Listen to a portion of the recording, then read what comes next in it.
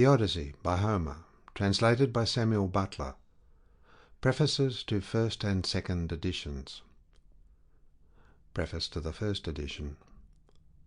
This translation is intended to supplement a work entitled The Authoress of the Odyssey, which I published in 1897. I could not give the whole Odyssey in that book without making it unwieldy. I therefore epitomized my translation, which was already completed, and which I now publish in full. I shall not here argue the two main points dealt with in the work just mentioned. I have nothing either to add to or to withdraw from what I have there written. The points in question are, 1. That the Odyssey was written entirely at and drawn entirely from the place now called Trapani on the west coast of Sicily, alike as regards the Phaeacian and the Ithaca scenes, while the voyages of Ulysses, when once he is within easy reach of Sicily, solve themselves into a periplus of the island, practically from Trapani back to Trapani via the Lipari Islands, the Straits of Messina, and the island of Pantellaria. 2. That the poem was entirely written by a very young woman, who lived at the place now called Trapani, and introduced herself into her work under the name of Nausicaa.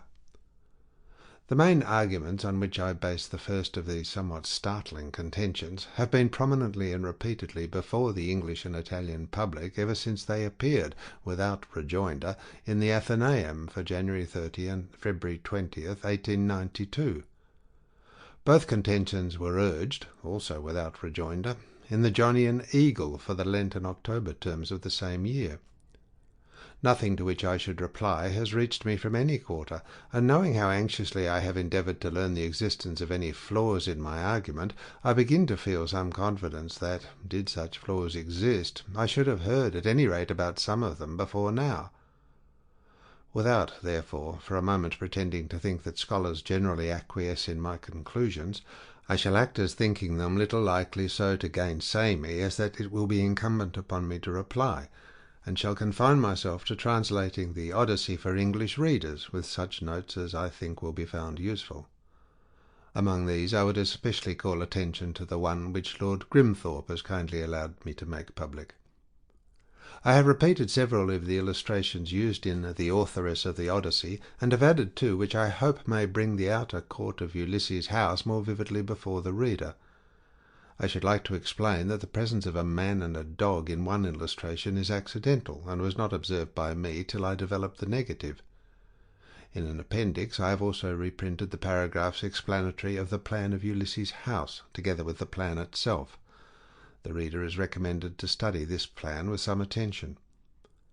In the preface to my translation of the Iliad, I have given my views as to the main principles by which a translator should be guided, and need not repeat them here, beyond pointing out that the initial liberty of translating poetry into prose involves the continual taking of more or less liberty throughout the translation, for much that is right in poetry is wrong in prose, and the exigencies of readable prose are the first thing to be considered in a prose translation.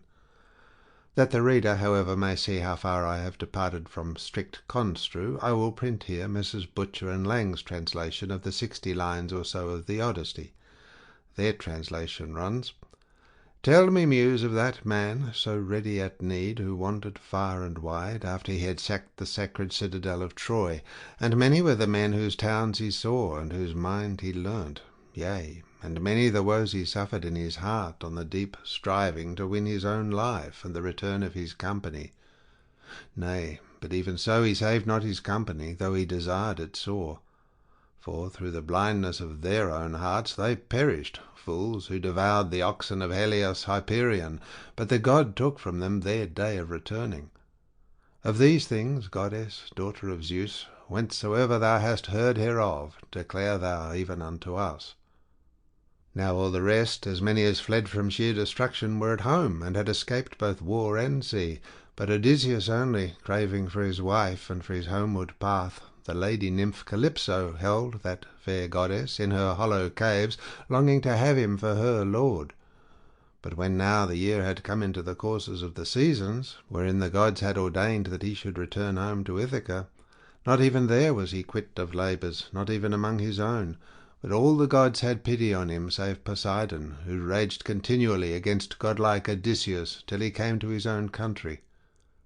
Howbeit, Poseidon had now departed for the distant Ethiopians, the Ethiopians that are sundered in twain, the utmost of men, abiding some where Hyperion sinks, and some where he rises.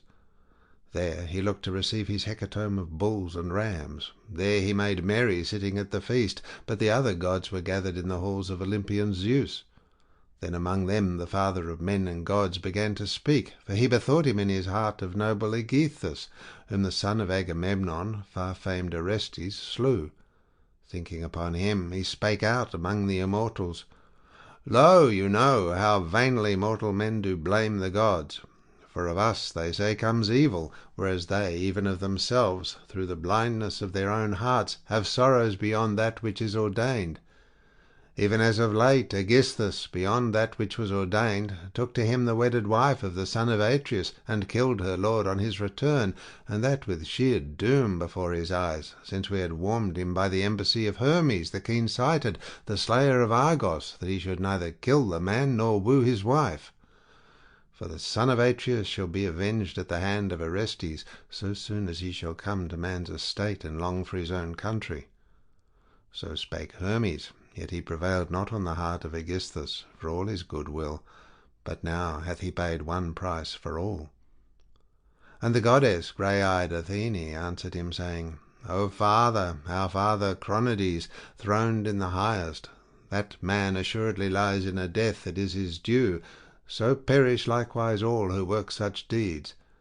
But my heart is rent for wise Odysseus, the hapless one, who, far from his friends this long while, suffereth afflictions in a sea-girt isle, where is the navel of the sea, a woodland isle, and therein a goddess hath her habitation, the daughter of the wizard Atlas, who knows the depths of every sea, and himself upholds the tall pillars which keep earth and sky asunder.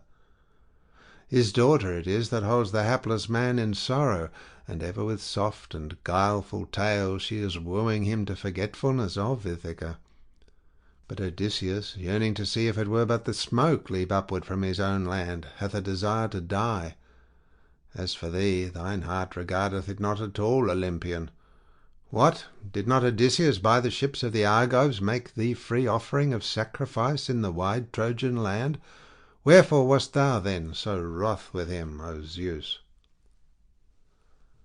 The Odyssey, as everyone knows, abounds in passages borrowed from the Iliad. I had wished to print these in a slightly different type, with marginal references to the Iliad, and had marked them to this end in my manuscript. I found, however, that the translation would be thus hopelessly scholasticized, and abandoned my intention. I would nevertheless urge on those who have the management of our university presses that they would render a great service to students if they would publish a Greek text of the Odyssey, with the Iliadic passages printed in a different type, and with marginal references. I have given the British Museum a copy of the Odyssey with the Iliadic passages underlined and referred to in manuscript. I have also given an Iliad marked with all the Odyssean passages and their references. But copies of both the Iliad and Odyssey so marked ought to be within easy reach of all students. Anyone who at the present day discusses the questions that have arisen round the Iliad since Wolfe's time, without keeping it well before his reader's mind that the Odyssey was demonstrably written from one single neighbourhood, and hence, even though nothing else pointed to this conclusion, presumably by one person only, that it was written certainly before 750 and in all probability before 1000 BC, that the writer of this very early poem was demonstrably familiar with the Iliad as we now have it, borrowing as freely from those books whose genuineness has been most impugned as from those which are admitted to be by Homer. Anyone who fails to keep these points before his readers is hardly dealing equitably by them. Anyone, on the other hand, who will mark his Iliad and his Odyssey from the copies in the British Museum above referred to, and who will draw the only inference that common sense can draw from the presence of so many identical passages in both poems, will, I believe, find no difficulty in assigning their proper value to a large number of books here and on the continent that at present enjoy considerable reputations. Furthermore, and this perhaps is an advantage better worth securing, he will find that many puzzles of the Odyssey cease to puzzle him on the discovery that they arise from oversaturation with the Iliad. Other difficulties will also disappear as soon as the development of the poem in the writer's mind is understood. I have dealt with this at some length in pages 251 to 261 of The Authoress of the Odyssey. Briefly, the Odyssey consists of two distinct poems. One, the Return of Ulysses, which alone the muse is asked to sing in the opening lines of the poem. This poem includes the Phaeacian episode and the account of Ulysses' adventures as told by himself in books 9 to 12. It consists of lines 1 to 79, roughly, of Book 1, of line 28 of Book 5, and thence, without intermission, to the middle of line 187 of Book 13, at which point the original scheme is abandoned. 2. The story of Penelope and the suitors, with the episode of Telemachus's voyage to Pylos. This poem begins with line 80, roughly, of Book 1, is continued to the end of Book 4, and not resumed till Ulysses wakes in the middle of line 187, Book 13, from whence it continues to the end of Book 24.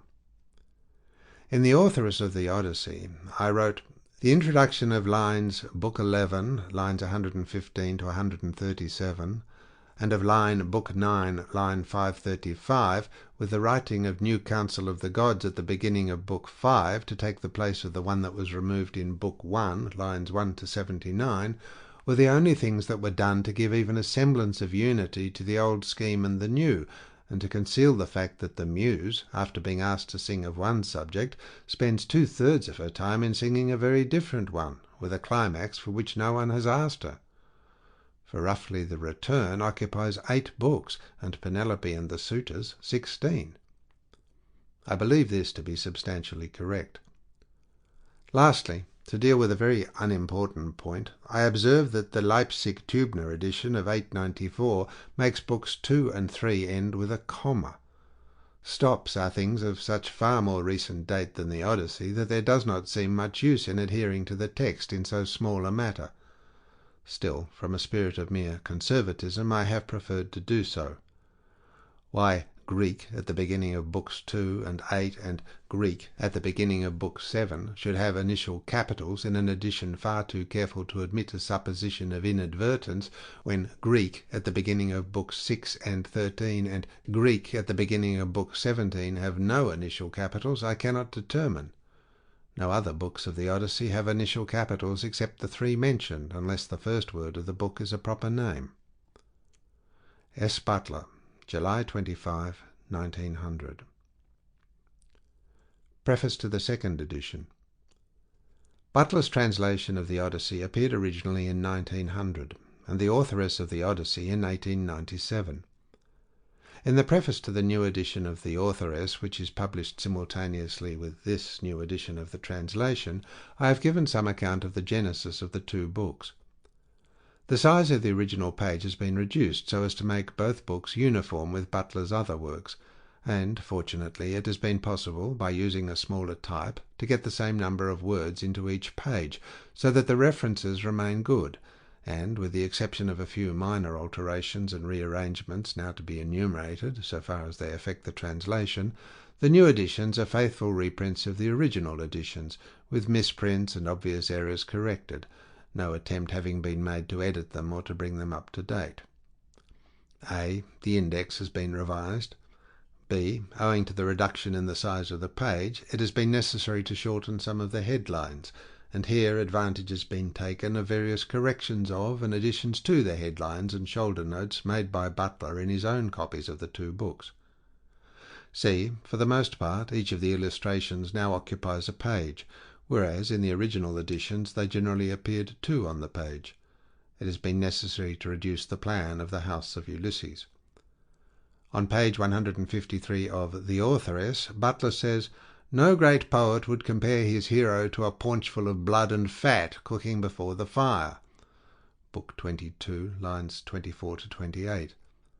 This passage is not given in the abridged story of the Odyssey at the beginning of the book, but in the translation it occurs in these words: "Thus he chided with his heart, and checked it into endurance, but he tossed about as one who turns a paunchful of blood and fat in front of a hot fire, doing it first on one side, then on the other, that he may get it cooked as soon as possible. Even so did he turn himself about from side to side, thinking all the time how, single-handed as he was, he should contrive to kill so large a body of men as the wicked suitors. It looks as though, in the interval between the publication of The Authoress, 1897, and of the translation, 1900, Butler had changed his mind, for in the first case the comparison is between Ulysses and a paunch full, etc., and in the second it is between Ulysses and a man who turns a paunch full, etc. The second comparison is perhaps one which a great poet might make. In seeing the works through the press, I have had the invaluable assistance of Mr. A.T. Bartholomew of the University Library, Cambridge, and of Mr. Donald S. Robertson, Fellow of Trinity College, Cambridge. To both these friends I give my most cordial thanks for the care and skill exercised by them. Mr. Robertson has found time for the labour of checking and correcting all the quotations from and references to the Iliad and Odyssey, and I believe that it could not have been better performed. It was, I know, a pleasure for him, and it would have been a pleasure also for Butler if he could have known that his work was being shepherded by the son of his old friend, Mr. H.R. Robertson, who more than half a century ago was a fellow student with him at Carey's School of Art in Streatham Street, Bloomsbury. Henry Festing Jones, 120 Maida Vale, W9, 4th of December, 1921. Section 1 of the Odyssey by Homer, translated by Samuel Butler. Book 1. The Gods in Council. Minerva's visit to Ithaca. The challenge from Telemachus to the suitors. Tell me, O Muse, of that ingenious hero who travelled far and wide after he had sacked the famous town of Troy. Many cities did he visit, and many were the nations with whose manners and customs he was acquainted. Moreover, he suffered much by sea while trying to save his own life and bring his men safely home. But do what he might, he could not save his men, for they perished through their own sheer folly in eating the cattle of the sun god Hyperion. So the god prevented them from ever reaching home. Tell me, too, about all these things, O daughter of Jove, from whatsoever source you may know them. So now all who escaped death in battle or by shipwreck had got safely home, except Ulysses, and he, though he was longing to return to his wife and country, was detained by the goddess Calypso, who had got him into a large cave and wanted to marry him. But as years went by, there came a time when the god settled that he should go back to Ithaca. Even then, however, when he was among his own people, his troubles were not yet over. Nevertheless, all the gods had now begun to pity him, except Neptune, who still persecuted him without ceasing, and would not let him get home. Now Neptune had gone off to the Ethiopians, who are at the world's end, and lie in two halves, the one looking west and the other east. He had gone there to accept a hecatomb of sheep and oxen, and was enjoying himself at his festival, but the other gods met in the house of Olympian Jove, and the sire of gods and men spoke first. At that moment he was thinking of Aegisthus, who had been killed by Agamemnon's son Orestes. So he said to the other gods, "See now how men lay blame upon us gods for what is after all nothing but their own folly. Look at Aegisthus. He must needs make love to Agamemnon's wife unrighteously, and then kill Agamemnon, though he knew it would be the death of him. For I sent Mercury to warn him not to do either of these things, inasmuch as Orestes would be sure to take his revenge when he grew up and wanted to return home. Mercury told him this in all good will, but he would not listen, and now he has paid for everything in full." Then Minerva said, "Father, son of Saturn, king of kings, it served Aegisthus right, and so it would anyone else who does as he did. But Aegisthus is neither here nor there. It is for Ulysses that my heart bleeds, when I think of his sufferings in that lonely sea-girt island, far away, poor man, from all his friends. It is an island covered with forest, in the very middle of the sea, and a goddess lives there, daughter of the magician Atlas, who looks after the bottom of the ocean, and carries the great columns that keep heaven and earth asunder. This daughter of Atlas has got hold of poor unhappy Ulysses, and keeps trying by every kind of blandishment to make him forget his home, so that he is tired of life, and thinks of nothing but how he may once more see the smoke of his own chimneys. You, sir, take no heed of this, and yet when Ulysses was before Troy, did he not propitiate you with many a burnt sacrifice? Why then should you keep on being so angry with him?" And Jove said, "My child, what are you talking about? How can I forget Ulysses, than whom there is no more capable man on earth, nor more liberal in his offerings to the immortal gods that live in heaven? Bear in mind, however, that Neptune is still furious with Ulysses for having blinded an eye of Polyphemus, king of the Cyclops. Polyphemus is son to Neptune by the nymph Thoosa, daughter of the sea king Phorcys. Therefore, though he will not kill Ulysses outright, he torments him by preventing him from getting home. Still, let us lay our heads together, and see how we can help him to return. Neptune will then be pacified, for if we are all of a mind, he can hardly stand out against us." And Minerva said, "Father, son of Saturn, king of kings, if then the gods now mean that Ulysses should get home, we should first send Mercury to the Augean island to tell Calypso that we have made up our minds, and that he is to return. In the meantime I will go to Ithaca to put heart into Ulysses' son Telemachus. I will embolden him to call the Achaeans in assembly, and speak out to the suitors of his mother Penelope, who persist in eating up any number of his sheep and oxen. I will also conduct him to Sparta and to Pylos, to see if I can hear anything about the return of his dear father, for this will make people speak well of him." So saying, she bound on her glittering golden sandals, imperishable, by which she can fly like the wind over land or sea. She grasped the redoubtable bronze-shod spear, so stout and sturdy and strong, wherewith she quells the ranks of heroes who have displeased her, and down she darted from the topmost summits of Olympus, whereon forthwith she was in Ithaca, at the gateway of Ulysses' house, disguised as a visitor, Mentes, chief of the Taphians, and she held a bronze spear in her hand. There she found the lordly suitors seated on hides of the oxen which they had killed and eaten, and playing draughts in front of the house. Men-servants and pages were bustling about to wait upon them, some mixing wine with water in the mixing bowls, some cleaning down the tables with wet sponges and laying them out again, and some cutting up great quantities of meat. Telemachus saw her long before anyone else did. He was sitting moodily among the suitors, thinking about his brave father, and how he would send them flying out of the house if he were to come to his own again and be honoured as in days gone by. Thus brooding as he sat among them, he caught sight of Minerva, and went straight to the gate, for he was vexed that a stranger should be kept waiting for admittance. He took her right hand in his own, and bade her give him her spear. "Welcome," said he, "to our house, and when you have partaken of food, you shall tell us what you have come for." He led the way as he spoke, and Minerva followed him. When they were within, he took her spear and set it in the spear-stand against a strong bearing-post, along with the many other spears of his unhappy father, and he conducted her to a richly decorated seat, under which he threw a cloth of damask. There was a footstool also for her feet, and he set another seat near her for himself, away from the suitors, that she might not be annoyed while eating by their noise and insolence, and that he might ask her more freely about his father. A maidservant then brought them water in a beautiful golden ewer, and poured it into a silver basin for them to wash their hands, and she drew a clean table beside them. An upper servant brought them bread, and offered them many good things of what there was in the house. The carver fetched them plates of all manner of meats, and set cups of gold by their side, and a manservant brought them wine, and poured it out for them. Then the suitors came in and took their places on the benches and seats. Forthwith men-servants poured water over their hands, maids went round with the bread-baskets, pages filled the mixing bowls with wine and water, and they laid their hands upon the good things that were before them. As soon as they had had enough to eat and drink, they wanted music and dancing, which are the crowning embellishments of a banquet. So a servant brought a lyre to Phemius, whom they compelled perforce to sing to them.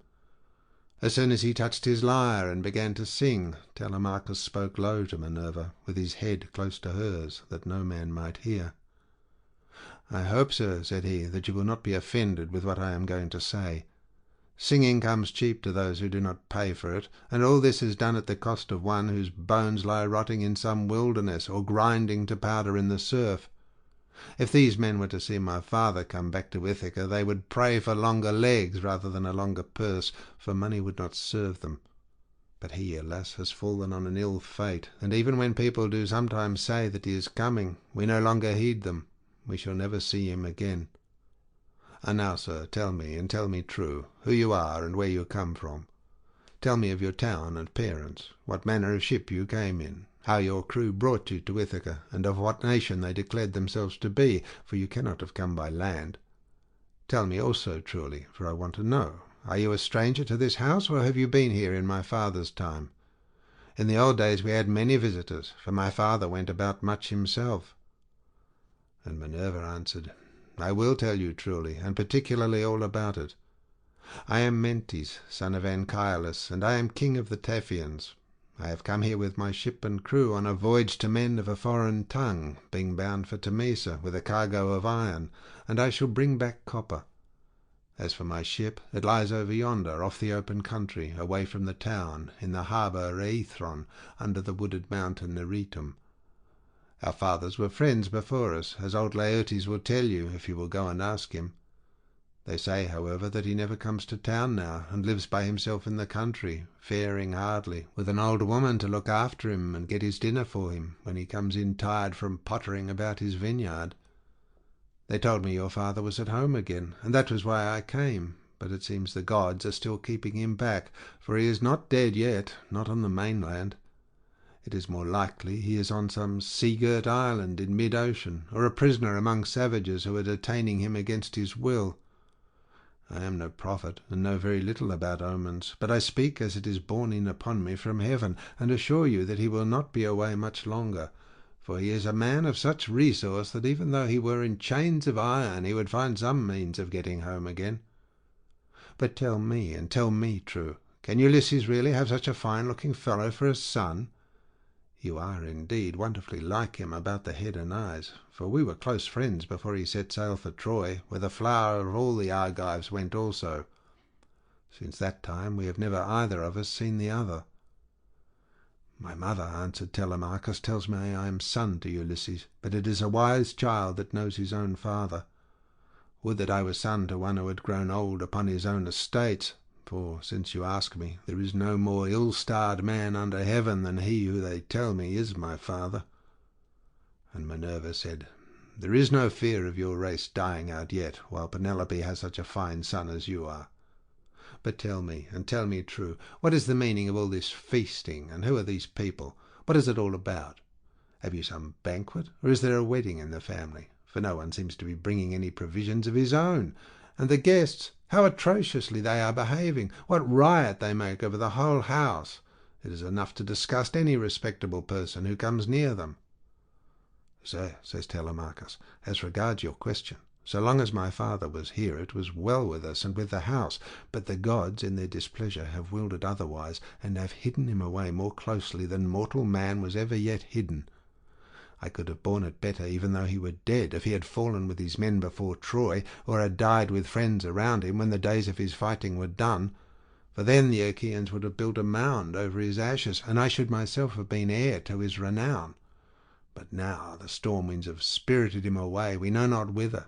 He is gone without leaving so much as a trace behind him, and I inherit nothing but dismay. Nor does this matter end simply with grief for the loss of my father. Heaven has laid sorrows upon me of yet another kind, for the chiefs from all our islands, Dulichium, Same, and the woodland island of Zacynthus, as also all the principal men of Ithaca itself, are eating up my house under the pretext of paying their court to my mother, who will neither point-blank say that she will not marry, nor yet bring matters to an end. So they are making havoc of my estate, and before long will do so also with myself. Is that so? Exclaimed Minerva. Then you do indeed want Ulysses home again. Give him his helmet, shield, and a couple of lances, and if he is the man he was when I first knew him in our house, drinking and making merry, he would soon lay his hand about these rascally suitors, were he to stand once more upon his own threshold. He was then coming from Ephyra, where he had been to beg poison for his arrows from Ilus, son of Murmerus. Ilus feared the ever-living gods, and would not give him any, but my father let him have some, for he was very fond of him. If Ulysses is the man he then was, these suitors will have a short shrift and a sorry wedding. But there, it rests with heaven to determine whether he is to return and take his revenge in his own house or no. I would, however, urge you to set about trying to get rid of these suitors at once. Take my advice. Call the Achaean heroes in assembly tomorrow morning, lay your case before them, and call heaven to bear you witness. Bid the suitors take themselves off, each to his own place, and if your mother's mind is set on marrying again, let her go back to her father, who will find her a husband and provide her with all the marriage gifts that so dear a daughter may expect. As for yourself, let me prevail upon you to take the best ship you can get, with a crew of 20 men, and go in quest of your father, who has so long been missing. Someone may tell you something, and people often hear things in this way, some heaven-sent message may direct you. First go to Pylos and ask Nestor, thence go on to Sparta and visit Menelaus, for he got home last of all the Achaeans. If you hear that your father is alive and on his way home, you can put up with the waste these suitors will make for yet another 12 months. If, on the other hand, you hear of his death, come home at once, celebrate his funeral rites with all due pomp, build a barrow to his memory, and make your mother marry again. Then, having done all this, think it well over in your mind how, by fair means or foul, you may kill these suitors in your own house. You are too old to plead infancy any longer. Have you not heard how people are singing Orestes' praises for having killed his father's murderer, Aegisthus? You are a fine, smart-looking fellow. Show your mettle, then, and make yourself a name in story. Now, however, I must go back to my ship and to my crew, who will be impatient if I keep them waiting longer. Think the matter over for yourself, and remember what I have said to you." "Sir," answered Telemachus, "it has been very kind of you to talk to me in this way, as though I were your own son, and I will do all you tell me. I know you want to be getting on with your voyage, but stay a little longer till you have taken a bath and refreshed yourself. I will then give you a present, and you shall go on your way rejoicing. I will give you one of great beauty and value, a keepsake such as only dear friends give to one another." Minerva answered, "Do not try to keep me, for I would be on my way at once. As for any present you may be disposed to make me, keep it till I come again, and I will take it home with me. You shall give me a very good one, and I will give you one of no less value in return." With these words she flew away like a bird into the air, but she had given Telemachus courage, and had made him think more than ever about his father. He felt the change, wondered at it, and knew that the stranger had been a god, so he went straight to where the suitors were sitting. Phemius was still singing, and his hearers sat wrapped in silence as he told the sad tale of the return from Troy and the ills Minerva had laid upon the Achaeans. Penelope, daughter of Icarius, heard his song from her room upstairs, and came down by the great staircase, not alone, but attended by 2 of her handmaids. When she reached the suitors, she stood by one of the bearing posts that supported the roof of the cloisters, with a staid maiden on either side of her. She held a veil, moreover, before her face, and was weeping bitterly. "Phemius," she cried, "you know many another feat of the gods and heroes, such as poets love to celebrate. Sing the suitors some one of these, and let them drink their wine in silence. But cease this sad tale, for it breaks my sorrowful heart, and reminds me of my lost husband, whom I mourn ever without ceasing, and whose name was great all over Hellas and middle Argos." "Mother," answered Telemachus, "let the bard sing what he has a mind to. Bards do not make the ills they sing of. It is Jove, not they, who makes them, and who sends weal or woe upon mankind according to his own good pleasure. This fellow means no harm by singing the ill-fated return of the Danaans, for people always applaud the latest songs most warmly. Make up your mind to it, and bear it. Ulysses is not the only man who never came back from Troy, but many another went down as well as he. Go, then, within the house, and bury yourself with your daily duties, your loom, your distaff, and the ordering of your servants. For speech is man's matter, and mine above all others, for it is I who am master here." She went wondering back into the house, and laid her son's saying in her heart. Then, going upstairs with her handmaids into her room, she mourned her dear husband till Minerva shed sweet sleep over her eyes. But the suitors were clamorous throughout the covered cloisters, and prayed each one that he might be her bedfellow. Then Telemachus spoke. "Shameless," he cried, "and insolent suitors, let us feast at our pleasure now, and let there be no brawling, for it is a rare thing to hear a man with such a divine voice as Phemius has. But in the morning meet me in full assembly, that I may give you formal notice to depart, and feast at one another's houses, turn and turn about at your own cost. If, on the other hand, you choose to persist in sponging upon one man, heaven help me, but Jove shall reckon with you in full, and when you fall in my father's house there shall be no man to avenge you." The suitors bit their lips as they heard him, and marvelled at the boldness of his speech. Then Antinous, son of Eupeithes, said, "The gods seem to have given you lessons in bluster and tall talking. May Jove never grant you to be chief in Ithaca, as your father was before you." Telemachus answered, "Antinous, do not chide with me, but God willing I will be chief too if I can. Is this the worst fate you can think of for me? It is no bad thing to be a chief, for it brings both riches and honour. Still, now that Ulysses is dead, there are many great men in Ithaca, both old and young, and some other may take the lead among them.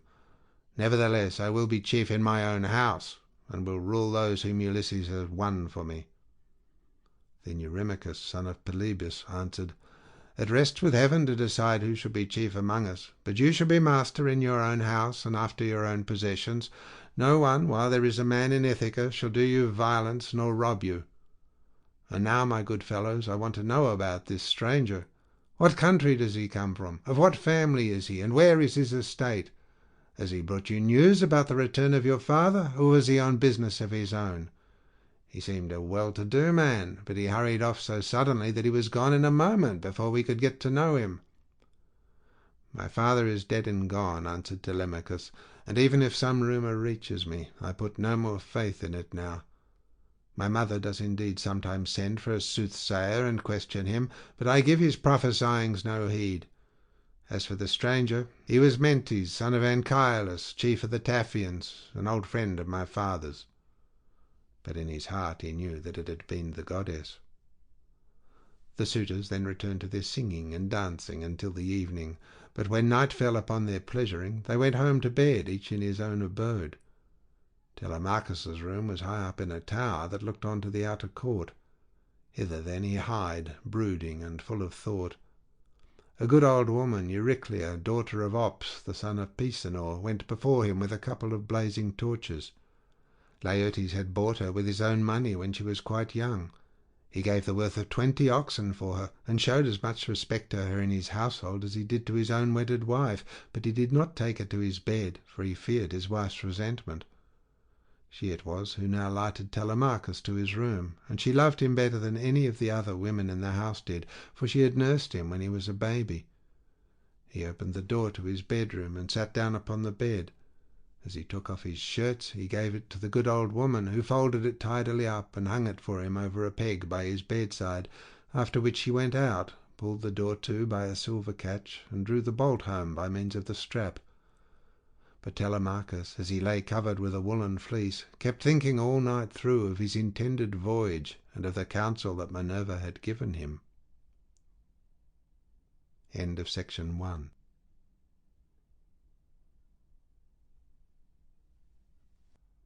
Section 2 of The Odyssey by Homer, translated by Samuel Butler. Book 2. Assembly of the people of Ithaca. Speeches of Telemachus and of the suitors. Telemachus makes his preparations and starts for Pylos with Minerva disguised as Mentor. Now when the child of morning, rosy-fingered Dawn, appeared, Telemachus rose and dressed himself. He bound his sandals on his comely feet, girded his sword about his shoulder, and left his room looking like an immortal god. He at once sent the criers round to call the people in assembly, so they called them, and the people gathered thereon. Then, when they were got together, he went to the place of assembly, spear in hand, not alone, for his 2 hounds went with him. Minerva endowed him with a presence of such divine comeliness that all marvelled at him as he went by, and when he took his place in his father's seat, even the oldest counsellors made way for him. Aegyptius, a man bent double with age and of infinite experience, was the first to speak. His son Antiphus had gone with Ulysses to Ilios, land of noble steeds, but the savage Cyclops had killed him when they were all shut up in the cave, and had cooked his last dinner for him. He had 3 sons left, of whom 2 still worked on their father's land, while the third, Eurynomus, was one of the suitors. Nevertheless, their father could not get over the loss of Antiphus, and was still weeping for him when he began his speech. "Men of Ithaca," he said, "hear my words. From the day Ulysses left us, there has been no meeting of our counsellors until now. Who then can it be, whether old or young, that finds it so necessary to convene us? Has he got wind of some host approaching, and does he wish to warn us? Or would he speak upon some other matter of public moment? I am sure he is an excellent person, and I hope Jove will grant him his heart's desire." Telemachus took this speech as of good omen, and rose at once, for he was bursting with what he had to say. He stood in the middle of the assembly, and the good herald Pisanor brought him his staff. Then, turning to Aegyptius, "Sir," said he, "it is I, as you will shortly learn, who has convened you, for it is I who am the most aggrieved. I have not got wind of any host approaching about which I would warn you, nor is there any matter of public moment on which I would speak. My grievance is purely personal, and turns on 2 great misfortunes which have fallen upon my house. The first of these is the loss of my excellent father, who was chief among all of you here present, and was like a father to every one of you.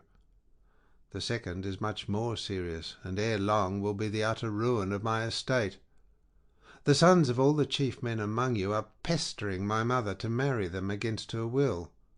They are afraid to go to her father Icarius, asking him to choose the one he likes best, and to provide marriage gifts for his daughter, but day by day they keep hanging about my father's house, sacrificing our oxen, sheep, and fat goats for their banquets, and never giving so much as a thought to the quantity of wine they drink.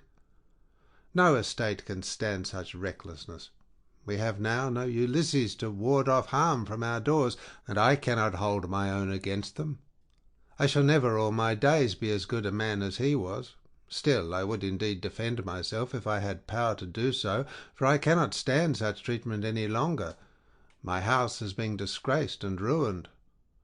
Have respect, therefore, to your own consciences and to public opinion. Fear, too, the wrath of heaven, lest the gods should be displeased and turn upon you. I pray you by Jove and Themis, who is the beginning and the end of counsels, do not hold back, my friends, and leave me single-handed, unless it be that my brave father Ulysses did some wrong to the Achaeans, which you would now avenge on me by aiding and abetting these suitors. Moreover, if I am to be eaten out of house and home at all, I had rather you did the eating yourselves, for I could then take action against you to some purpose, and serve you with notices from house to house till I got paid in full, whereas now I have no remedy." With this Telemachus dashed his staff to the ground and burst into tears. Everyone was very sorry for him, but they all sat still, and no one ventured to make him angry answer, save only Antinous, who spoke thus: "Telemachus, insolent braggart that you are, how dare you try to throw the blame upon us suitors?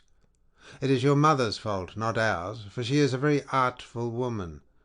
This 3 years past, and close on 4, she has been driving us out of our minds by encouraging each one of us, and sending him messages without meaning one word of what she says. And then there was that other trick she played on us. She set up a great tambour frame in her room, and began to work on an enormous piece of fine needlework. 'Sweetheart,' said she, 'Ulysses is indeed dead. Still, do not press me to marry again immediately. Wait, for I would not have skill in needlework perish unrecorded, till I have completed a pole for the hero Laertes, to be in readiness against the time when death shall take him. He is very rich, and the women of the place will talk if he is laid out without a pall.' This was what she said, and we assented, whereon we could see her working on her great web all day long, but at night she would unpick the stitches again by torchlight. She fooled us in this way for 3 years, and we never found her out, but as time wore on, and she was now in her 4th year, one of her maids, who knew what she was doing, told us, and we caught her in the act of undoing her work, so she had to finish it whether she would or no. The suitors, therefore, make you this answer, that both you and the Achaeans may understand. Send your mother away, and bid her marry the man of her own and of her father's choice. For I do not know what will happen if she goes on plaguing us much longer with the airs she gives herself on the score of the accomplishments Minerva has taught her, and because she is so clever. We never yet heard of such a woman. We know all about Tyro, Alcmena, Mycenae, and the famous women of old, but they were nothing to your mother, any one of them. It was not fair of her to treat us in that way, and as long as she continues in the mind with which heaven has now endowed her, so long shall we go on eating up your estate, and I do not see why she should change, for she gets all the honour and glory, and it is you who pay for it, not she. Understand, then, that we will not go back to our lands, neither here nor elsewhere, till she has made her choice and married some one or other of us." Telemachus answered, "Antinous, how can I drive the mother who bore me from my father's house? My father is abroad, and we do not know whether he is alive or dead. It will be hard on me if I have to pay Icarius the large sum which I must give him if I insist on sending his daughter back to him. Not only will he deal rigorously with me, but heaven will also punish me, for my mother, when she leaves the house, will call on the Erinyes to avenge her. Besides, it would not be a creditable thing to do, and I will have nothing to say to it. If you choose to take offence at this, leave the house, and feast elsewhere at one another's houses at your own cost, turn and turn about. If, on the other hand, you elect to persist in sponging upon one man, heaven help me, but Jove shall reckon with you in full, and when you fall in my father's house there shall be no man to avenge you." As he spoke, Jove sent 2 eagles from the top of the mountain, and they flew on with the wind, sailing side by side in their own lordly flight. When they were right over the middle of the assembly, they wheeled and circled about, beating the air with their wings, and glaring death into the eyes of them that were below. Then, fighting fiercely and tearing at one another, they flew off towards the right over the town. The people wondered as they saw them, and asked each other what all this might be, whereon Halitherses, who was the best prophet and reader of omens among them, spoke to them plainly and in all honesty, saying, "Hear me, men of Ithaca, and I speak more particularly to the suitors, for I see mischief brewing for them. Ulysses is not going to be away much longer. Indeed, he is close at hand to deal out death and destruction, not on them alone, but on many another of us who live in Ithaca. Let us then be wise in time, and put a stop to this wickedness before he comes. Let the suitors do so of their own accord. It will be better for them, for I am not prophesying without due knowledge. Everything has happened to Ulysses as I foretold when the Argives set out for Troy, and he with them. I said that after going through much hardship and losing all his men, he should come home again in the 20th year, and that no one would know him. And now all this is coming true." Eurymachus, son of Polybus, then said, "Go home, old man, and prophesy to your own children, or it may be worse for them. I can read these omens myself much better than you can. Birds are always flying about in the sunshine somewhere or other, but they seldom mean anything. Ulysses has died in a far country, and it is a pity you are not dead along with him, instead of prating here about omens and adding fuel to the anger of Telemachus, which is fierce enough as it is. I suppose you think he will give you something for your family, but I tell you, and it shall surely be, when an old man like you, who should know better, talks a young one over till he becomes troublesome, in the first place his young friend will only fare so much the worse. He will take nothing by it, for the suitors will prevent this, and in the next we will lay a heavier fine, sir, upon yourself than you will at all like paying, for it will bear hardly upon you. As for Telemachus, I warn him in the presence of you all to send his mother back to her father, who will find her a husband and provide her with all the marriage gifts so dear a daughter may expect. Till then we shall go on harassing him with our suit, for we fear no man, and care neither for him, with all his fine speeches, nor for any fortune-telling of yours. You may preach as much as you please, but we shall only hate you the more. We shall go back and continue to eat up Telemachus's estate without paying him, till such time as his mother leaves off tormenting us by keeping us day after day on the tiptoe of expectation, each vying with the other in his suit for a prize of such rare perfection. Besides, we cannot go after the other women whom we should marry in due course, but for the way in which she treats us." Then Telemachus said, "Eurymachus, and you other suitors, I shall say no more, and entreat you no further, for the gods and the people of Ithaca now know my story. Give me then a ship and a crew of 20 men to take me hither and thither, and I will go to Sparta and to Pylos in quest of my father, who has so long been missing. Some one may tell me something, or, and people often hear things in this way, some heaven-sent message may direct me. If I can hear of him as alive and on his way home, I will put up with the waste you suitors will make for yet another 12 months. If, on the other hand, I hear of his death, I will return at once, celebrate his funeral rites with all due pomp, build a barrow to his memory, and make my mother marry again." With these words he sat down, and Mentor, who had been a friend of Ulysses and had been left in charge of everything with full authority over the servants, rose to speak.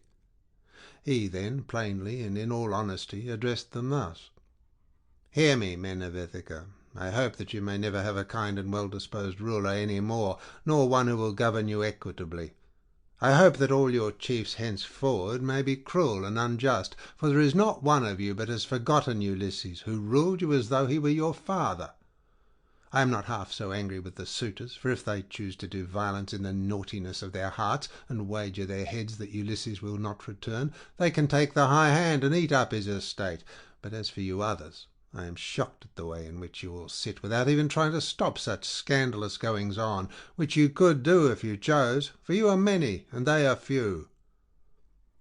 Leiocritus, son of Evenor, answered him, saying, "Mentor, what folly is all this, that you should set the people to stay us? It is a hard thing for one man to fight with many about his victuals. Even though Ulysses himself were to set upon us while we are feasting in his house, and do his best to oust us, his wife, who wants him back so very badly, would have small cause for rejoicing, and his blood would be upon his own head if he fought against such great odds. There is no sense in what you have been saying. Now, therefore, do you people go about your business, and let his father's old friends, Mentor and Halisthenes, speed this boy on his journey, if he goes at all, which I do not think he will, for he is more likely to stay where he is till someone comes and tells him something." On this he broke up the assembly, and every man went back to his own abode, while the suitors returned to the house of Ulysses. Then Telemachus went all alone by the seaside, washing his hands in the grey waves, and prayed to Minerva. "Hear me," he cried, "you god who visited me yesterday, and bade me sail the seas in search of my father, who has so long been missing. I would obey you, but the Achaeans, and more particularly the wicked suitors, are hindering me, that I cannot do so." As he thus prayed, Minerva came close up to him in the likeness and with the voice of Mentor. "Telemachus," said she, "if you are made of the same stuff as your father, you will be neither fool nor coward henceforward, for Ulysses never broke his word, nor left his work half done. If then you take after him, your voyage will not be fruitless, but unless you have the blood of Ulysses and of Penelope in your veins, I see no likelihood of your succeeding. Sons are seldom as good men as their fathers. They are generally worse, not better. Still, as you are not going to be either fool or coward henceforward, and are not entirely without some share of your father's wise discernment, I look with hope upon your undertaking. But mind you never make common cause with any of those foolish suitors, for they have neither sense nor virtue, and give no thought to death, and to the doom that will shortly fall on one and all of them, so that they shall perish on the same day. As for your voyage, it shall not be long delayed. Your father was such an old friend of mine that I will find you a ship, and will come with you myself. Now, however, return home, and go about among the suitors. Begin getting provisions ready for your voyage. See everything well stowed, the wine in jars, and the barley meal, which is the staff of life, in leathern bags, while I go round the town and beat up volunteers at once. There are many ships in Ithaca, both old and new. I will run my eye over them for you, and will choose the best. We will get her ready, and will put out to sea without delay."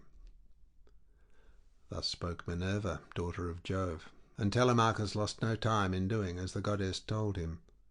He went moodily home, and found the suitors flaying goats and singeing pigs in the outer court. Antinous came up to him at once and laughed as he took his hand in his own, saying, "Telemachus, my fine fire-eater, bear no more ill blood, neither in word nor deed, but eat and drink with us as you used to do.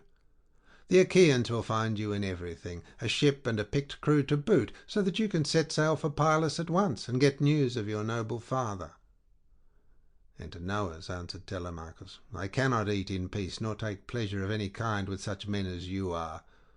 Was it not enough that you should waste so much good property of mine while I was yet a boy? Now that I am older and know more about it, I am also stronger, and whether here among this people or by going to Perilous, I will do you all the harm I can. I shall go, and my going will not be in vain, though thanks to you suitors I have neither ship nor crew of my own, and must be passenger, not captain." As he spoke he snatched his hand from that of Antinous. Meanwhile the others went on getting dinner ready about the buildings, jeering at him tauntingly as they did so. "Telemachus," said one youngster, "means to be the death of us. I suppose he thinks he can bring friends to help him from Pylos, or again from Sparta, where he seems bent on going. Or will he go to a fire as well, for poison to put in our wine, and kill us?" Another said, "Perhaps if Telemachus goes on board ship, he will be like his father and perish far from his friends. In this case we should have plenty to do, for we could then divide up his property amongst us. As for the house, we can let his mother and the man who marries her have that." This was how they talked. But Telemachus went down into the lofty and spacious storeroom, where his father's treasure of gold and bronze lay heaped up upon the floor, and where the linen and spare clothes were kept in open chests. Here, too, there was a store of fragrant olive oil, while casks of old, well-ripened wine, unblended and fit for a god to drink, were ranged against the wall in case Ulysses should come home again after all. The room was closed with well-made doors opening in the middle.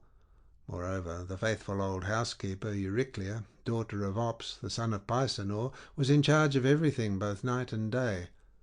Telemachus called her to the storeroom and said, "Nurse, draw me off some of the best wine you have, after what you are keeping for my father's own drinking, in case, poor man, he should escape death and find his way home again after all.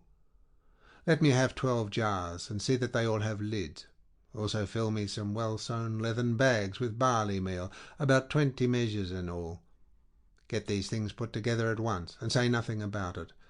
I will take everything away this evening, as soon as my mother has gone upstairs for the night. I am going to Sparta and to Pylos, to see if I can hear anything about the return of my dear father." When Euryclea heard this, she began to cry, and spoke fondly to him, saying, "My dear child, whatever can have put such notions as that into your head? Where in the world do you want to go to, you who are the only hope of the house? Your poor father is dead and gone in some foreign country, nobody knows where, and as soon as your back is turned, those wicked ones here will be scheming to get you put out of the way, and will share all your possessions among themselves. Stay where you are among your own people, and do not go wandering and worrying your life out on the barren ocean." "Fear not, nurse," answered Telemachus. "My scheme is not without heaven's sanction, but swear that you will say nothing about all this to my mother till I have been away some 10 or 12 days, unless she hears of my having gone and asks you, for I do not want her to spoil her beauty by crying." The old woman swore most solemnly that she would not, and when she had completed her oath, she began drawing off the wine into jars and getting the barley meal into the bags, while Telemachus went back to the suitors. Then Minerva bethought her of another matter. She took his shape and went round the town to each one of the crew, telling them to meet at the ship by sundown. She went also to Noemon, son of Phronius, and asked him to let her have a ship, which he was very ready to do. When the sun had set and darkness was all over the land, she got the ship into the water, put all the tackle on board her that ships generally carried, and stationed her at the end of the harbour. Presently the crew came up, and the goddess spoke encouragingly to each of them. Furthermore, she went to the house of Ulysses, and threw the suitors into a deep slumber. She caused their drink to fuddle them, and made them drop their cups from their hands, so that instead of sitting over their wine, they went back into the town to sleep, with their eyes heavy and full of drowsiness. Then she took the form and voice of Mentor, and called Telemachus to come outside. "Telemachus," said she, "the men are on board and at their oars, waiting for you to give your orders. So make haste and let us be off." On this she led the way, while Telemachus followed in her steps. When they got to the ship, they found the crew waiting by the waterside, and Telemachus said, "Now, my men, help me to get the stores on board. They are all put together in the cloister, and my mother does not know anything about it, nor any of the maidservants except one." With these words he led the way, and the others followed after. When they had brought the things as he told them, Telemachus went on board, Minerva going before him and taking her seat in the stern of the vessel, while Telemachus sat beside her. Then the men loosed the hawsers and took their places on the benches. Minerva sent them a fair wind from the west that whistled over the deep blue waves, whereon Telemachus told them to catch hold of the ropes and hoist sail, and they did as he told them. They set the mast in its socket in the cross plank, raised it, and made it fast with the forestays. Then they hoisted their white sails aloft with ropes of twisted oxhide. As the sail bellied out with the wind, the ship flew through the deep blue water, and the foam hissed against her bows as she sped onward. Then they made all fast throughout the ship, filled the mixing bowls to the brim, and made drink offerings to the immortal gods that are from everlasting, but more particularly to the grey-eyed daughter of Jove. Thus, then, the ship sped on her way through the watches of the night, from dark till dawn. End of section 2.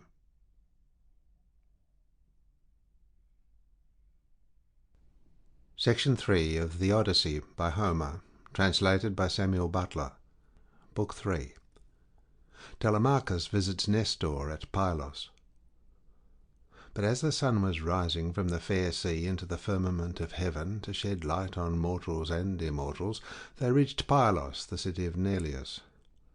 Now the people of Pylos were gathered on the seashore to offer sacrifice of black bulls to Neptune, lord of the earthquake.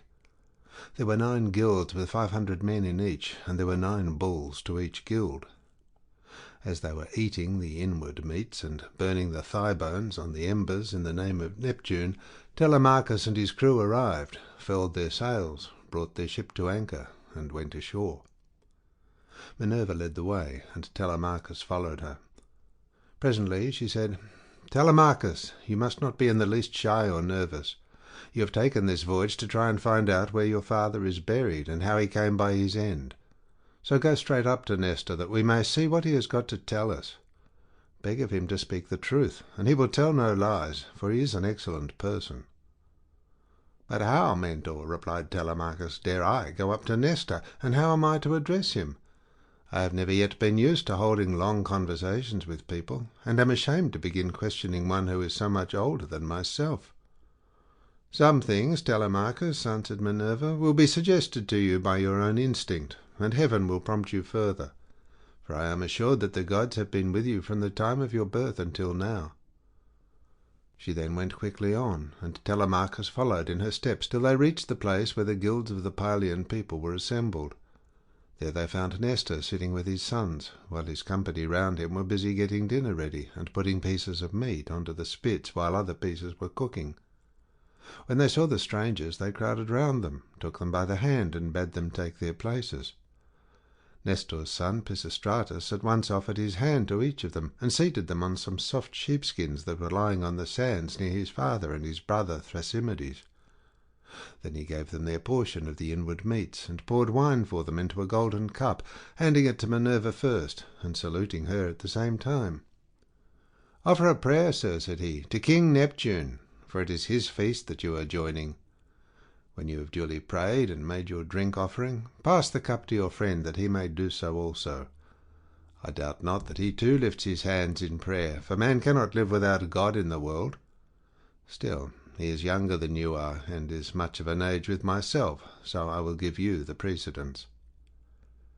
As he spoke, he handed her the cup. Minerva thought it very right and proper of him to have given it to herself first. She accordingly began praying heartily to Neptune. "O thou," she cried, "that encirclest the earth, vouchsafe to grant the prayers of thy servants that call upon thee. More especially, we pray thee, send down thy graces on Nestor and on his sons. Thereafter also make the rest of the Pylian people some handsome return for the goodly hecatomb they are offering you. Lastly, grant Telemachus and myself a happy issue in respect of the matter that has brought us in our ship to Pylos." When she had thus made an end of praying, she handed the cup to Telemachus, and he prayed likewise. By and by, when the outer meats were roasted and had been taken off the spits, the carvers gave every man his portion, and they all made an excellent dinner. As soon as they had had enough to eat and drink, Nestor, knight of Gerene, began to speak. "Now," said he, "that our guests have done their dinner, it will be best to ask them who they are. Who then, sir, strangers, are you, and from what port have you sailed? Are you traders, or do you sail the seas as rovers, with your hand against every man, and every man's hand against you?" Telemachus answered boldly, for Minerva had given him courage to ask about his father, and get himself a good name. "Nestor," said he, "son of Neleus, honour to the Achaean name. You ask whence we come, and I will tell you. We come from Ithaca, under Neritum, and the matter about which I would speak is of private, not public import. I seek news of my unhappy father Ulysses, who is said to have sacked the town of Troy in company with yourself. We know what fate befell each of the other heroes who fought at Troy, but as regards Ulysses, heaven has hidden from us the knowledge even that he is dead at all, for no one can certify us in what place he perished, nor say whether he fell in battle on the mainland or was lost at sea amid the waves of Amphitrite. Therefore I am suppliant at your knees, if haply you may be pleased to tell me of his melancholy end, whether you saw it with your own eyes, or heard it from some other traveller, for he was a man born to trouble. Do not soften things out of any pity for me, but tell me in all plainness exactly what you saw. If my brave father Ulysses ever did you loyal service, either by word or deed, when you Achaeans were harassed among the Trojans, bear it in mind now as my favour, and tell me truly all." "My friend," answered Nestor, "you recall a time of much sorrow to my mind, for the brave Achaeans suffered much, both at sea, while privateering under Achilles, and when fighting before the great city of King Priam. Our best men, all of them, fell there. Ajax, Achilles, Patroclus, peer of gods in council, and my own dear son Antilochus, a man singularly fleet of foot, and in fight valiant. But we suffered much more than this. What mortal tongue indeed could tell the whole story? Though you were to stay here and question me for 5 years, or even 6, I could not tell you all that the Achaeans suffered, and you would turn homeward weary of my tale before it ended. 9 long years did we try every kind of stratagem, but the hand of heaven was against us. During all this time there was no one who could compare with your father in subtlety, if indeed you are his son. I can hardly believe my eyes. And you talk just like him, too. No one would say that people of such different ages could speak so much alike. He and I never had any kind of difference from first to last, neither in camp nor council, but in singleness of heart and purpose we advised the Argives how all might be ordered for the best. When, however, we had sacked the city of Priam, and were setting sail in our ships, as heaven had dispersed us, then Jove saw fit to vex the Argives on their homeward voyage, for they had not all been either wise or understanding, and hence many came to a bad end through the displeasure of Jove's daughter Minerva, who brought about a quarrel between the 2 sons of Atreus. The sons of Atreus called a meeting, which was not as it should be, for it was at sunset, and the Achaeans were heavy with wine. When they explained why they had called the people together, it seemed that Menelaus was for sailing homeward at once, and this displeased Agamemnon, who thought that we should wait until we had offered hecatombs to appease the anger of Minerva. Fool that he was! He might have known that he would not prevail with her, for when the gods have made up their minds they do not change them lightly. So the 2 stood bandying hard words, whereon the Achaeans sprang to their feet with a cry that rent the air, and were of 2 minds as to what they should do. That night we rested and nursed our anger, for Jove was hatching mischief against us. But in the morning some of us drew our ships into the water, and put our goods with our women on board, while the rest, about half in number, stayed behind with Agamemnon. We, the other half, embarked and sailed, and the ships went well, for heaven had smoothed the sea. When we reached Tenedos we offered sacrifices to the gods, for we were longing to get home. Cruel Jove, however, did not yet mean that we should do so, and raised a second quarrel, in the course of which some among us turned their ships back again, and sailed away under Ulysses to make their peace with Agamemnon. But I and all the ships that were with me pressed forward, for I saw that mischief was brewing. The son of Tydeus went on also with me, and his crews with him. Later on, Menelaus joined us at Lesbos, and found us making up our minds about our course, for we did not know whether to go outside Chios by the island of Syra, keeping this to our left, or inside Chios, over against the stormy headland of Mimas. So we asked heaven for a sign, and were shown one to the effect that we should be soonest out of danger if we headed our ships across the open sea to Euboea.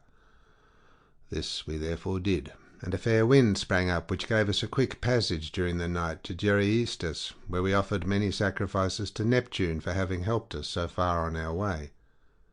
4 days later, Diomed and his men stationed their ships in Argos, but I held on for Pylos, and the wind never fell light from the day when heaven first made it fair for me. Therefore, my dear young friend, I returned without hearing anything about the others. I know neither who got home safely nor who were lost, but as in duty bound, I will give you, without reserve, the reports that have reached me since I have been here in my own house. They say the Myrmidons returned home safely under Achilles' son Neoptolemus.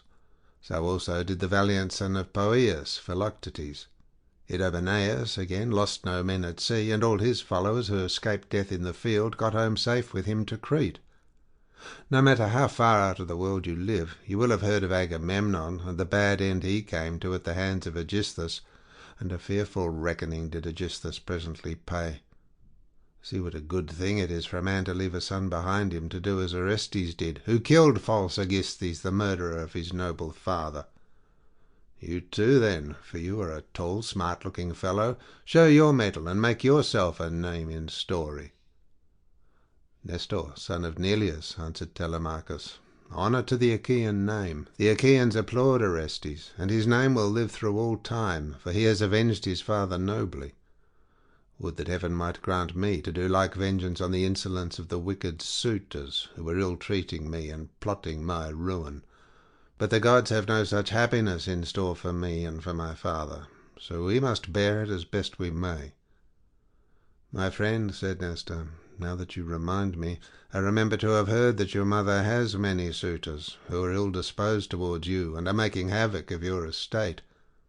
Do you submit to this tamely, or are public feeling and the voice of heaven against you? Who knows but what Ulysses may come back after all, and pay these scoundrels in full, either single-handed or with a force of Achaeans behind him? If Minerva were to take as great a liking to you as she did to Ulysses when we were fighting before Troy, for I never yet saw the gods so openly fond of any one as Minerva was then of your father, if she would take as good care of you as she did of him, these wooers would soon some of them forget their wooing. Telemachus answered, I can expect nothing of the kind. It would be far too much to hope for. I dare not let myself think of it. Even though the gods themselves willed it, no such good fortune could befall me. On this Minerva said, Telemachus, what are you talking about? Heaven has a long arm if it is minded to save a man, and if it were me, I should not care how much I suffered before getting home, provided I could be safe when I was once there. I would rather this than get home quickly, and then be killed in my own house, as Agamemnon was by the treachery of Aegisthus and his wife. Still, death is certain, and when a man's hour is come, not even the gods can save him, no matter how fond they are of him. Mentor, answered Telemachus, do not let us talk about it any more. There is no chance of my father's ever coming back. The gods have long since counselled his destruction. There is something else, however, about which I should like to ask Nestor, for he knows much more than anyone else does.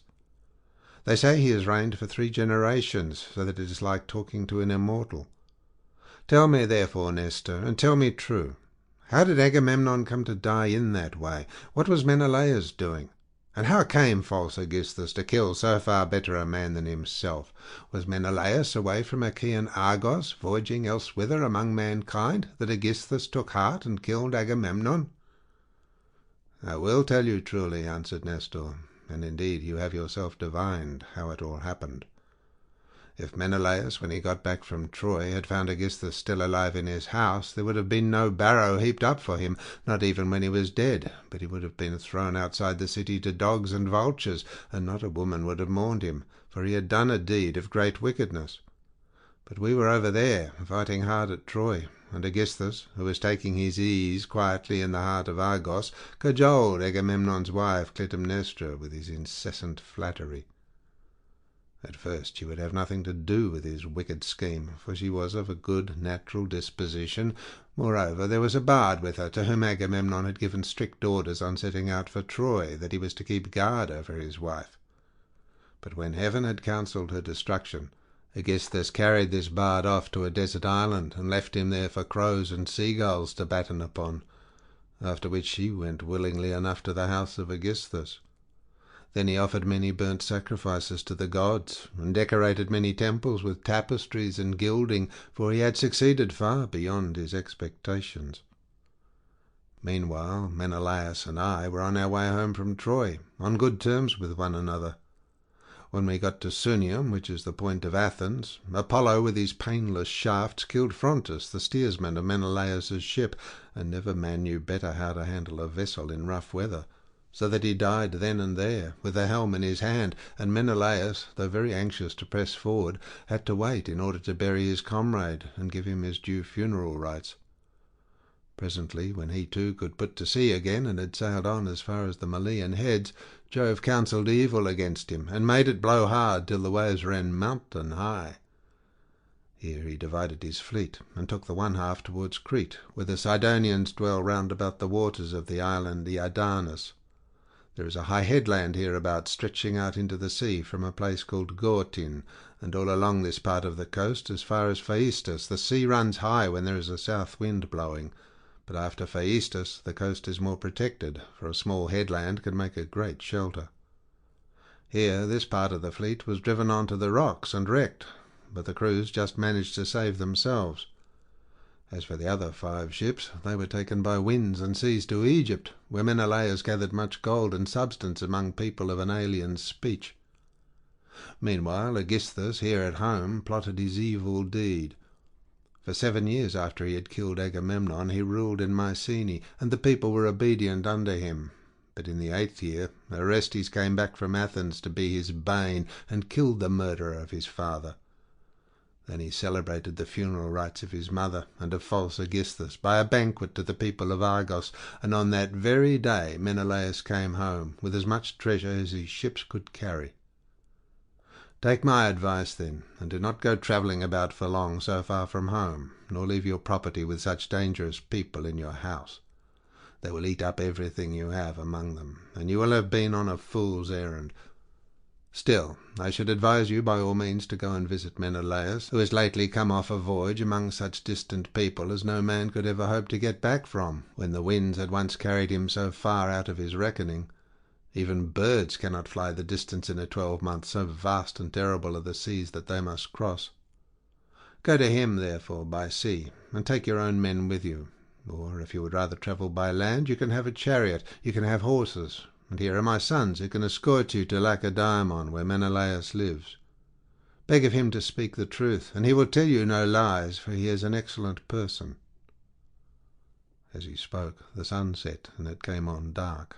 Whereon Minerva said, "Sir, all that you have said is well.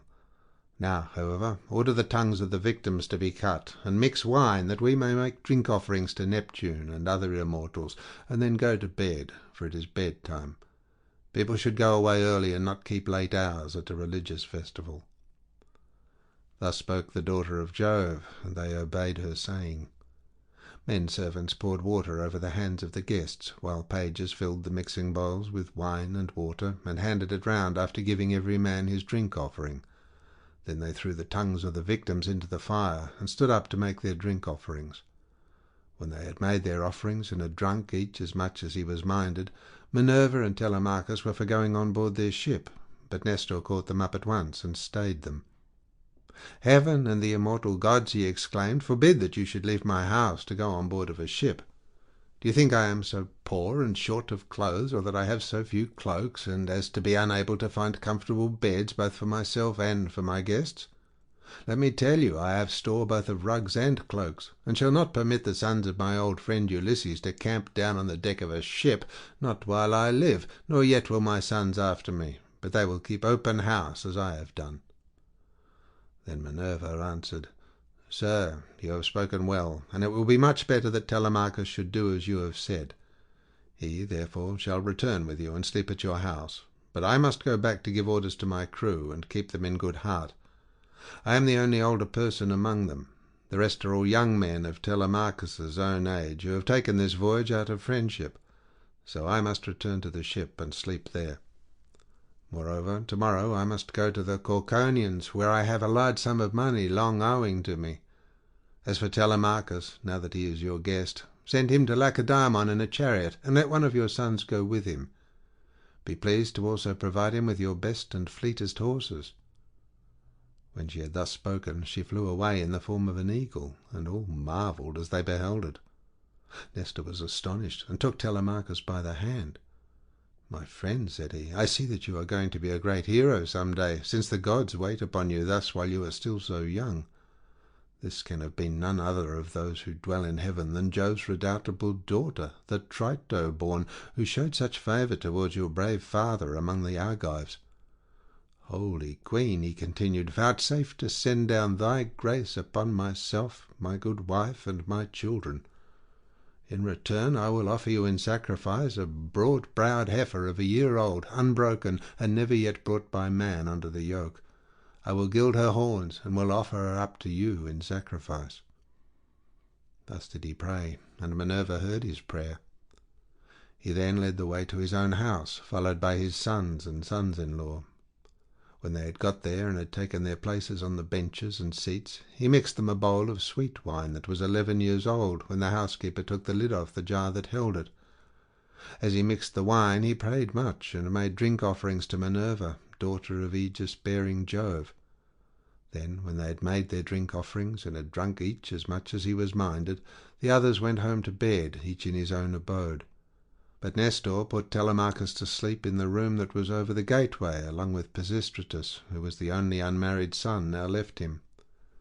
As for himself, he slept in an inner room of the house, with the queen, his wife, by his side. Now, when the child of morning, rosy-fingered dawn, appeared, Nestor left his couch and took his seat on the benches of white and polished marble that stood in front of his house. Here aforetime sat Neleus, peer of gods in council, but he was now dead and had gone to the house of Hades. So Nestor sat in his seat, sceptre in hand, as guardian of the public weal. His sons, as they left their rooms, gathered round him: Echephron, Stratius, Perseus, Aretus, and Thrasymedes. The sixth son was Pisistratus, and when Telemachus joined them, they made him sit with them. Nestor then addressed them. "My son," said he, "make haste to do as I shall bid you. I wish first and foremost to propitiate the great goddess Minerva, who manifested herself visibly to me during yesterday's festivities. Go then, one or other of you, to the plain. Tell the stockman to look out a heifer, and come on here with it at once. Another must go to Telemachus's ship and invite all the crew, leaving 2 men only in charge of the vessel. Someone else will run and fetch Laertius the goldsmith to gild the horns of the heifer. The rest, stay all of you where you are. Tell the maids in the house to prepare an excellent dinner, and to fetch seats and logs of wood for a burnt offering. Tell them also to bring some clear spring water." On this they hurried off on their several errands. The heifer was brought in from the plain, and Telemachus's crew came from the ship. The goldsmith brought the anvil, hammer, and tongs with which he worked his gold, and Minerva herself came to accept the sacrifice. Nestor gave out the gold, and the smith gilded the horns of the heifer, that the goddess might have pleasure in their beauty. Then Stratius and Echephron brought her in by the horns. Aretus fetched water from the house in a ewer that had a flower pattern on it, and in his other hand he held a basket of barley meal. Sturdy Thrasymedes stood by with a sharp axe, ready to strike the heifer, while Perseus held a bucket. Then Nestor began with washing his hands and sprinkling the barley meal, and he offered many a prayer to Minerva, as he threw a lock from the heifer's head upon the fire. When they had done praying and sprinkling the barley meal, Thrasymedes dealt his blow, and brought the heifer down with a stroke that cut through the tendons at the base of her neck, whereon the daughter and daughters-in-law of Nestor and his venerable wife Eurydice, she was eldest daughter to Clymenus, screamed with delight. Then they lifted the heifer's head from off the ground, and Pisistratus cut her throat. When she had done bleeding and was quite dead, they cut her up. They cut out the thigh bones all in due course, wrapped them round in 2 layers of fat, and set some pieces of raw meat on the top of them. Then Nestor laid them upon the wood fire and poured wine over them, while the young men stood near him with 5-pronged spits in their hands. When the thighs were burned and they had tasted the inward meats, they cut the rest of the meat up small, put the pieces on the spits, and toasted them over the fire. Meanwhile, lovely Polycaste, Nestor's youngest daughter, washed Telemachus.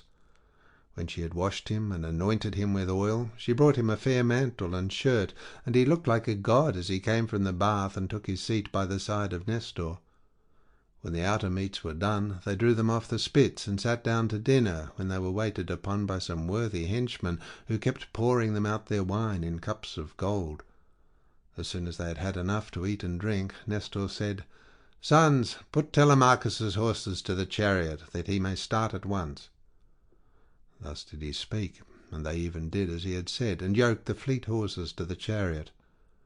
The housekeeper packed them up a provision of bread, wine, and sweetmeats fit for the sons of princes. Then Telemachus got into the chariot, while Pisistratus gathered up the reins and took his seat beside him. He lashed the horses on, and they flew forward, nothing loath, into the open country, leaving the high citadel of perilous behind them. All that day did they travel, swaying the yoke upon their necks, till the sun went down and darkness was over all the land. Then they reached Pherae, where Diocles lived, who was the son of Ortilochus and grandson to Alpheus.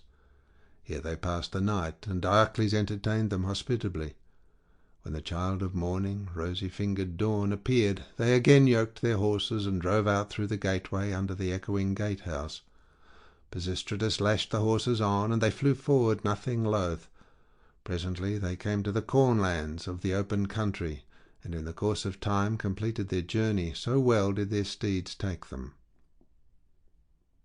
End of section 3.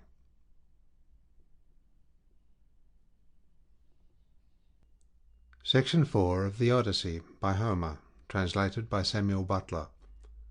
Book 4. The visit to King Menelaus, who tells his story. Meanwhile, the suitors in Ithaca plot against Telemachus. Now when the sun had set and darkness was over the land, they reached the low-lying city of Lacedaemon, where they drove straight to the abode of Menelaus, and found him in his own house, feasting with his many clansmen in honour of the wedding of his son, and also of his daughter, whom he was marrying to the son of that valiant warrior Achilles.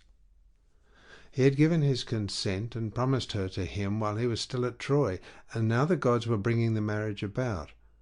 So he was sending her with chariots and horses to the city of the Myrmidons, over whom Achilles' son was reigning. For his only son he had found a bride from Sparta, the daughter of Alector. This son, Megapenthes, was born to him of a bondswoman, for heaven vouchsafed Helen no more children after she had borne Hermione, who was fair as golden Venus herself. So the neighbours and kinsmen of Menelaus were feasting and making merry in his house. There was a bard also to sing to them and play his lyre, while 2 tumblers went about performing in the midst of them, when the man struck up with his tune. Telemachus and the son of Nestor stayed their horses at the gate, whereon Eteoneus, servant to Menelaus, came out, and as soon as he saw them, ran hurrying back into the house to tell his master. He went close up to him and said, "Menelaus, there are some strangers come here, 2 men who look like sons of Jove. What are we to do? Shall we take their horses out, or tell them to find friends elsewhere as best they can?" Menelaus was very angry and said, "Eteoneus, son of Boethus, you never used to be a fool, but now you talk like a simpleton. Take their horses out, of course, and show the strangers in, that they may have supper. You and I have stayed often enough at other people's houses before we got back here, where heaven grant that we may rest in peace henceforward." So Eteoneus bustled back and bade the other servants come with him.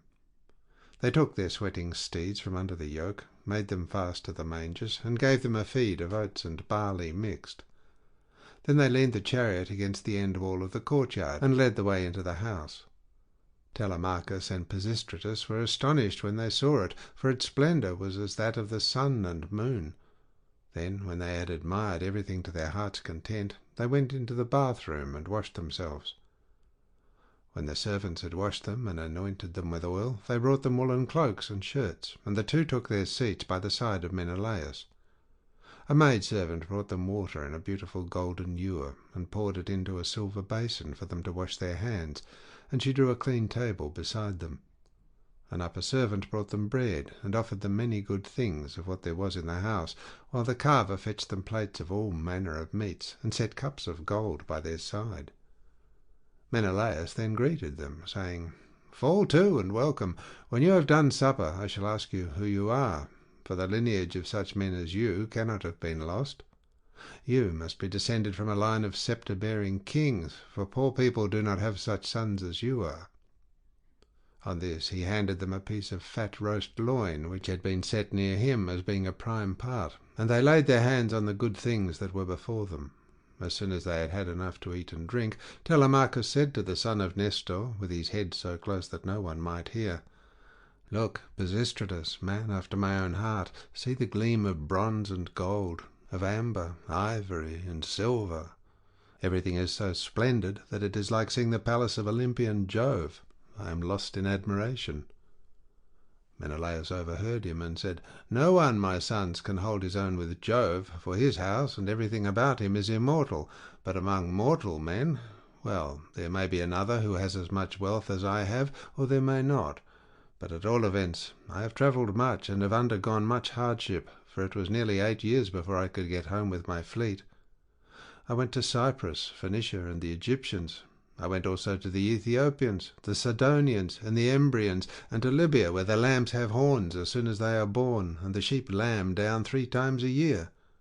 Every one of that country, whether master or man, has plenty of cheese, meat, and good milk, for the ewes yield all the year round.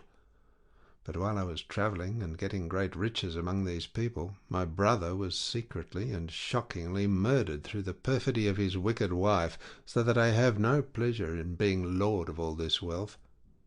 Whoever your parents may be, they must have told you all about this, and of my heavy loss in the ruin of a stately mansion fully and magnificently furnished.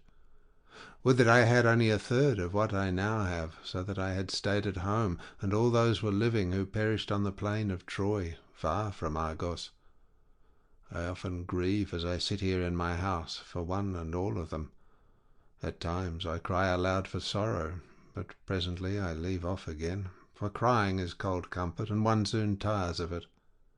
Yet grieve for these as I may, I do so for one man more than for them all. I cannot even think of him without loathing both food and sleep, so miserable does he make me, for no one of all the Achaeans worked so hard or risked so much as he did. He took nothing by it, and has left a legacy of sorrow to myself, for he has been gone a long time, and we know not whether he is alive or dead.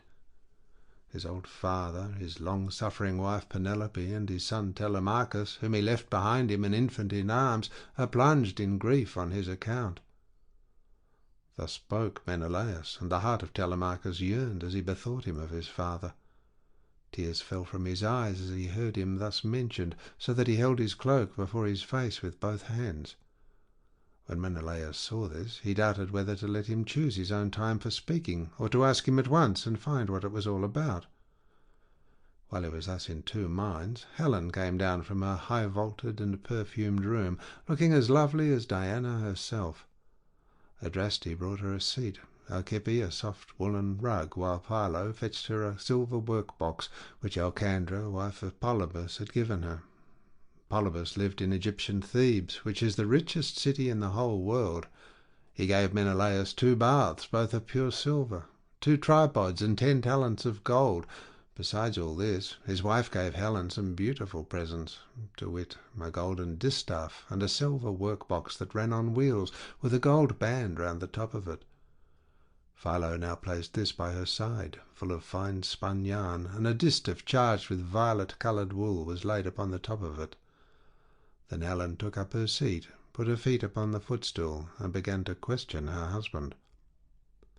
"Do we know, Menelaus," said she, "the names of these strangers who have come to visit us? Shall I guess right or wrong? But I cannot help saying what I think. Never yet have I seen either man or woman so like somebody else. Indeed, when I look at him, I hardly know what to think, as this young man is like Telemachus, whom Ulysses left as a baby behind him when you Achaeans went to Troy with battle in your hearts on account of my most shameless self." "My dear wife," replied Menelaus, "I see the likeness just as you do. His hands and feet are just like Ulysses, so is his hair, with the shape of his head and the expression of his eyes. Moreover, when I was talking about Ulysses and saying how much he had suffered on my account, tears fell from his eyes, and he hid his face in his mantle." Then Pisistratus said, "Menelaus, son of Atreus, you are right in thinking that this young man is Telemachus, but he is very modest, and is ashamed to come here and begin opening up discourse with one whose conversation is so divinely interesting as your own. My father, Nestor, sent me to escort him hither, for he wanted to know whether you could give him any counsel or suggestion. A son has always trouble at home when his father has gone away, leaving him without supporters, and this is how Telemachus is now placed, for his father is absent, and there is no one among his own people to stand by him." "Bless my heart," replied Menelaus, "then I am receiving a visit from the son of a very dear friend, who suffered much hardship for my sake. I had always hoped to entertain him with most marked distinction when heaven had granted us a safe return from beyond the seas. I should have founded a city for him in Argos, and built him a house. I should have made him leave Ithaca with his goods, his son, and all his people, and should have sacked for them some one of the neighbouring cities that are subject to me. We should thus have seen one another continually, and nothing but death could have interrupted so close and happy an intercourse. I suppose, however, that heaven grudged us such great fortune, for it has prevented the poor fellow from ever getting home at all." Thus did he speak, and his words set them all a-weeping. Helen wept, Telemachus wept, and so did Menelaus, nor could Pisistratus keep his eyes from filling when he remembered his dear brother Antilochus, whom the son of bright dawn had killed. Thereon he said to Menelaus, "Sir, my father Nestor, when we used to talk about you at home, told me you were a person of rare and excellent understanding. If, then, it be possible, do as I would urge you. I am not fond of crying while I am getting my supper. Morning will come in due course, and in the forenoon I care not how much I cry for those that are dead and gone. This is all we can do for the poor things. We can only shave our heads for them and wring the tears from our cheeks. I had a brother who died at Troy. He was by no means the worst man there. You are sure to have known him. His name was Antilochus. I never set eyes upon him myself, but they say he was singularly fleet of foot and in fight valiant." "Your discretion, my friend," answered Menelaus, "is beyond your years. It is plain you take after your father. One can soon see when a man is son to one whom heaven has blessed, both as regards wife and offspring, and it has blessed Nestor from first to last all his days, giving him a green old age in his own house, with sons about him who are both well disposed and valiant. We will put an end therefore to all this weeping, and attend to our supper again. Let water be poured over our hands. Telemachus and I can talk with one another fully in the morning." On this Asphalion, one of the servants, poured water over their hands, and they laid their hands on the good things that were before them. Then Jove's daughter Helen bethought her of another matter. She drugged the wine with an herb that banishes all care, sorrow, and ill humour. Whoever drinks wine thus drugged cannot shed a single tear all the rest of the day, nor even though his father and mother, both of them, drop down dead, or he sees a brother or a son hewn in pieces before his very eyes. This drug, of such sovereign power and virtue, had been given to Helen by Polydamna, wife of Thon, a woman of Egypt, where there grow all sorts of herbs, some good to put into the mixing bowl, and others poisonous. Moreover, everyone in the whole country is a skilled physician, for they are of the race of Paeon. When Helen had put this drug in the bowl, and had told the servants to carry the wine round, she said, "Menelaus, son of Atreus, and you, my good friends, sons of honourable men, which is as Jove wills, for he is the giver both of good and evil, and can do what he chooses, feast here as you will, and listen while I tell you a tale in season. I cannot indeed name every single one of the exploits of Ulysses, but I can say what he did when he was before Troy, and you Achaeans were in all sorts of difficulties. He covered himself with wounds and bruises, dressed himself all in rags, and entered the enemy's city looking like a menial or a beggar, and quite different from what he did when he was among his own people. In this disguise he entered the city of Troy, and no one said anything to him. I alone recognized him, and began to question him, but he was too cunning for me. When, however, I had washed and anointed him, and had given him clothes, and after I had sworn a solemn oath not to betray him to the Trojans till he had got safely back to his own camp and to the ships, he told me all that the Achaeans meant to do. He killed many Trojans, and got much information before he reached the Argive camp, for all which things the Trojan women made lamentation. But for my own part I was glad, for my heart was beginning to yearn after my home, and I was unhappy about the wrong that Venus had done me in taking me over there, away from my country, my girl, and my lawful wedded husband, who is indeed by no means deficient either in person or understanding. Then Menelaus said, "All you have been saying, my dear wife, is true. I have travelled much, and have had much to do with heroes, but I have never seen such another man as Ulysses. What endurance, too, and what courage he displayed within the wooden horse, wherein all the bravest of the Argives were lying in wait to bring death and destruction upon the Trojans. At that moment you came up to us. Some god who wished well to the Trojans must have set you on to it, and you had Deiphobus with you. 3 times did you go all round our hiding place and pat it. You called our chiefs each by his own name, and mimicked all our wives. Diomed, Ulysses, and I from our seats inside heard what a noise you made. Diomed and I could not make up our minds whether to spring out then and there, or to answer you from inside, but Ulysses held us all in check, so we sat quite still, all except Anticlus, who was beginning to answer you, when Ulysses clapped his 2 brawny hands over his mouth and kept him there. It was this that saved us all, for he muzzled Anticlus till Minerva took you away again." "How sad," exclaimed Telemachus, "that all this was of no avail to save him, nor yet his own iron courage. But now, sir, be pleased to send us all to bed, that we may lie down and enjoy the blessed boon of sleep." On this Helen told the maidservants to set beds in the room that was in the gatehouse, and to make them with good rugs, and spread coverlets on the top of them with woolen cloaks for the guests to wear. So the maids went out carrying a torch, and made the beds, to which a manservant presently conducted the strangers. Thus then did Telemachus and Pisistratus sleep there in the forecourt, while the son of Atreus lay in an inner room with lovely Helen by his side. When the child of morning, rosy-fingered Dawn, appeared, Menelaus rose and dressed himself. He bound his sandals onto his comely feet, girded his sword about his shoulders, and left his room looking like an immortal god. Then, taking a seat near Telemachus, he said, "And what, Telemachus, has led you to take this long sea voyage to Lacedaemon? Are you on public or private business? Tell me all about it." "I have come, sir," replied Telemachus, "to see if you can tell me anything about my father. I am being eaten out of house and home. My fair estate is being wasted, and my house is full of miscreants who keep killing great numbers of my sheep and oxen, on the pretence of paying their addresses to my mother. Therefore I am suppliant at your knees, if haply you may tell me about my father's melancholy end, whether you saw it with your own eyes, or heard it from some other traveller, for he was a man born to trouble. Do not soften things out of any pity for myself, but tell me in all plainness exactly what you saw.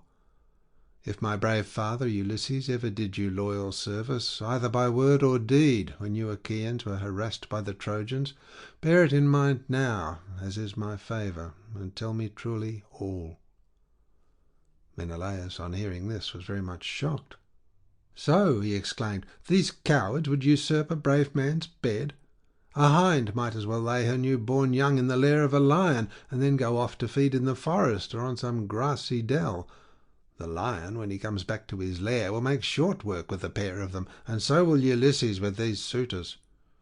By Father Jove, Minerva, and Apollo, if Ulysses is still the man that he was when he wrestled with Philomeleides in Lesbos, and threw him so heavily that all the Achaeans cheered him, if he is still such, and were to come near these suitors, they would have a short shrift and a sorry wedding. As regards your questions, however, I will not prevaricate nor deceive you, but will tell you without concealment all that the old man of the sea told me. I was trying to come on here, but the gods detained me in Egypt, for my hecatombs had not given them full satisfaction, and the gods are very strict about having their dues. Now, off Egypt, about as far as a ship can sail in a day, with a good stiff breeze behind her, there is an island called Pharos. It has a good harbour from which vessels can get out into open sea when they have taken in water, and here the gods becalmed me 20 days without so much as a breath of fair wind to help me forward. We should have run clean out of provisions, and my men would have starved, if a goddess had not taken pity upon me, and saved me in the person of Idothea, daughter of Proteus, the old man of the sea, for she had taken a great fancy to me.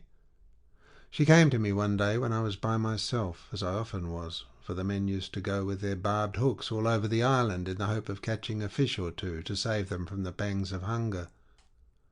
"Stranger," said she, "it seems to me that you like starving in this way.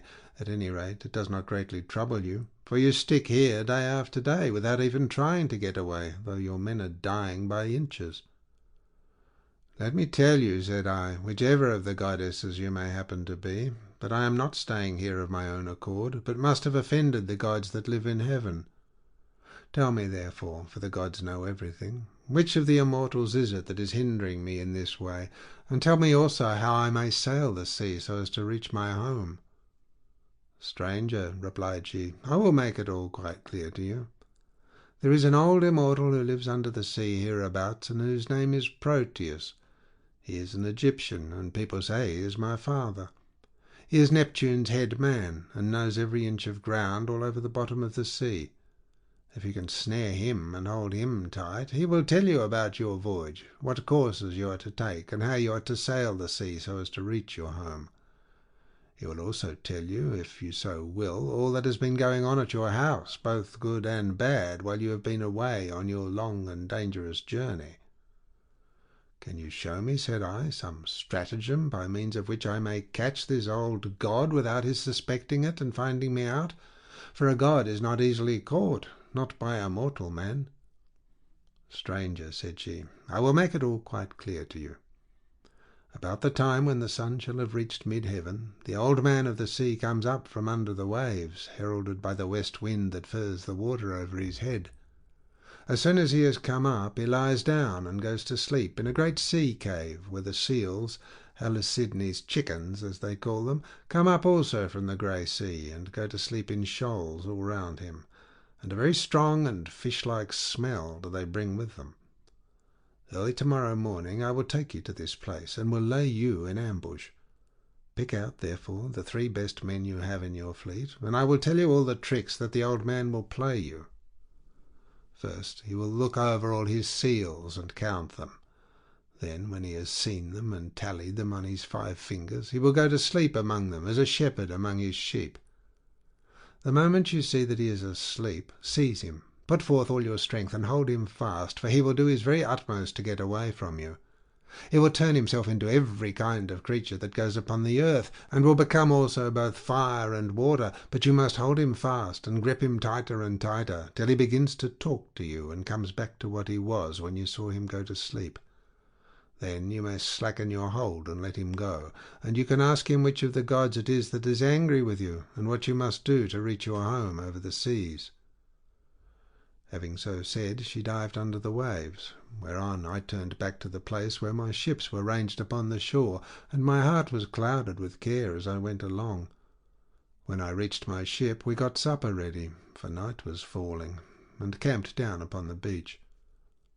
When the child of morning, rosy-fingered dawn, appeared, I took the 3 men on whose prowess of all kinds I could most rely, and went along by the seaside, praying heartily to heaven. Meanwhile the goddess fetched me up 4 sealskins from the bottom of the sea, all of them just skinned, for she meant playing a trick upon her father. Then she dug 4 pits for us to lie in, and sat down to wait till we should come up.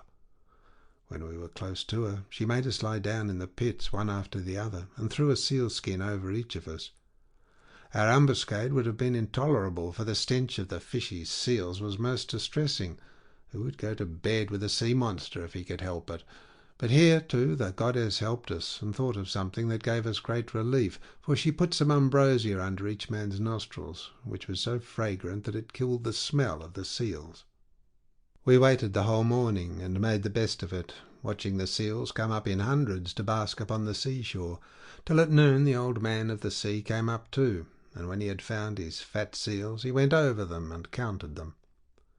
We were among the first he counted, and he never suspected any guile, but laid himself down to sleep as soon as he had done counting.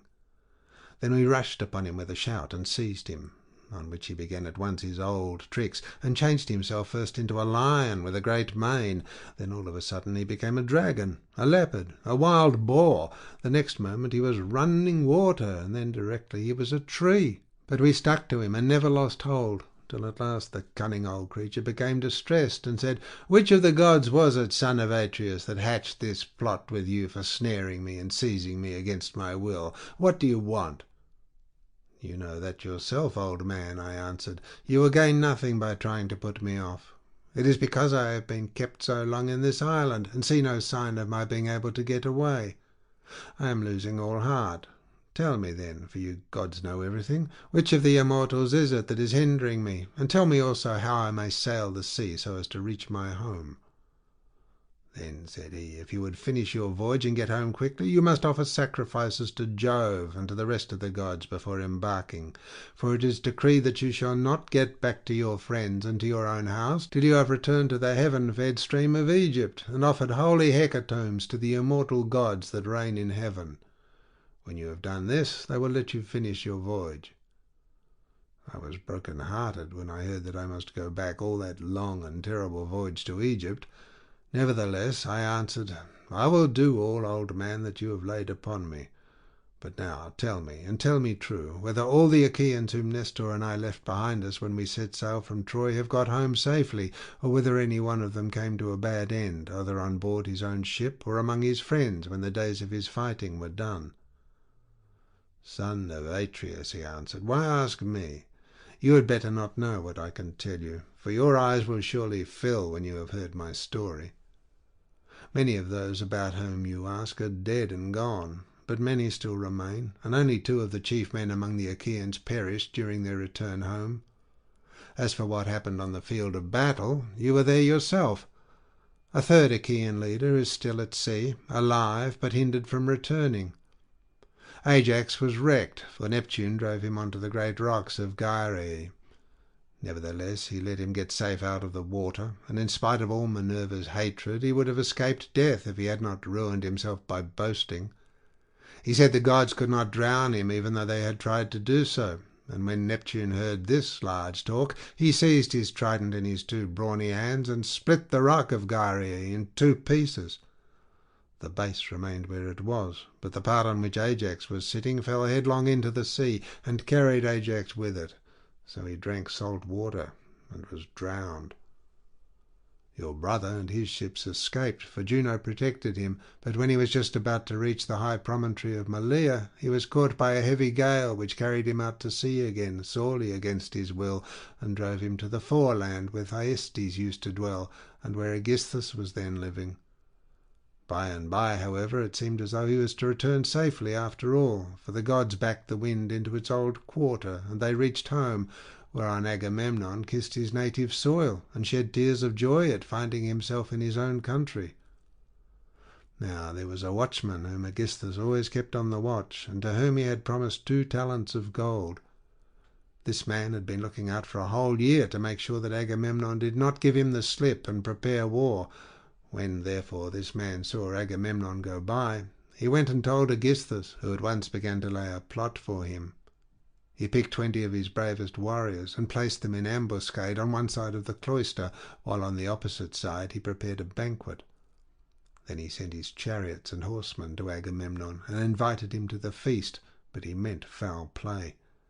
He got him there, all unsuspicious of the doom that was awaiting him, and killed him when the banquet was over, as though he were butchering an ox in the shambles. Not one of Agamemnon's followers was left alive, nor yet one of Aegisthus's, but they were all killed there in the cloisters." Thus spoke Proteus, and I was broken-hearted as I heard him. I sat down upon the sands and wept, I felt as though I could no longer bear to live, nor look upon the light of the sun. Presently, when I had had my fill of weeping and writhing upon the ground, the old man of the sea said, "Son of Atreus, do not waste any more time in crying so bitterly. It can do no manner of good. Find your way home as fast as ever you can, for Aegisthus may still be alive, and even though Orestes has been beforehand with you in killing him, you may yet come in for his funeral." On this I took comfort in spite of all my sorrow, and said, "I know then about these two. Tell me therefore about the third man of whom you spoke. Is he still alive, but at sea and unable to get home? Or is he dead? Tell me, no matter how much it may grieve me." "The third man," he answered, "is Ulysses, who dwells in Ithaca. I can see him in an island, sorrowing bitterly in the house of the nymph Calypso, who is keeping him prisoner, and he cannot reach his home, for he has no ships nor sailors to take him over the sea. As for your end, Menelaus, you shall not die in Argos, but the gods will take you to the Elysian plain, which is at the ends of the world.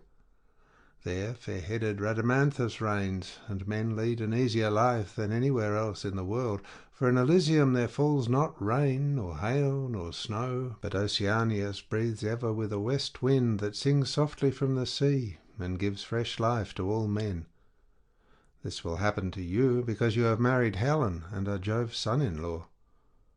As he spoke, he dived under the waves, whereon I turned back to the ships with my companions, and my heart was clouded with care as I went along.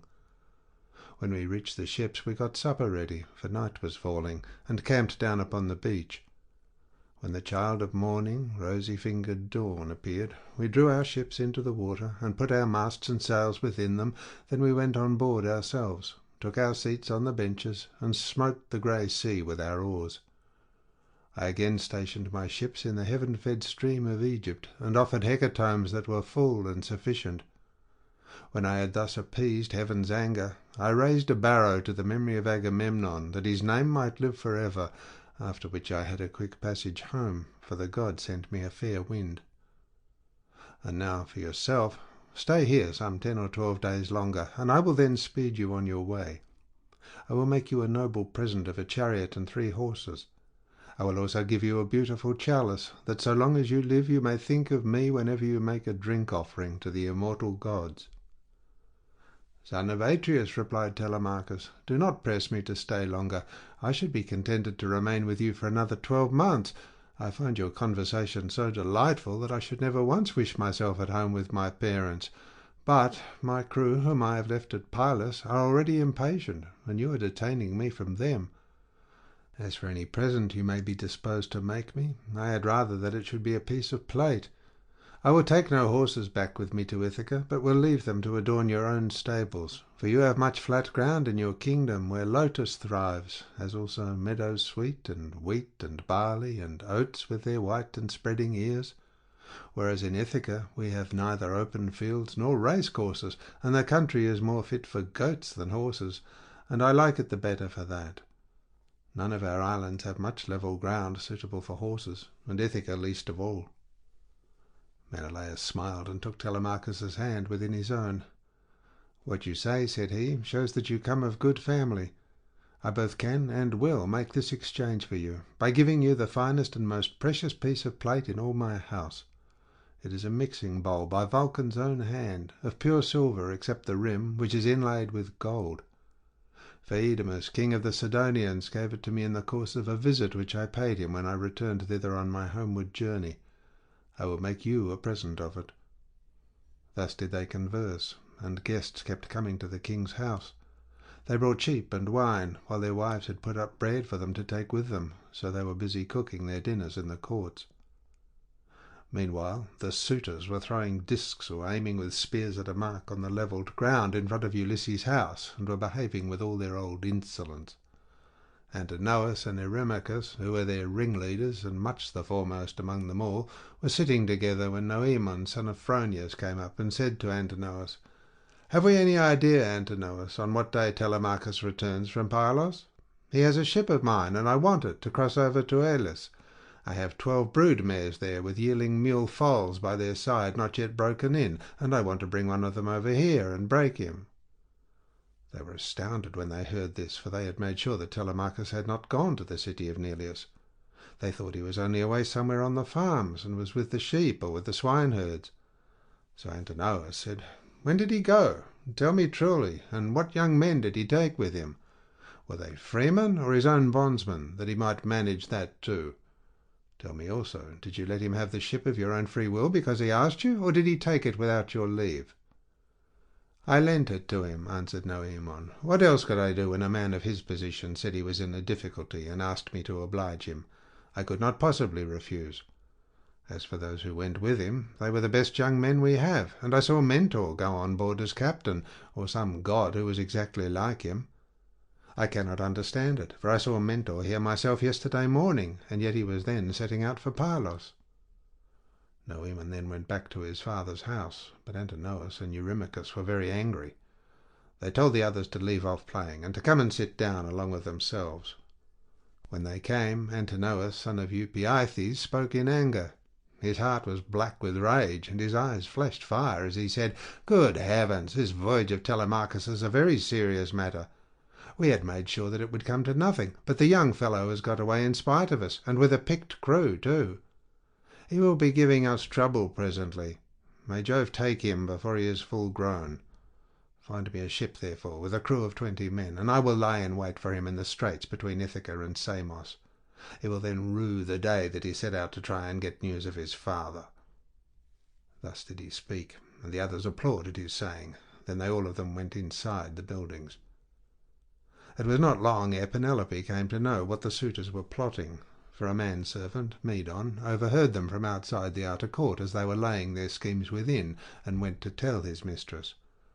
As he crossed the threshold of her room, Penelope said, "Medon, what have the suitors sent you here for? Is it to tell the maids to leave their master's business and cook dinner for them? I wish they may neither woo nor dine henceforward, neither here nor anywhere else, but let this be the very last time for the waste you all make of my son's estate. Did not your fathers tell you when you were children how good Ulysses had been to them, never doing anything high-handed, nor speaking harshly to anybody? Kings may say things sometimes, and they may take a fancy to one man and dislike another, but Ulysses never did an unjust thing by anybody, which shows what bad hearts you have, and that there is no such thing as gratitude left in this world." Then Medon said, "I wish, madam, that this were all, but they are plotting something much more dreadful now. May heaven frustrate their design. They are going to try and murder Telemachus as he is coming home from Pylos and Lacedaemon, where he has been to get news of his father." Then Penelope's heart sank within her, and for a long time she was speechless. Her eyes filled with tears, and she could find no utterance. At last, however, she said, "Why did my son leave me? What business had he to go sailing off in ships that make long voyages over the ocean like sea-horses? Does he want to die without leaving anyone behind him to keep up his name?" "I do not know," answered Medon, "whether some god set him on to it, or whether he went on his own impulse to see if he could find out if his father was dead or alive and on his way home." Then he went downstairs again, leaving Penelope in an agony of grief. There were plenty of seats in the house, but she had no heart for sitting on any one of them. She could only fling herself on the floor of her own room and cry, whereon all the maids in the house, both old and young, gathered round her and began to cry too, till at last, in a transport of sorrow, she exclaimed, "My dears, heaven has been pleased to try me with more affliction than any other woman of my age and country. First I lost my brave and lion-hearted husband, who had every good quality under heaven, and whose name was great all over Hellas and middle Argos, and now my darling son is at the mercy of the winds and waves, without my having heard one word about his leaving home. You hussies, there was not one of you would so much as think of giving me a call out of my bed, though all of you very well knew when he was starting. If I had known he meant taking this voyage, he would have had to give it up, no matter how much he was bent upon it, or leave me a corpse behind him, one or other. Now, however, go some of you and call old Dolius, who was given me by my father on my marriage, and who is my gardener. Bid him go at once and tell everything to Laertes, who may be able to hit on some plan for enlisting public sympathy on our side, as against those who are trying to exterminate his own race, and that of Ulysses." Then the dear old nurse Euryclea said, You may kill me, madam, or let me live on in your house, whichever you please, but I will tell you the real truth. I knew all about it, and gave him everything he wanted in the way of bread and wine, but he made me take my solemn oath that I would not tell you anything for some 10 or 12 days, unless you asked or happened to hear of his having gone, for he did not want you to spoil your beauty by crying. And now, madam, wash your face, change your dress, and go upstairs with your maids to offer prayers to Minerva, daughter of aegis-bearing Jove, for she can save him, even though he be in the jaws of death. Do not trouble Laertes, he has trouble enough already. Besides, I cannot think that the gods hate the race of the son of Odysseus so much, but there will be a son left to come up after him, and inherit both the house and the fair fields that lie far all round it. With these words she made her mistress leave off crying, and dried the tears from her eyes. Penelope washed her face, changed her dress, and went upstairs with her maids. Then she put some bruised barley into a basket, and began praying to Minerva. "Hear me," she cried, "daughter of aegis-bearing Jove, unweariable. If ever Ulysses, while he was here, burned you fat thigh-bones of sheep or heifer, bear it in mind now as my favour, and save my darling son from the villainy of the suitors." She cried aloud as she spoke, and the goddess heard her prayer.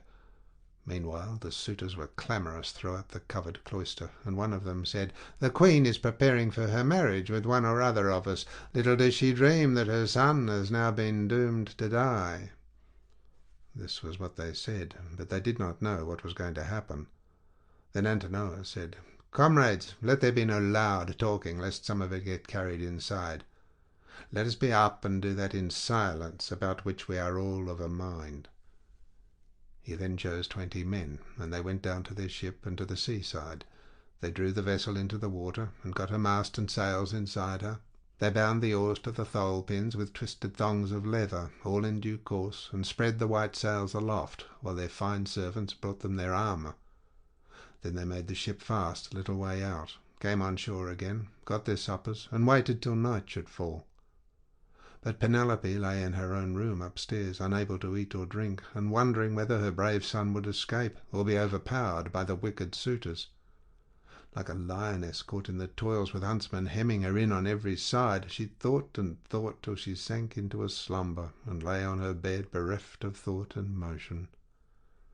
Then Minerva bethought her of another matter, and made a vision in the likeness of Penelope's sister Euphtheme, daughter of Icarius, who had married Eumelus and lived in Pheræ. She told the vision to go to the house of Ulysses, and to make Penelope leave off crying. So it came into her room by the hole through which the thong went for pulling the door to, and hovered over her head, saying, "You are asleep, Penelope. The gods who live at ease will not suffer you to weep and be so sad. Your son has done them no wrong, so he will yet come back to you." Penelope, who was sleeping sweetly at the gates of dreamland, answered, "Sister, why have you come here? You do not come very often, but I suppose that is because you live such a long way off. Am I then to leave off crying and refrain from all the sad thoughts that torture me? I, who have lost my brave and lion-hearted husband, who had every good quality under heaven, and whose name was great all over Hellas and Middle-Argos, and now my darling son has gone off on board of a ship, a foolish fellow who has never been used to roughing it, nor to going about among gatherings of men. I am even more anxious about him than about my husband. I am all in a tremble when I think of him, lest something should happen to him, either from the people among whom he has gone, or by sea, for he has many enemies who are plotting against him, and are bent on killing him before he can return home." Then the vision said, "Take heart, and be not so much dismayed. There is one gone with him whom many a man would be glad enough to have stand by his side. I mean Minerva. It is she who has compassion upon you, and who has sent me to bear you this message." Then said Penelope, "If you are a god, or have been sent here by divine commission, tell me also about that other unhappy one. Is he still alive, or is he already dead and in the house of Hades?" And the vision said, "I shall not tell you for certain whether he is alive or dead, and there is no use in idle conversation." Then it vanished through the thong hole of the door, and was dissipated into thin air. But Penelope rose from her sleep, refreshed and comforted, so vivid had been her dream. Meantime the suitors went on board and sailed their ways over the sea, intent on murdering Telemachus. Now there is a rocky islet called Asteris, of no great size, in mid-channel between Ithaca and Samos, and there is a harbour on either side of it where a ship can lie. Here, then, the Achaeans placed themselves in ambush. End of section 4.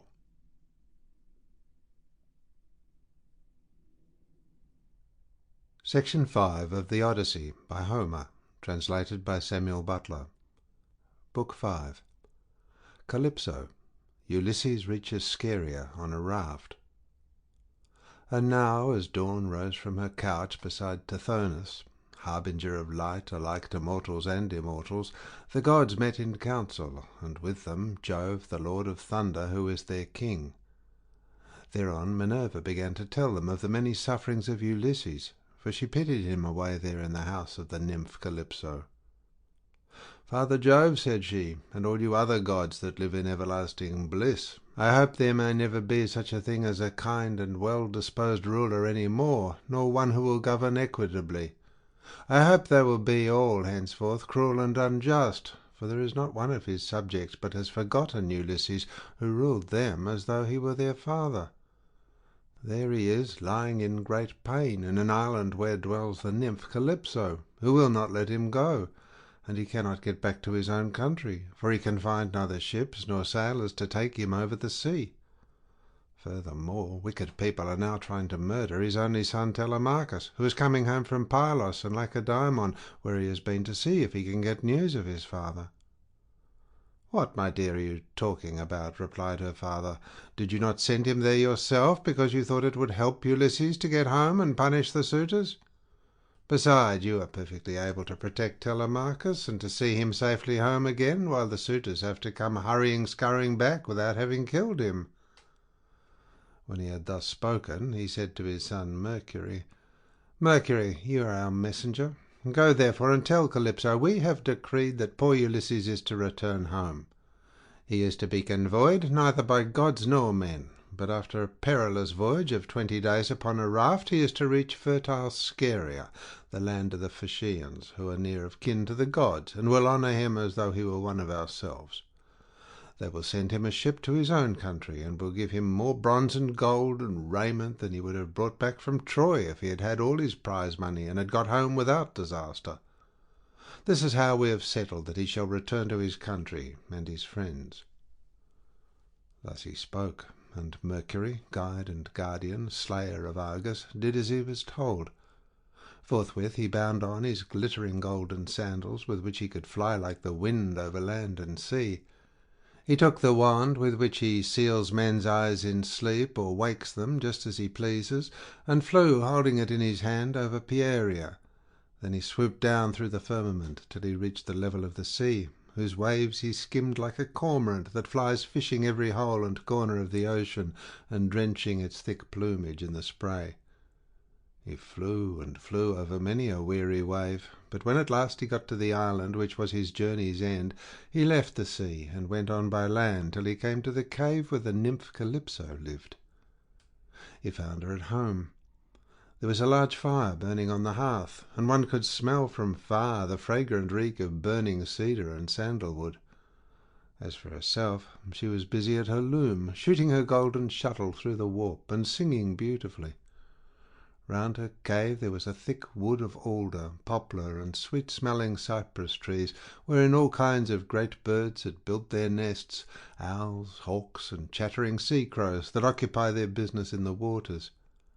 A vine loaded with grapes was trained, and grew luxuriantly about the mouth of the cave. There were also 4 running rills of water in channels cut pretty close together, and turned hither and thither so as to irrigate the beds of violets and luscious herbage over which they flowed. Even a god could not help being charmed with such a lovely spot, so Mercury stood still and looked at it. But when he had admired it sufficiently, he went inside the cave. Calypso knew him at once, for the gods all know each other, no matter how far they live from one another, but Ulysses was not within. He was on the seashore, as usual, looking out upon the barren ocean with tears in his eyes, groaning and breaking his heart for sorrow. Calypso gave Mercury a seat, and said, "Why have you come to see me, Mercury, honoured and ever welcome? For you do not visit me often. Say what you want. I will do it for you at once if I can, and if it can be done at all. But come inside and let me set refreshments before you." As she spoke, she drew a table loaded with ambrosia beside him, and mixed him some red nectar. So Mercury ate and drank till he had had enough, and then said, "We are speaking, god and goddess, to one another, and you ask me why I have come here, and I will tell you truly as you would have me do. Jove sent me. It was no doing of mine. Who could possibly want to come all this way over the sea, where there are no cities full of people to offer me sacrifices or choice hecatombs? Nevertheless, I had to come, for none of us other gods can cross Jove, nor transgress his orders. He said that you have here the most ill-starred of all those who fought 9 years before the city of King Priam, and sailed home in the 10th year, after having sacked it. On their way home they sinned against Minerva, who raised both wind and waves against them, so that all his brave companions perished, and he alone was carried hither by wind and tide. Jove says that you are to let this man go at once, for it is decreed that he shall not perish here, far from his own people, but shall return to his house and country, and see his friends again." Calypso trembled with rage when she heard this. "You gods," she exclaimed, "ought to be ashamed of yourselves. You are always jealous, and hate seeing a goddess take a fancy to a mortal man, and live with him in open matrimony. So when rosy-fingered Dawn made love to Orion, you precious gods were all of you furious, till Diana went and killed him on Ortygia. So again, when Ceres fell in love with Iasion, and yielded to him in a thrice-ploughed fallow field, Jove came to hear of it before so very long, and killed Iasion with his thunderbolts. And now you are angry with me too, because I have a man here. I found the poor creature sitting all alone astride of a keel, for Jove had struck his ship with lightning and sunk it in mid-ocean, so that all his crew were drowned, while he himself was driven by wind and waves onto my island. I got fond of him and cherished him, and had set my heart on making him immortal, so that he should never grow old all his days. Still, I cannot cross Jove, nor bring his counsels to nothing. Therefore, if he insists upon it, let the man go beyond the seas again. But I cannot send him anywhere myself, for I have neither ships nor men who can take him. Nevertheless, I will readily give him such advice, in all good faith, as will be likely to bring him safely to his own country." "Then send him away," said Mercury, "or Jove will be angry with you and punish you." On this he took his leave, and Calypso went out to look for Ulysses, for she had heard Jove's message. She found him sitting upon the beach, with his eyes ever filled with tears, and dying of sheer homesickness, for he had got tired of Calypso, and though he was forced to sleep with her in the cave by night, it was she, not he, that would have it so. As for the daytime, he spent it on the rocks and on the seashore, weeping, crying aloud for his despair, and always looking out upon the sea. Calypso then went close up to him and said, "My poor fellow, you shall not stay here grieving and fretting your life out any longer. I am going to send you away of my own free will. So go, cut some beams of wood, and make yourself a large raft with an upper deck, that it may carry you safely over the sea. I will put bread, wine, and water on board to save you from starving. I will also give you clothes, and will send you a fair wind to take you home, if the gods in heaven so will it, for they know more about these things, and can settle them better than I can." Ulysses shuddered as he heard her.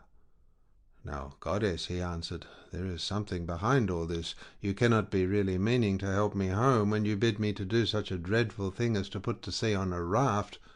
Not even a well-found ship with a fair wind could venture on such a distant voyage. Nothing that you can say or do shall make me go on board a raft, unless you first solemnly swear that you mean me no mischief." Calypso smiled at this, and caressed him with her hand. "You know a great deal," said she, "but you are quite wrong here. May heaven above and earth below be my witnesses, with the waters of the river Styx, and this is the most solemn oath which a blessed god can take, that I mean you no sort of harm, and am only advising you to do exactly what I should do myself in your place. I am dealing with you quite straightforwardly. My heart is not made of iron, and I am very sorry for you." When she had thus spoken, she led the way rapidly before him, and Ulysses followed in her steps. So the pair, goddess and man, went on till they came to Calypso's cave, where Ulysses took the seat that Mercury had just left. Calypso set meat and drink before him of the food that mortals eat, but her maids brought ambrosia and nectar for herself, and they laid their hands on the good things that were before them. When they had satisfied themselves with meat and drink, Calypso spoke, saying, "Ulysses, noble son of Laertes, so you would start home to your own land at once? Good luck go with you, but if you could only know how much suffering is in store for you before you get back to your own country, you would stay where you are, keep house along with me, and let me make you immortal, no matter how anxious you may be to see this wife of yours, of whom you are thinking all the time, day after day. Yet I flatter myself that I am no whit less tall or well-looking than she is, for it is not to be expected that a mortal woman should compare in beauty with an immortal." "Goddess," replied Ulysses, "do not be angry with me about this. I am quite aware that my wife Penelope is nothing like so tall or so beautiful as yourself. She is only a woman, whereas you are an immortal. Nevertheless, I want to go home, and can think of nothing else. If some god wrecks me where I am on the sea, I will bear it and make the best of it. I have had infinite trouble both by land and sea already, so let this go with the rest." Presently the sun set, and it became dark, whereon the pair retired into the inner part of the cave and went to bed. When the child of morning, rosy-fingered Dawn, appeared, Ulysses put on his shirt and cloak, while the goddess wore a dress of a light gossamer fabric, very fine and graceful, with a beautiful golden girdle about her waist and a veil to cover her head. She at once set herself to think how she could speed Ulysses on his way. So she gave him a great bronze axe that suited his hands. It was sharpened on both sides, and had a beautiful olive wood handle fitted firmly onto it. She also gave him a sharp adze, and then led the way to the far end of the island, where the largest trees grew, alder, poplar, and pine, that reached the sky, very dry and well seasoned, so as to sail light for him in the water. Then, when she had shown him where the best trees grew, Calypso went home, leaving him to cut them, which he soon finished doing. He cut down 20 trees in all, and adzed them smooth, squaring them by rule in good workmanlike fashion. Meanwhile Calypso came back with some augers, so he bored holes with them and fitted the timbers together with bolts and rivets. He made the raft as broad as a skilled shipwright makes the beam of a large vessel, and he fixed a deck on top of the ribs and ran a gunwale all round it. He also made a mast with a yard-arm and a rudder to steer with. He fenced the raft all round with wicker hurdles as a protection against the waves, and then he threw on a quantity of wood. By and by Calypso brought him some linen to make the sails, and he made these too, excellently, making them fast with braces and sheets. Last of all, with the help of levers, he drew the raft down into the water. In 4 days he had completed the whole work, and on the 5th Calypso sent him from the island, after washing him and giving him some clean clothes. She gave him a goatskin full of black wine, and another larger one of water. She also gave him a wallet full of provisions, and found him in much good meat. Moreover, she made the wind fair and warm for him, and gladly did Ulysses spread his sail before it, while he sat and guided the raft skilfully by means of the rudder. He never closed his eyes, but kept them fixed on the Pleiades, on late-setting Bootes, and on the Bear, which men also call the Wain, and which turns round and round where it is, facing Orion, and alone, never dipping into the stream of Oceanus, for Calypso had told him to keep this to his left. Days 7 and 10 did he sail over the sea, and on the 18th the dim outlines of the mountains on the nearest part of the Phaeacian coast appeared, rising like a shield on the horizon. But King Neptune, who was returning from the Ethiopians, caught sight of Ulysses a long way off from the mountains of the Solymi. He could see him sailing upon the sea, and it made him very angry, so he wagged his head and muttered to himself, saying, "Good heavens! So the gods have been changing their minds about Ulysses while I was away in Ethiopia, and now he is close to the land of the Phaeacians, where it is decreed that he shall escape from the calamities that have befallen him. Still, he shall have plenty of hardships yet before he has done with it." Thereon he gathered his clouds together, grasped his trident, stirred it round in the sea, and roused the rage of every wind that blows, till earth, sea, and sky were hidden in cloud, and night sprang forth out of the heavens. Winds from east, south, north, and west fell upon him all at the same time, and a tremendous sea got up, so that Ulysses' heart began to fail him. "Alas," he said to himself in his dismay, "whatever will become of me? I am afraid Calypso was right when she said I should have trouble by sea before I got back home. It is all coming true. How black Jove is making heaven with his clouds, and what a sea the winds are raising from every quarter at once! I am now safe to perish. Blessed and thrice blessed were those Danaans who fell before Troy in the cause of the sons of Atreus. Would that I had been killed on the day when the Trojans were pressing me so sorely about the dead body of Achilles, for then I should have had due burial, and the Achaeans would have honoured my name. But now it seems that I shall come to a most pitiable end." As he spoke, a sea broke over him with such terrific fury that the raft reeled again, and he was carried overboard a long way off. He let go the helm, and the force of the hurricane was so great that it broke the mast halfway up, and both sail and yard went over into the sea. For a long time Ulysses was under water, and it was all he could do to rise to the surface again, for the clothes Calypso had given him weighed him down. But at last he got his head above water, and spat out the bitter brine that was running down his face in streams. In spite of all this, however, he did not lose sight of his raft, but swam as fast as he could towards it, got hold of it, and climbed on board again, so as to escape drowning. The sea took the raft and tossed it about as autumn winds whirl thistledown round and round upon a road. It was as though the south, north, east, and west winds were all playing battledore and shuttlecock with it at once. When he was in this plight, Ino, daughter of Cadmus, also called Leucothea, saw him. She had formerly been a mere mortal, but had been since raised to the rank of a marine goddess.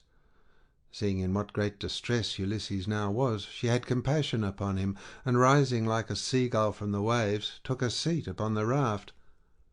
"My poor good man," said she, "why is Neptune so furiously angry with you?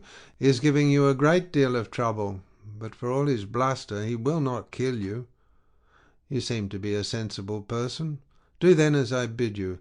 Strip, leave your raft to drive before the wind, and swim to the Phaeacian coast, where better luck awaits you.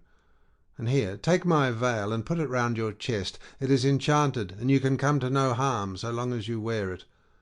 As soon as you touch land, take it off, throw it back as far as you can into the sea, and then go away again." With these words she took off her veil and gave it to him. Then she dived down again like a seagull, and vanished beneath the dark blue waters. But Ulysses did not know what to think. "Alas," he said to himself in his dismay, "this is only some one or other of the gods who is luring me to ruin by advising me to quit my raft. At any rate, I will not do so at present, for the land where she said I should be quit of all trouble seemed to be still a good way off. I know what I will do. I am sure it will be best. No matter what happens, I will stick to the raft as long as her timbers hold together, but when the sea breaks her up, I will swim for it. I do not see how I can do any better than this." While he was thus in two minds, Neptune sent a terrible great wave that seemed to rear itself above his head till it broke right over the raft, which then went to pieces as though it were a heap of dry chaff tossed about by a whirlwind. Ulysses got astride of one plank and rode upon it as if he were on horseback. He then took off the clothes Calypso had given him, bound Ino's veil under his arms, and plunged into the sea, meaning to swim on shore.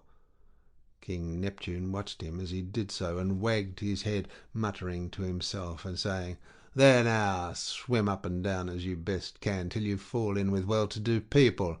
I do not think you will be able to say that I have let you off too lightly." On this he lashed his horses and drove to Aegea, where his palace is. But Minerva resolved to help Ulysses, so she bound the ways of all the winds except one, and made them lie quite still. But she roused a good stiff breeze from the north that should lay the waters till Ulysses reached the land of the Phaeacians, where he would be safe. Thereon he floated about for 2 nights and 2 days in the water, with a heavy swell on the sea, and death staring him in the face. But when the third day broke, the wind fell, and there was a dead calm, without so much as a breath of air stirring. As he rode on the swell, he looked eagerly ahead, and he could see land quite near. Then, as children rejoice when their dear father begins to get better after having for a long time borne sore affliction sent him by some angry spirit, but the gods deliver him from evil, so was Ulysses thankful when he saw again land and trees, and swam on with all his strength that he might once more set foot upon dry ground. When, however, he got within earshot, he began to hear the surf thundering up against the rocks, for the swell still broke against them with a terrific roar. Everything was enveloped in spray. There were no harbours where a ship might ride, nor shelter of any kind, but only headlands, low-lying rocks, and mountain tops. Ulysses' heart now began to fail him, and he said despairingly to himself, "Alas, Jove has let me see land after swimming so far that I had given up all hope, but I can find no landing place, for the coast is rocky and surf-beaten, the rocks are smooth and rise sheer from the sea, with deep water close under them, so that I cannot climb out for want of foothold. I am afraid some great wave will lift me off my legs and dash me against the rocks as I leave the water, which would give me a sorry landing. If, on the other hand, I swim further in search of some shelving beach or harbour, a hurricane may carry me out to sea again, sorely against my will, or heaven may send some great monster of the deep to attack me, for Amphitrite breeds many such, and I know that Neptune is very angry with me." While he was thus in two minds, a wave caught him and took him with such force against the rocks that he would have been smashed and torn to pieces if Minerva had not shown him what to do. He caught hold of the rock with both hands and clung to it, groaning with pain, till the wave retired, so he was saved that time. But presently the wave came on again and carried him back with it far into the sea, tearing his hands as the suckers of a polypus are torn when someone plucks it from its bed and the stones come up along with it. Even so did the rocks tear the skin away from his strong hands, and then the wave drew him deep down under the water. Here poor Ulysses would have certainly perished, even in spite of his own destiny, if Minerva had not helped him to keep his wits about him. He swam seaward again, beyond reach of the surf that was beating against the land, and at the same time he kept looking towards the shore to see if he could find some haven or a spit that should take the waves aslant. By and by, as he swam on, he came to the mouth of a river, and here he thought would be the best place, for there were no rocks, and it afforded shelter from the wind. He felt that there was a current, so he prayed inwardly and said, "Hear me, O king, whoever you may be, and save me from the anger of the sea god Neptune, for I approach you prayerfully. Anyone who has lost his way has at all times a claim even upon the gods. Therefore, in my distress, I draw near to your stream and cling to the knees of your river hood. Have mercy upon me, O king, for I declare myself your suppliant." Then the god stayed his stream and stilled the waves, making all calm before him, and bringing him safely into the mouth of the river. Here at last Ulysses' knees and strong hands failed him, for the sea had completely broken him. His body was all swollen, and his mouth and nostrils ran down like a river with sea water, so that he could neither breathe nor speak, and lay swooning from sheer exhaustion. Presently, when he had got his breath and came to himself again, he took off the scarf that Ino had given him and threw it back into the salt stream of the river, whereon Ino received it into her hands from the wave that bore it towards her. Then he left the river, laid himself down among the rushes, and kissed the bounteous earth. "Alas," he cried to himself in his dismay, "whatever will become of me, and how is it all to end? If I stay here upon the river bed through the long watches of the night, I am so exhausted that the bitter cold and damp may make an end of me, for towards sunrise there will be a keen wind blowing from off the river. If, on the other hand, I climb the hillside, find shelter in the woods, and sleep in some thicket, I may escape the cold and have a good night's rest, but some savage beast may take advantage of me and devour me." In the end he deemed it best to take to the woods, and he found one upon some high ground not far from the water. There he crept beneath two shoots of olive that grew from a single stock, the one an ungrafted sucker, while the other had been grafted. No wind, however squally, could break through the cover they afforded, nor could the sun's rays pierce them, nor the rain get through them, so closely did they grow into one another. Ulysses crept under these, and began to make himself a bed to lie on, for there was a great litter of dead leaves lying about, enough to make a covering for 2 or 3 men, even in hard winter weather. He was glad enough to see this, so he laid himself down and heaped the leaves all round him. Then, as one who lives alone in the country, far from any neighbour, hides a brand as fire-seed in the ashes to save himself from having to get a light elsewhere, even so did Ulysses cover himself up with leaves, and Minerva shed a sweet sleep upon his eyes, closed his eyelids, and made him lose all memories of his sorrows. End of section 5.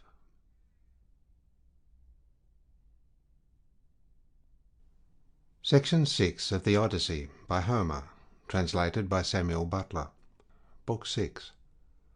The meeting between Nausicaa and Ulysses. So here Ulysses slept, overcome by sleep and toil. But Minerva went off to the country and city of the Phaeacians, a people who used to live in the fair town of Hypereia, near the lawless Cyclops. Now the Cyclops were stronger than they, and plundered them, so their king Nausithoeus moved them thence, and settled them in Scheria, far from all other people. He surrounded the city with a wall, built houses and temples, and divided the lands among his people. But he was dead and gone to the house of Hades, and King Alcinous, whose counsels were inspired of heaven, was now reigning. To his house, then, did Minerva hie, in furtherance of the return of Ulysses. She went straight to the beautifully decorated bedroom in which there slept a girl who was as lovely as a goddess, Nausicaa, daughter to King Alcinous. 2 maidservants were sleeping near her, both very pretty, one on either side of the doorway, which was closed with well-made folding doors. Minerva took the form of the famous sea captain Diomed's daughter, who was a bosom friend of Nausicaa, and just her own age. Then, coming up to the girl's bedside like a breath of wind, she hovered over her head and said, "Nausicaa, what can your mother have been about, to have such a lazy daughter?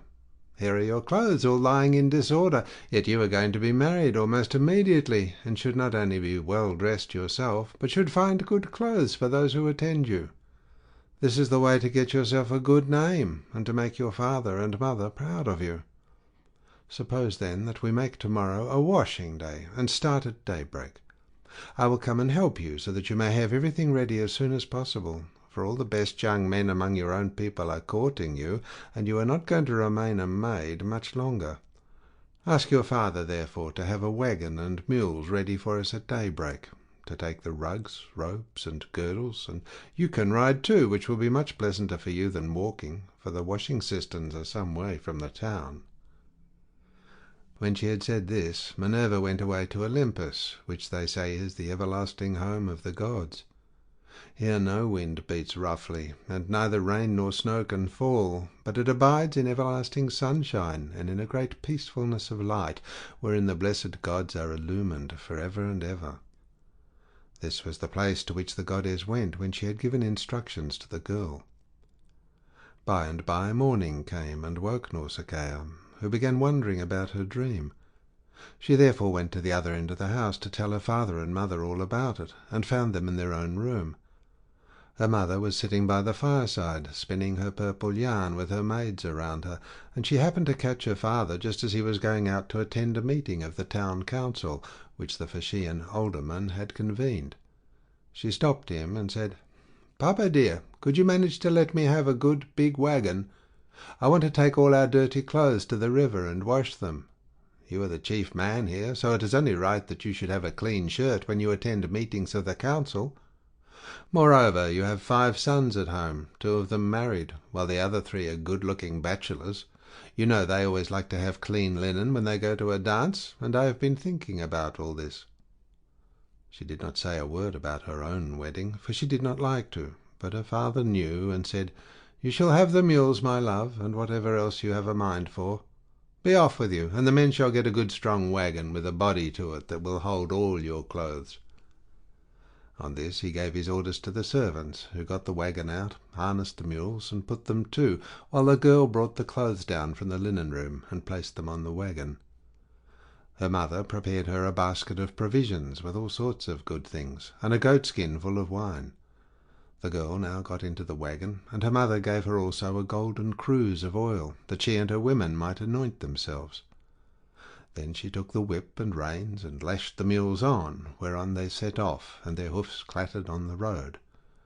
They pulled without flagging, and carried not only Nausicaa and her wash of clothes, but the maids also who were with her. When they reached the waterside, they went to the washing cisterns, through which there ran at all times enough pure water to wash any quantity of linen, no matter how dirty. Here they unharnessed the mules and turned them out to feed on the sweet juicy herbage that grew by the waterside. They took the clothes out of the wagon, put them in the water, and vied with one another in treading them in the pits to get the dirt out. After they had washed them and got them quite clean, they laid them out by the seaside, where the waves had raised a high beach of shingle, and set about washing themselves and anointing themselves with olive oil. Then they got their dinner by the side of the stream, and waited for the sun to finish drying the clothes. When they had done dinner, they threw off the veils that covered their heads, and began to play at ball, while Nausicaa sang for them. As the huntress Diana goes forth upon the mountains of Taygetus or Erymanthus to hunt wild boars or deer, and the wood nymphs, daughters of Aegis bearing Jove, take their sport along with her, then is Leto proud at seeing her daughter stand a full head taller than the others, and eclipse the loveliest among a whole bevy of beauties. Even so did the girl outshine her handmaids. When it was time for them to start home, and they were folding the clothes and putting them into the wagons, Minerva began to consider how Ulysses should wake up and see the handsome girl who was to conduct him to the city of the Phaeacians. The girl therefore threw a ball at one of the maids, which missed her and fell into deep water. On this they all shouted, and the noise they made woke Ulysses, who sat up in his bed of leaves and began to wonder what it might be. "Alas," he said to himself, "what kind of people have I come amongst? Are they cruel, savage, and uncivilized, or hospitable and humane? I seem to hear the voices of young women, and they sound like those of the nymphs that haunt mountain tops, or springs of rivers and meadows of green grass. At any rate, I am among a race of men and women. Let me try if I cannot manage to get a look at them." As he said this, he crept from under his bush and broke off a bough covered with thick leaves to hide his nakedness. He looked like some lion of the wilderness that stalks about, exulting in his strength and defying both wind and rain. His eyes glare as he prowls in quest of oxen, sheep, or deer, for he is famished, and will dare break even into a well-fenced homestead, trying to get at the sheep. Even such did Ulysses seem to the young women, as he drew near to them, all naked as he was, for he was in great want. On seeing one so unkempt and so begrimed with salt water, the others scampered off along the spits that jutted out into the sea, but the daughter of Alcinous stood firm, for Minerva put courage into her heart, and took away all fear from her. She stood right in front of Ulysses, and he doubted whether he should go up to her, throw himself at her feet, and embrace her knees as a suppliant, or stay where he was, and entreat her to give him some clothes and show him the way to the town. In the end he deemed it best to entreat her from a distance, in case the girl should take offence at his coming near enough to clasp her knees, so he addressed her in honeyed and persuasive language. "O Queen," said he, "I implore your aid, but tell me, are you a goddess, or are you a mortal woman? If you are a goddess and dwell in heaven, I can only conjecture that you are Jove's daughter Diana, for your face and figure resemble none but hers. If, on the other hand, you are a mortal and live on earth, thrice happy are your father and mother, thrice happy too are your brothers and sisters. How proud and delighted they must feel when they see so fair a scion as yourself going out to a dance. Most happy, however, of all will be he whose wedding gifts have been the richest, and who takes you to his own home. I never yet saw anyone so beautiful, neither man nor woman, and am lost in admiration as I behold you. I can only compare you to a young palm tree which I saw when I was at Delos, growing near the altar of Apollo, for I was there too, with much people after me, when I was on that journey which has been the source of all my troubles. Never yet did a young plant shoot out of the ground as that was, and I admired and wondered at it exactly as I now admire and wonder at yourself. I dare not clasp your knees, but I am in great distress. Yesterday made the 20th day that I have been tossing about upon the sea. The winds and waves have taken me all the way from the Augean island, and now fate has flung me upon this coast, that I may endure still further suffering, for I do not think that I have yet come to the end of it, but rather that heaven has still much evil in store for me.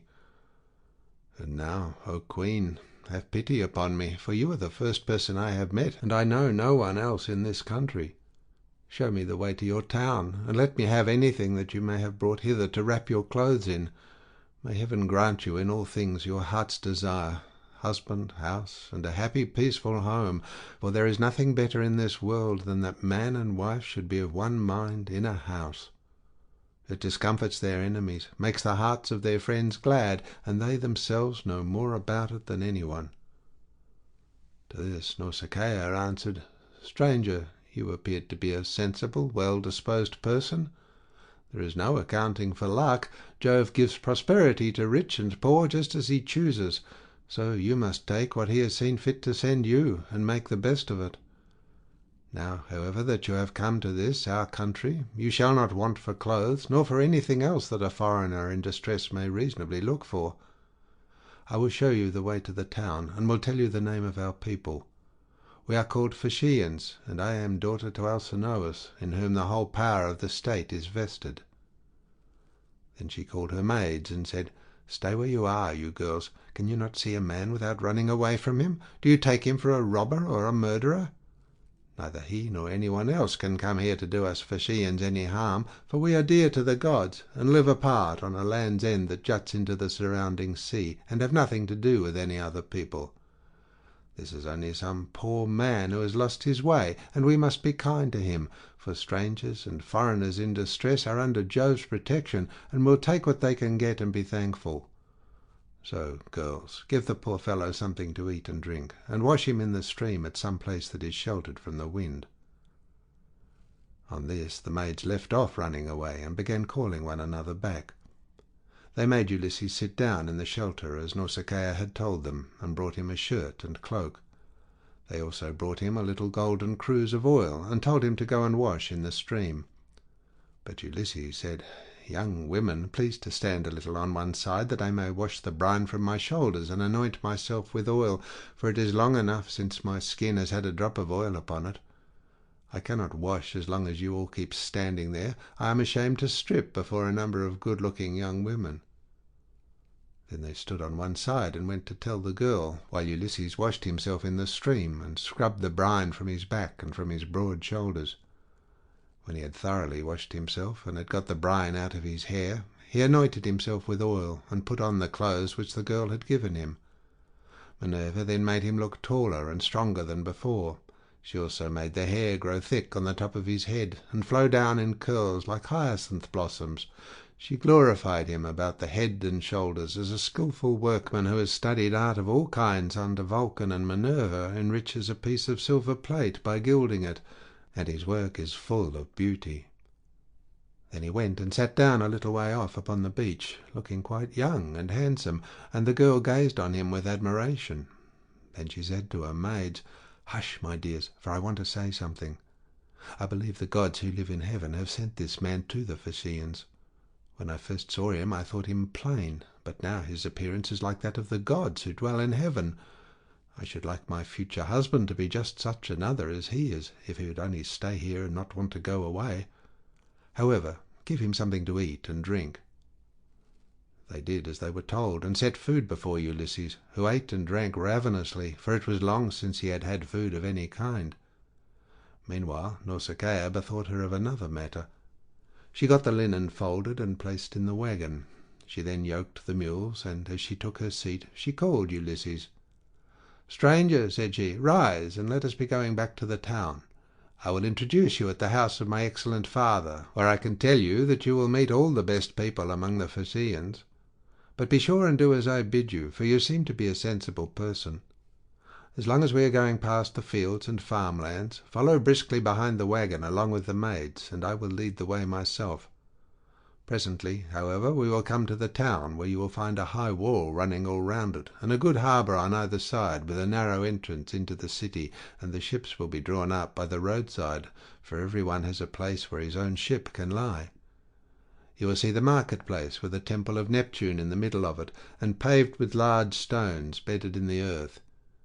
Here people deal in ship's gear of all kinds, such as cables and sails, and here, too, are the places where the oars are made, for the Phaeacians are not a nation of archers.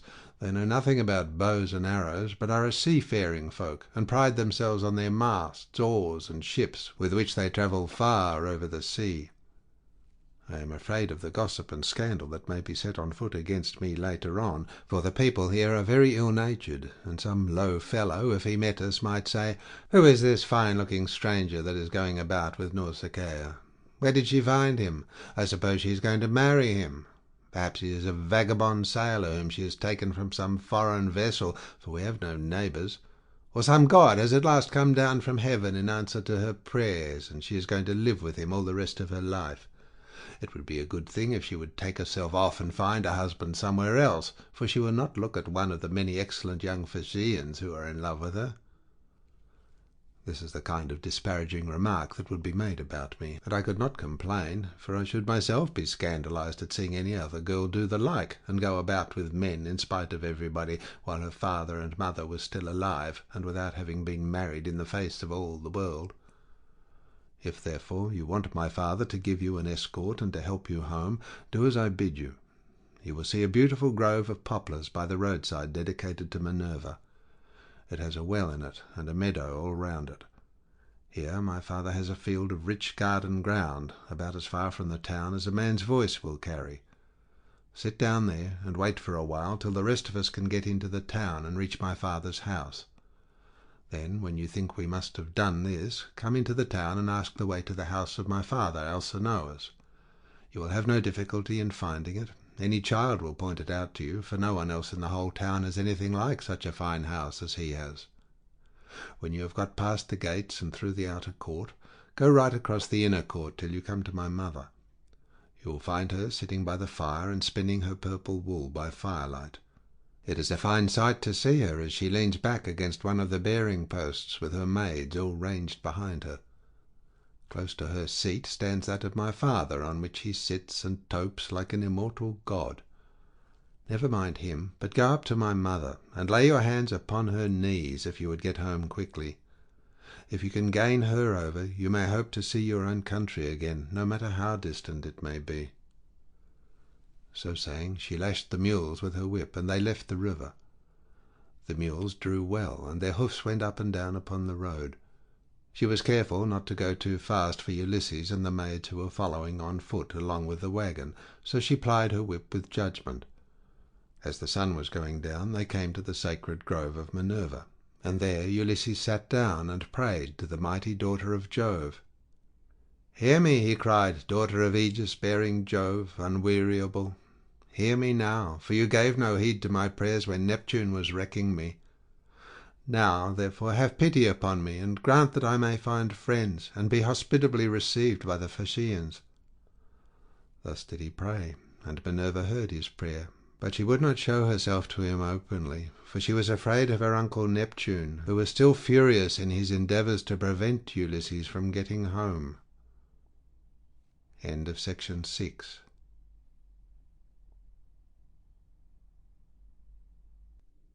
Section 7 of the Odyssey by Homer, translated by Samuel Butler. Book 7. Reception of Ulysses at the palace of King Alcinous. Thus then did Ulysses wait and pray, but the girl drove on to the town. When she reached her father's house, she drew up at the gateway, and her brothers, comely as the gods, gathered round her, took the mules out of the wagon, and carried the clothes into the house, while she went to her own room, where an old servant, Eurymedusa of Apaeira, lit the fire for her. This old woman had been brought by sea from Apaeira, and had been chosen as a prize for Alcinous, because he was king over the Phaeacians, and the people obeyed him as though he were a god. She had been a nurse to Nausicaa, and had now lit the fire for her, and brought her supper for her into her own room. Presently Ulysses got up to go towards the town, and Minerva shed a thick mist all round him to hide him in case any one of the proud Phaeacians who met him should be rude to him or ask him who he was. Then, as he was just entering the town, she came towards him in the likeness of a little girl carrying a pitcher. She stood right in front of him, and Ulysses said, "My dear, will you be so kind as to show me the house of King Alcinous? I am an unfortunate foreigner in distress, and do not know one in your town and country." Then Minerva said, "Yes, father stranger, I will show you the house you want, for Alcinous lives quite close to my own father. I will go before you and show the way, but say not a word as you go, and do not look at any man, nor ask him questions, for the people here cannot abide strangers, and do not like men who come from some other place. They are a seafaring folk, and sail the seas by the grace of Neptune in ships that glide along like thought, or as a bird in the air." On this she led the way, and Ulysses followed in her steps. But not one of the Phaeacians could see him as he passed through the city in the midst of them, for the great goddess Minerva, in her good will towards him, had hidden him in a thick cloud of darkness. He admired their harbours, ships, places of assembly, and the lofty walls of the city, which, with the palisade on top of them, were very striking. And when they reached the king's house, Minerva said, "This is the house, father stranger, which you would have me show you. You will find a number of great people sitting at table, but do not be afraid. Go straight in, for the bolder a man is, the more likely he is to carry his point, even though he is a stranger. First, find the queen. Her name is Arete, and she comes of the same family as her husband Alcinous. They both descend originally from Neptune, who was father to Nausithous by Peribaea, a woman of great beauty.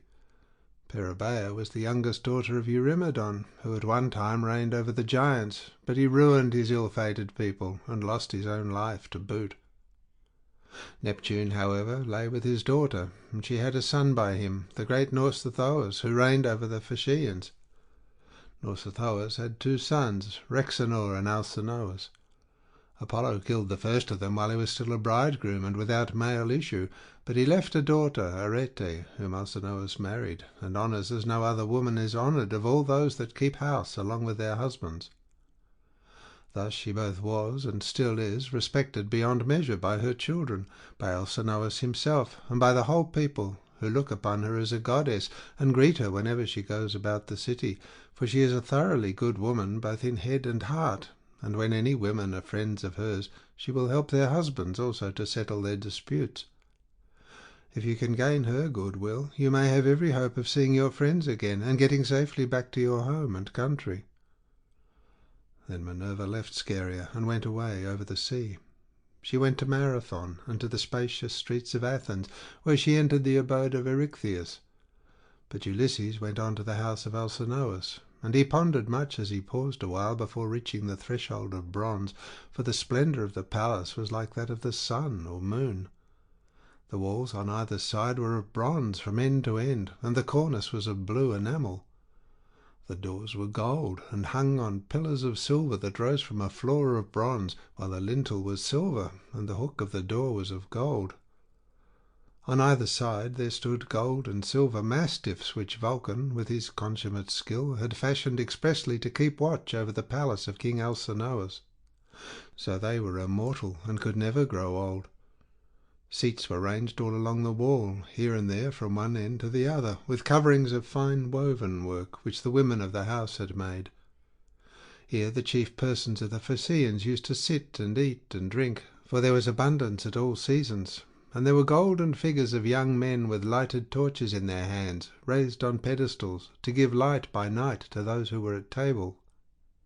There are 50 maidservants in the house, some of whom are always grinding rich yellow grain at the mill, while others work at the loom, or sit and spin, and their shuttles go backwards and forwards like the fluttering of aspen leaves, while the linen is so closely woven that it will turn oil.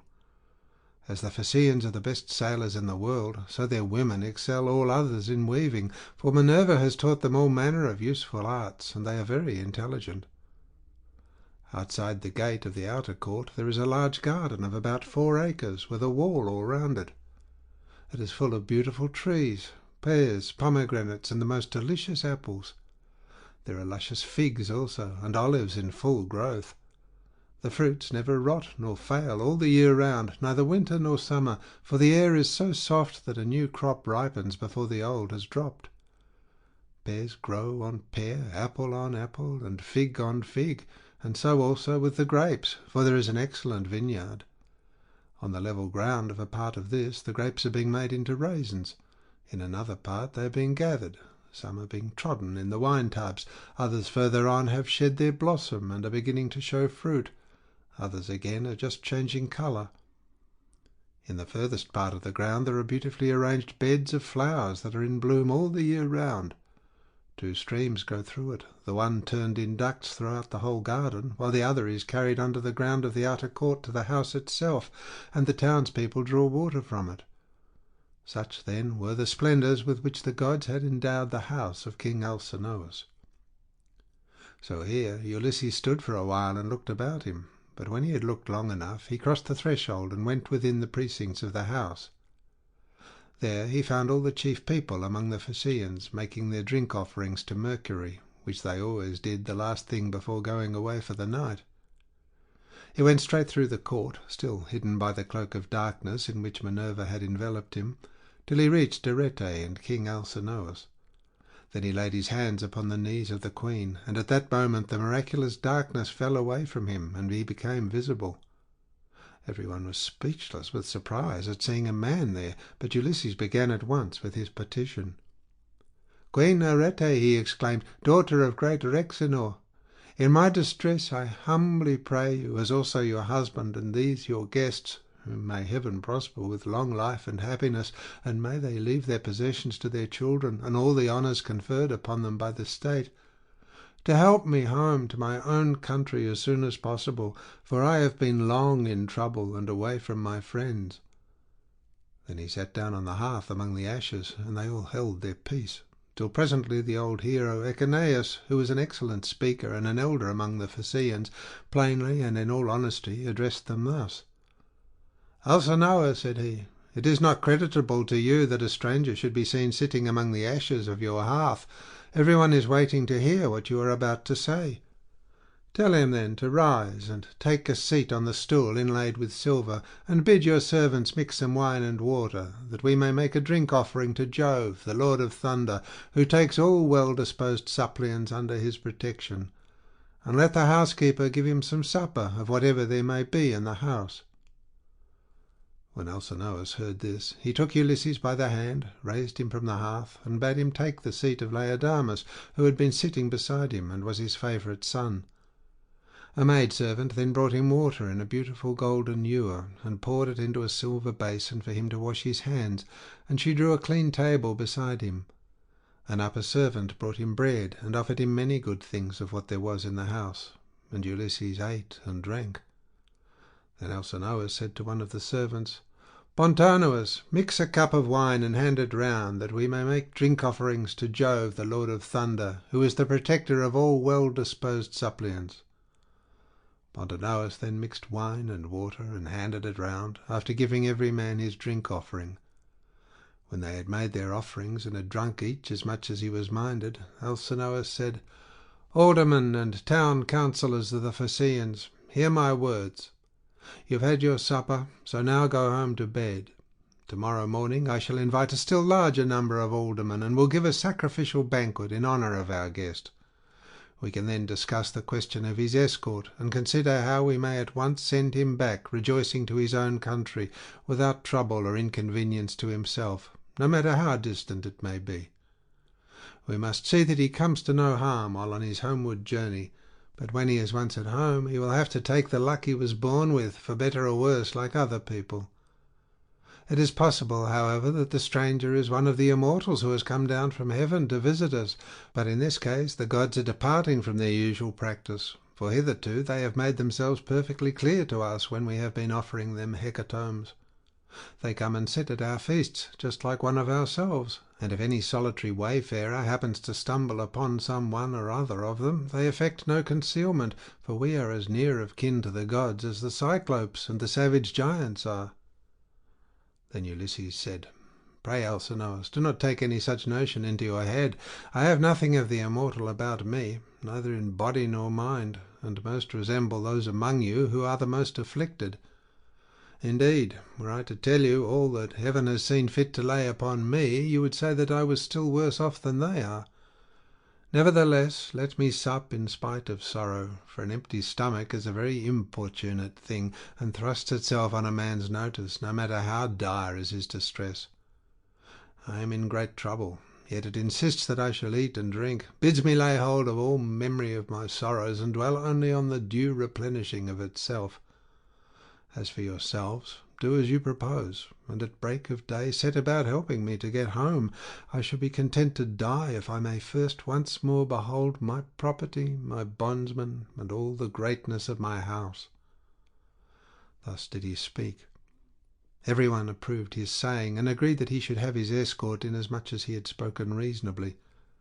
Then, when they had made their drink offerings, and had drunk each as much as he was minded, they went home to bed, every one in his own abode, leaving Ulysses in the cloister with Arete and Alcinous, while the servants were taking the things away after supper.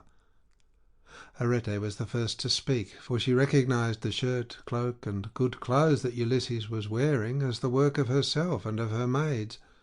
So she said, "Stranger, before we go any further, there is a question I should like to ask you. Who and whence are you, and who gave you those clothes? Did you not say you had come here from beyond the sea?"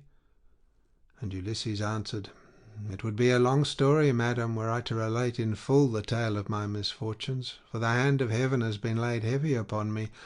But as regards your question, there is an island far away in the sea which is called the Augean. There dwells the cunning and powerful goddess Calypso, daughter of Atlas. She lives by herself, far from all neighbours, human or divine. Fortune, however, brought me to her hearth, all desolate and alone, for Jove struck my ship with his thunderbolts and broke it up in mid-ocean.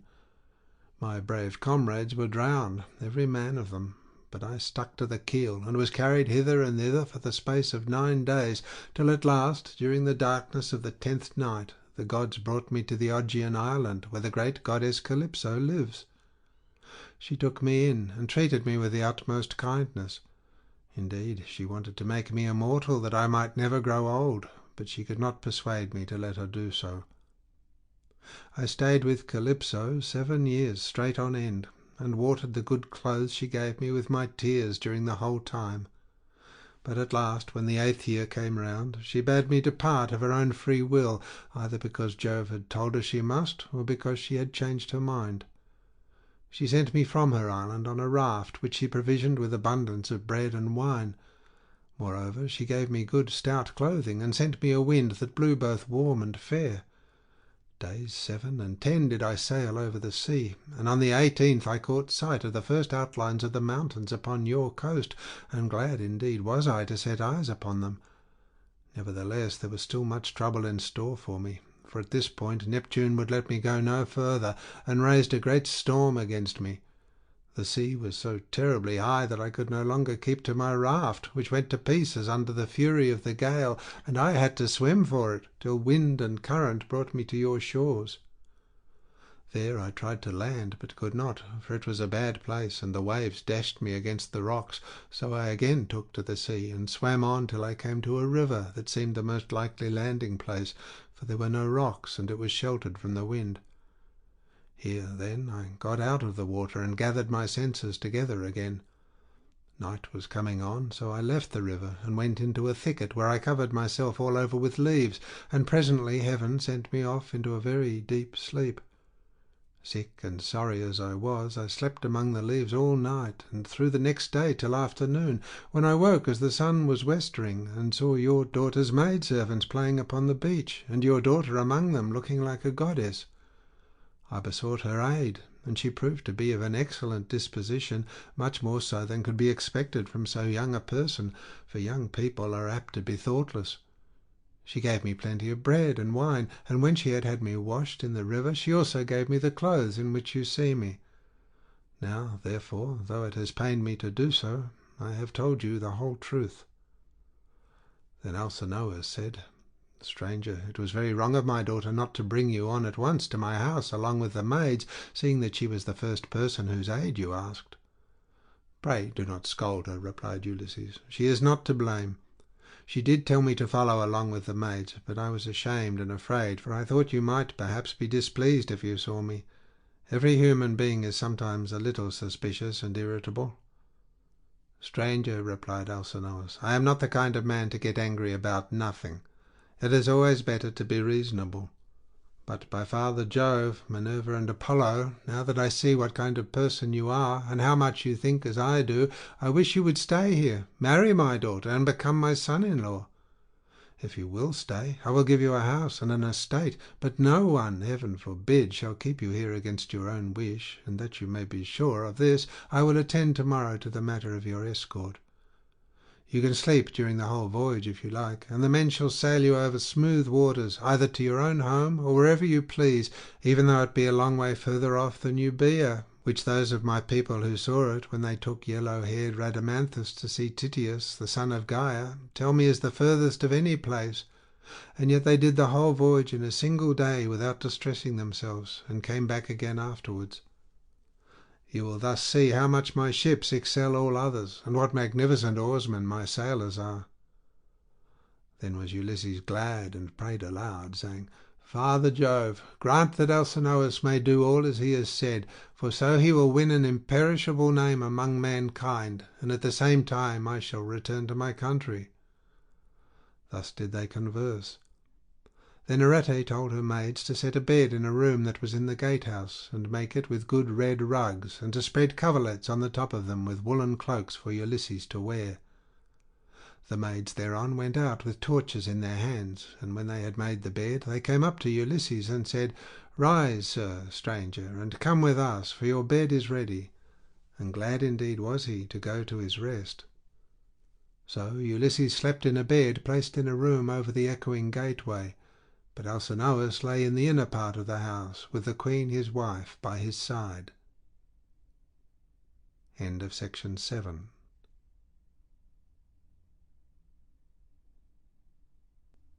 Section 8 of the Odyssey by Homer, translated by Samuel Butler. Book 8.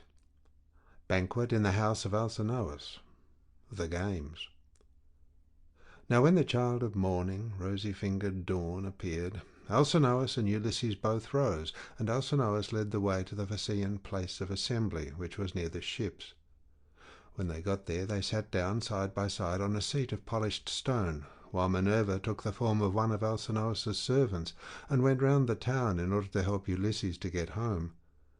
She went up to the citizens, man by man, and said, Aldermen and town councillors of the Phaeacians, come to the assembly, all of you, and listen to the stranger who has just come off a long voyage to the house of King Alcinous.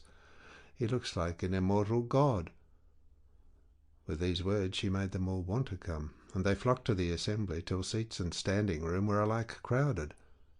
Everyone was struck with the appearance of Ulysses, for Minerva had beautified him about the head and shoulders, making him look taller and stouter than he really was, that he might impress the Phaeacians favourably as being a very remarkable man, and might come off well in the many trials of skill to which they would challenge him. Then, when they were got together, Alcinous spoke. Hear me, said he, aldermen and town councillors of the Phaeacians, that I may speak even as I am minded. This stranger, whoever he may be, has found his way to my house from somewhere or other, either east or west. He wants an escort, and wishes to have the matter settled. Let us then get one ready for him, as we have done for others before him. Indeed, no one who ever yet came to my house has been able to complain of me for not speeding on his way soon enough.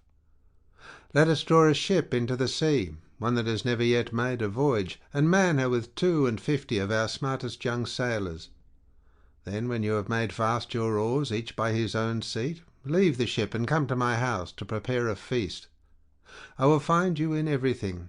I am giving these instructions to the young men who will form the crew, for as regards you aldermen and town councillors, you will join me in entertaining our guest in the cloisters. I can take no excuses, and we will have Demodocus to sing to us, for there is no bard like him, whatever he may choose to sing about. Alcinous then led the way, and the others followed after, while a servant went to fetch Demodocus.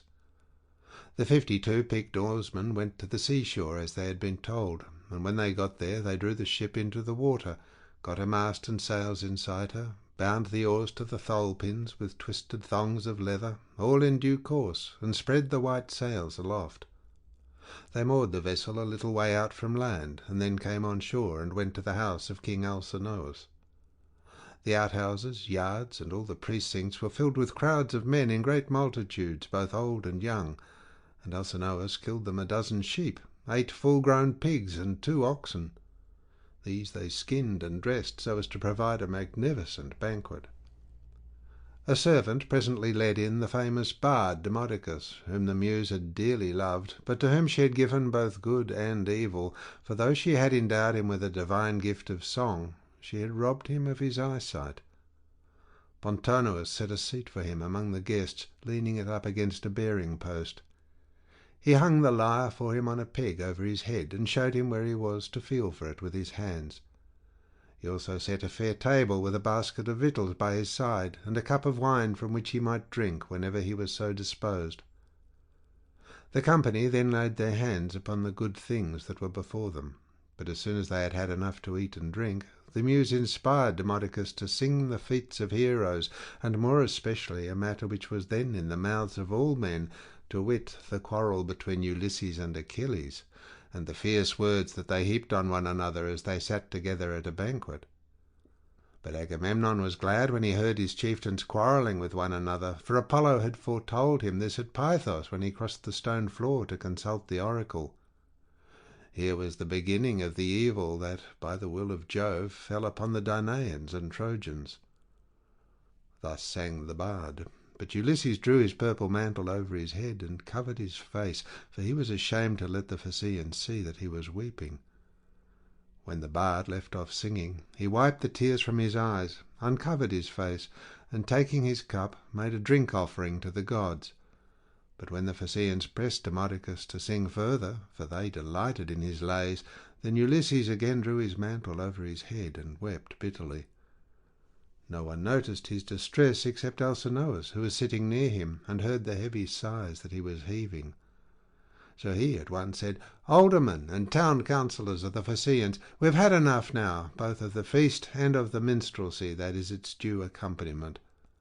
Let us proceed, therefore, to the athletic sports, so that our guest on his return home may be able to tell his friends how much we surpass all other nations as boxers, wrestlers, jumpers, and runners." With these words he led the way, and the others followed after. A servant hung Demodocus's lyre on its peg for him, led him out of the cloister, and set him on the same way as that along which all the chief men of the Phaeacians were going to see the sports. A crowd of several thousands of people followed them, and there were many excellent competitors for all the prizes. Acroneus, Asialus, Alatrius, Nautius, Primnius, Anchialus, Eretmaeus, Pontius, Proreus, Thoon, Anabesineus, and Amphialus, son of Polyneus, son of Tecton. There was also Euryalus, son of Neobalus, who was like Mars himself, and was the best-looking man among the Phaeacians except Laodamas. 3 sons of Alcinous, Laodamas, Halias, and Clotonius, competed also. The foot races came first. The course was set out for them from the starting post, and they raised a dust upon the plain as they all flew forward at the same moment. Clotonius came in first by a long way. He left everyone else behind him by the length of the furrow that a couple of mules can plough in a fallow field. They then turned to the painful art of wrestling, and here Euryalus proved to be the best man. Amphialus excelled all the others in jumping, while at throwing the disc there was no one who could approach Elatreus. Alcinous' son Laodamas was the best boxer, and he it was who presently said, when they had all been diverted with the games, "Let us ask the stranger whether he excels in any of these sports. He seems very powerfully built.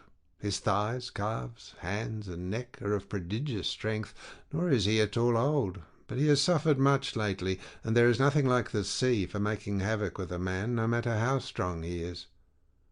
"You are quite right, Laodamas," replied Euryalus. "Go up to your guests and speak to him about it yourself."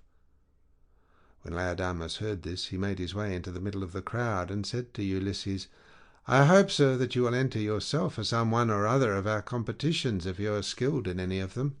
And you must have gone in for many a one before now. There is nothing that does one so much credit all his life long as the showing himself a proper man with his hands and feet.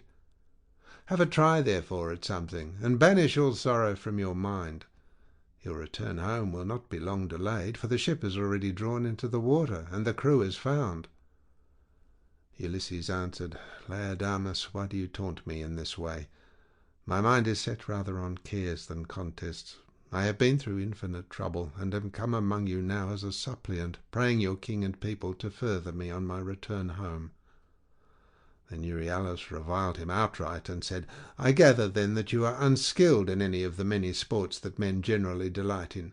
I suppose you are one of those grasping traders that go about in ships as captains or merchants, and who think of nothing but of their outward freights and homeward cargoes. There does not seem to be much of the athlete about you." "For shame, sir," answered Ulysses fiercely. "You are an insolent fellow. So true is it that the gods do not grace all men alike in speech, person, and understanding. One man may be of weak presence, but heaven has adorned this with such a good conversation that he charms every one who sees him. His honeyed moderation carries his hearers with him, so that he is leader in all assemblies of his fellows, and wherever he goes he is looked up to. Another may be as handsome as a god, but his good looks are not crowned with discretion. This is your case. No god could make a finer looking fellow than you are, but you are a fool. Your ill-judged remarks have made me exceedingly angry, and you are quite mistaken, for I excel in a great many athletic exercises. Indeed, so long as I had youth and strength, I was among the first athletes of the age.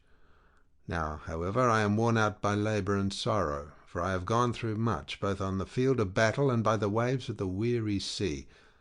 Still, in spite of all this, I will compete, for your taunts have stung me to the quick." So he hurried up without even taking his cloak off, and seized a disc, larger, more massive, and much heavier than those used by the Phaeacians when disc-throwing among themselves. Then, swinging it back, he threw it from his brawny hand, and it made a humming sound in the air as he did so. The Phaeacians quailed beneath the rushing of its flight as it sped gracefully from his hand, and flew beyond any mark that had been made yet. Minerva, in the form of a man, came and marked the place where it had fallen. "A blind man, sir," said she, "could easily tell your mark by groping for it. It is so far ahead of any other. You may make your mind easy about this contest, for no Phaeacian can come near to such a throw as yours." Ulysses was glad when he found he had a friend among the lookers-on, so he began to speak more pleasantly. "Young men," said he, "come up to that throw if you can, and I will throw another disc as heavy or even heavier. If anyone wants to have a bout with me, let him come on, for I am exceedingly angry. I will box, wrestle, or run. I do not care what it is, with any man of you except Laodamas, but not with him, because I am his guest, and one cannot compete with one's own personal friend. At least, I do not think it a prudent or a sensible thing for a guest to challenge his host's family at any game, especially when he is in a foreign country. He will cut the ground from under his own feet if he does, but I make no exception as regards anyone else, for I want to have the matter out and know which is the best man. I am a good hand at every kind of athletic sport known among mankind. I am an excellent archer. In battle I am always the first to bring a man down with my arrow, no matter how many more are taking aim at him alongside of me. Philoctetes was the only man who could shoot better than I could when we Achaeans were before Troy and in practice. I far excel everyone else in the whole world, of those who still eat bread upon the face of the earth, but I should not like to shoot against the mighty dead, such as Hercules or Eurytus the Oechalian, men who could shoot against the gods themselves. This, in fact, was how Eurytus came prematurely by his end, for Apollo was angry with him and killed him because he challenged him as an archer. I can throw a dart farther even than anyone else can shoot an arrow.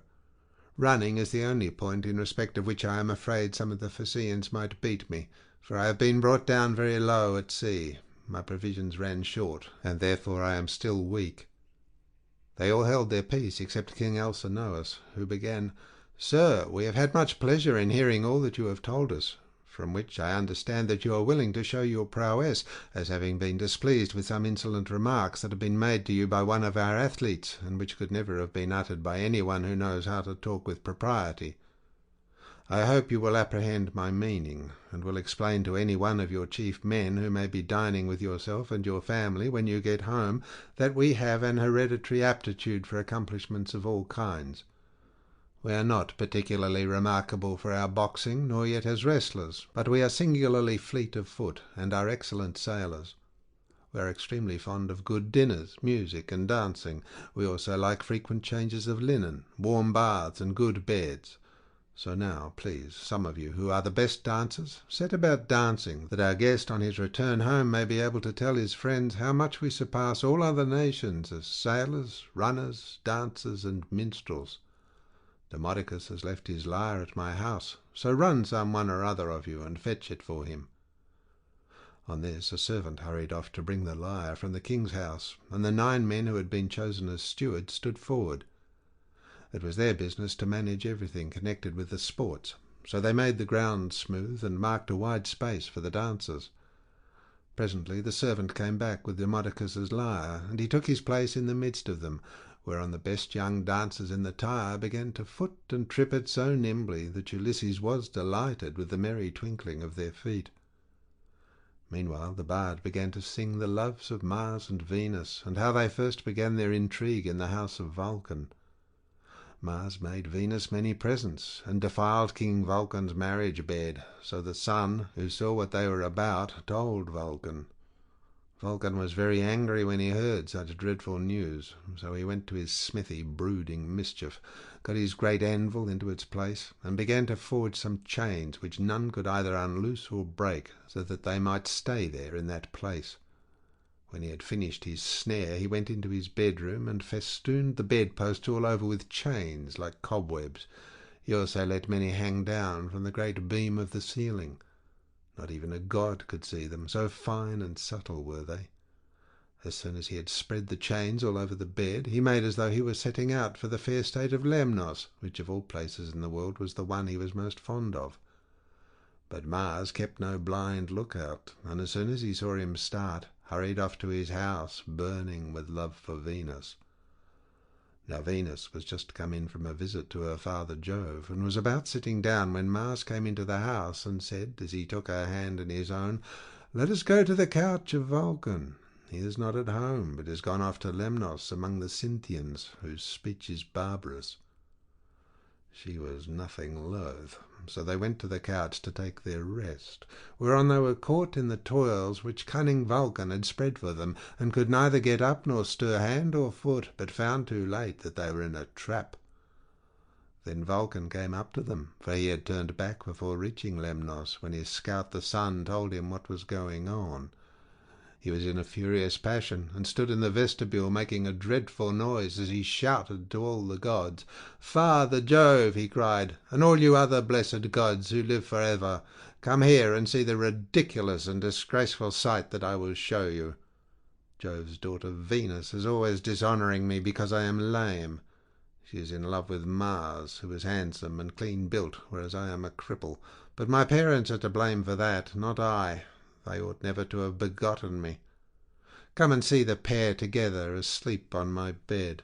It makes me furious to look at them. They are very fond of one another, but I do not think they will lie there longer than they can help, nor do I think that they will sleep much. There, however, they shall stay till her father has repaid me the sum I gave him for his baggage of a daughter, who is fair but not honest." On this the gods gathered to the house of Vulcan. Earth encircling Neptune came, and Mercury, the bringer of luck, and King Apollo, but the goddesses stayed at home, all of them, for shame.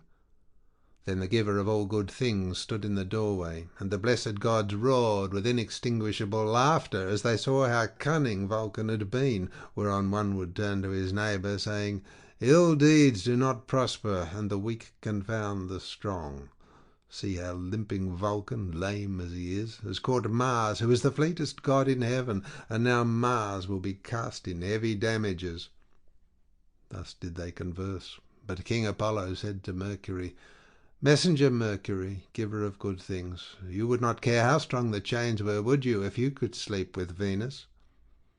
"King Apollo," answered Mercury, "I only wish I might get the chance, though there were 3 times as many chains, and you might look on, all of you, gods and goddesses, but I would sleep with her if I could."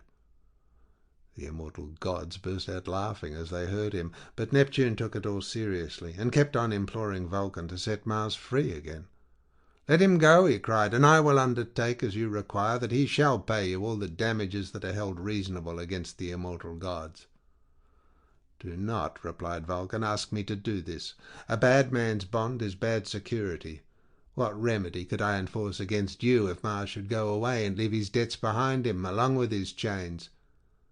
"Vulcan," said Neptune, "if Mars goes away without paying his damages, I will pay you myself."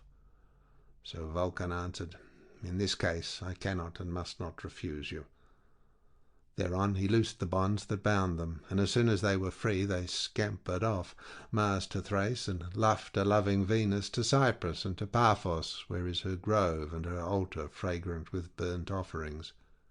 Here the Graces bathed her and anointed her with oil of ambrosia, such as the immortal gods make use of, and they clothed her in raiment of the most enchanting beauty. Thus sang the bard, and both Ulysses and the seafaring Phaeacians were charmed as they heard him. Then Alcinous told Laodamas and Halius to dance alone, for there was no one to compete with them. So they took a red ball which Polybus had made for them, and one of them bent himself backwards and threw it upwards towards the clouds, while the other jumped off the ground and caught it with ease before it came down again. When they had done throwing the ball straight up into the air, they began to dance, and at the same time kept on throwing it backwards and forwards to one another, while all the young men in the ring applauded and made a great stamping with their feet. Then Ulysses said, "King Alcinous, you said your people were the nimblest dancers in the world, and indeed they have proved themselves to be so. I was astonished as I saw them." The king was delighted at this, and exclaimed to the Phaeacians, "Aldermen and town councillors, our guest seems to be a person of singular judgment. Let us give him such proof of our hospitality as he may reasonably expect. There are 12 chief men among you, and counting myself there are 13. Contribute each of you a clean cloak, a shirt, and a talent of fine gold. Let us give him all this in a lump down at once, so that when he gets his supper he may do so with a light heart. As for Euryalus, he will have to make a formal apology, and a present too, for he has been rude." Thus did he speak. The others, all of them, applauded his saying, and sent their servants to fetch the presents. Then Euryalus said, "King Alcinous, I will give the stranger all the satisfaction you require. He shall have my sword, which is of bronze, all but the hilt, which is of silver. I will also give him the scabbard of newly sawn ivory into which it fits. It will be worth a great deal to him." As he spoke, he placed the sword in the hands of Ulysses, and said, "Good luck to you, father stranger. If anything has been said amiss, may the winds blow it away with them, and may heaven grant you a safe return, for I understand you have been long away from home, and have gone through much hardship." To which Ulysses answered, "Good luck to you too, my friend, and may the gods grant you every happiness. I hope you will not miss the sword you have given me, along with your apology." With these words he girded the sword about his shoulders, and towards sundown the presents began to make their appearance, as the servants of the donors kept bringing them to the house of King Alcinous. Here his sons received them, and placed them under their mother's charge. Then Alcinous led the way to the house, and bade his guests take their seats. "Wife," said he, turning to Queen Arete, "go fetch the best chest we have, and put a clean cloak and shirt in it. Also set a copper on the fire, and heat some water. Our guest will take a warm bath. See also to the careful packing of the presents that the noble Phaeacians have made him. He will thus better enjoy both his supper and the singing that will follow. I shall myself give him this golden goblet, which is of exquisite workmanship, that he may be reminded of me for the rest of his life whenever he makes a drink offering to Jove or to any of the gods." Then Arete told his maids to set a large tripod upon the fire as fast as they could, whereon they set a tripod full of bath water onto a clear fire. They threw on sticks to make it blaze, and the water became hot as the flames played about the belly of the tripod. Meanwhile, Arete brought a magnificent chest from her own room, and inside it she packed all the beautiful presents of gold and raiment which the Phaeacians had brought. Lastly, she added a cloak and a good shirt from Alcinous, and said to Ulysses, "See to the lid yourself, and have the whole bound round at once, for fear anyone should rob you by the way when you are asleep in your ship." When Ulysses heard this, he put the lid on the chest and made it fast with a bond that Circe had taught him. He had done so before an upper servant told him to come to the bath and wash himself. He was very glad of a warm bath, for he had had no one to wait upon him ever since he had left the house of Calypso, who, as long as he remained with her, had taken as good care of him as though he had been a god. When the servants had done washing and anointing him with oil, and had given him a clean cloak and shirt, he left the bathroom and joined the guests who were sitting over their wine. Lovely Nausicaa stood by one of the bearing posts supporting the roof of the cloister, and admired him as she saw him pass. "Farewell, stranger," said she. "Do not forget me when you are safe at home again, for it is to me first that you owe a ransom for having saved your life." And Ulysses said, "Nausicaa, daughter of great Alcinous, may Jove, the mighty husband of Juno, grant that I may reach my home. So shall I bless you as my guardian angel all my days, for it was you who saved me." When he had said this, he seated himself beside Alcinous. Supper was then served, and the wine was mixed for drinking. A servant led in the favourite bard, Demodocus, and set him in the midst of the company, near one of the bearing posts supporting the cloister, that he might lean against it. Then Ulysses cut off a piece of roast pork with plenty of fat, for there was abundance left on the joint, and said to a servant, "Take this piece of pork over to Demodocus, and tell him to eat it. For all the pain his lays may call me, I will salute him none the less. Bards are honoured and respected throughout the world, for the muse teaches them their songs and loves them." The servant carried the pork in his fingers over to Demodocus, who took it and was very much pleased. They then laid their hands on the good things that were before them, and as soon as they had had to eat and drink, Ulysses said to Demodocus, "Demodocus, there is no one in the world whom I admire more than I do you.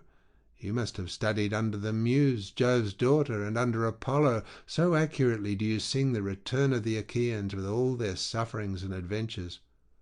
If you were not there yourself, you must have heard it all from someone who was. Now, however, change your song, and tell us of the wooden horse, which Epeius made with the assistance of Minerva, and which Ulysses got by stratagem into the fort of Troy, after freighting it with the men who afterwards sacked the city. If you will sing this tale aright, I will tell all the world how magnificently heaven has endowed you." The bard, inspired of heaven, took up the story at the point where some of the Argives set fire to their tents and sailed away, while others, hidden within the horse, were waiting with Ulysses in the Trojan place of assembly. For the Trojans themselves had drawn the horse into their fortress, and it stood there while they sat in council round it, and were in 3 minds as to what they should do. Some were for breaking it up then and there. Others would have it dragged to the top of the rock on which the fortress stood, and then thrown down the precipice, while yet others were for letting it remain as an offering and propitiation for the gods. And this was how they settled it in the end, for the city was doomed when it took in that horse, within which were all the bravest of the Argives, waiting to bring death and destruction on the Trojans. Anon he sang how the sons of the Achaeans issued from the horse and sacked the town, breaking out from their ambuscade. He sang how they overran the city hither and thither, and ravaged it, and how Ulysses went raging like Mars along with Menelaus to the house of Deiphobus. It was there that the fight raged most furiously. Nevertheless, by Minerva's help, he was victorious. All this he told, but Ulysses was overcome as he heard him, and his cheeks were wet with tears. He wept as a woman weeps when she throws herself on the body of her husband, who has fallen before his own city and people, fighting bravely in defence of his home and children. She screams aloud and flings her arms about him as he lies gasping for breath and dying, but her enemies beat her from behind about the back and shoulders, and carry her off into slavery, to a life of labour and sorrow, and the beauty fades from her cheeks. Even so piteously did Ulysses weep, but none of those present perceived his tears except Alcinous, who was sitting near him and could hear the sobs and sighs that he was heaving. The king, therefore, at once rose and said, "Aldermen and town councillors of the Phaeacians, let Demodocus cease his song, for there are those present who do not seem to like it. From the moment that we had done supper and Demodocus began to sing, our guest has been all the time groaning and lamenting. He is evidently in great trouble, so let the bard leave off, that we may all enjoy ourselves, hosts and guest alike. This will be much more as it should be, for all these festivities, with the escort and the presents that we are making with so much goodwill, are wholly in his honour, and anyone with even a moderate amount of right feeling knows that he ought to treat a guest and a suppliant as though he were his own brother. Therefore, sir, do you, on your part, affect no more concealment nor reserve in the matter about which I shall ask you. It will be more polite in you to give me a plain answer. Tell me the name by which your father and mother over yonder used to call you, and by which you were known among your neighbours and fellow citizens. There is no one, neither rich nor poor, who is absolutely without any name whatever, for people's fathers and mothers give them names as soon as they are born. Tell me also your country, nation, and city, that our ships may shape their purpose accordingly and take you there. For the Phaeacians have no pilots, their vessels have no rudders as those of other nations have, but the ships themselves understand what it is that we are thinking about and want. They know all the cities and countries in the whole world, and can traverse the sea just as well even when it is covered with mist and cloud, so that there is no danger of being wrecked or coming to any harm. Still, I do remember hearing my father say that Neptune was angry with us for being too easy-going in the matter of giving people escorts. He said that one of these days he should wreck a ship of ours, as it was returning from having escorted someone, and bury our city under a high mountain. This is what my father used to say, but whether the god will carry out his threat or no is a matter which he will decide for himself. And now tell me, and tell me true. Where have you been wandering, and in what countries have you travelled? Tell us of the people themselves and of their cities, who were hostile, savage, and uncivilized, and who, on the other hand, hospitable and humane. Tell us also why you are made so unhappy on hearing about the return of the Argive Danaans from Troy. The gods arranged all this and sent them their misfortunes in order that future generations might have something to sing about. Did you lose some brave kinsman of your wife's when you were before Troy? A son-in-law or father-in-law, which are the nearest relations a man has outside his own flesh and blood? Or was it some brave and kindly-natured comrade? For a good friend is as dear to a man as his own brother. End of section 8.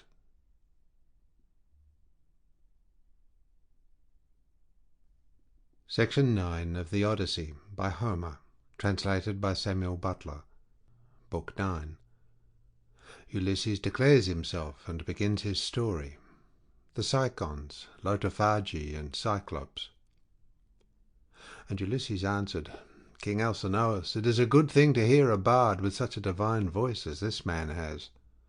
There is nothing better or more delightful than when a whole people make merry together, with the guests sitting orderly to listen, while the table is loaded with bread and meals, and the cupbearer draws wine and fills his cup for every man.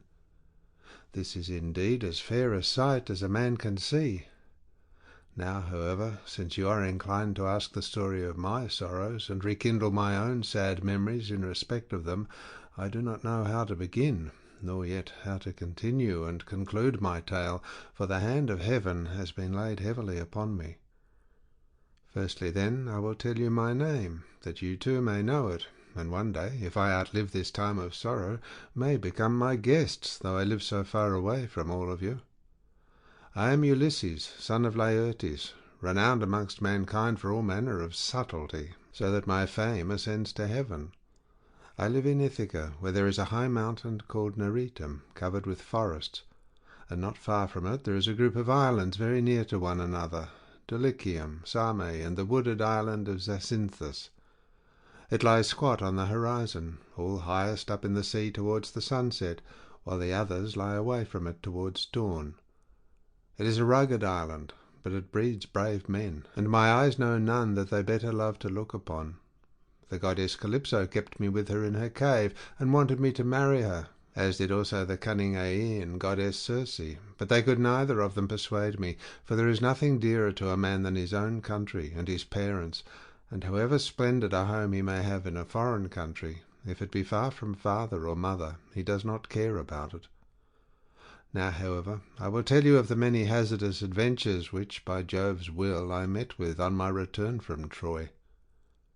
When I had set sail thence, the wind took me first to Ismarus, which is the city of the Cicons.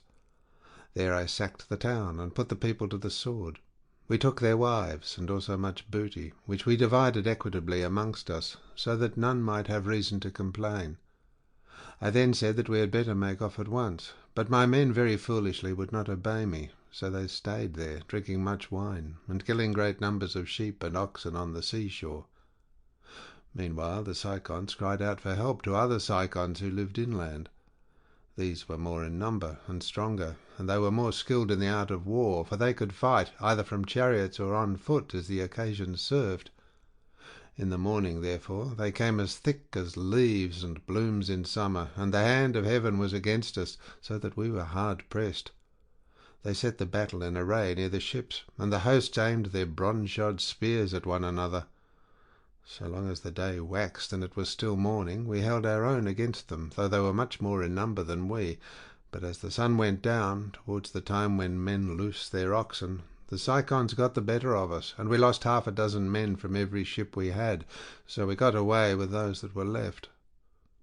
Thence we sailed onward, with sorrow in our hearts, but glad to have escaped death, though we had lost our comrades, nor did we leave till we had thrice invoked each one of the poor fellows who had perished by the hands of the Cicons. Then Jove raised the north wind against us, till it blew a hurricane, so that land and sky were hidden in thick clouds, and night sprang forth out of the heavens. We let the ships run before the gale, but the force of the wind tore our sails to tatters, so we took them down for fear of shipwreck, and rowed our hardest towards the land. There we lay 2 days and 2 nights, suffering much alike from toil and distress of mind, but on the morning of the 3rd day we again raised our masts, set sail, and took our places, letting the wind and steersman direct our ship. I should have got home at that time unharmed, had not the north wind and the currents been against me as I was doubling Cape Malea, and set me off my course hard by the island of Cythera. I was driven thence by foul winds for a space of 9 days upon the sea, but on the 10th day we reached the land of the lotus-eaters, who live on a food that comes from a kind of flower. Here we landed to take in fresh water, and our crews got their midday meal on the shore near the ships. When they had eaten and drunk, I sent 2 of my company to see what manner of men the people of the place might be, and they had a 3rd man under them. They started at once, and went about among the lotus-eaters, who did them no hurt, but gave them to eat of the lotus, which was so delicious that those who ate of it left off caring about home, and did not even want to go back and say what had happened to them, but were for staying and munching lotus with the lotus-eaters, without thinking further of their return. Nevertheless, though they wept bitterly, I forced them back to the ships, and made them fast under the benches. Then I told the rest to go on board at once, lest any of them should taste of the lotus and leave off wanting to get home. So they took their places, and smote the grey sea with their oars. We sailed hence, always in much distress, till we came to the land of the lawless and inhuman Cyclops. Now the Cyclops neither plant nor plough, but trust in Providence, and live on such wheat, barley, and grapes as grow wild without any kind of tillage, and their wild grapes yield them wine as the sun and the rain may grow them. They have no laws, no assemblies of the people, but live in caves on the tops of high mountains. Each is lord and master of his family, and they take no account of their neighbours. Now, off their harbours there lies a wooded and fertile island, not quite close to the land of the Cyclopes, but still not far. It is overrun with wild goats that breed there in great numbers, and are never disturbed by foot of man, for sportsmen, who as a rule will suffer so much hardship in forest or among mountain precipices, do not go there, nor yet again is it ever ploughed or fed down, but it lies a wilderness untilled and unsown from year to year, and has no living thing upon it, but only goats. For the Cyclops have no ships, nor yet shipwrights who could make ships for them. They cannot, therefore, go from city to city, or sail over the sea to one another's country, as people who have ships can do. If they had had these, they would have colonized the island, for it is a very good one, and would yield everything in due season. There are meadows that in some places come right down to the seashore, well watered and full of luscious grass. Grapes would do there excellently. There is level land for ploughing, and it would always yield heavily at harvest time, for the soil is deep. There is a good harbour where no cables are wanted, nor yet anchors, nor need a ship be moored, but all one has to do is to beach one's vessel and stay there till the wind becomes fair for putting out to sea again. At the head of the harbour there is a spring of clear water coming out of a cave, and there are poplars growing all round it. Here we entered, but so dark was the night that some god must have brought us in, for there was nothing whatever to be seen. A thick mist hung all round our ships. The moon was hidden behind a mass of clouds, so that no one could have seen the island if he had looked for it, nor were there any breakers to tell us we were close to shore before we found ourselves upon the land itself. When, however, we had beached the ships, we took down the sails, went ashore, and camped upon the beach till daybreak. When the child of morning, rosy-fingered dawn, appeared, we admired the island and wandered all over it, while the nymphs, Jove's daughters, roused the wild goats that we might get some meat for our dinner. On this we fetched our spears and bows and arrows from the ships, and dividing ourselves into 3 bands, began to shoot the goats. Heaven sent us excellent sport. I had 12 ships with me, and each ship got 9 goats, while my own ship had 10. Thus through the livelong day to the going down of the sun we ate and drank our fill, and we had plenty of wine left, for each one of us had taken many jars full when we sacked the city of the Cicons, and this had not yet run out. While we were feasting, we kept turning our eyes toward the land of the Cyclops, which was hard by, and saw the smoke of their stubble fires. We could almost fancy we heard their voices and the bleating of their sheep and goats, but when the sun went down and it came on dark, we camped down upon the beach, and next morning I called a council. "Stay here, my brave fellows," said I, "all the rest of you, while I go with my ship and exploit these people myself.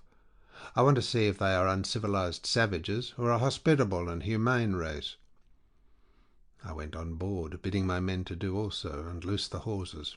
So they took their places and smote the grey sea with their oars.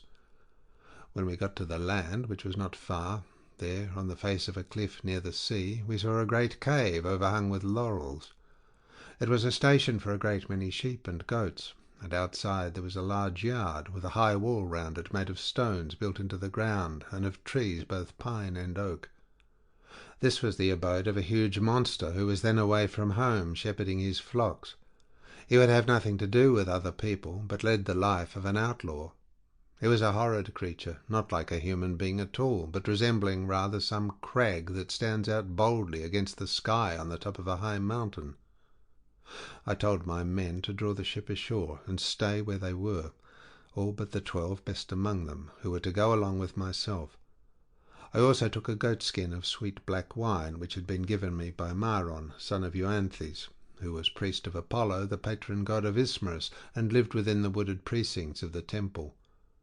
When we were sacking the city, we respected him and spared his life, as also his wife and child, so he made me some presents of great value, 7 talents of fine gold, and a bowl of silver, with 12 jars of sweet wine, unblended, and of the most exquisite flavour. Not a man nor maid in the house knew about it, but only himself, his wife, and 1 housekeeper. When he drank it, he mixed 20 parts of water to 1 of wine, and yet the fragrance from the mixing bowl was so exquisite that it was impossible to refrain from drinking. I filled a large skin with this wine, and took a wallet full of provisions with me, for my mind misgave me that I might have to deal with some savage who would be of great strength, and would respect neither right nor law. We soon reached his cave, but he was out shepherding, so we went inside and took stock of all that we could see. His cheese racks were loaded with cheeses, and he had more lambs and kids than his pens could hold. They were kept in separate flocks. First there were the hoggets, then the oldest of the younger lambs, and lastly the very young ones, all kept apart from one another. As for his dairy, all the vessels, bowls, and milk pails into which he milked were swimming with whey. When they saw all this, my men begged me to let them first steal some cheeses and make off with them to the ship. They would then return, drive down the lambs and kids, put them on board, and sail away with them. It would have been indeed better if we had done so, but I would not listen to them, for I wanted to see the owner himself, in the hope that he might give me a present. When, however, we saw him, my poor men found him ill to deal with. We lit a fire, offered some of the cheeses in sacrifice, ate others of them, and then sat waiting till the Cyclops should come in with his sheep. When he came, he brought in with him a huge load of dry firewood to light the fire for his supper, and this he flung with such a noise onto the floor of his cave that we hid ourselves for fear at the far end of the cavern. Meanwhile, he drove all the ewes inside, as well as the she-goats that he was going to milk, leaving the males, both rams and he-goats, outside in the yards. Then he rolled a huge stone to the mouth of the cave, so huge that 22 strong four-wheeled wagons would not be enough to draw it from its place against the doorway. When he had so done, he sat down and milked his ewes and goats, all in due course, and then let each of them have her own young. He curdled half the milk and set it aside in wicker strainers, but the other half he poured into bowls that he might drink it for his supper.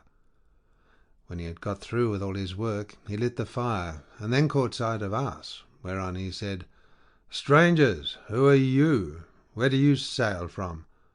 Are you traders, or do you sail the sea as rovers, with your hands against every man, and every man's hand against you?" We were frightened out of our senses by his loud voice and monstrous form, but I managed to say, "We are Achaeans, on our way home from Troy, but by the will of Jove and stress of weather we have been driven far out of our course. We are the people of Agamemnon, son of Atreus, who has won infinite renown throughout the whole world by sacking so great a city and killing so many people. We therefore humbly pray you to show us some hospitality, and otherwise make us such presents as visitors may reasonably expect. May your Excellency fear the wrath of heaven, for we are your suppliants, and Jove takes all respectable travellers under his protection, for he is the avenger of all suppliants and foreigners in distress." To this he gave me but a pitiless answer. "Stranger," he said, "you are a fool, or else you know nothing of this country.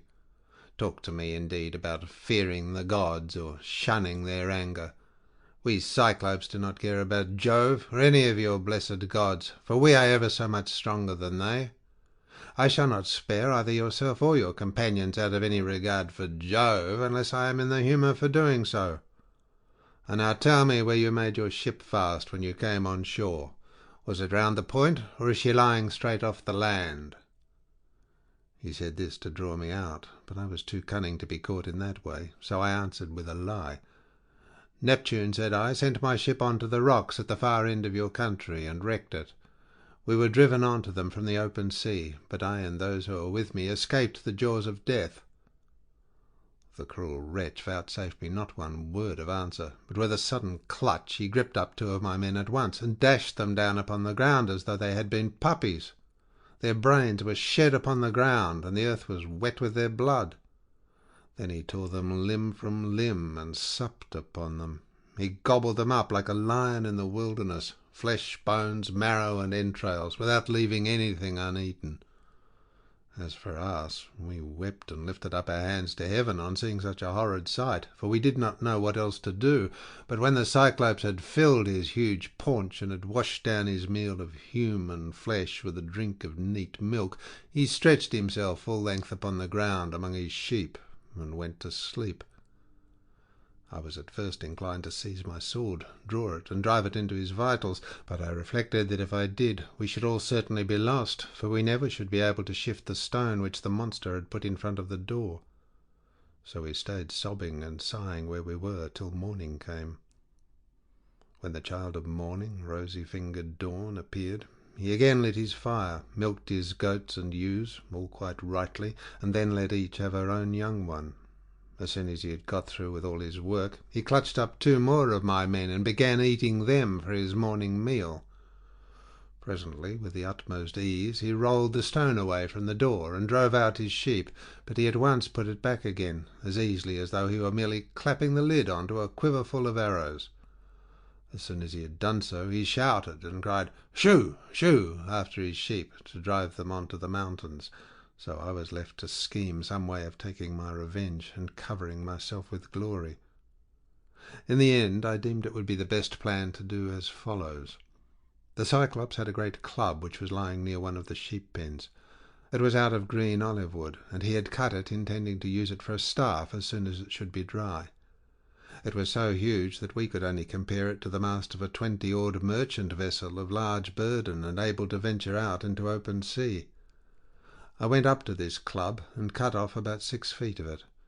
I then gave this piece to the men and told them to fine it off evenly at one end, which they proceeded to do, and lastly I brought it to a point myself, charring the end in the fire to make it harder. When I had done this, I hid it under dung, which was lying about all over the cave, and told the men to cast lots which of them should venture along with myself to lift it and bore it into the monster's eye while he was asleep. The lot fell upon the very 4 whom I should have chosen, and I myself made 5. In the evening the wretch came back from shepherding and drove his flocks into the cave, this time driving them all inside and not leaving any in the yards. I suppose some fancy must have taken him, or a god must have prompted him to do so. As soon as he had put the stone back in its place against the door, he sat down, milked his ewes and his goats all quite rightly, and then let each have her own young. When he had got through with all his work, he gripped up 2 more of my men and made his supper off them. So I went up to him with an ivy-wood bowl of black wine in my hands. "Look here, Cyclops," said I, "you've been eating a great deal of man's flesh, so take this and drink some wine, that you may see what kind of liquor we had on board my ship. I was bringing it to you as a drink offering, in the hope that you would take compassion upon me and further me on my way home, whereas all you do is to go on ramping and raving most intolerably. You ought to be ashamed of yourself. How can you expect people to come see you any more if you treat them in this way?" He then took the cup and drank. He was so delighted with the taste of the wine that he begged me for another bowlful. "Be so kind," he said, "as to give me some more, and tell me your name at once. I want to make you a present that you will be glad to have. We have wine even in this country, for our soil grows grapes, and the sun ripens them, but this drinks like nectar and ambrosia all in one." I then gave him some more. 3 times did I fill the bowl for him, and 3 times did he drain it without thought or heed. Then, when I saw that the wine had got into his head, I said to him, as plausibly as I could, "Cyclops, you ask my name, and I will tell it to you. Give me, therefore, the present you promised me. My name is No Man. This is what my father and mother and my friends have always called me." But the cruel wretch said, "Then I will eat all No Man's comrades before No Man himself, and will keep No Man for the last. This is the present that I will make him." As he spoke he reeled and fell sprawling, face upwards, on the ground. His great neck hung heavily backwards, and a deep sleep took hold upon him. Presently he turned sick, and threw up both wine and the gobbets of human flesh on which he had been gorging, for he was very drunk. Then I thrust the beam of wood far into the embers to heat it, and encouraged my men lest any of them should turn faint-hearted. When the wood, green though it was about to blaze, I drew it out of the fire, glowing with heat, and my men gathered round me, for heaven had filled their hearts with courage. We drove the sharp end of the beam into the monster's eye, and bearing upon it with all my weight, I kept turning it round and round, as though I were boring a hole in a ship's plank with an auger, which 2 men with a wheel and strap can keep on turning as long as they choose. Even thus did we bore the red-hot beam into his eye, till the boiling blood bubbled all over it as we worked it round and round, so that the steam from the burning eyeballs scalded his eyelids and eyebrows, and the roots of the eyes sputtered in the fire. As a blacksmith plunges an axe or hatchet into cold water to temper it, for it is this that gives strength to the iron, and it makes a great hiss as he does so, even thus did the Cyclops' eye hiss round the beam of olive wood, and his hideous yells made the cave ring again. We ran away in a fright, but he plucked the beam, all besmirched with gore, from his eye, and hurled it from him with a frenzy of rage and pain, shouting as he did so to the other Cyclopes who lived on the bleak headlands near him. So they gathered from all quarters round his cave when they heard him crying, and asked what was the matter with him. "What ails you, Polyphemus?" said they, "that you make such a noise, breaking the stillness of the night and preventing us from being able to sleep? Surely no man is carrying off your sheep? Surely no man is trying to kill you, either by fraud or by force?" But Polyphemus shouted to them from inside the cave, "No man is killing me by fraud. No man is killing me by force." "Then," said they, "if no man is attacking you, you must be ill. When Jove makes people ill, there is no help for it, and you had better pray to your father Neptune." Then they went away, and I laughed inwardly at the success of my clever stratagem. But the Cyclops, groaning and in an agony of pain, felt about with his hands till he found the stone and took it from the door. Then he sat in the doorway and stretched his hands in front of it to catch anyone going out with the sheep, for he thought I might be foolish enough to attempt this. As for myself, I kept on puzzling to think how I could best save my own life and those of my companions. I schemed and schemed, as one who knows that his life depends upon it, for the danger was very great. In the end I deemed that this plan would be the best. The male sheep were well grown and carried a heavy black fleece, so I bound them noiselessly in threes together with some of the withies on which the wicked monster used to sleep. There was to be a man under the middle sheep, and 2 on either side were to cover him, so that there were 3 sheep to each man. As for myself, there was a ram finer than any of the others, so I caught hold of him by the back, ensconced myself in the thick wall under his belly, and hung on patiently to his fleece, face upwards, keeping a firm hold on it all the time.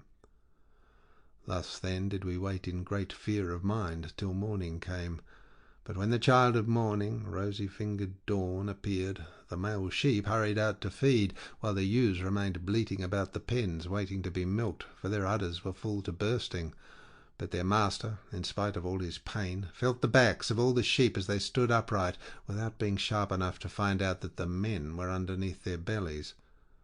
As the ram was going out, last of all, heavy with its fleece and with the weight of my crafty self, Polyphemus laid hold of it and said, "My good ram, what is it that makes you the last to leave my cave this morning? You are not wont to let the ewes go before you, but lead the mob with a run, whether to flowery mead or bubbling fountain, and are the first to come home again at night. But now you lag last of all. Is it because you know your master has lost his eye, and are sorry because that wicked No Man and his horrid crew has got him down in his drink and blinded him? But I will have his life yet. If you could understand and talk, you would tell me where the wretch is hiding, and I would dash his brains upon the ground till they flew all over the cave. I should thus have some satisfaction for the harm this good No Man has done me." As he spoke, he drove the ram outside, but when we were a little way out from the cave and yards, I first got from under the ram's belly, and then freed my comrades. As for the sheep, which were very fat, by constantly heading them in the right direction, we managed to drive them down to the ship. The crew rejoiced greatly at seeing those of us who had escaped death, but wept for the others whom the Cyclops had killed. However, I made signs to them by nodding and frowning that they were to hush their crying, and told them to get all the sheep on board at once and put out to sea. So they went aboard, took their places, and smote the great sea with their oars. Then, when I had got as far out as my voice would reach, I began to jeer at the Cyclops. "Cyclops," said I, "you should have taken better measure of your man before eating up his comrades in your cave. You wretch, eat up your visitors in your own house! You might have known that your sin would find you out, and now Jove and the other gods have punished you." He got more and more furious as he heard me, so he tore the top from off a high mountain and flung it just in front of my ship, so that it was within a little of hitting the end of the rudder. The sea quaked as the rock fell into it, and the wash of the wave it raised carried us back towards the mainland and forced us towards the shore. But I snatched up a long pole and kept the ship off, making signs to my men by nodding my head that they must row for their lives, whereon they laid out with a will. When we had got twice as far as we were before, I was for jeering at the Cyclops again, but the men begged and prayed of me to hold my tongue. "Do not," they exclaimed, "be mad enough to provoke this savage creature further. He has thrown one rock at us already, which drove us back again to the mainland, and we made sure it had been the death of us. If he had then heard any further sound of voices, he would have pounded our heads and our ship's timbers into a jelly with the rugged rocks he would have heaved at us, for he can throw them a long way.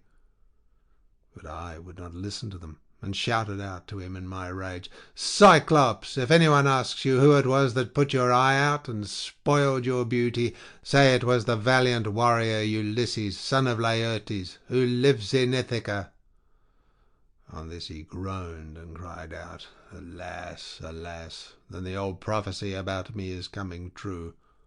There was a prophet here at one time, a man both brave and of great stature, Telemus, son of Eurymus, who was an excellent seer, and did all the prophesying for the Cyclops until he grew old. He told me that all this would happen to me some day, and said I should lose my sight by the hand of Ulysses.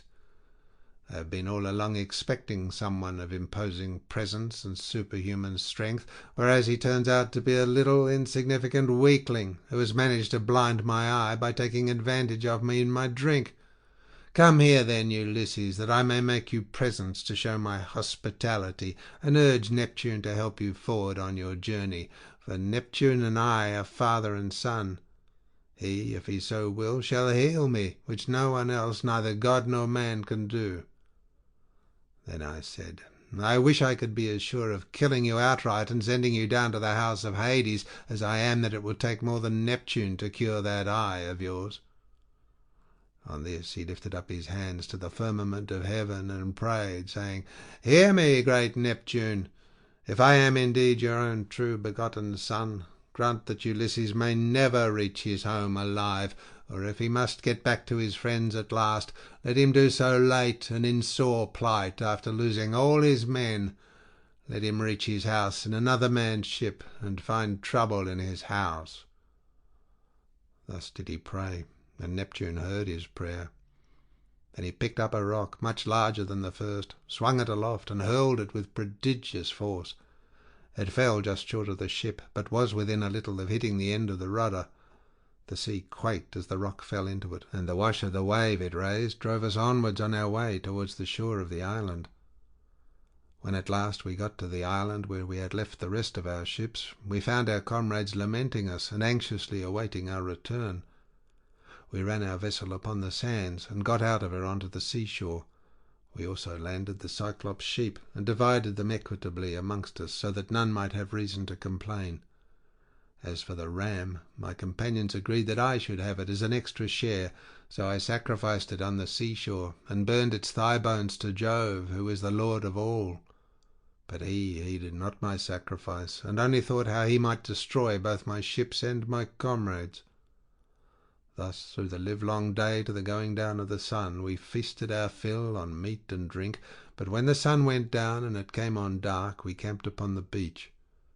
When the child of morning, rosy-fingered dawn, appeared, I bade my men on board and loosed the hawsers. Then they took their places and smote the grey sea with their oars. So we sailed on with sorrow in our hearts, but glad to have escaped death, though we had lost our comrades. End of section 9.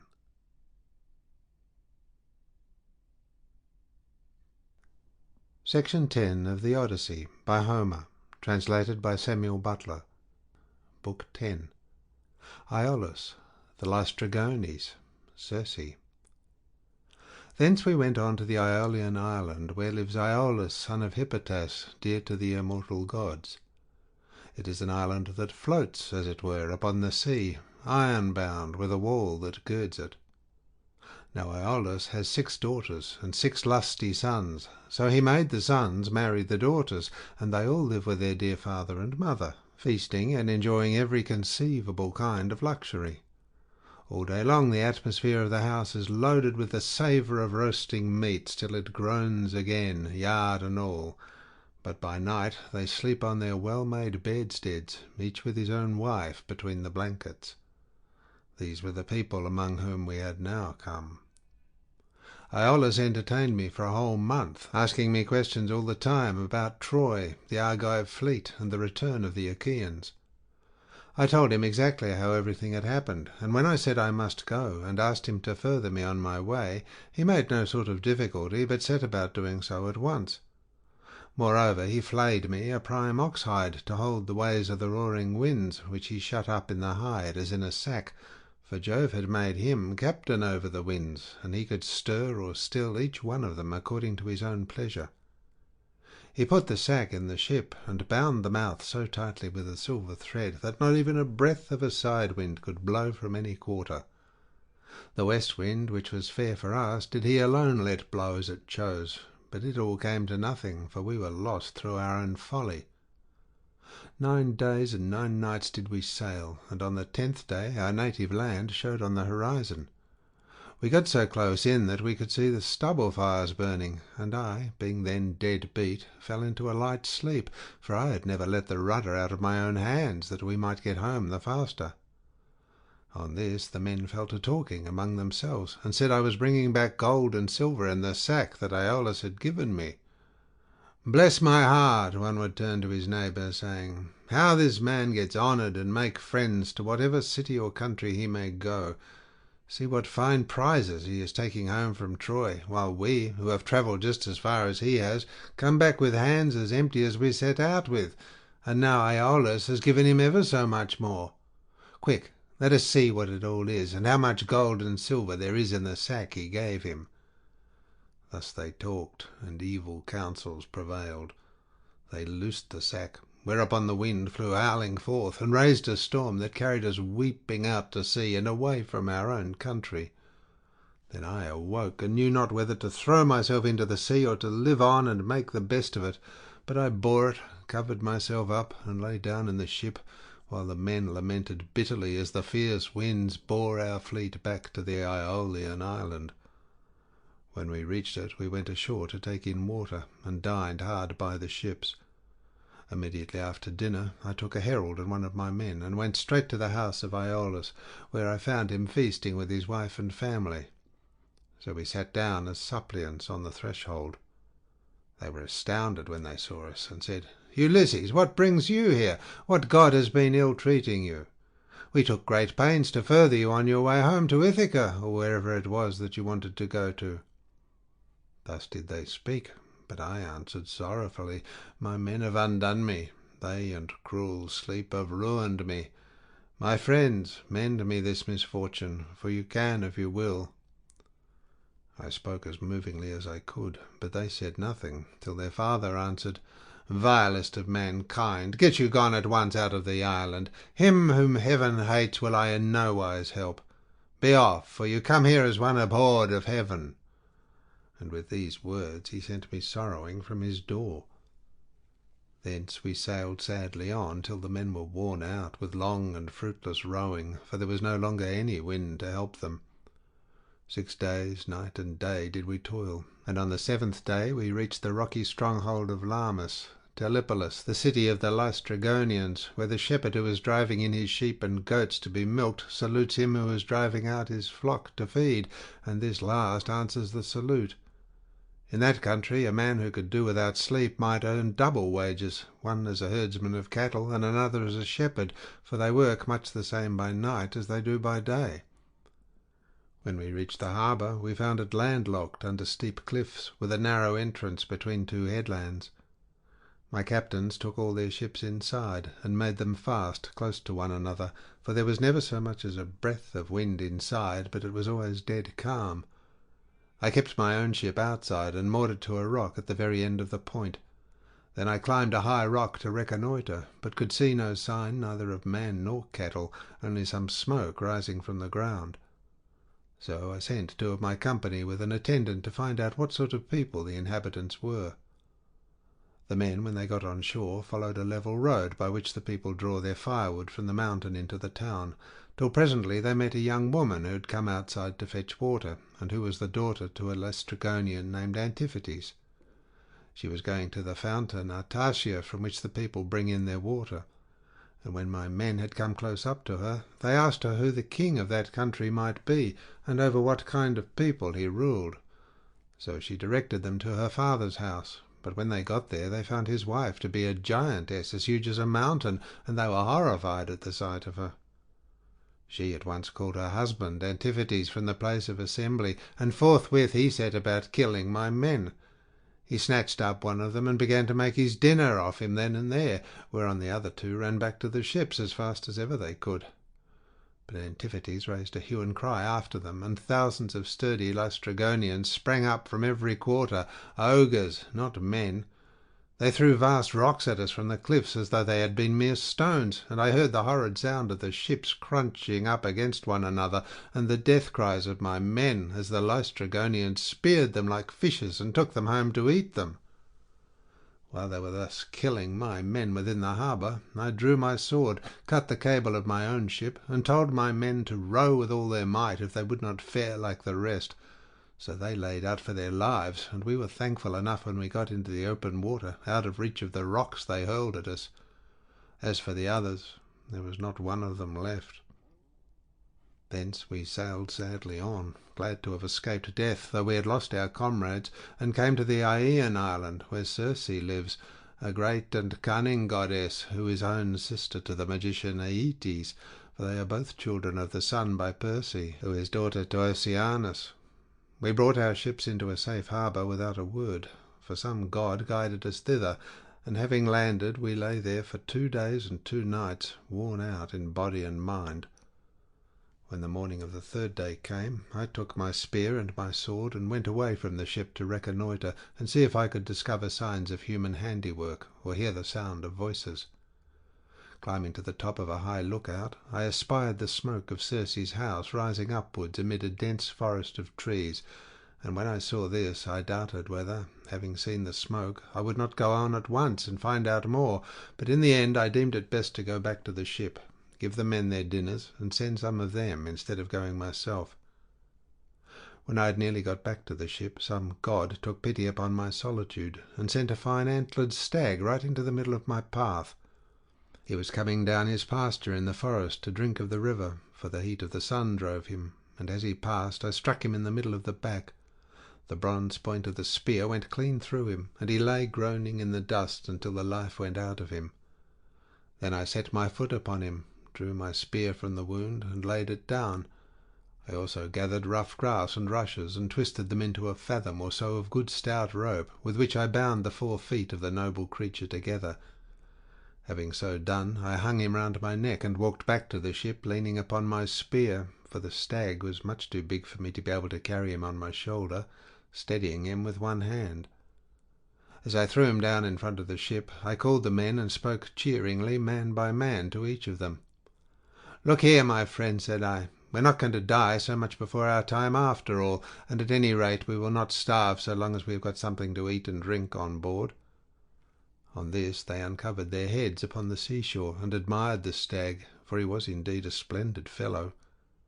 Then, when they had feasted their eyes upon him sufficiently, they washed their hands and began to cook him for dinner.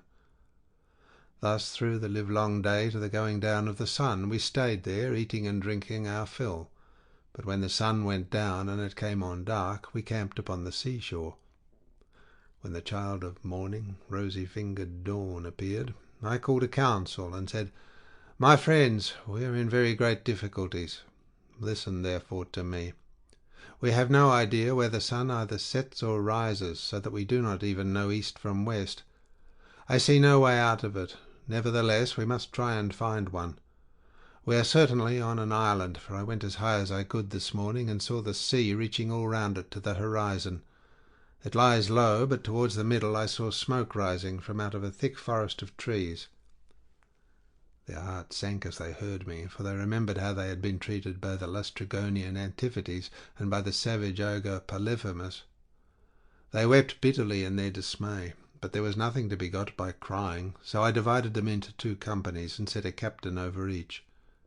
I gave one company to Eurylochus, while I took command of the other myself. Then we cast lots in a helmet, and the lot fell upon Eurylochus. So he set out with his 22 men, and they wept, as also did we who were left behind. When they reached Circe's house, they found it built of cut stones, on a site that could be seen from far, in the middle of the forest. There were wild mountain wolves and lions prowling all round it, poor bewitched creatures whom she had tamed by her enchantments and drugged into subjection. They did not attack my men, but wagged their great tails, fawned upon them, and rubbed their noses lovingly against them. as hounds crowd round their master when they see him coming from dinner, for they know he will bring something. Even so did these wolves and lions with their great claws fawn upon my men, but the men were terribly frightened at seeing such strange creatures. Presently they reached the gates of the goddess's house, and as they stood there they could hear Circe within, singing most beautifully as she worked at her loom, making a web so fine, so soft, and of such dazzling colours as no one but a goddess could weave. On this Polites, whom I valued and trusted more than any other of my men, said, "There is someone inside working at a loom and singing most beautifully. The whole place resounds with it. Let us call her and see whether she is a woman or goddess." They called her, and she came down, unfastened the door, and bade them enter. They, thinking no evil, followed her, all except Eurylochus, who suspected mischief and stayed outside. When she had got them into her house, she set them upon benches and seats, and mixed them a mess of cheese, honey, meal, and Pramnian wine. But she drugged it with wicked poisons to make them forget their homes, and when they had drunk, she turned them into pigs by a stroke of her wand, and shut them up in her pigsties. They were like pigs, head, hair, and all, and they grunted just as pigs do, but their senses were the same as before, and they remembered everything. Thus then they were shut up squealing, and Circe threw them some acorns and beech mast such as pigs eat, but Eurylochus hurried back to tell me about the sad fate of our comrades.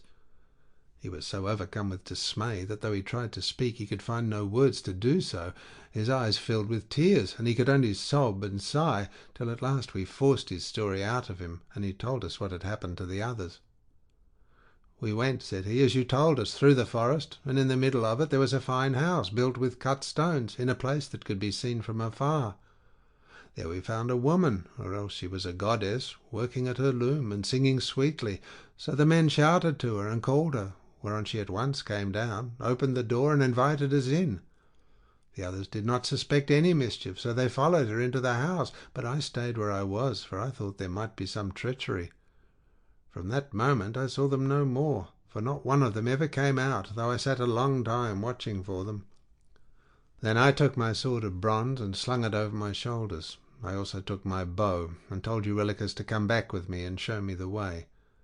But he laid hold of me with both his hands, and spoke piteously, saying, "Sir, do not force me to go with you, but let me stay here, for I know you will not bring one of them back with you, nor even return alive yourself. Let us rather see if we cannot escape, at any rate with the few that are left us, for we may still save our lives." "Stay where you are, then," answered I, "eating and drinking at the ship, but I must go, for I am most urgently bound to do so." With this I left the ship and went up inland.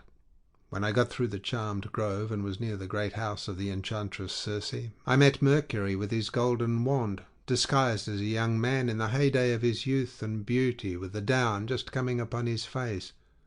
He came up to me and took my hand within his own, saying, "My poor unhappy man, whither are you going over this mountain top, alone and without knowing the way? Your men are shut up in Circe's pigsties like so many wild boars in their lairs. You surely do not fancy that you can set them free? I can tell you that you will never get back, and will have to stay here with the rest of them. But never mind, I will protect you and get you out of your difficulty. Take this herb, which is one of great virtue, and keep it about you when you go to Circe's house. It will be a talisman to you against every kind of mischief. And I will tell you of all the wicked witchcraft that Circe will try to practice upon you. She will mix a mess for you to drink, and she will drug the meal with which she makes it. But she will not be able to charm you, for the virtue of the herb that I shall give you will prevent her spells from working. I will tell you all about it. When Circe strikes you with her wand, draw your sword and spring upon her as though you were going to kill her. She will then be frightened, and will desire you to go to bed with her. On this you must not point-blank refuse her, for you want her to set your companions free, and to take good care also of yourself. But you must make her swear solemnly by all the blessed gods that she will plot no further mischief against you, or else, when she has got you naked, she will unman you and make you fit for nothing." As he spoke, he pulled the herb out of the ground and showed me what it was like. The root was black, while the flower was as white as milk. The gods call it moly, and mortal men cannot uproot it, but the gods can do whatever they like. Then Mercury went back to high Olympus, passing over the wooded island, but I fared onward to the house of Circe, and my heart was clouded with care as I walked along. When I got to the gates, I stood there and called the goddess, and as soon as she heard me she came down, opened the door, and asked me to come in. So I followed her, much troubled in my mind. She set me on a richly decorated seat inlaid with silver. There was a footstool also under my feet, and she mixed a mess in a golden goblet for me to drink, but she drugged it, for she meant me mischief. When she had given it me, and I had drunk it without its charming me, she struck me with her wand. "There now," she cried, "be off to the pigsty and make your lair with the rest of them." But I rushed at her with my sword, drawn as though I would kill her, whereon she fell with a loud scream, clasped my knees, and spoke piteously, saying, "Who and whence are you? From what place and people have you come? How can it be that my drugs have no power to charm you? Never yet was any man able to stand so much as a taste of the herbs I gave you. You must be spell-proof. Surely you can be none other than the bold hero Ulysses, who Mercury always said would come here some day with his ships while on his way home from Troy. So be it then. Sheath your sword, and let us go to bed, that we may make friends and learn to trust each other." And I answered, "Circe, how can you expect me to be friendly with you when you have just been turning all my men into pigs? And now that you have got me here myself, you mean me mischief when you ask me to go to bed with you, and will unman me and make me fit for nothing. I shall certainly not consent to go to bed with you, unless you will first take your solemn oath to plot no further harm against me." So she swore at once as I had told her, and when she had completed her oath, then I went to bed with her. Meanwhile her 4 servants, who are her housemaids, set about their work. They are the children of the groves and fountains, and of the holy waters that run down into the sea. One of them spread a fair purple cloth over a seat, and laid a carpet underneath it. Another brought tables of silver up to the seats, and set them with baskets of gold. A third mixed some sweet wine with water in a silver bowl, and put golden cups upon the tables, while the fourth brought in water and set it to boil in a large cauldron over a good fire which she had lighted. When the water in the cauldron was boiling, she poured cold into it until it was just as I liked it, and then she set me in a bath and began washing me from the cauldron about the head and shoulders, to take the tire and stiffness out of my limbs. As soon as she had done washing me and anointing me with oil, she arrayed me in a good cloak and shirt, and led me to a richly decorated seat inlaid with silver. There was a footstool also under my feet. A maidservant then brought me water in a beautiful golden ewer, and poured it into a silver basin for me to wash my hands, and she drew a clean table beside me.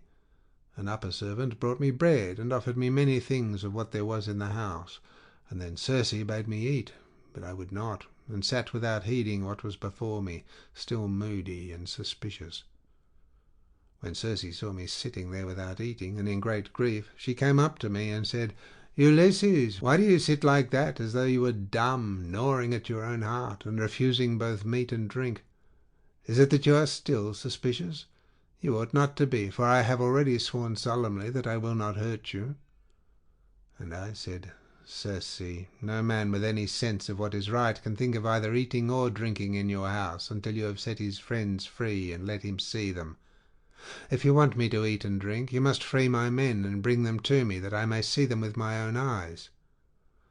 When I had said this, she went straight through the court with her wand in her hand, and opened the pigsty doors. My men came out like so many prime hogs, and stood looking at her, but she went about among them, and anointed each with a second drug, whereon the bristles that the bad drug had given them fell off, and they became men again, younger than they were before, and much taller and better looking. They knew me at once, seized me each of them by the hand, and wept till the whole house was filled with the joy of their hullabalooing, and Circe herself was so sorry for them that she came up to me and said, "Ulysses, noble son of Laertes, go back at once to the sea where you have left your ship, and first draw it onto the land. Then hide all your ship's gear and property in some cave, and come back here with your men." I agreed to this, so I went back to the seashore, and found the men at the ship weeping and wailing most piteously. When they saw me, the silly blubbering fellows began frisking round me as calves break out and gambol round their mothers when they see them coming home to be milked after they have been feeding all day, and the homestead resounds with their lowing. They seemed as glad to see me as though they had got back to their own rugged Ithaca, where they had been born and bred. "Sir," said the affectionate creatures, "we are as glad to see you back as though we had got safe home to Ithaca. But tell us all about the fate of our comrades." I spoke comfortingly to them and said, "We must draw our ships onto the land and hide the ship's gear with all our property in some cave. Then come with me, all of you, as fast as you can to Circe's house, where you will find your comrades eating and drinking in the midst of great abundance." On this the men would have come with me at once, but Eurylochus tried to hold them back, and said, "Alas, poor wretches that we are, what will become of us? Rush not on your ruin by going to the house of Circe, who will turn us all into pigs or wolves or lions, and we shall have to keep guard over our house. Remember how the Cyclops treated us when our comrades went inside his cave, and Ulysses with them. It was all through his sheer folly that those men lost their lives." When I heard him, I was in two minds whether or not to draw the keen blade that hung by my sturdy thigh and cut his head off, in spite of his being a near relation of my own. But the men interceded for him and said, "Sir, if it may so be, let this fellow stay here and mind the ship, but take the rest of us with you to Circe's house." On this we all went inland, and Eurylochus was not left behind after all, but came on too, for he was frightened by the severe reprimand that I had given him. Meanwhile Circe had been seeing that the men who had been left behind were washed and anointed with olive oil. She had also given them woolen cloaks and shirts, and when we came we found them all comfortably at dinner in her house. As soon as the men saw each other face to face and knew one another, they wept for joy and cried aloud till the whole palace rang again. Thereon Circe came up to me and said, "Ulysses, noble son of Laertes, tell your men to leave off crying. I know how much you have all of you suffered at sea, and how ill you have fared among cruel savages on the mainland, but that is over now. So stay here and eat and drink till you are once more as strong and hearty as you were when you left Ithaca, for at present you are weakened both in body and mind.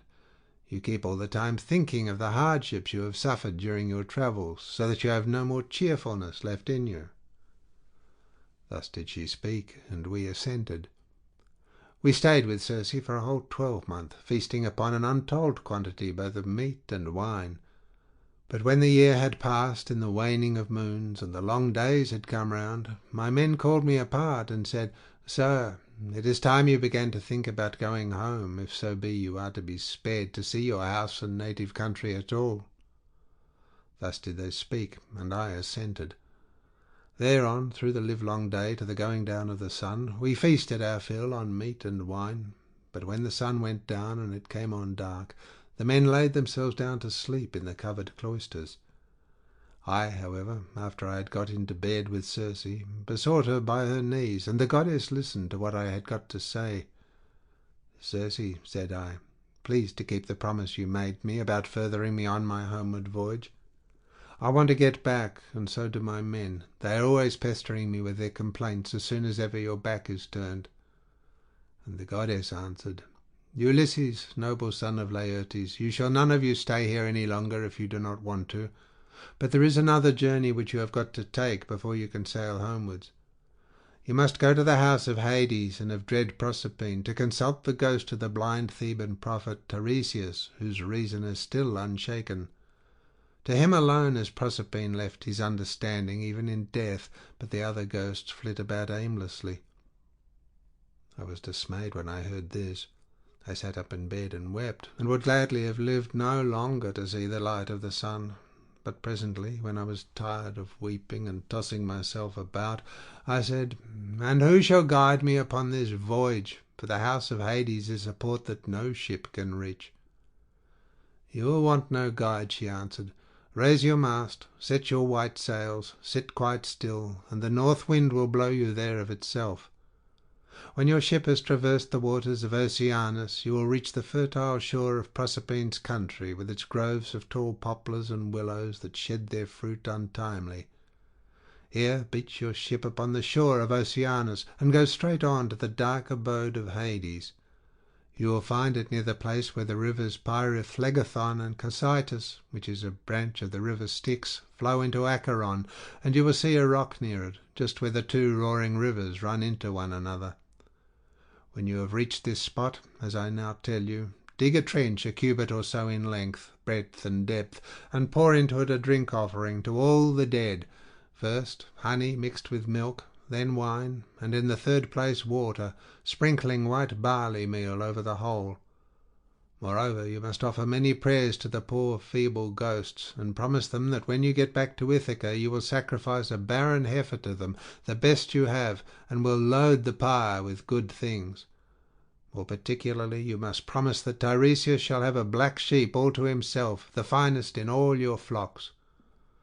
When you have thus besought the ghosts with your prayers, offer them a ram and a black ewe, bending their heads towards Erebus, but yourself turn away from them, as though you would make towards the river. On this, many dead men's ghosts will come to you, and you must tell your men to skin the 2 sheep that you have just killed, and offer them as a burnt sacrifice with prayers to Hades and to Proserpine. Then draw your sword and sit there, so as to prevent any other poor ghost from coming near the spilt blood before Tiresias shall have answered your questions. The seer will presently come to you, and will tell you about your voyage, what stages you are to make, and how you are to sail the sea so as to reach your home." It was daybreak by the time she had done speaking, so she dressed me in my shirt and cloak. As for herself, she threw a beautiful light gossamer fabric over her shoulders, fastening it with a golden girdle round her waist, and she covered her head with a mantle. Then I went about among the men everywhere all over the house, and spoke kindly to each of them, man by man. "You must not lie sleeping here any longer," said I to them. "We must be going, for Circe has told me all about it." And on this they did as I bade them. Even so, however, I did not get them away without misadventure. We had with us a certain youth named Elpenor, not very remarkable for sense or courage, who had got drunk and was lying on the housetop away from the rest of the men to sleep off his liquor in the cool. When he heard the noise of the men bustling about, he jumped up on a sudden and forgot all about coming down by the main staircase, so he tumbled right off the roof and broke his neck, and his soul went down to the house of Hades. When I had got the men together, I said to them, "You think you are about to start home again, but Circe has explained to me that instead of this we have got to go to the house of Hades and Proserpine to consult the ghost of the Theban prophet Tiresias." The men were broken-hearted as they heard me, and threw themselves on the ground, groaning and tearing their hair, but they did not mend matters by crying. When we reached the seashore, weeping and lamenting our fate, Circe brought the ram and the ewe, and we made them fast hard by the ship. She passed through the midst of us without our knowing it, for who can see the comings and goings of a god if the god does not wish to be seen? End of section 10.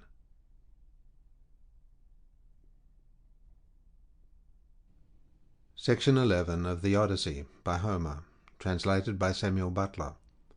Book 11. The Visit to the Dead. Then, when we had got down to the seashore, we drew our ship into the water and got her mast and sails into her. We also put the sheep on board and took our places, weeping and in great distress of mind. Circe, that great and cunning goddess, sent us a fair wind that blew dead aft and stayed steadily with us, keeping our sails all the time well filled. So we did whatever wanted doing to the ship's gear, and let her go as the wind and helmsman headed her. All day long her sails were full as she held her course over the sea, but when the sun went down and darkness was over all the earth, we got into the deep waters of the river Oceanus, where lie the land and the city of the Cimmerians, who live enshrouded in mist and darkness, which the rays of the sun never pierces, neither at his rising nor as he goes down again out of the heavens, but the poor wretches live in one long melancholy night. When we got there, we beached the ship, took the sheep out of her, and went along by the waters of Oceanus till we came to the place of which Circe had told us. Here Perimedes and Eurylochus held the victims, while I drew my sword and dug a trench a cubit each way. I made a drink offering to all the dead, first with honey and milk, then with wine, and thirdly with water, and I sprinkled white barley meal over the whole, praying earnestly to the poor feckless ghosts, and promising them that when I got back to Ithaca I would sacrifice a barren heifer for them, the best I had, and would load the pyre with good things. I also particularly promised that Tiresias should have a black sheep to himself, the best of all my flocks.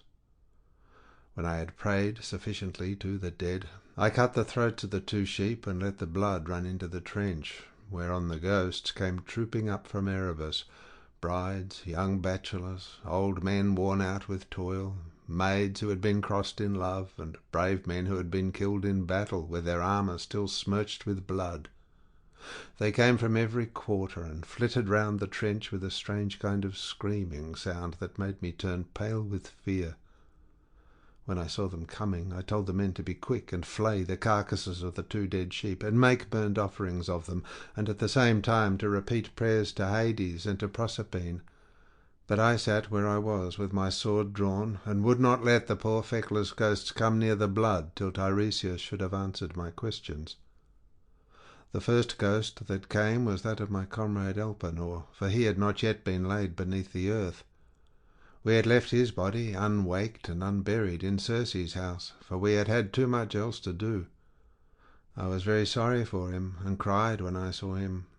"Elpenor," said I, "how did you come down here into this gloom and darkness? You have got here on foot quicker than I have with my ship." "Sir," he answered with a groan, "it was all bad luck, and my own unspeakable drunkenness. I was lying asleep on the top of Circe's house, and never thought of coming down again by the great staircase, but fell right off the roof and broke my neck, so my soul came down to the house of Hades.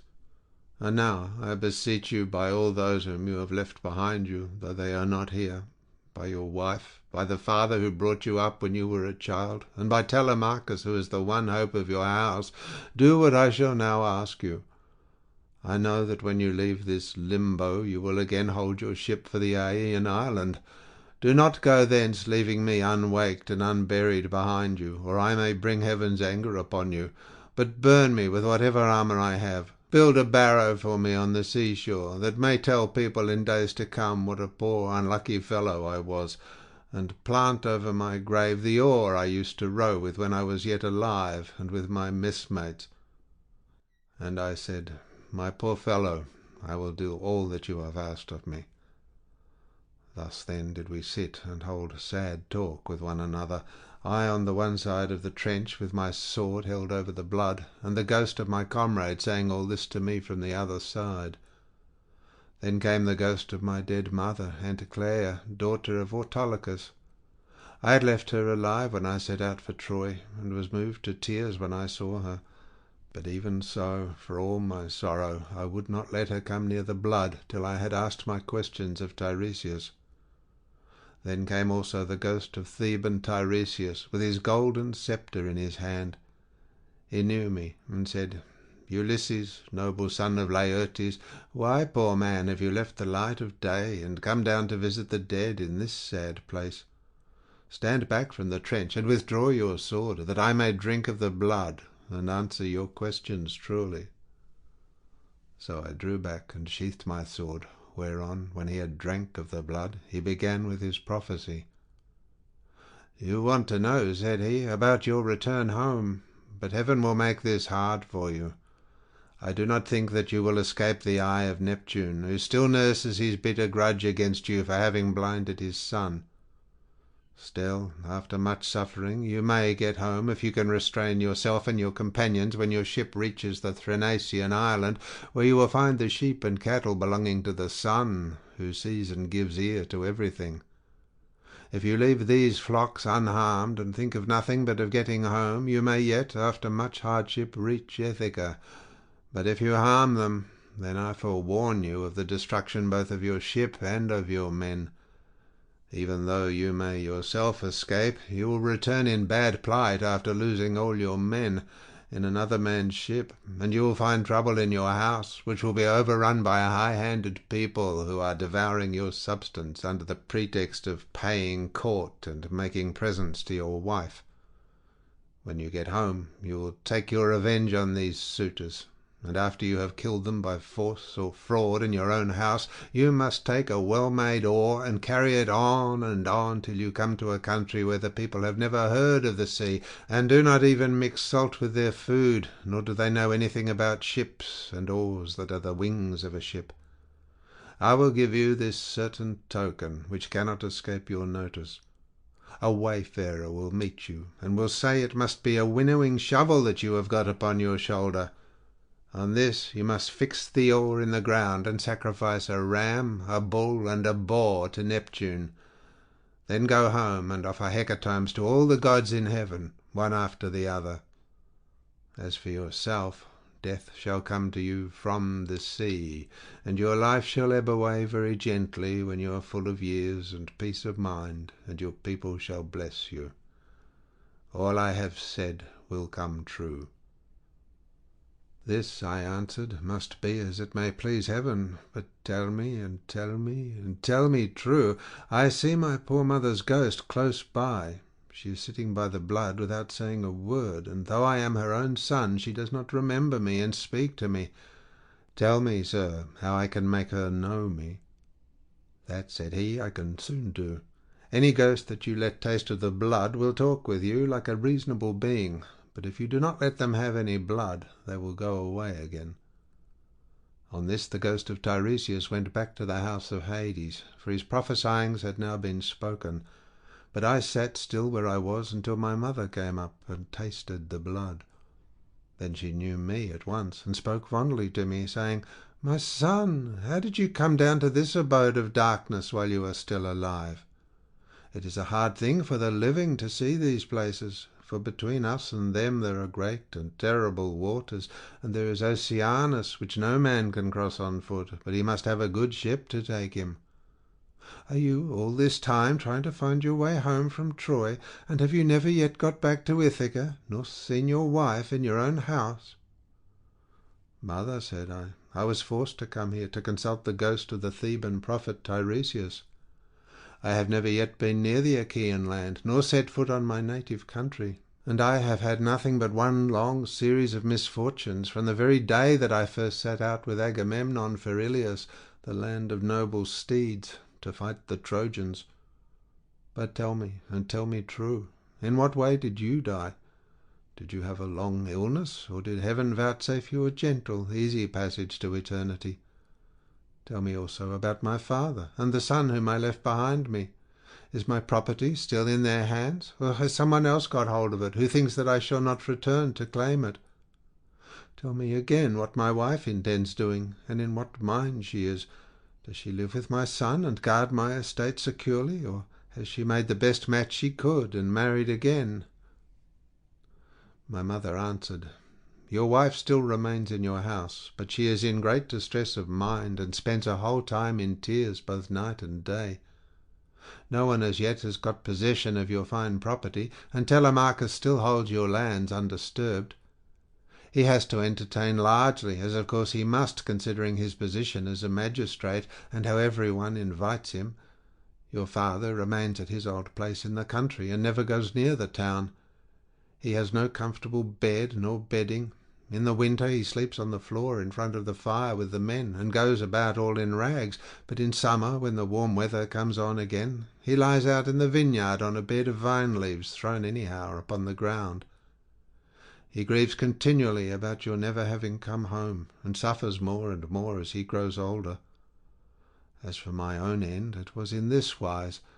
Heaven did not take me swiftly and painlessly in my own house, nor was I attacked by any illness such as those that generally wear people out and kill them, but my longing to know what you were doing, and the force of my affection for you, this it was that was the death of me.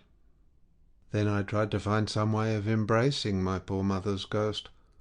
Thrice I sprang towards her and tried to clasp her in my arms, but each time she flitted from my embrace as it were a dream or phantom, and being touched to the quick, I said to her, "Mother, why do you not stay still when I would embrace you? If we could throw our arms around one another, we might find sad comfort in the sharing of our sorrows, even in the house of Hades. Does Proserpine want to lay a still further load of grief upon me by mocking me with a phantom only?" "My son," she answered, most ill-fated of all mankind, it is not Proserpine that is beguiling you, but all people are like this when they are dead. The sinews no longer hold the flesh and bones together. These perish in the fierceness of consuming fire as soon as life has left the body, and the soul flits away as though it were a dream. Now, however, go back to the light of day as soon as you can, and note all these things, that you may tell them to your wife hereafter." Thus did we converse, and anon Proserpine sent up the ghosts of the wives and daughters of all the most famous men. They gathered in crowds about the blood, and I considered how I might question them severally. In the end I deemed that it would be best to draw the keen blade that hung by my sturdy thigh, and keep them from all drinking the blood at once. So they came up one after the other, and each one, as I questioned her, told me her race and lineage. The first I saw was Tyro. She was daughter of Salmoneus and wife of Cretheus, the son of Aeolus. She fell in love with the river Enipeus, who is much the most beautiful river in the whole world.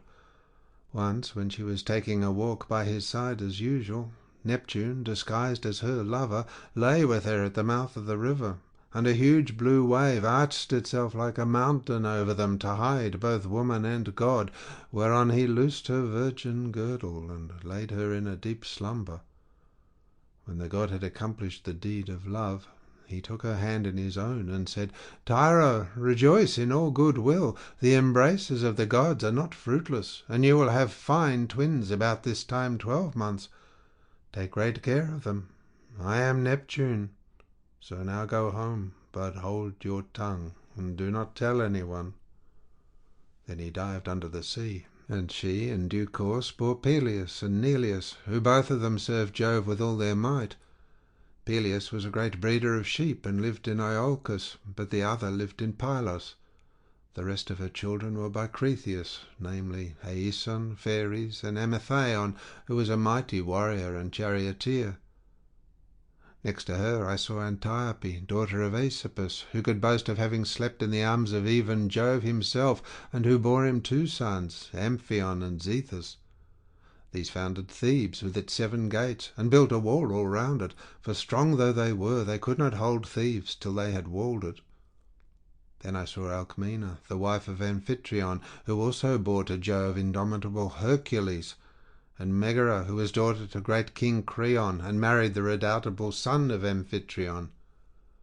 I also saw fair Epicaste, mother of King Oedipus, whose awful lot it was to marry her own son without suspecting it.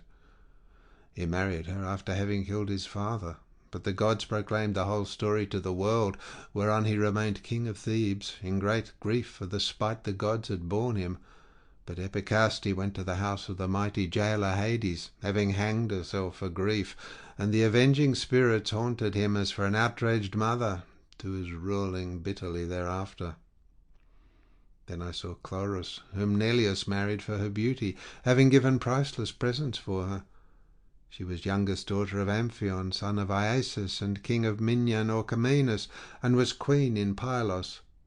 She bore Nestor, Chromius, and Periclymenus, and she also bore that marvellously lovely woman Pero, who was wooed by all the country round.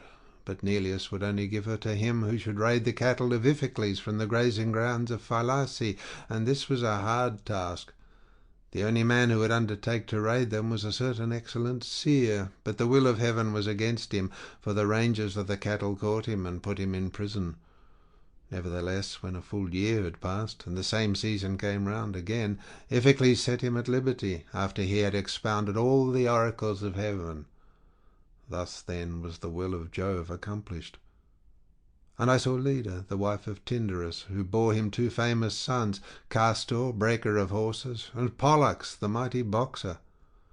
Both these heroes are lying under the earth, though they are still alive, for by a special dispensation of Jove they die and come to life again, each one of them every other day throughout all time, and they have the rank of gods. After her I saw Iphimedeia, wife of Aloeus, who boasted the embrace of Neptune. She bore 2 sons, Otus and Ephialtes, but both were short-lived. They were the finest children that were ever born in this world, and the best looking, Orion only excepted, for at 9 years old they were 9 fathoms high and measured 9 cubits round the chest. They threatened to make war with the gods in Olympus, and tried to set Mount Ossa on the top of Mount Olympus, and Mount Pelion on the top of Ossa, that they might scale heaven itself, and they would have done it too if they had been grown up. But Apollo, son of Leto, killed both of them before they had got so much as a sign of hair upon their cheeks or chin. Then I saw Phaedra and Procrus and fair Ariadne, daughter of the magician Minos, whom Theseus was carrying on from Crete to Athens, but he did not enjoy her, for before he could do so, Diana killed her in the island of Dia on account of what Bacchus had said against her. I also saw Maera and Clymene and hateful Eriphyle, who sold her own husband for gold. But it would take me all night if I were to name every single one of the wives and daughters of heroes whom I saw, and it is time for me to go to bed, either on board ship with my crew or here. As for my escort, heaven and yourselves will see to it." Here he ended, and the guests sat all of them enthralled and speechless throughout the covered cloister.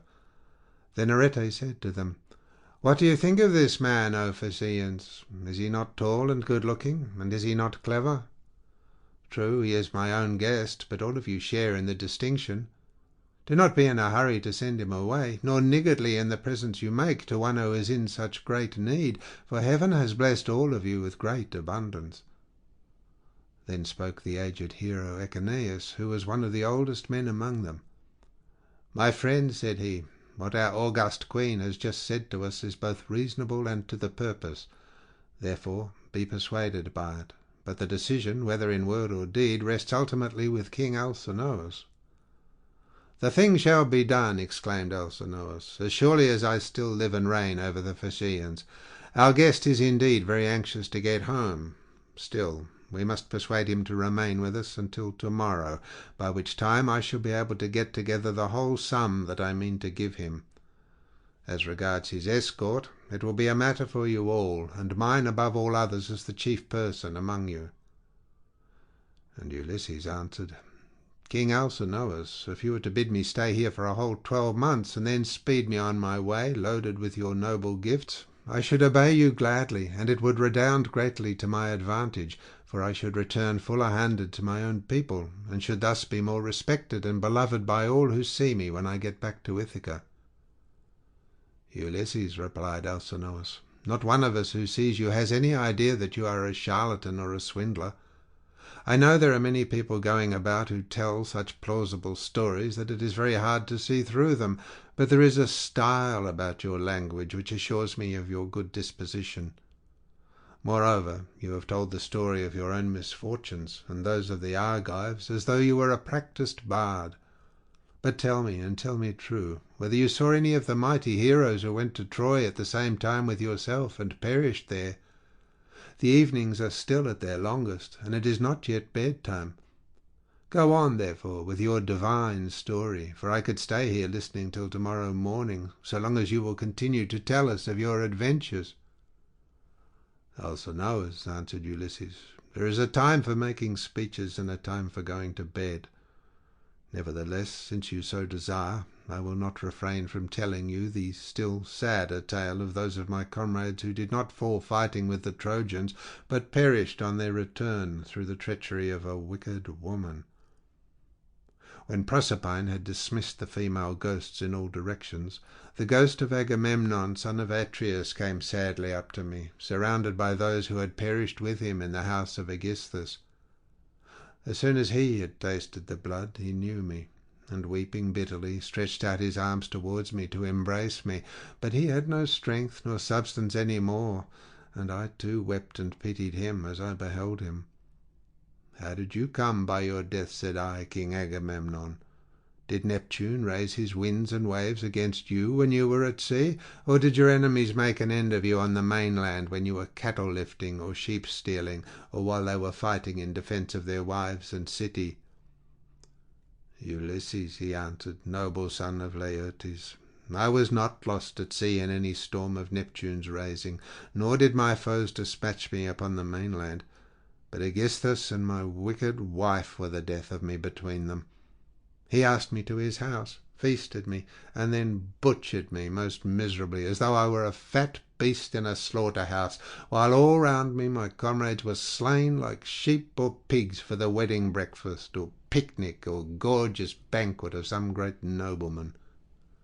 You must have seen numbers of men killed, either in a general engagement or in single combat, but you never saw anything so truly pitiable as the way in which we fell in that cloister, with the mixing bowl and the loaded tables lying all about, and the ground reeking with our blood. I heard Priam's daughter Cassandra scream as Clytemnestra killed her close beside me. I lay dying upon the earth with the sword in my body, and raised my hands to kill the slut of a murderess, but she slipped away from me. She would not even close my lips nor my eyes while I was dying, for there is nothing in this world so cruel and so shameless as a woman when she has fallen into such guilt as hers was. Fancy murdering her own husband! I thought I was going to be welcomed home by my children and my servants, but her abominable crime has brought disgrace on herself and all women who shall come after, even on the good ones. And I said, in truth, Jove has hated the house of Atreus from first to last in the matter of their women's counsels. See how many of us fell for Helen's sake, and now it seems that Clytemnestra hatched mischief against you too during your absence. Be sure, therefore, continued Agamemnon, and not be too friendly with even your own wife. Do not tell her all that you know perfectly well yourself. Tell her a part only, and keep your own counsel about the rest. Not that your wife, Ulysses, is likely to murder you, for Penelope is a very admirable woman and has an excellent nature. We left her a young bride with an infant at her breast when we set out for Troy. This child, no doubt, is now grown up happily to man's estate, and he and his father will have a joyful meeting and embrace one another, as it is right they should do, whereas my wicked wife did not even allow me the happiness of looking upon my son, but killed me ere I could do so. Furthermore, I say, and lay my saying to your heart, do not tell people when you are bringing your ship to Ithaca, but steal a march upon them. For after all this there is no trusting women. But now tell me, and tell me true, can you give me any news of my son Orestes?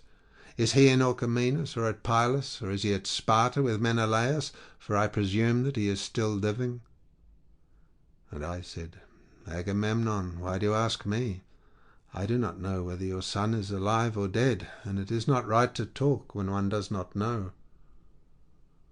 As we two sat weeping and talking thus sadly with one another, the ghost of Achilles came up to us with Patroclus, Antilochus, and Ajax, who was the finest and goodliest man of all the Danaans after the son of Peleus. The fleet descendant of Asius knew me and spoke piteously, saying, Ulysses, noble son of Laertes, what deed of daring will you undertake next, that you venture down to the house of Hades among us silly dead, who are but the ghosts of them that can labour no more?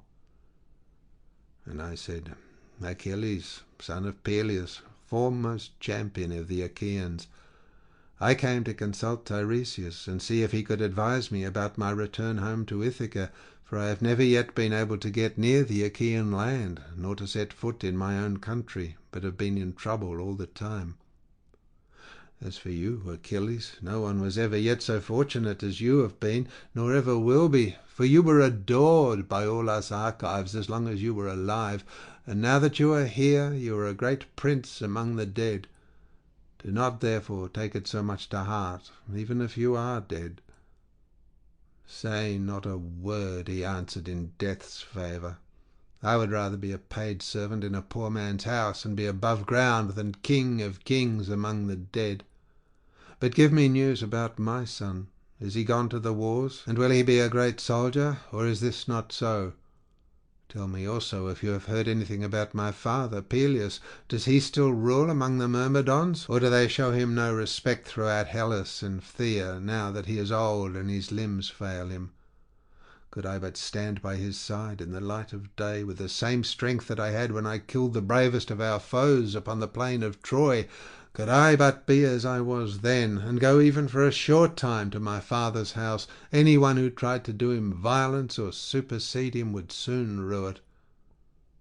I have heard nothing, I answered, of Peleus, but I can tell you all about your son Neoptolemus, for I took him in my own ship from Scyros with the Achaeans. In our councils of war before Troy he was always first to speak, and his judgment was unerring. Nestor and I were the only two who could surpass him, and when it came to fighting on the plain of Troy, he would never remain with the body of his men, but would dash on far in front, foremost of them all in valour. Many a man did he kill in battle. I cannot name every single one of those whom he slew while fighting on the side of the Argives, but will only say how he killed that valiant hero Eurypylus, son of Telephus, who was the handsomest man I ever saw except Memnon. Many others also of the Ceteians fell around him by reason of a woman's bribes. Moreover, when all the bravest of the Argives went inside the horse that Epeius had made, and it was left to me to settle when we should either open the door of our ambuscade or close it, though all the other leaders and chief men among the Danaans were drying their eyes and quaking in every limb, I never once saw him turn pale nor wipe a tear from his cheek. He was all the time urging me to break out from the horse, grasping the handle with his sword and his bronze-shod spear, and breathing fury against the foe. Yet when we had sacked the city of Priam, he got his handsome share of the prize money, and went on board, such is the fortune of war, without a wound upon him, neither from a thrown spear nor in close combat, for the rage of Mars is a matter of great chance. When I had told him this, the ghost of Achilles strode off across a meadow full of asphodel, exulting over what I had said concerning the prowess of his son. The ghosts of other dead men stood near me, and told me each his own melancholy tale, but that of Ajax, son of Telamon, alone held aloof, still angry with me for having won the cause in our dispute about the armour of Achilles. Thetis had offered it as a prize, but the Trojan prisoners and Minerva were the judges. Would that I had never gained the day in such a contest, for it cost the life of Ajax, who was foremost of all the Danaans after the son of Peleus, alike in stature and prowess. When I saw him, I tried to pacify him, and said, Ajax, will you not forget and forgive, even in death, but must the judgment about that hateful armour still rankle with you? It cost us Argives dear enough to lose such a tower of strength as you were to us. We mourned you as much as we mourned Achilles, son of Peleus himself, nor can the blame be laid on anything but on the spite which Jove bore against the Danaans, for it was this that made him counsel your destruction. Come hither, therefore, bring your proud spirit into subjection, and hear what I can tell you. He would not answer, but turned away to Erebus and to the other ghosts. Nevertheless, I should have made him talk to me in spite of his being so angry, or I should have gone on talking to him, only that there were still others among the dead whom I desired to see.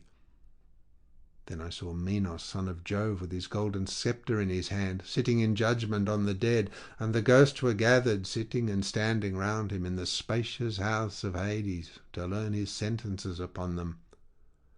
After him I saw huge Orion in a meadow full of asphodel, driving the ghosts of the wild beasts that he had killed upon the mountains, and he had a great bronze club in his hand, unbreakable for ever and ever.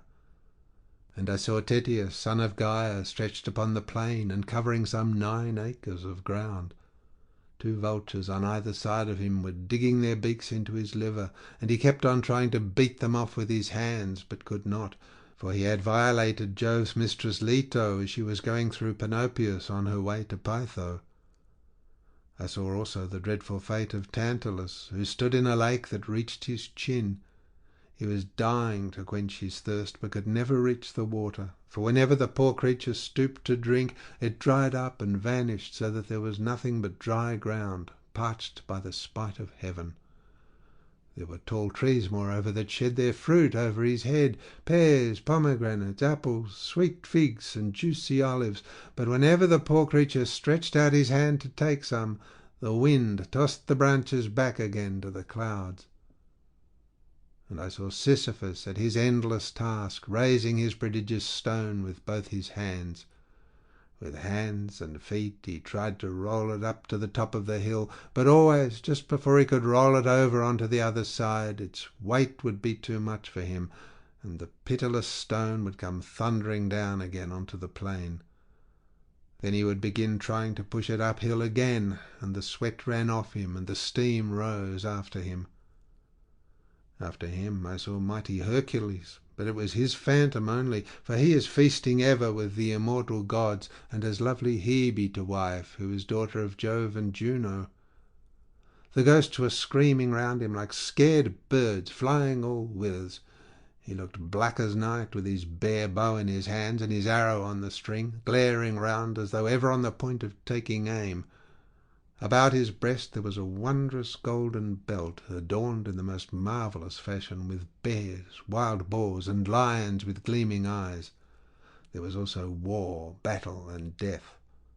The man who made that belt, do what he might, would never be able to make another like it. Hercules knew me at once when he saw me, and spoke piteously, saying, "My poor Ulysses, noble son of Laertes, are you too leading the same sorry kind of life that I did when I was above ground? I was son of Jove, but I went through an infinity of suffering, for I became bondsman to one who was far beneath me, a low fellow who set me all manner of labours. He once sent me here to fetch the hell-hound, for he did not think he could find anything harder for me than this. But I got the hound out of Hades and brought him to him, for Mercury and Minerva helped me." On this Hercules went down again into the house of Hades, but I stayed where I was in case some other of the mighty dead should come to me. And I should have seen still other of them that are gone before, whom I would fain have seen, Theseus and Pirithous, glorious children of the gods, but so many thousands of ghosts came round me and uttered such appalling cries that I was panic-stricken lest Proserpine should send me up from the house of Hades the head of that awful monster Gorgon. On this I hastened back to my ship, and ordered my men to go on board at once and loose the hawsers. So they embarked and took their places, whereon the ship went down the stream of the river Oceanus. We had to row at first, but presently a fair wind sprang up. End of section 11.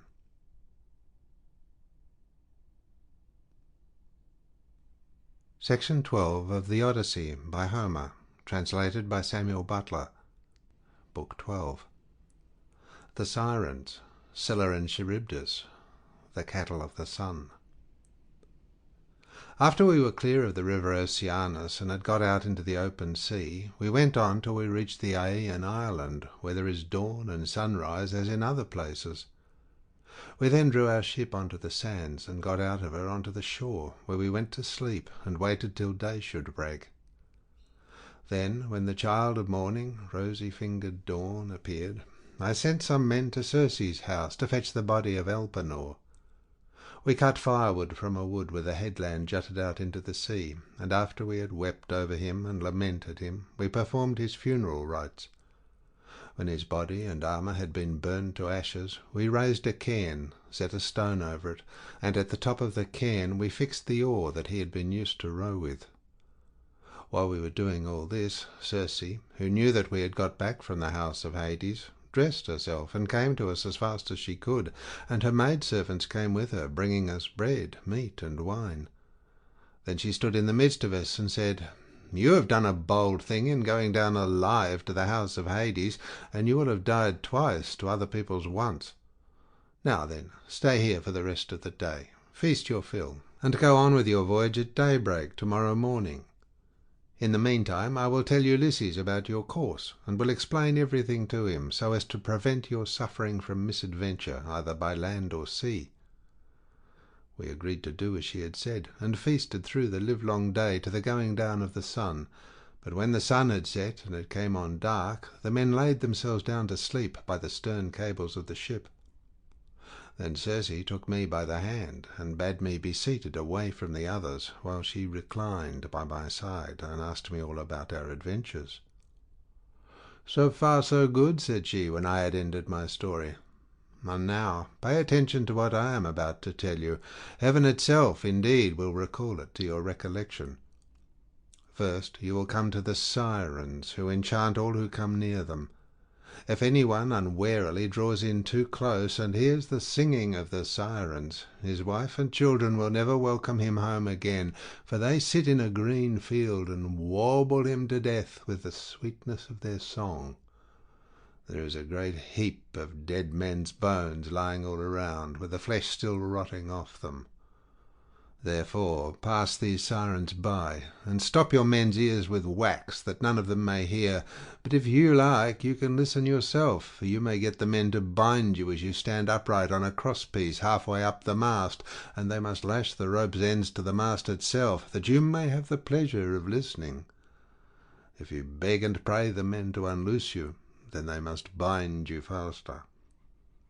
When your crew have taken you past these sirens, I cannot give you coherent directions as to which of two courses you are to take. I will lay the two alternatives before you, and you must consider them for yourself. On the one hand there are some overhanging rocks, against which the deep blue waves of Amphitrite beat with terrific fury. The blessed gods call these rocks the Wanderers. Here not even a bird may pass. No, not even the timid doves that bring ambrosia to Father Jove, but the sheer rock always carries off one of them, and Father Jove has to send another to make up their number. No ship that ever yet came to these rocks has got away again, but the waves and whirlwinds of fire are freighted with wreckage and with the bodies of dead men. The only vessel that ever sailed and got through was the famous Argo on her way home from the house of Aeetes, and she too would have gone against these great rocks, only that Juno piloted her past them for the love she bore to Jason. Of these two rocks the one reaches heaven, and its peak is lost in a dark cloud. This never leaves it, so that the top is never clear, not even in summer and early autumn. No man, though he had 20 hands and 20 feet, could get a foothold on it and climb it, for it runs sheer up, as smooth as though it had been polished. In the middle of it there is a large cavern, looking west and turned towards Erebus. You must take your ship this way, but the cave is so high up that not even the stoutest archer could send an arrow into it. Inside it Scylla sits and yelps with a voice that you might take to be that of a young hound, but in truth she is a dreadful monster, and no one, not even a god, could face her without being terror-struck. She has 12 misshapen feet and 6 necks of the most prodigious length, and at the end of each neck she has a frightful head with 3 rows of teeth in each, all set very close together, so that they would crunch anyone to death in a moment, and she sits deep within her shady cell, thrusting out her heads and peering all round the rock, fishing for dolphins or dogfish or any larger monster that she can catch of the thousands with which Amphitrite teems. No ship ever yet got past her without losing some men, for she shoots out all her heads at once, and carries off a man in each mouth. You will find the other rock lie lower, but they are so close together that there is not more than a bowshot between them. A large fig tree in full leaf grows upon it, and under it lies the sucking whirlpool of Charybdis. 3 times in a day does she vomit forth her waters, and 3 times she sucks them down again. See that you be not there when she is sucking, for if you are, Neptune himself could not save you. You must hug the Scylla side and drive ship by as fast as you can, for you had better lose 6 men than your whole crew. Is there no way, said I, of escaping Charybdis, and at the same time keeping Scylla off when she is trying to harm my men? You daredevil, replied the goddess, you are always wanting to fight somebody or something. You will not let yourself be beaten even by the immortals. For Scylla is not mortal. Moreover, she is savage, extreme, rude, cruel, and invincible. There is no help for it. Your best chance will be to get by her as fast as ever you can, for if you dawdle about her rock while you are putting on your armour, she may catch you with a second cast of her 6 heads, and snap up another 6 of your men. So drive your ship past her at full speed, and roar out lustily to Crataeis, who is Scylla's dam. Bad luck to her. She will then stop her from making a second raid upon you. You will now come to the Thrinacian island, and here you will see many herds of cattle and flocks of sheep belonging to the sun god. 7 herds of cattle and 7 flocks of sheep, with 50 head in each flock. They do not breed, nor do they become fewer in number, and they are tended by the goddesses Phaethusa and Lampetie, who are children of the sun god Hyperion by Neaera. Their mother, when she had borne them and had done suckling them, sent them to the Thrinacian island, which was a long way off, to live there and look after their father's flocks and herds. If you leave these flocks unharmed, and think of nothing but getting home, you may yet, after much hardship, reach Ithaca. But if you harm them, then I forewarn you of the destruction both of your ship and of your comrades, and even though you may yourself escape, you will return late, in bad plight, after losing all your men." Here she ended, and dawn enthroned in gold began to show in heaven, whereon she returned inland. I then went on board and told my men to loose the ship from her moorings, so they at once got into her, took their places, and began to smite the grey sea with their oars. Presently the great and cunning goddess Circe befriended us with a fair wind that blew dead aft, and stayed steadily with us, keeping our sails well filled. So we did whatever wanted doing to the ship's gear, and let her go as wind and helmsman headed her. Then, being much troubled in mind, I said to my men, "My friends, it is not right that 1 or 2 of us alone should know the prophecies that Circe has made me. I will, therefore, tell you about them, so that whether we live or die, we may do so with our eyes open." First, she said we were to keep clear of the sirens, who sit and sing most beautifully in a field of flowers. But she said I might hear them myself, so long as no one else did. Therefore take me, and bind me to the crosspiece halfway up the mast. Bind me as I stand upright, with a bond so fast that I cannot possibly break away, and lash the rope's ends to the mast itself. If I beg and pray you to set me free, then bind me more tightly still." I had hardly finished telling everything to the men before we reached the island of the 2 sirens, for the wind had been very favourable. Then, all of a sudden, it fell dead calm. There was not a breath of wind, nor a ripple upon the water, so the men furled the sails and stowed them. Then, taking to their oars, they whitened the water with the foam they raised in rowing. Meanwhile, I took a large wheel of wax and cut it up in small with my sword. Then I kneaded the wax in my strong hands till it became soft, which it soon did between the kneading and the rays of the sun god, son of Hyperion. Then I stopped the ears of all my men, and they bound me hands and feet to the mast as I stood upright on the crosspiece, but they went on rowing themselves. When we had got within earshot of the land, and the ship was going at a good rate, the sirens saw that we were getting inshore, and began with their singing. "Come here," they sang, "renowned Ulysses, honour to the Achaean name, and listen to our 2 voices. No one ever sailed past us without staying to hear the enchanting sweetness of our song, and he who listens will go on his way not only charmed but wiser, for we know all the ills that the gods laid upon the Argives and Trojans before Troy, and can tell you everything that is going to happen over the whole world." They sang these words most musically, and as I longed to hear them further, I made signs by frowning to my men that they should set me free, but they quickened their stroke, and Eurylochus and Perimedes bound me with still stronger bonds till we had got out of hearing of the sirens' voices. Then my men took the wax from their ears and unbound me. Immediately after we had got past the island, I saw a great wave from which spray was rising, and I heard a loud roaring sound. The men were so frightened that they loosed hold of their oars, for the whole sea resounded with the rushing of the waters, but the ship stayed where it was, for the men had left off rowing. I went round, therefore, and exhorted them man by man not to lose heart. "My friend," said I, "this is not the first time that we have been in danger, and we were in nothing like so bad a case as when the Cyclops shut us up in his cave. Nevertheless, my courage and wise counsel saved us then, and we shall live to look back on all this as well.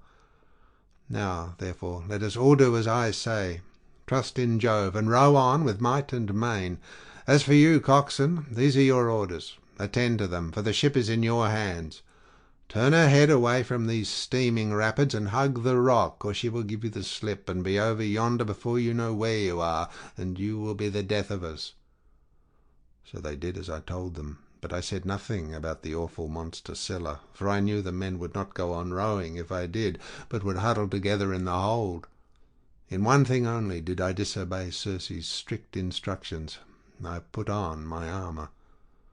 Then, seizing 2 strong spears, I took my stand on the ship's bows, for it was there that I expected first to see the monster of the rock who was to do my men so much harm. But I could not make her out anywhere, though I strained my eyes with looking the gloomy rock all over and over. Then we entered the straits in great fear of mind, for on the one hand was Scylla, and on the other dread Charybdis kept sucking up the salt water. As she vomited it up, it was like the water in a cauldron when it is boiling over upon a great fire, and the spray reached the top of the rocks on either side. When she began to suck again, we could see the water all inside whirling round, and it made a deafening sound as it broke against the rocks. We could see the bottom of the whirlpool all black with sand and mud, and the men were at their wits' ends for fear. While we were taken up with this, and were expecting each moment to be our last, Scylla pounced down suddenly upon us, and snatched up my 6 best men. I was looking at once after both ship and men, and in a moment I saw their hands and feet ever so high above me, struggling in the air as Scylla was carrying them off, and I heard them cry out my name in one last despairing cry. As a fisherman, seated, spear in hand, upon some jutting rock, throws bait into the water to deceive the poor little fishes, and spears them with the ox's horn with which his spear is shod, throwing them gasping onto the land as he catches them one by one, even so did Scylla land these panting creatures on her rock, and munch them up at the mouth of her den, while they screamed and stretched out their hands to me in their mortal agony. This was the most sickening sight that I saw throughout all my voyages.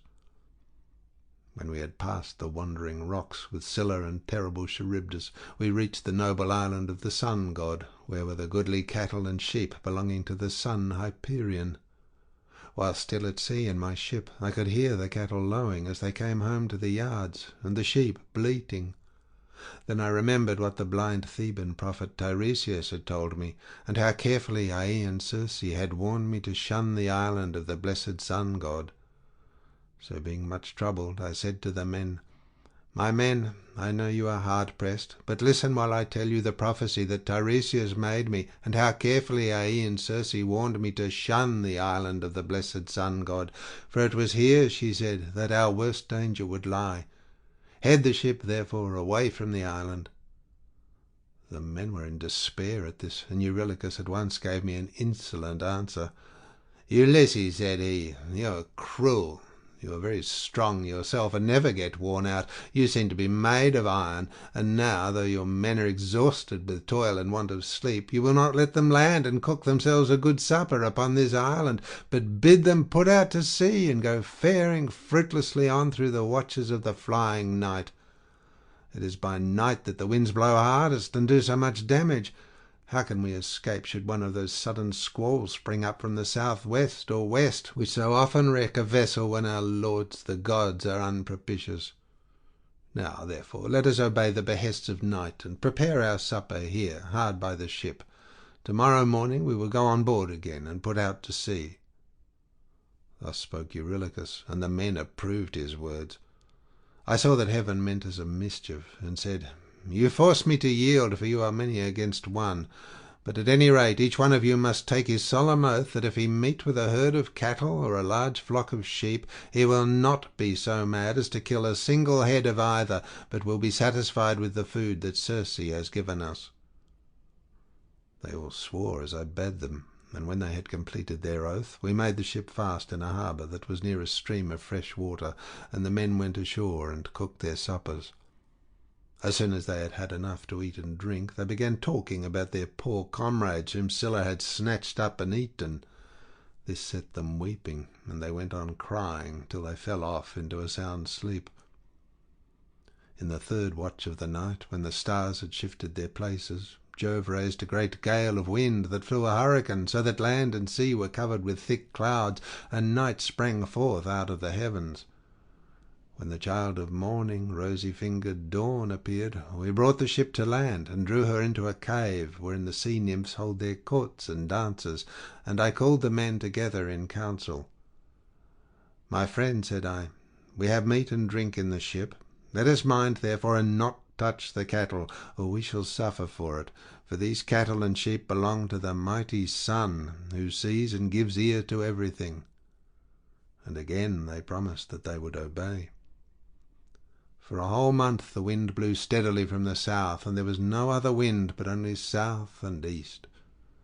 As long as corn and wine held out, the men did not touch the cattle when they were hungry.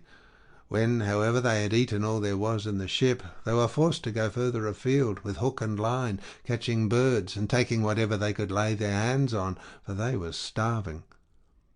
One day, therefore, I went up inland that I might pray heaven to show me some means of getting away.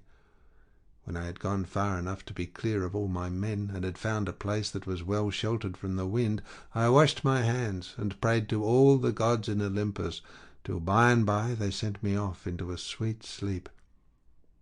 Meanwhile Eurylochus had been giving evil counsel to the men. "Listen to me," said he, "my poor comrades. All deaths are bad enough, but there is none so bad as famine.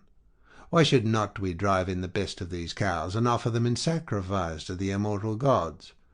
If we ever get back to Ithaca, we can build a fine temple to the sun god and enrich it with every kind of ornament.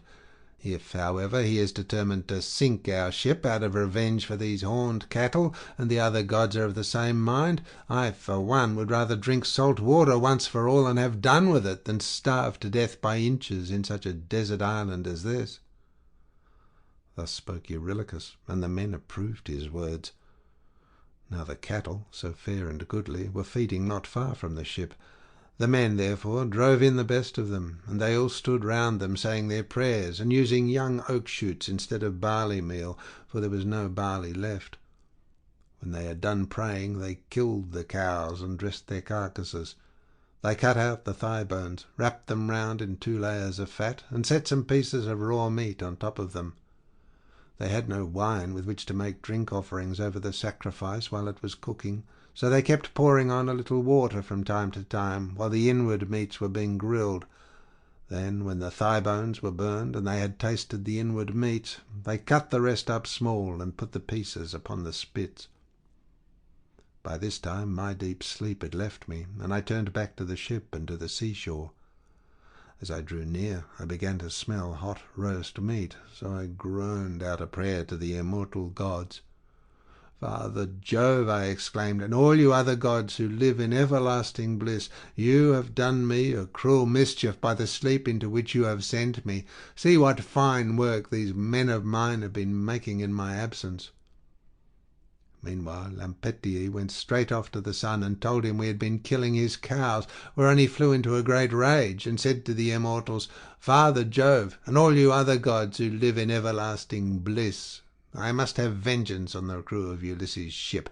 They have had the insolence to kill my cows, which were the one thing I loved to look upon, whether I was going up heaven or down again.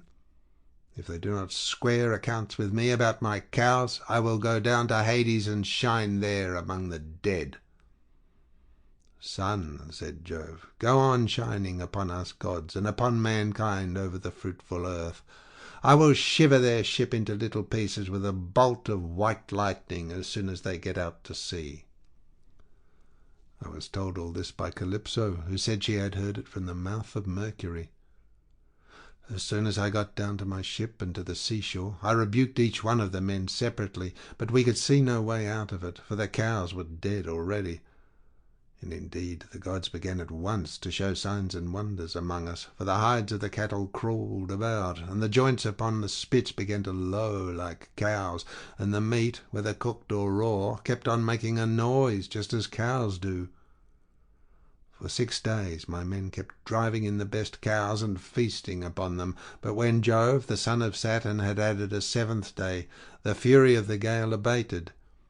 We therefore went on board, raised our mast, spread sail, and put out to sea. As soon as we were well away from the island, and could see nothing but sky and sea, the son of Saturn raised a black cloud over our ship, and the sea grew dark beneath it. We did not get on much further, for in another moment we were caught by a terrific squall from the west that snapped the forestays of the mast so that it fell aft, while all the ship's gear tumbled about at the bottom of the vessel. The mast fell upon the head of the helmsman in the ship's stern, so that the bones of his head were crushed to pieces, and he fell overboard as though he were diving, with no more life left in him. Then Jove let fly with his thunderbolts, and the ship went round, and was filled with fire and brimstone as the lightning struck it. The men all fell into the sea. They were carried about in the water round the ship, looking like so many seagulls, but the god presently deprived them of all chance of getting home again.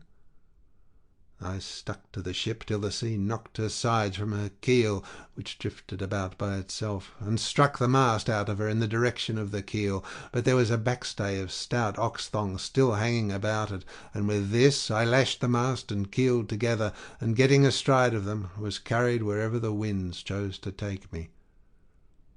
The gale from the west had now spent its force, and the wind got into the south again, which frightened me lest I should be taken back to the terrible whirlpool of Charybdis.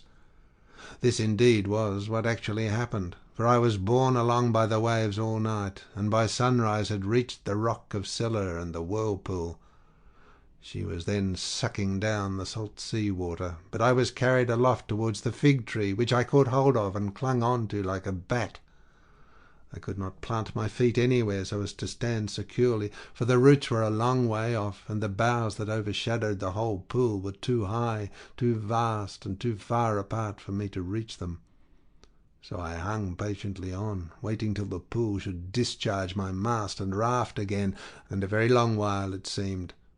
A juryman is not more glad to get home to supper after having been long detained in court by troublesome cases than I was to see my raft beginning to work its way out of the whirlpool again. At last I let go with my hands and feet, and fell heavily into the sea, hard by my raft, onto which I then got, and began to row with my hands. As for Scylla, the father of gods and men would not let her get further sight of me, otherwise I should have certainly been lost. Hence I was carried along for 9 days, till on the 10th night the gods stranded me on the Augean island, where dwells the great and powerful goddess Calypso.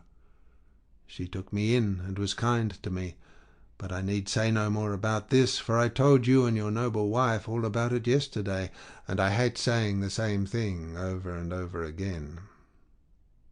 End of section 12.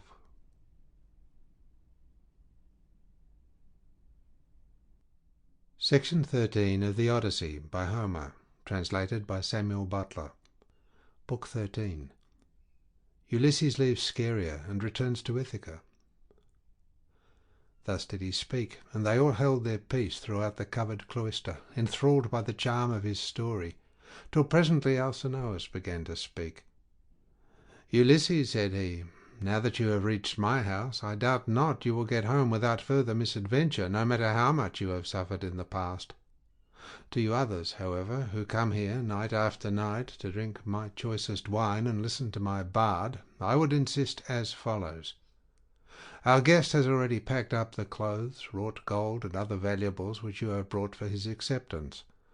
Let us now, therefore, present him further, each one of us, with a large tripod and a cauldron. We will recoup ourselves by the levy of a general rate, for private individuals cannot be expected to bear the burden of such a handsome present." Everyone approved of this, and then they went home to bed, each in his own abode. When the child of morning, rosy-fingered Dawn, appeared, they hurried down to the ship and brought their cauldrons with them. Alcinous went on board and saw everything so securely stowed under the ship's benches that nothing could break adrift and injure the rowers. Then they went to the house of Alcinous to get dinner, and he sacrificed a bull for them in honour of Jove, who is the lord of all. They set the steaks to grill and made an excellent dinner, after which the inspired bard Demodocus, who was a favourite with everyone, sang to them. But Ulysses kept on turning his eyes towards the sun, as though to hasten his setting, for he was longing to be on his way. Anyone who has been all day ploughing a fallow field with a couple of oxen keeps thinking about his supper, and is glad when night comes that he may go and get it, for it is all his legs can do to carry him. Even so did Ulysses rejoice when the sun went down, and he at once said to the Phaeacians, addressing himself more particularly to King Alcinous, "Sir, and all of you, farewell. Make your drink offerings, and send me on my way rejoicing, for you have fulfilled my heart's desire by giving me an escort and making me presents, which heaven grant that I may turn to good account. May I find my admirable life living in peace among friends, and may you, whom I leave behind me, give satisfaction to your wives and children. May heaven vouchsafe you every good grace, and may no evil thing come among your people." Thus did he speak. His hearers, all of them, approved his saying, and agreed that he should have his escort, inasmuch as he had spoken reasonably. Alcinous therefore said to his servant, "Pontonous, mix some wine and hand it round to everybody, that we may offer a prayer to Father Jove, and speed our guest upon his way." Pontonous mixed the wine and handed it to everyone in turn. The others, each from his own seat, made a drink offering to the blessed gods that live in heaven. But Ulysses rose and placed the double cup in the hands of Queen Arete. "Farewell, Queen," said he, "henceforward and forever, till age and death, the common lot of mankind, lay their hands upon you. I now take my leave. Be happy in this house with your children, your people, and with King Alcinous." As he spoke, he crossed the threshold, and Alcinous sent a man to conduct him to his ship and to the seashore. Arete also sent some maidservants with him, one with a clean shirt and cloak, another to carry his strong-box, and a third with corn and wine. When they got to the waterside, the crew took these things and put them on board, with all the meat and drink. But for Ulysses they spread a rug and a linen sheet on deck, that he might sleep soundly in the stern of the ship. Then he too went on board, and lay down without a word. But the crew took every man his place, and loosed the hawser from the pierced stone to which it had been bound. Thereon, when they began rowing out to sea, Ulysses fell into a deep, sweet, and almost death-like slumber. The ship bounded forward on her way as a four-in-hand chariot flies over the course when the horses feel the whip. Her prow curvetted as it were the neck of a stallion, and a great wave of dark blue water seethed in her wake. She held steadily on her course, and even a falcon, swiftest of all birds, could not have kept pace with her. Thus, then, she cut her way through the water, carrying one who was as cunning as the gods, but who was now sleeping peacefully, forgetful of all that he had suffered, both on the field of battle and by the waves of the weary sea. When the bright star that heralds the approach of dawn began to show, the ship drew near to land. Now there is in Ithaca a haven of the old merman Phorcys, which lies between two points that break the line of the sea and shut the harbour in. These shelter it from the storms of wind and sea that rage outside, so that, when once within it, a ship may lie without being even moored. At the head of this harbour there is a large olive tree, and at no great distance a fine overarching cavern, sacred to the nymphs who are called Naiads. There are mixing bowls within it, and wine jars of stone, and the bees hive there. Moreover, there are great looms of stone, on which the nymphs weave their robes of sea purple, very curious to see, and at all times there is water within it. It has two entrances, one facing north, by which mortals can go down into the cave, while the other comes from the south, and is more mysterious. Mortals cannot possibly get in by it. It is the way taken by the gods. Into this harbour, then, they took their ship, for they knew the place. She had so much way upon her that she ran half her own length onto the shore. When, however, they had landed, the first thing they did was to lift Ulysses with his rug and linen sheet out of the ship, and lay him down upon the sand, still fast asleep. Then they took out the presents which Minerva had persuaded the Phaeacians to give him when he was setting out on his voyage homewards. They put all these together by the root of the olive tree, away from the road, for fear some passer-by might come and steal them before Ulysses awoke, and then they made the best of their way home again. But Neptune did not forget the threats with which he had already threatened Ulysses, so he took counsel with Jove.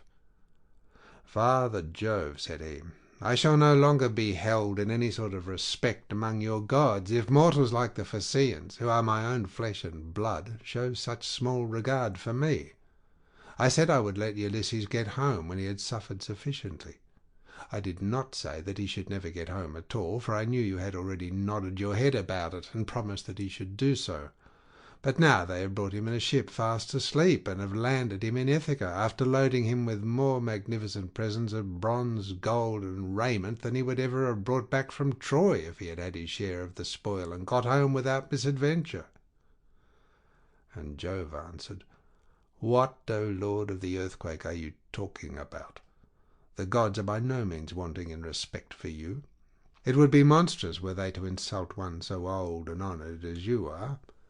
As regards mortals, however, if any of them is indulging in insolence and treating you disrespectfully, it will always rest with yourself to deal with him as you may think proper, so do just as you please.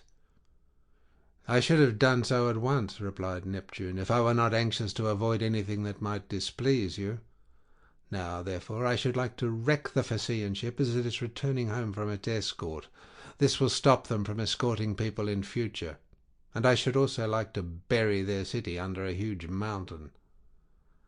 My good friend, answered Jove, I should recommend you, at the very moment when the people from the city are watching the ship on her way, to turn it into a rock near the land and looking like a ship. This will astonish everybody, and you can then bury their city under the mountain. When earth-encircling Neptune heard this, he went to Scheria, where the Phaeacians lived, and stayed there till the ship, which was making rapid way, had got close in. Then he went up to it, turned it into stone, and drove it down with the flat of his hand so as to root it in the ground. After this he went away. The Phaeacians then began talking among themselves, and one would turn towards his neighbour, saying, Bless my heart, who is it that can have rooted the ship in the sea just as she was getting into port? We could see the whole of her only a moment ago. This was how they talked, but they knew nothing about it. And Alcinous said, I remember now the old prophecy of my father. He said that Neptune would be angry with us for taking everyone so safely over the sea, and would one day wreck a Phaeacian ship as it was returning from an escort, and bury our city under a high mountain. This was what my old father used to say, and now it is all coming true. Now, therefore, let us all do as I say.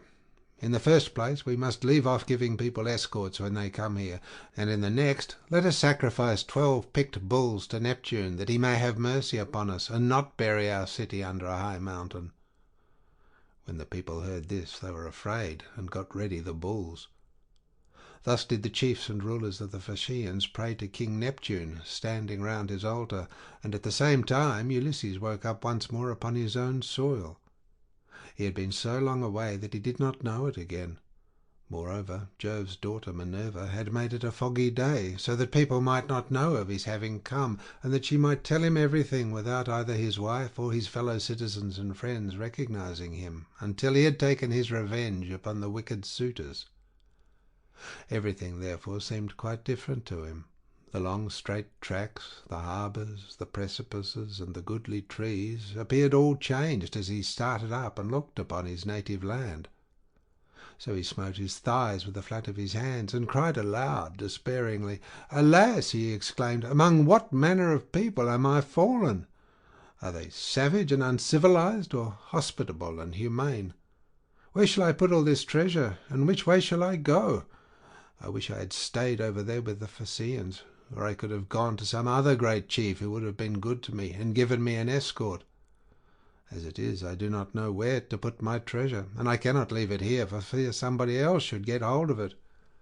In good truth, the chiefs and rulers of the Phaeacians have not been dealing fairly by me, and have left me in the wrong country. They said they would take me back to Ithaca, and they have not done so. May Jove, the protector of suppliants, chastise them, for he watches over everybody and punishes those who do wrong. Still, I suppose I must count my goods and see if the crew have gone off with any of them. He counted his goodly coppers and cauldrons, his gold and all his clothes, but there was nothing missing. Still he kept grieving about not being in his own country, and wandered up and down by the shore of the sounding sea, bewailing his hard fate. Then Minerva came up to him, disguised as a young shepherd of delicate and princely mien, with a good cloak folded double about her shoulders. She had sandals on her comely feet, and held a javelin in her hand. Ulysses was glad when he saw her, and went straight up to her. "My friend," said he, "you are the first person whom I have met with in this country. I salute you, therefore, and beg you to be well disposed towards me. Protect these my goods, and myself too, for I embrace your knees and pray to you as though you were a god. Tell me then, and tell me truly, what land and country is this? Who are its inhabitants?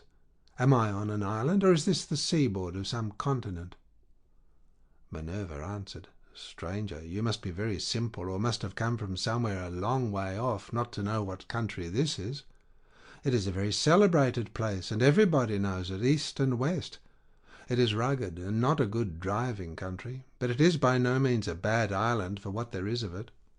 It grows any quantity of corn, and also wine, for it is watered both by rain and dew. It breeds cattle also, and goats. All kinds of timber grow here, and there are watering places where the water never runs dry. So, sir, the name of Ithaca is known even as far as Troy, which I understand to be a long way off from this Achaean country." Ulysses was glad at finding himself, as Minerva told him, in his own country, and he began to answer, but he did not speak the truth, and made up a lying story in the instinctive wiliness of his heart. "I heard of Ithaca," said he, "when I was in Crete beyond the seas, and now it seems I have reached it with all these treasures. I have left as much more behind me for my children, but am flying because I killed Orsilochus, son of Idomeneus, the fleetest runner in Crete. I killed him because he wanted to rob me of the spoils I had got from Troy with so much trouble and danger, both on the field of battle and by the waves of the weary sea. He said I had not served his father loyally at Troy as vassal, but had set myself up as an independent ruler, so I lay in wait for him with one of my followers by the roadside, and speared him as he was coming into town from the country. It was a very dark night, and nobody saw us. It was not known, therefore, that I had killed him. So I went to a ship and besought the owners, who were Phoenicians, to take me on board and set me in Perilous or in Elis, where the Epeans rule, giving them as much spoil as satisfied them. They meant no guile, but the wind drove them off their course, and we sailed on till we came hither by night. It was all we could do to get inside the harbour, and none of us said a word about supper, though we wanted it badly, but we all went on shore and lay down just as we were. I was very tired and fell asleep directly, so they took my goods out of the ship and placed them beside me where I was lying upon the sand. Then they sailed away to Sidonia, and I was left here in great distress of mind." Such was his story, but Minerva smiled and caressed him with her hand. Then she took the form of a woman, fair, stately, and wise. "He must be indeed a shifty, lying fellow," said she, "who could surpass you in all manner of craft, even though you had a god for your antagonist. Daredevil that you are, full of guile, unwearying in deceit, can you not drop your tricks and your instinctive falsehood, even now that you are in your own country again? We will say no more, however, about this, for we can both of us deceive upon occasion. You are the most accomplished counsellor and orator among all mankind, while I for diplomacy and subtlety have no equal among the gods. Did you not know Jove's daughter Minerva, me, who have been ever with you, who kept watch over you in all your troubles, and who made the Phaeacians take so great a liking to you? And now again I am come here to talk things over with you, and help you to hide the treasure I made the Phaeacians give you. I want to tell you about the troubles that await you in your own house. You have got to face them, but tell no one, neither man nor woman, that you have come home again. Bear everything, and put up with every man's insolence, without a word." And Ulysses answered, "A man, goddess, may know a great deal, but you are so constantly changing your appearance that when he meets you it is a hard matter for him to know whether it is you or not. This much, however, I know exceedingly well. You were very kind to me as long as we Achaeans were fighting before Troy, but from the day on which we went on board ship after having sacked the city of Priam, and heaven dispersed us, from that day, Minerva, I saw no more of you, and cannot even remember your coming to my ship to help me in a difficulty. I had to wander on, sick and sorry, till the gods delivered me from evil, and I reached the city of the Phaeacians, where you encouraged me and took me into the town. And now, I beseech you in your father's name, tell me the truth, for I do not believe I am really back in Ithaca. I am in some other country, and you are mocking me and deceiving me in all you have been saying. Tell me then, truly, have I really got back to my own country?" "You are always taking something of that sort in your head," replied Minerva, "and that is why I cannot desert you in your afflictions. You are so plausible, shrewd, and shifty. Anyone but yourself, on returning from so long a voyage, would at once have gone home to see his wife and children, but you do not seem to care about asking after them, or hearing any news about them, till you have exploited your wife, who remains at home vainly grieving for you, and having no peace night or day for the tears she sheds on your behalf. As for my not coming near you, I was never uneasy about you, for I was certain you would get back safely, though you would lose all your men, and I did not wish to quarrel with my uncle Neptune, who never forgave me for having blinded his son. I will now, however, point out to you the lie of the land, and you will then perhaps believe me. This is the haven of the old merman Phorcys, and here is the olive tree that grows at the head of it. Near it is the cave sacred to the Naiads. Here too is the overarching cavern in which you have offered many an acceptable hecatomb to the nymphs, and this is the wooded mountain Neritum." As she spoke, the goddess dispersed the mist, and the land appeared.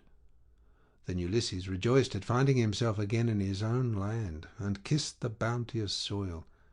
He lifted up his hands and prayed to the nymphs, saying, "Naiad nymphs, daughters of Jove, I made sure that I was never again to see you. Now, therefore, I greet you with all loving salutations, and I will bring you offerings as in the old days, if Jove's redoubtable daughter will grant me life and bring my son to manhood." "Take heart, and do not trouble yourself about that," rejoined Minerva. "Let us rather set about stowing your things at once in the cave, where they will be quite safe. Let us see how we can best manage it all." Therewith she went down into the cave to look for the safest hiding places, while Ulysses brought up all the treasure of gold, bronze, and good clothing which the Phaeacians had given him. They stowed everything carefully away, and Minerva set a stone against the door of the cave. Then the two sat down by the root of the great olive, and consulted how to compass the destruction of the wicked suitors. "Ulysses," said Minerva, "noble son of Laertes, think how you can lay hands on these disreputable people who have been lording it in your house these 3 years, courting your wife and making wedding presents to her, while she does nothing but lament your absence, giving hope and sending encouraging messages to every one of them, but meaning the very opposite of all she says."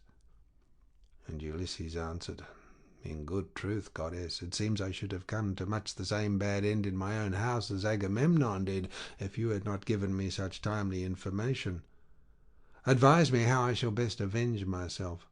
Stand by my side, and put your courage into my heart, as on the day when we loosed Troy's fair diadem from her brow. Help me now as you did then, and I will fight 300 men, if you, goddess, will be with me." "Trust me for that," said she. "I will not lose sight of you when once we set about it, and I imagine that some of those who are devouring your substance will then bespatter the pavement with their blood and brains. I will begin by disguising you, so that no human being shall know you. I will cover your body with wrinkles. You shall lose all your yellow hair. I will clothe you in a garment that shall fill all who see it with loathing. I will blear your fine eyes for you, and make you an unseemly object in the sight of the suitors, of your wife, and of the son whom you left behind you. Then go at once to the swineherd who is in charge of your pigs.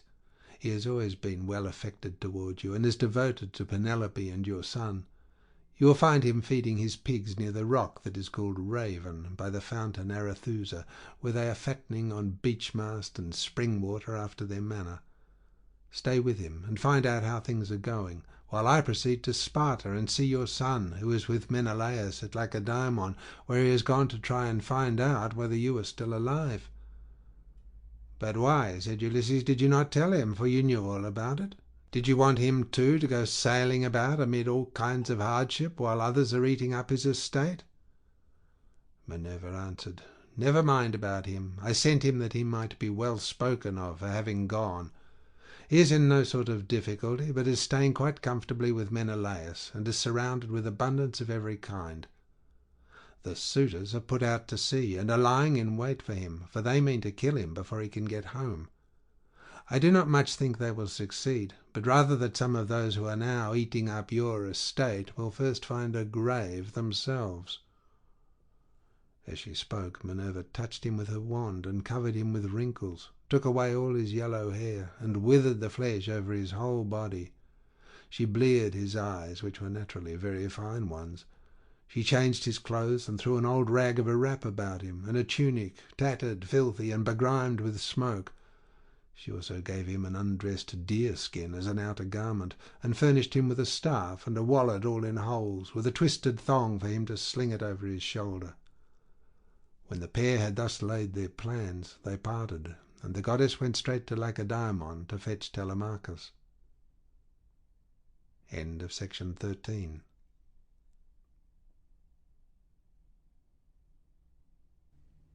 Section 14 of the Odyssey by Homer, translated by Samuel Butler.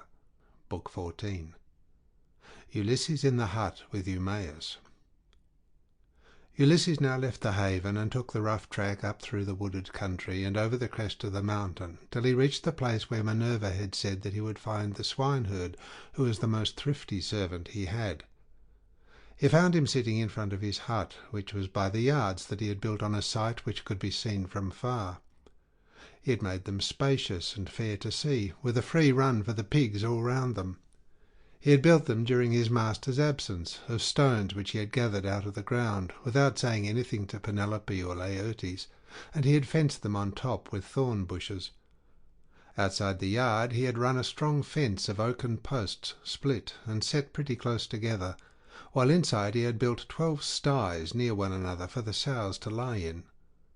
There were 50 pigs wallowing in each sty, all of them breeding sows, but the boars slept outside and were much fewer in number, for the suitors kept on eating them, and the swineherd had to send them the best he had continually. There were 360 boar pigs, and the herdsman's 4 hounds, which were as fierce as wolves, slept always with them. The swineherd was at that moment cutting out a pair of sandals from a good stout ox hide. 3 of his men were out herding the pigs in one place or another, and he had sent the 4th to town with a boar that he had been forced to send the suitors, that they might sacrifice it and have their fill of meat. When the hounds saw Ulysses, they set up a furious barking and flew at him, but Ulysses was cunning enough to sit down and loose his hold of the stick that he had in his hand. Still, he would have been torn by them in his own homestead had not the swineherd dropped his ox-hide, rushed full speed through the gate of the yard, and driven the dogs off by shouting and throwing stones at them. Then he said to Ulysses, "Old man, the dogs were likely to have made short work of you, and then you would have got me into trouble. The gods have given me quite enough worries without that, for I have lost the best of masters, and am in continual grief on his account. I have to attend swine for other people to eat, while he, if he yet lives to see the light of day, is starving in some distant land. But come inside, and when you've had your fill of bread and wine, tell me where you come from, and all about your misfortunes." On this the swineherd led the way into the hut, and bade him sit down. He strewed a good thick bed of rushes upon the floor, and on the top of this he threw the shaggy chamois skin, a great thick one, on which he used to sleep by night. Ulysses was pleased at being made thus welcome, and said, "May Jove, sir, and the rest of the gods grant you your heart's desire in return for the kind way in which you have received me." To this you answered, O swineherd Eumaeus, "Stranger, though a still poorer man should come here, it would not be right for me to insult him, for all strangers and beggars are from Jove. You must take what you can get and be thankful, for servants live in fear when they have young lords for their masters, and this is my misfortune now.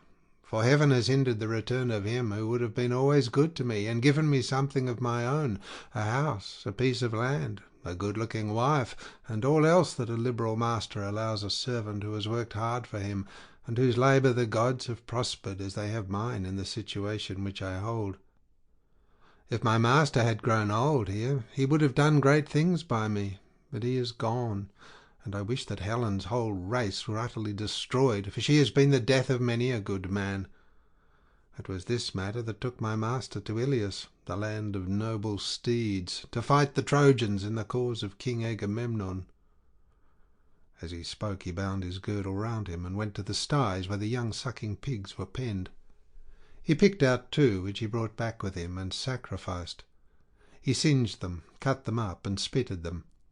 When the meat was cooked, he brought it all in and set it before Ulysses, hot and still on the spit, whereon Ulysses sprinkled it over with white barley meal.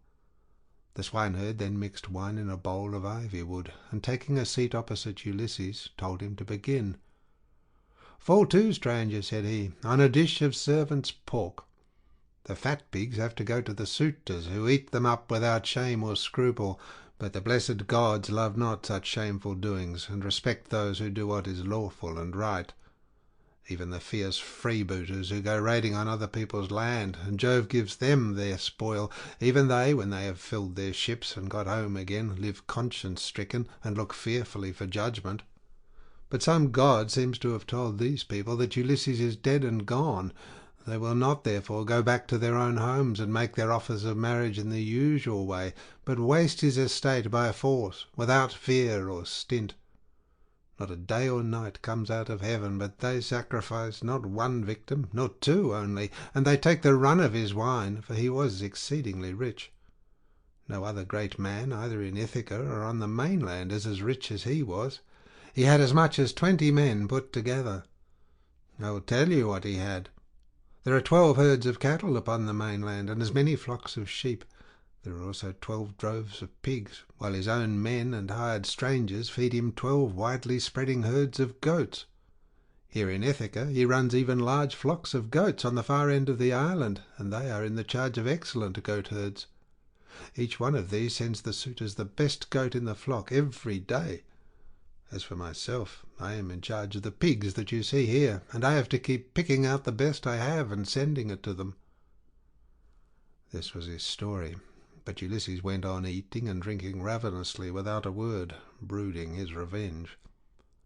When he had eaten enough and was satisfied, the swineherd took the bowl from which he usually drank, filled it with wine, and gave it to Ulysses, who was pleased, and said as he took it in his hands, "My friend, who was this master of yours that bought you and paid for you, so rich and so powerful as you tell me?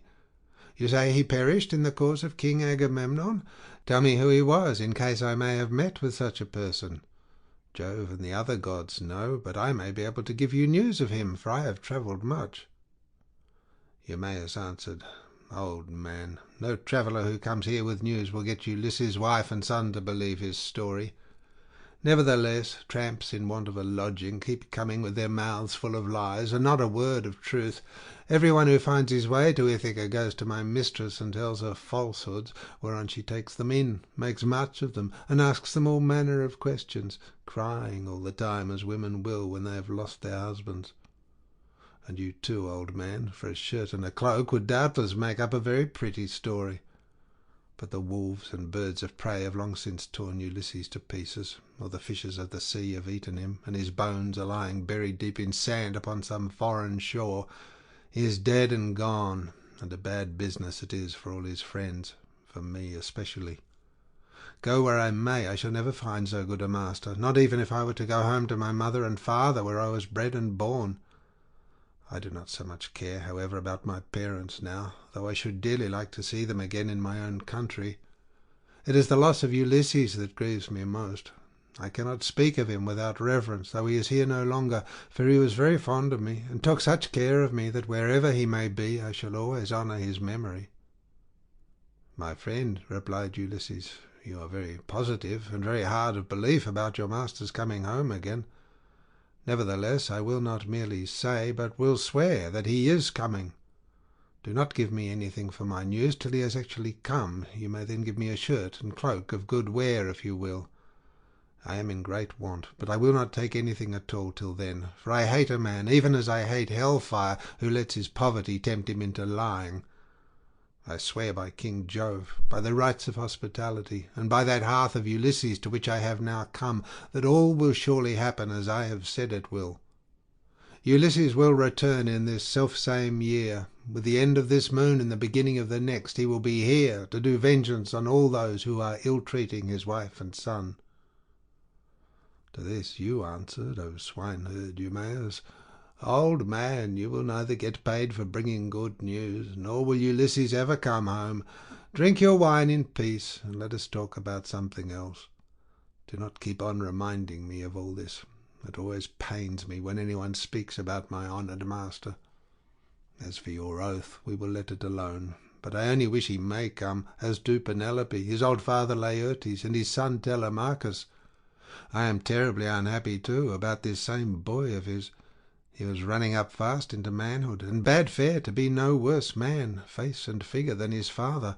But someone, either god or man, has been unsettling his mind, so he has gone off to Pylos to try and get news of his father, and the suitors are lying in wait for him as he is coming home, in the hope of leaving the house of Odysseus without a name in Ithaca. But let us say no more about him, and leave him to be taken, or else to escape if the son of Saturn holds his hand over him to protect him. And now, old man, tell me your own story. Tell me also, for I want to know, who you are and where you come from. Tell me of your town and parents, what manner of ship you came in, how crew brought you to Ithaca, and from what country they profess to come, for you cannot have come by land." And Ulysses answered, "I will tell you all about it. If there were meat and wine enough, and we could stay here in the hut with nothing to do but to eat and drink while the others go to their work, I could easily talk on for a whole 12 months without ever finishing the story of the sorrows with which it has pleased heaven to visit me. I am by birth a Cretan. My father was a well-to-do man who had many sons born in marriage, whereas I was the son of a slave whom he had purchased for a concubine. Nevertheless, my father, Castor, son of Hylax, whose lineage I claim, and who is held in the highest honour among the Cretans for his wealth, prosperity, and the valour of his sons, put me on the same level with my brothers who had been born in wedlock. When, however, death took him to the house of Hades, his sons divided his estate and cast lots for their shares, but to me they gave a holding and little else. Nevertheless, my valour enabled me to marry into a rich family, for I was not given to bragging or shirking on the field of battle. It is all over now. Still, if you look at the straw, you can see what the year was, for I have had trouble enough and to spare. Mars and Minerva made me doughty in war. When I had picked my men to surprise the enemy with an ambuscade, I never gave death so much as a thought, but was the first to leap forward and spear all whom I could overtake.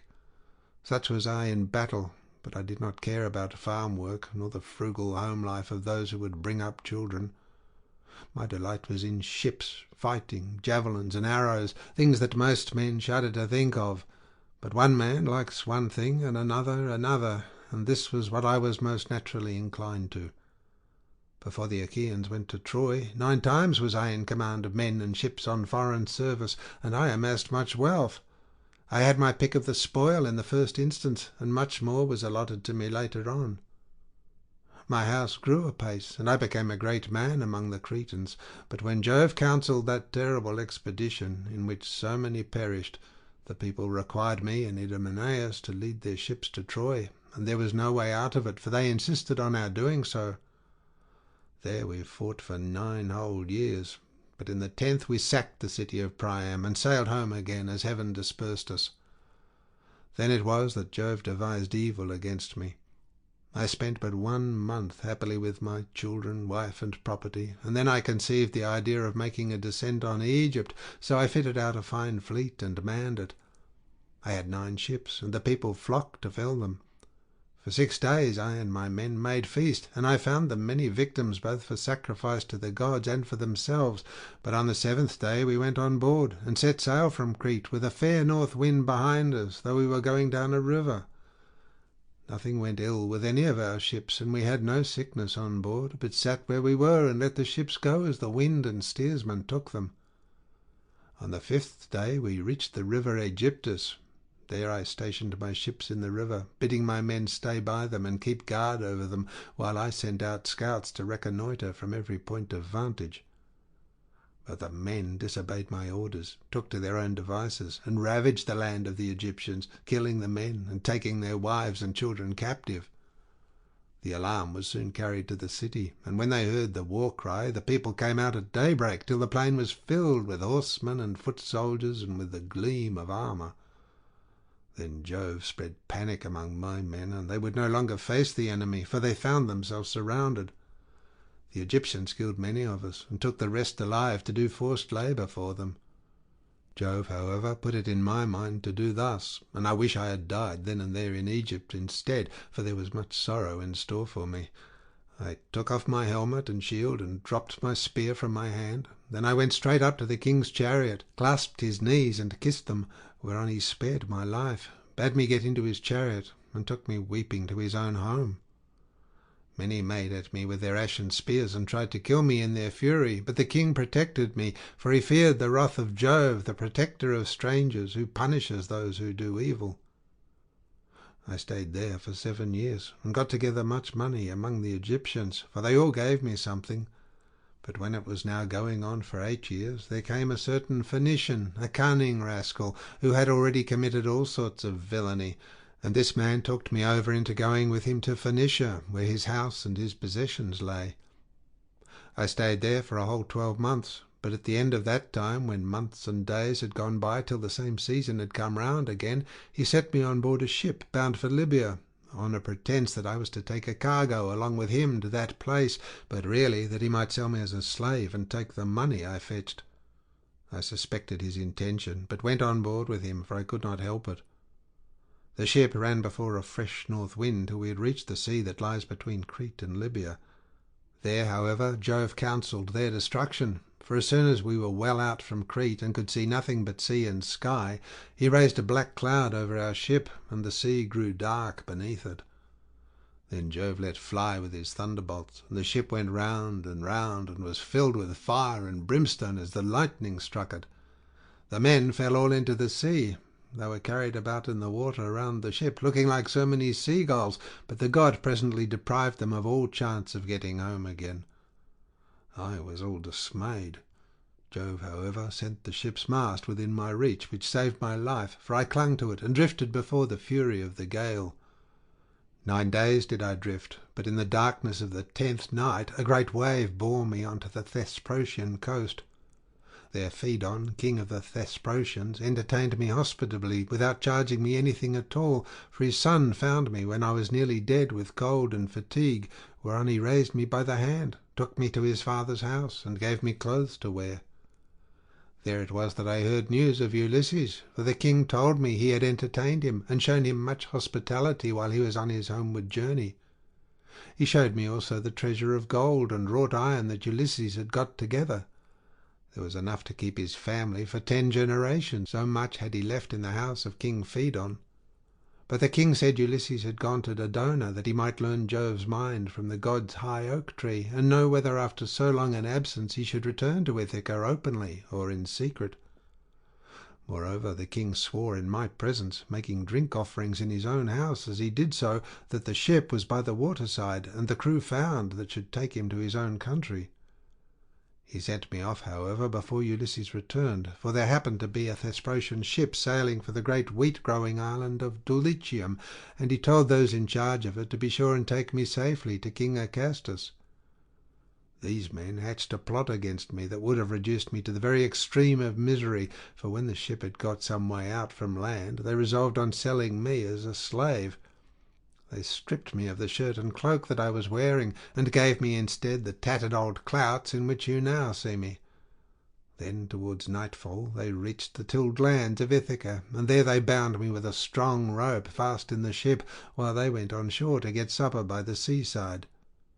But the gods soon undid my bonds for me, and having drawn my rags over my head, I slid down the rudder into the sea, where I struck out and swam till I was well clear of them, and came ashore near a thick wood in which I lay concealed. They were very angry at my having escaped, and went searching about for me, till at last they thought it was no further use, and went back to their ship.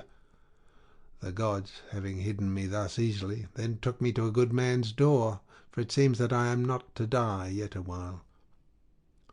To this you answered, O swineherd Eumaeus, Poor unhappy stranger, I have found the story of your misfortunes extremely interesting, but that part about Ulysses is not right, and you will never get me to believe it. Why should a man like you go about telling lies in this way? I know all about the return of my master. The gods, one and all of them, detest him, or they would have taken him before Troy, or let him die with friends around him when the days of his fighting were done, for then the Achaeans would have built a mound over his ashes, and his son would have been heir to his renown. But now the storm winds have spirited him away, we know not whither. As for me, I live out of the way here with the pigs, and never go to the town, unless when Penelope sends for me on the arrival of some news about Ulysses. Then they all sit round and ask questions, both those who grieve over the king's absence, and those who rejoice at it because they can eat up his property without paying for it. For my own part, I have never cared about asking anyone else since the time when I was taken in by an Aetolian who had killed a man and come a long way, till at last he reached my station, and I was very kind to him. He said he had seen Ulysses with Idomeneus among the Cretans, refitting his ships which had been damaged in a gale. He said Ulysses would return in the following summer or autumn with his men, and that he would bring back much wealth. And now you unfortunate old man, since fate has brought you to my door, do not try to flatter me in this way with vain hopes. It is not for any such reason that I shall treat you kindly, but only out of respect for Jove, the god of hospitality, as fearing him and pitying you." Ulysses answered, "I see that you are of an unbelieving mind. I have given you my oath, and yet you will not credit me. Let us then make a bargain, and call all the gods in heaven to witness it. If your master comes home, give me a cloak and shirt of good wear, and send me to Dulichium, where I want to go. But if he does not come, as I say he will, set your men on to me, and tell them to throw me from yonder precipice, as a warning to tramps not to go about the country telling lies." "And a pretty figure I should cut then," replied Eumaeus, "both now and hereafter, if I were to kill you after receiving you into my hut and showing you hospitality. I should have to say my prayers in good earnest if I did. But it is just supper time, and I hope my men will come in directly, that we may cook something savoury for supper." Thus did they converse, and presently the swineherds came up with the pigs, which were then shut up for the night in their sties, and a tremendous squealing they made as they were being driven into them. But Eumaeus called to his men and said, "Bring in the best pig you have, that I may sacrifice him for this stranger, and we will take toll of him ourselves. We have had trouble enough this long time feeding pigs, while others reap the fruit of our labour." On this he began chopping firewood, while the others brought in a fine fat 5-year-old boar pig and set it at the altar. Eumaeus did not forget the gods, for he was a man of good principles, so the first thing he did was to cut bristles from the pig's face and throw them into the fire, praying to all the gods as he did so that Ulysses might return home again. Then he clubbed the pig with a billet of oak which he had kept back when he was chopping the firewood, and stunned it, while the others slaughtered and singed it. Then they cut it up, and Eumaeus began by putting raw pieces from each joint onto some of the fat. These he sprinkled with barley meal and laid upon the embers. They cut the rest of the meat up small, put the pieces upon the spits, and roasted them till they were done. When they had taken them off the spits, they threw them onto the dresser in a heap. The swineherd, who was a most equitable man, then stood up to give everyone his share. He made 7 portions. One of these he set apart for Mercury, the son of Maia, and the nymphs, praying to them as he did so. The others he dealt out to the men, man by man. He gave Ulysses some slices cut lengthwise down the loyal as a mark of especial favour, and Ulysses was much pleased. "I hope, Eumaeus," said he, "that Jove will be as well disposed towards you as I am for the respect you are showing to an outcast like myself." To this you answered, O swineherd Eumaeus, "Eat, my good fellow, and enjoy your supper, such as it is. God grants this and withholds that, just as he thinks right, for he can do whatever he chooses."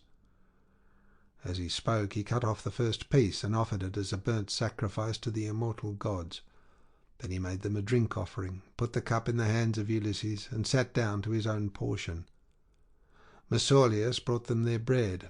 The swineherd had brought this man on his own account from among the Taphians during his master's absence, and had paid for him with his own money, without saying anything either to his mistress or Laertes.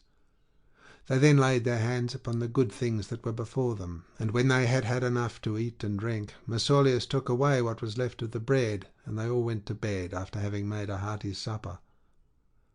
Now the night came on stormy and very dark, for there was no moon. It poured without ceasing, and the wind blew strong from the west, which is a wet quarter, so Ulysses thought he would see whether Eumaeus, in the excellent care he took of him, would take off his own cloak and give it to him, or make one of his men give him one. "Listen to me," said he, "Eumaeus and the rest of you. When I have said a prayer I will tell you something. It is the wine that makes me talk in this way. Wine will make even a wise man fall to singing. It will make him chuckle and dance and say many a word that he had better leave unspoken. Still, as I have begun, I will go on. Would that I was still young and strong, as when we got up an ambuscade before Troy. Menelaus and Ulysses were the leaders, but I was in command also, for the other two would have it so.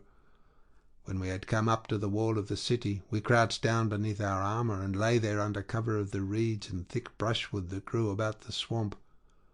It came on to freeze, with a north wind blowing. The snow fell small and fine like hoarfrost, and our shields were coated thick with rime. The others had all got cloaks and shirts, and slept comfortably enough with their shields about their shoulders, but I had carelessly left my cloak behind me, not thinking that I should be too cold, and had gone off in nothing but my shirt and shield.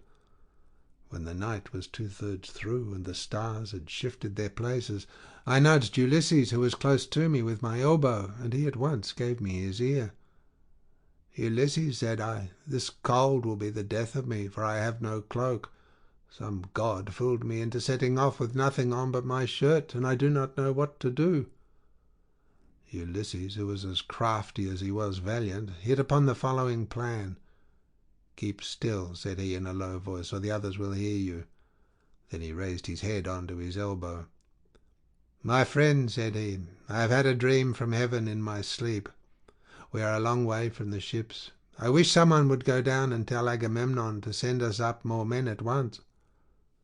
On this Thoas, son of Andraemon, threw off his cloak and set out running to the ships, whereon I took the cloak and lay in it comfortably enough till morning.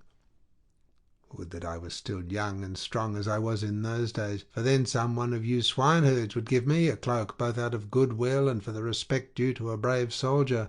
But now people look down upon me because my clothes are shabby." And Eumaeus answered, "Old man, you have told us an excellent story, and have said nothing, so far, but what is quite satisfactory. For the present, therefore, you shall want neither clothing nor anything else that a stranger in distress may reasonably expect.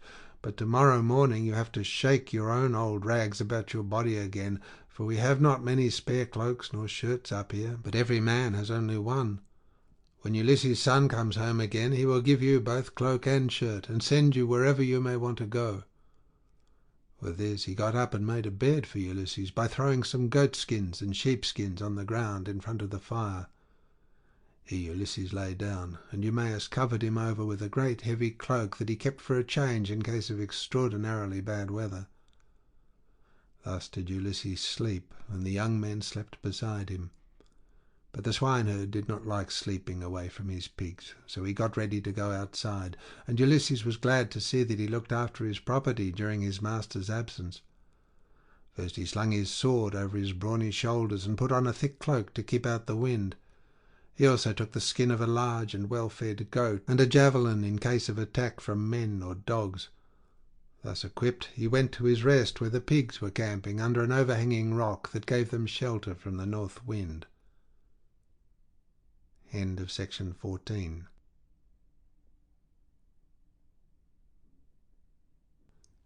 Section 15 of the Odyssey by Homer, translated by Samuel Butler. Book 15. Minerva summons Telemachus from Lacedaemon. He meets with Theoclymenus at Pylos and brings him to Ithaca. On landing, he goes to the hut of Eumaeus. But Minerva went to the fair city of Lacedaemon to tell Ulysses' son that he was to return at once. She found him and Pisistratus sleeping in the forecourt of Menelaus's house. Pisistratus was fast asleep, but Telemachus could get no rest all night for thinking of his unhappy father. So Minerva went close up to him and said, "Telemachus, you should not remain so far away from home any longer, nor leave your property with such dangerous people in your house. They will eat up everything you have among them, and you will have been on a fool's errand. Ask Menelaus to send you home at once, if you wish to find your excellent mother still there when you get back. Her father and brothers are already urging her to marry Eurymachus, who has given her more than any of the others, and has been greatly increasing his wedding presents. I hope nothing valuable may have been taken from the house in spite of you, but you know what women are. They always want to do the best they can for the man who marries them, and never give another thought to the children of their first husband, nor to their father either when he is dead and done with. Go home, therefore, and put everything in charge of the most respectable woman-servant that you have, until it shall please heaven to send you a wife of your own. Let me tell you also of another matter which you had better attend to. The chief men among the suitors are lying in wait for you in the strait between Ithaca and Samos, and they mean to kill you before you can reach home. I do not much think they will succeed. It is more likely that some of those who are now eating up your property will find a grave themselves. Sail night and day, and keep your ship well away from the islands. The god who watches over you and protects you will send you a fair wind. As soon as you get to Ithaca, send your ships and men on to the town, but yourself go straight to the swineherd who has charge of your pigs. He is well disposed towards you. Stay with him, therefore, for the night, and then send him to Penelope to tell her that you have got back safe from Pylos." Then she went back to Olympus. But Telemachus stirred Pisistratus with his heel to rouse him, and said, "Wake up, Pisistratus, and yoke the horses to the chariot, for we must set off home." But Pisistratus said, "No matter what hurry we are in, we cannot drive in the dark. It will be morning soon. Wait till Menelaus has brought his presents and put them in the chariot for us, and let him say good-bye to us in the usual way. So long as he lives, a guest should never forget a host who has shown him kindness." As he spoke, day began to break, and Menelaus, who had already risen, leaving Helen in bed, came towards them.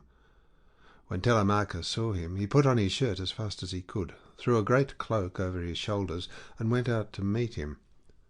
"Menelaus," said he, "let me go back now to my own country, for I want to get home." And Menelaus answered, "Telemachus, if you insist on going, I will not detain you. I do not like to see a host either too fond of his guest or too rude to him. Moderation is best in all things, and not letting a man go when he wants to do so is as bad as telling him to go if he would like to stay. One should treat a guest well as long as he is in the house, and speed him when he wants to leave it. Wait, then, till I can get your beautiful presents into your chariot, until you have yourself seen them. I will tell the women to prepare a sufficient dinner for you of what there may be in the house. It will be at once more proper and cheaper for you to get your dinner before setting out on such a long journey. If, moreover, you have a fancy for making a tour in Hellas or in the Peloponnese, I will yoke my horses and will conduct you myself through all our principal cities. No one will send us away empty-handed. Everyone will give us something, a bronze tripod, a couple of mules, or a gold cup." "Menelaus," replied Telemachus, "I want to go home at once, for when I came away I left my property without protection, and fear that while looking for my father I shall come to ruin myself, or find that something valuable has been stolen during my absence." When Menelaus heard this, he immediately told his wife and servants to prepare a sufficient dinner from what there might be in the house. At this moment Eteoneus joined him, for he lived close by and had just got up. So Menelaus told him to light the fire and cook some meat, which he at once did. Then Menelaus went down into his fragrant storeroom, not alone, but Helen went too, with Megapenthes. When he reached the place where the treasures of his house were kept, he selected a double cup, and told his son Megapenthes to bring also a silver mixing bowl. Meanwhile Helen went to the chest where she kept the lovely dresses which she had made with her own hands, and took out one that was largest and most beautifully enriched with embroidery. It glittered like a star, and lay at the very bottom of the chest. Then they all came back through the house again till they got to Telemachus, and Menelaus said, "Telemachus, may Jove, the mighty husband of Juno, bring you safely home according to your desire. I will now present you with the finest and most precious piece of plate in all my house. It is a mixing bowl of pure silver, except the rim, which is inlaid with gold, and it is the work of Vulcan. Vidamus, king of the Sidonians, made me a present of it in the course of a visit that I paid him while I was on my return home. I should like to give it to you." With these words he placed the double cup in the hands of Telemachus, while Megapenthes brought the beautiful mixing bowl and set it before him. Hard by stood lovely Helen with the robe ready in her hand. "I too, my son," said she, "have something for you as a keepsake from the hand of Helen. It is for your bride to wear upon her wedding day. Till then, get your dear mother to keep it for you.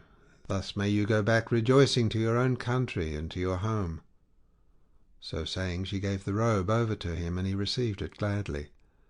Then Pisistratus put the presents into their chariot and admired them all as he did so. Presently Menelaus took Telemachus and Pisistratus into the house, and they both of them sat down to table.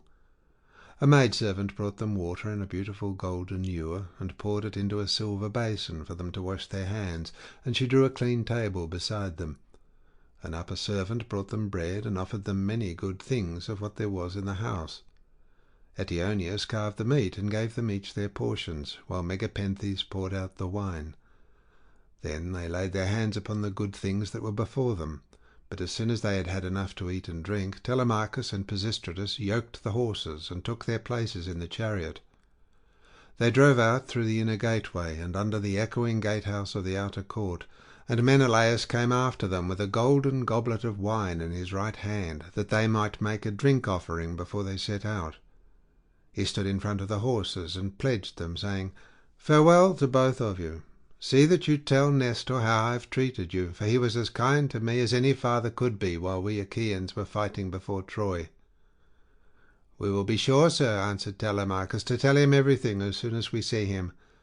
I wish I were as certain of finding Ulysses returned when I get back to Ithaca, that I might tell him of the very great kindness you have shown me, and of the many beautiful presents I am taking with me."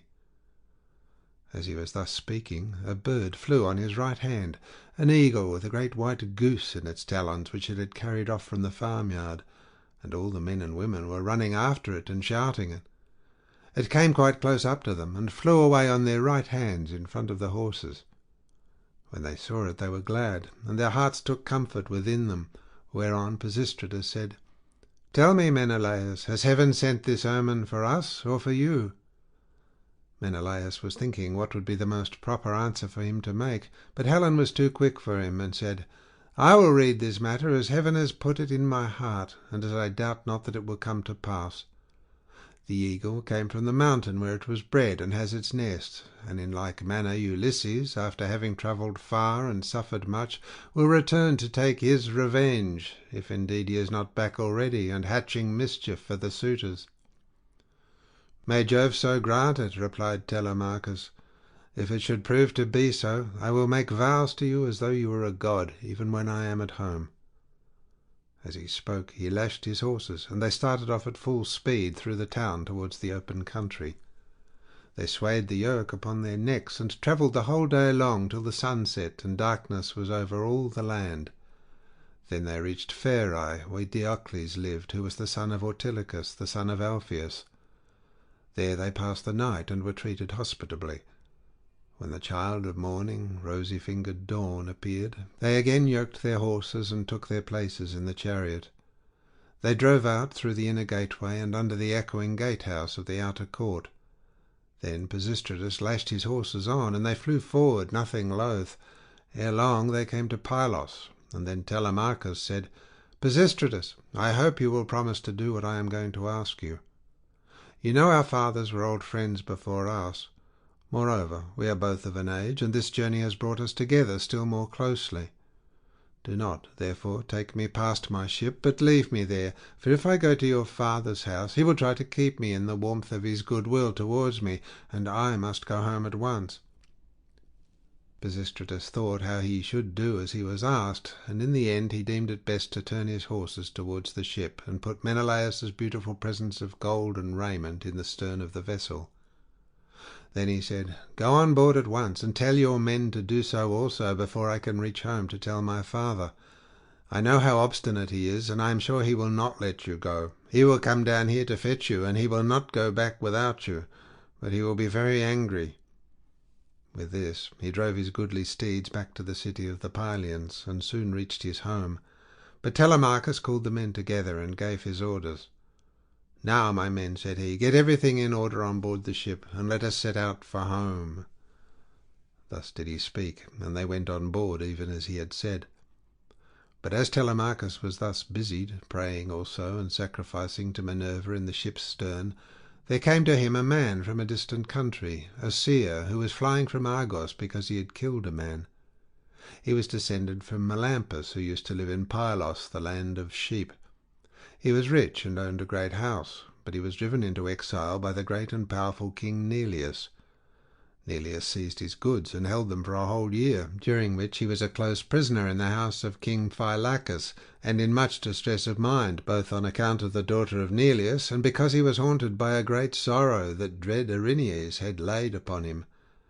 In the end, however, he escaped with his life, drove the cattle from Phylace to Pylos, avenged the wrong that had been done him, and gave the daughter of Neleus to his brother. Then he left the country and went to Argos, where it was ordained that he should reign over much people. There he married, established himself, and had 2 famous sons, Antiphates and Mantius. Antiphates became father of Oicleus, and Oicleus of Amphiaraus, who was dearly loved both by Jove and by Apollo, but he did not live to old age, for he was killed in Thebes by reason of a woman's gifts. His sons were Alcmaeon and Amphilochus. Mantius, the other son of Melampus, was father to Polyphetes and Cletus. Aurora, throned in gold, carried off Cletus for his beauty's sake, that he might dwell among the immortals, but Apollo made Polyphetes the greatest seer in the whole world, now that Amphiaraus was dead. He quarrelled with his father and went to live in Hyperesia, where he remained and prophesied for all men. His son Theoclymenus it was who now came up to Telemachus as he was making drink offerings and praying in his ship. "Friend," said he, "now that I find you sacrificing in this place, I beseech you, by your sacrifices themselves and by the God to whom you make them, I pray you also by your own head and by those of your followers, to tell me the truth and nothing but the truth. Who and whence are you? Tell me also of your town and parents." Telemachus said, "I will answer you quite truly. I am from Ithaca, and my father is Ulysses, as surely as that he ever lived. But he has come to some miserable end. Therefore I have taken this ship and got my crew together, to see if I can hear any news of him, for he has been away a long time." "I too," answered Theoclymenus, "am an exile, for I have killed a man of my own race. He has many brothers and kinsmen in Argos, and they have great power among the Argives. I am flying to escape death at their hands, and am thus doomed to be a wanderer on the face of the earth. I am your suppliant. Take me, therefore, on board your ship, that they may not kill me, for I know they are in pursuit." "I will not refuse you," replied Telemachus, "if you wish to join us. Come, therefore, and in Ithaca we will treat you hospitably according to what we have." On this he received Theoclymenus' spear and laid it down on the deck of the ship. He went on board and sat in the stern, bidding Theoclymenus sit beside him. Then the men let go the hawsers. Telemachus told them to catch hold of the ropes, and they made all haste to do so. They set the mast in its socket in the cross-plank, raised it, and made it fast with the forestays, and they hoisted their white sails with sheets of twisted oxhide. Minerva sent them a fair wind that blew fresh and strong to take the ship on her course as fast as possible. Then they passed by Clooney and Chalcas. Presently the sun set, and darkness was all over the land. The vessel made a quick passage to Phaiae, and then on to Elis, where the Epeans rule. Telemachus then headed her for the flying islands, wondering within himself whether he should escape death or should be taken prisoner. Meanwhile Ulysses and the swineherd were eating their supper in the hut, and the men supped with them. As soon as they had had to eat and drink, Ulysses began trying to prove the swineherd and see whether he would continue to treat him kindly, and ask him to stay on at the station or pack him off to the city. So he said, "Eumaeus and all of you, tomorrow I want to go away and begin begging about the town, so as to be no more trouble to you or to your men. Give me your advice, therefore, and let me have a good guide to go with me and show me the way. I will go the round of the city, begging, as I needs must, to see if anyone will give me a drink and a piece of bread. I should like also to go to the house of Ulysses and bring news of her husband to Queen Penelope. I could then go about among the suitors, and see if out of all their abundance they will give me a dinner. I should soon make them an excellent servant in all sorts of ways. Listen and believe when I tell you that by the blessing of Mercury, who gives grace and good name to the works of all men, there is no one living who would make a more handy servant than I should, to put fresh wood on the fire, chop fuel, carve, cook, pour out wine, and do all those services that poor men have to do for their betters." The swineherd was very much disturbed when he heard this. "Heaven help me!" he exclaimed. "Whatever can have put such a notion as that into your head? If you go near the suitors, you will be undone to a certainty, for their pride and insolence reach the very heavens. They would never think of taking a man like you for a servant. Their servants are all young men, well dressed, wearing good cloaks and shirts, with well-looking faces, and their hair always tidy. The tables are kept quite clean, and are loaded with bread, meat, and wine. Stay where you are, then. You are not in anybody's way. I do not mind your being here, no more do any of the others. And when Telemachus comes home, he will give you a shirt and cloak, and will send you wherever you want to go." Ulysses answered, "I hope you may be as dear to the gods as you are to me, for having saved me from going about and getting into trouble. There is nothing worse than being always on the tramp. Still, when men have once got low down in the world, they will go through a great deal on behalf of their miserable bellies. Since, however, you press me to stay here and await the return of Telemachus, tell me about Ulysses' mother and his father, whom he left on the threshold of old age when he set out for Troy. Are they still living, or are they already dead and in the house of Hades?" "I will tell you all about them," replied Eumaeus. "Laertes is still living, and prays heaven to let him depart peacefully in his own house, for he is terribly distressed about the absence of his son, and also about the death of his wife, which grieved him greatly, and aged him more than anything else did. She came to an unhappy end through sorrow for her son. May no friend or neighbour who has dealt kindly by me come to such an end as she did. As long as she was still living, though she was always grieving, I used to like seeing her and asking her how she did, for she brought me up along with her daughter Ctimene, the youngest of her children. We were boy and girl together, and she made little difference between us. When, however, we both grew up, they sent Ctimene to Same, and received a splendid dowry for her. As for me, my mistress gave me a good shirt and cloak with a pair of sandals for my feet, and sent me off into the country, but she was just as fond of me as ever. This is all over now.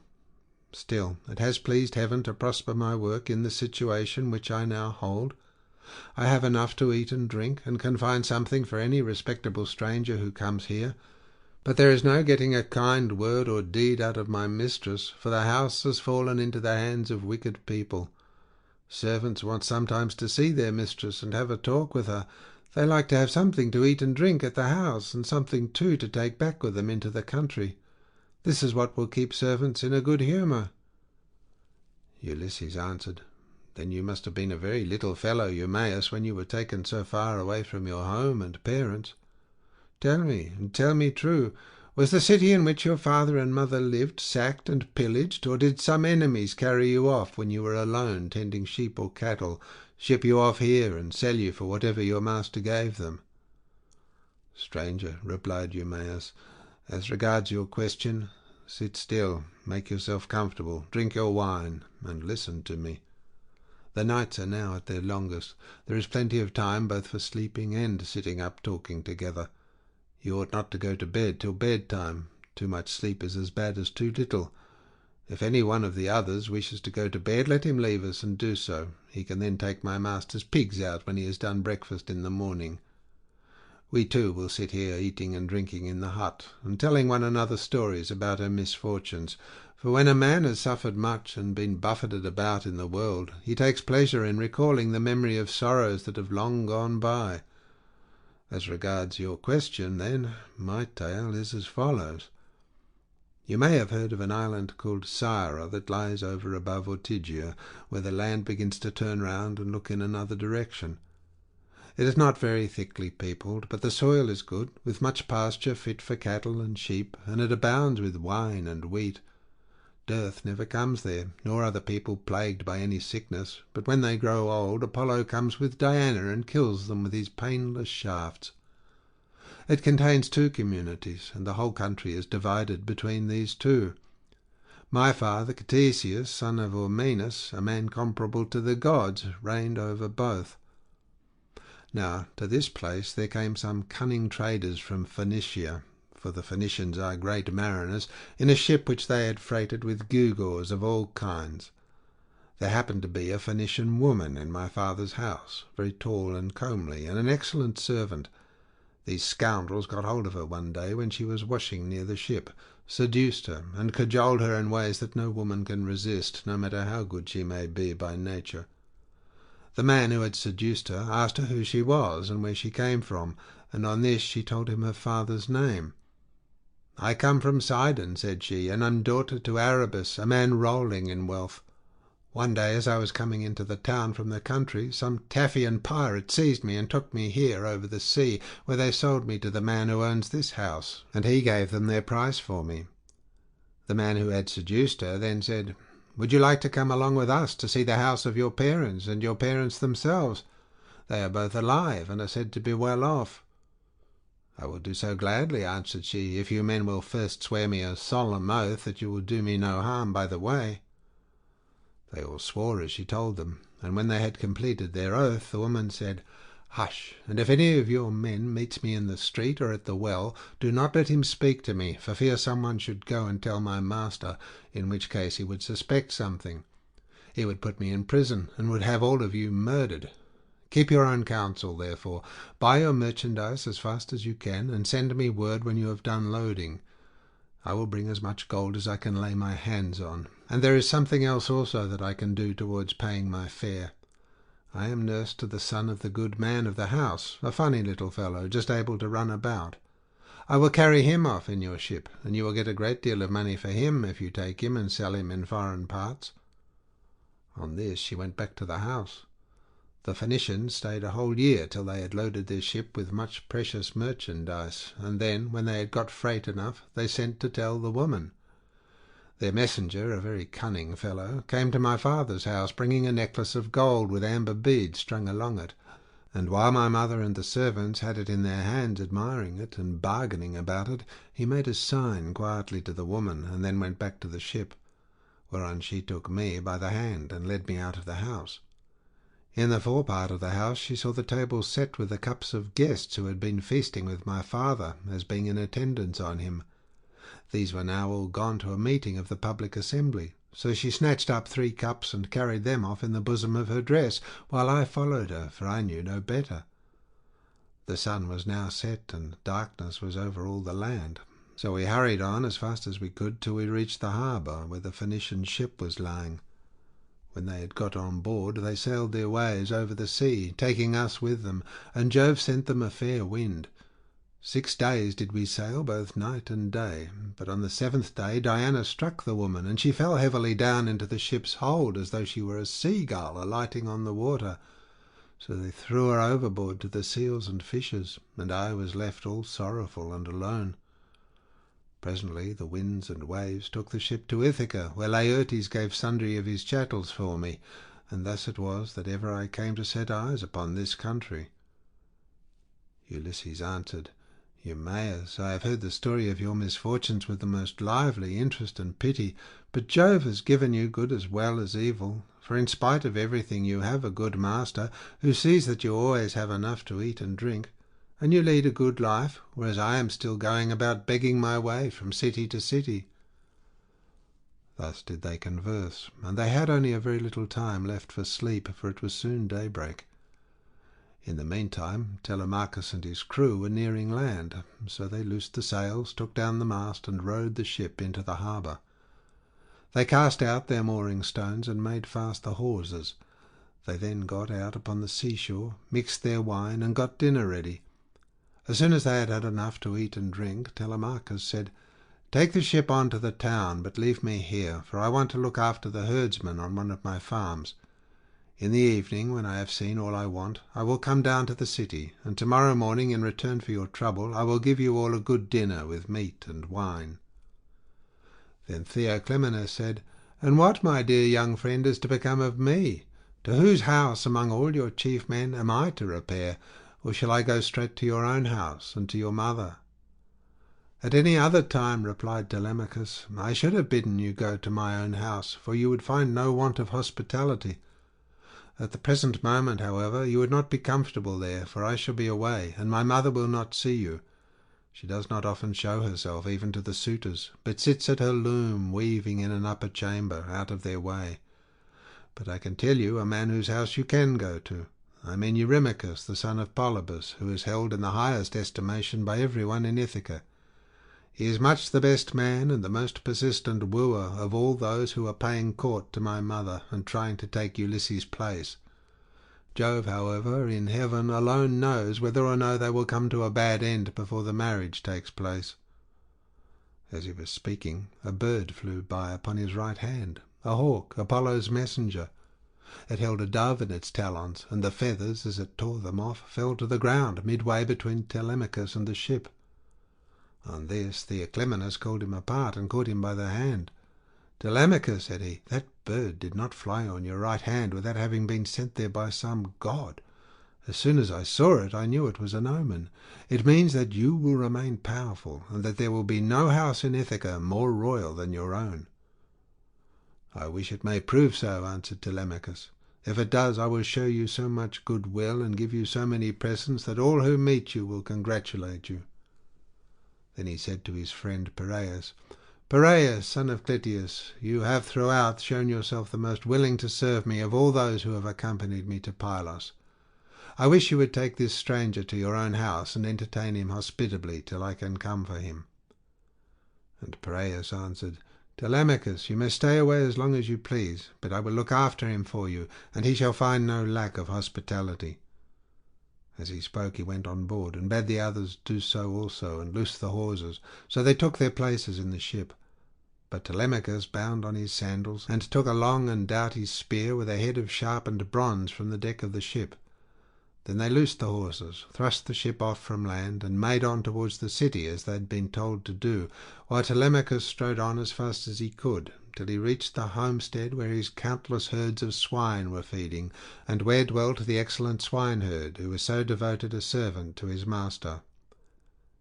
End of section 15.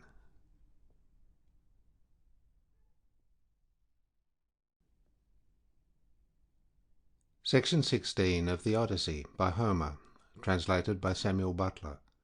Book 16. Ulysses reveals himself to Telemachus. Meanwhile, Ulysses and the swineherd had lit a fire in the hut, and were getting breakfast ready at daybreak, for they had sent the men out with the pigs. When Telemachus came up, the dogs did not bark, but fawned upon him. So Ulysses, hearing the sound of feet, and noticing that the dogs did not bark, said to Eumaeus, "Eumaeus, I hear footsteps. I suppose one of your men or some one of your acquaintance is coming here, for the dogs are fawning upon him and not barking." The words were hardly out of his mouth before his son stood at the door. Eumaeus sprang to his feet, and the bowls in which he was mixing wine fell from his hands as he made towards his master. He kissed his head and both his beautiful eyes, and wept for joy. A father could not be more delighted at the return of an only son, the child of his old age, after 10 years' absence in a foreign country, and after having gone through much hardship. He embraced him, kissed him all over as though he had come back from the dead, and spoke fondly to him, saying, "So you are come, Telemachus, light of my eyes that you are. When I heard you had gone to Pylos, I made sure I was never going to see you any more. Come in, my dear child, and sit down, that I may have a good look at you now you are home again. It is not very often you come into the country to see us herdsmen. You stick pretty close to the town generally. I suppose you think it better to keep an eye on what the suitors are doing." "So be it, old friend," answered Telemachus, "but I am come now because I want to see you, and to learn whether my mother is still at her old home, or whether someone else has married her, so that the bed of Ulysses is without bedding and covered with cobwebs." "She is still at the house," replied Eumaeus, grieving and breaking her heart, and doing nothing but weep both night and day continually. As he spoke, he took Telemachus a spear, whereon he crossed the stone threshold and came inside. Ulysses rose from his seat to give him place as he entered, but Telemachus checked him. "Sit down, stranger," said he. "I can easily find another seat, and there is one here who will lay it for me." Ulysses went back to his own place, and Eumaeus strewed some green brushwood on the floor and threw a sheepskin on top of it for Telemachus to sit upon. Then the swineherd brought them platters of cold meat, the remains of what they had eaten the day before, and he filled the bread baskets with bread as fast as he could. He mixed wine also in bowls of ivy wood, and took his seat facing Ulysses. Then they laid their hands on the good things that were before them, and as soon as they had had enough to eat and drink, Telemachus said to Eumaeus, "Old friend, where does this stranger come from? How did his crew bring him to Ithaca, and who were they? For assuredly he did not come here by land." To this you answered, O swineherd Eumaeus, "My son, I will tell you the real truth. He says he is a Cretan, and that he has been a great traveller. At this moment he is running away from a Thesprotian ship, and has taken refuge at my station, so I will put him into your hands. Do whatever you like with him, only remember that he is your suppliant." "I am very much distressed," said Telemachus, "by what you have just told me. How can I take this stranger into my house? I am as yet young, and am not strong enough to hold my own if any man attacks me.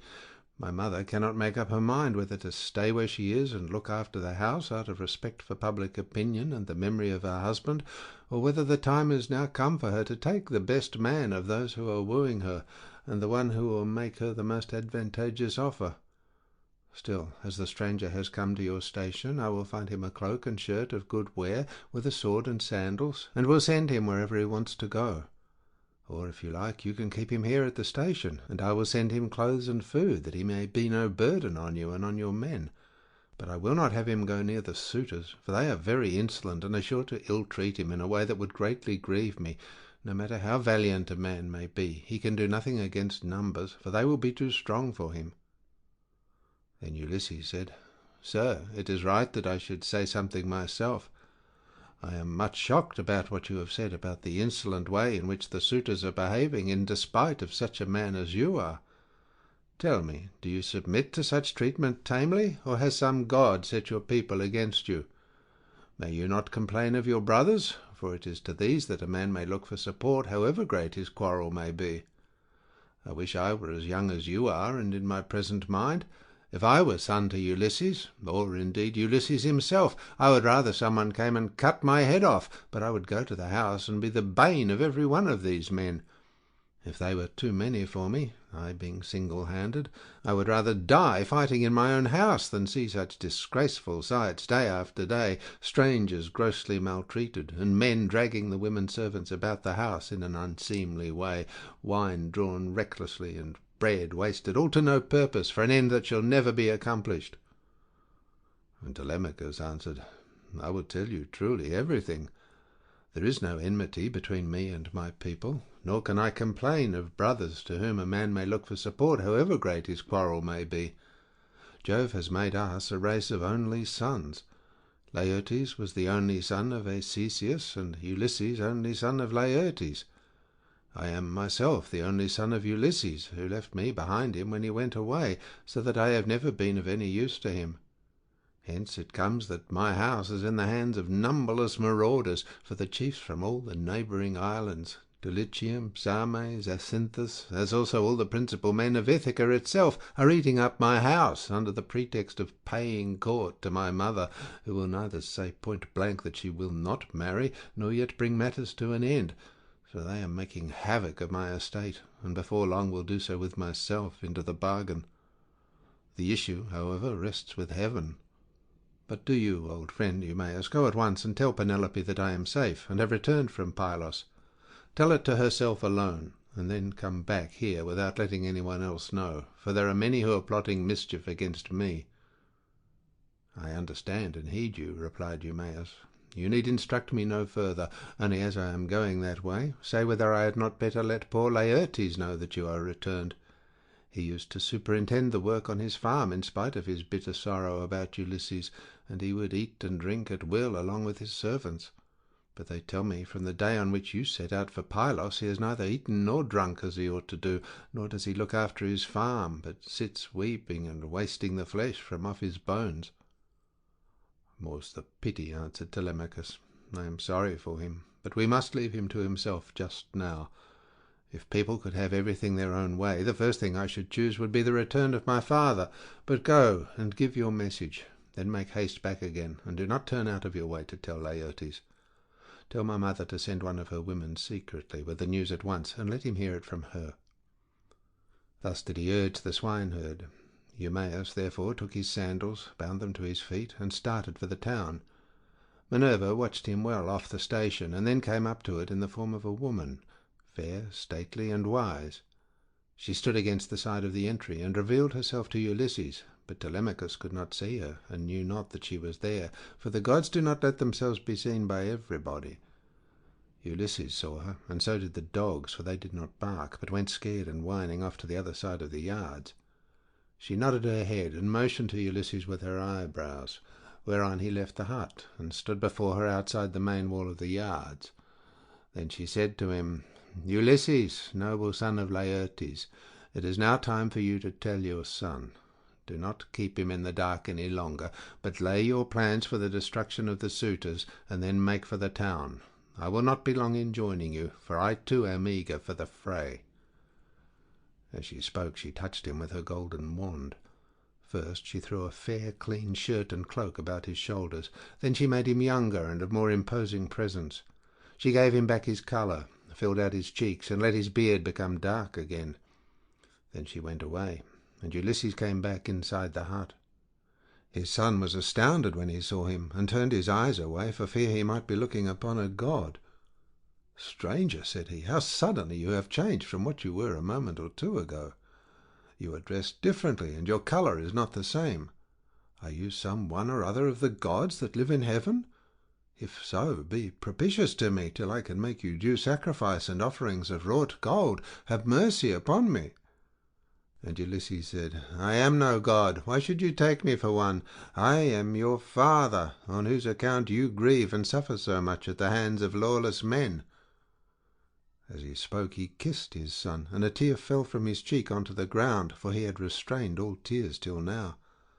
But Telemachus could not yet believe that it was his father, and said, "You are not my father, but some god is flattering me with vain hopes that I may grieve the more hereafter. No mortal man could of himself contrive to do as you have been doing, and make yourself old and young at a moment's notice, unless a god were with him. A second ago you were old and all in rags, and now you are like some god come down from heaven." Ulysses answered, "Telemachus, you ought not to be so immeasurably astonished at my being really here. There is no other Ulysses who will come hereafter.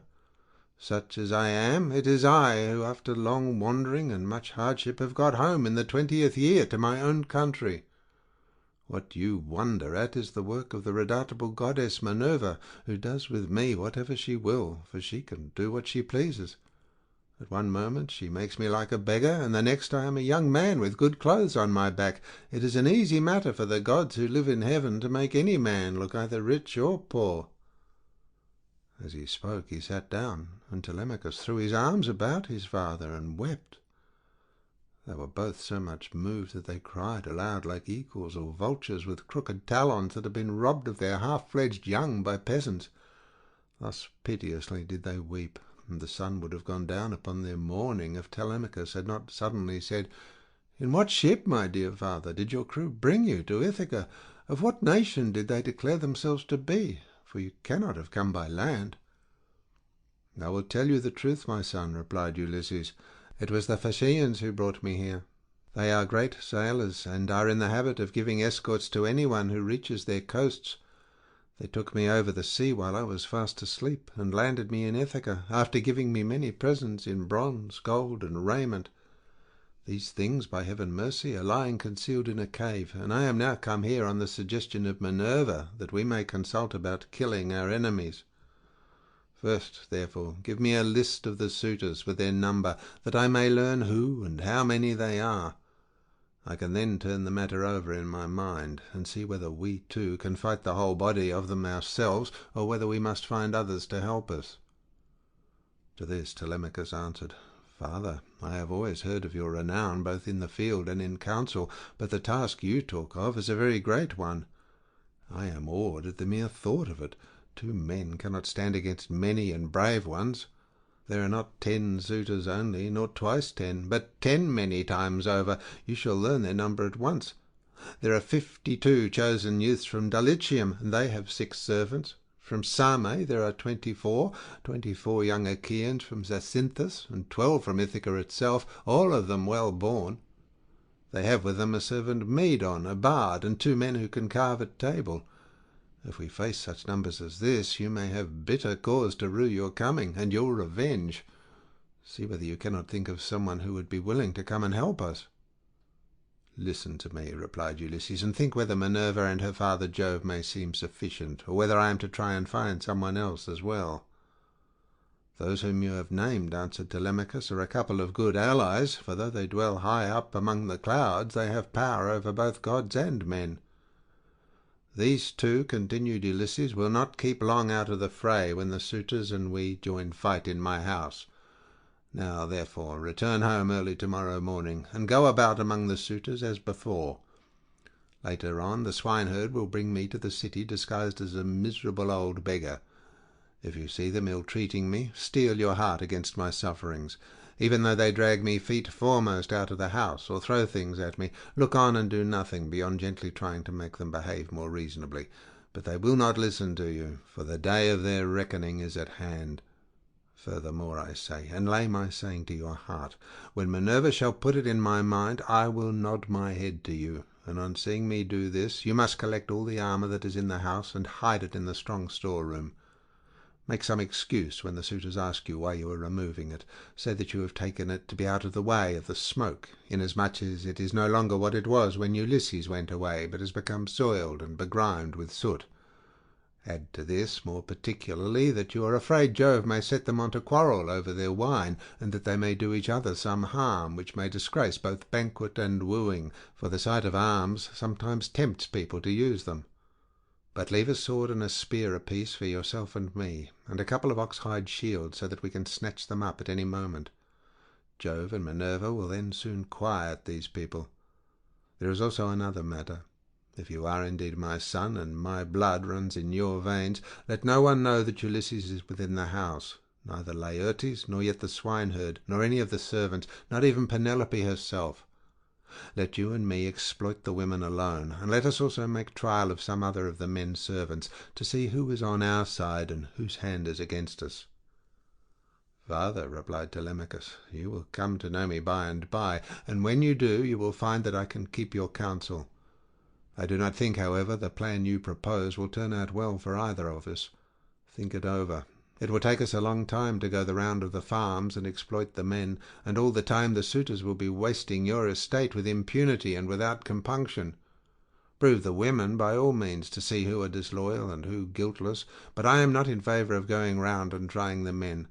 We can attend to that later on, if you really have some sign from Jove that he will support you." Thus did they converse, and meanwhile the ship which had brought Telemachus and his crew from Pylos had reached the town of Ithaca. When they had come inside the harbour, they drew the ship onto the land. Their servants came and took their armour from them, and they left all the presents at the house of Clytius. Then they sent a servant to tell Penelope that Telemachus had gone into the country, and had sent the ship to the town to prevent her from being alarmed and made unhappy. This servant and Eumaeus happened to meet when they were both on the same errand of going to tell Penelope. When they reached the house, the servant stood up and said to the queen, in the presence of the waiting women, "Your son, madam, is now returned from Pylos." But Eumaeus went close up to Penelope and said privately all that her son had bidden him tell her. When he had given his message, he left the house with its outbuildings and went back to his pigs again. The suitors were surprised and angry at what had happened, so they went outside the great wall that ran around the outer court and held a council near the main entrance. Eurymachus, son of Polybus, was the first to speak. "My friend," said he, "this voyage of Telemachus's is a very serious matter. We had made sure that it would come to nothing. Now, however, let us draw a ship into the water, and get a crew together to send after the others, and to tell them to come back as fast as they can." He had hardly done speaking when Amphinomus turned in his place and saw the ship inside the harbour, with the crew lowering her sails and putting by their oars. So he laughed and said to the others, "We need not send them any message, for they are here. Some god must have told them, or else they saw the ship go by and could not overtake her." On this they rose and went to the waterside. The crew then drew the ship on shore. Their servants took their armour from them, and they went up in a body to the place of assembly, but they would not let anyone, old or young, sit along with them. And Antinous, son of Eupeithes, spoke first. "Good heavens," said he, "see how the gods have saved this man from destruction. We kept a succession of scouts upon the headlands all day long, and when the sun was down we never went on shore to sleep, but waited in the ship all night till morning, in the hope of capturing and killing him. But some god has conveyed him home in spite of us. Let us consider how we can make an end of him. He must not escape us.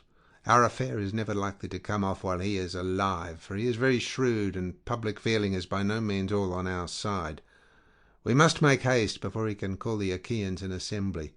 He will lose no time in doing so, for he will be furious with us, and will tell all the world how we plotted to kill him, but failed to take him.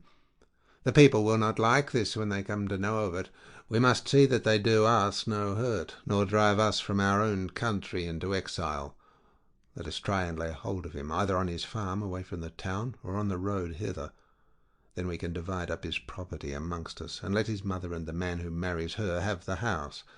If this does not please you, and you wish Telemachus to live on and hold his father's property, then we must not gather here and eat up his goods in this way, but must make our offers to Penelope, each from his own house, and she can marry the man who will give the most for her, and whose lot it is to win her."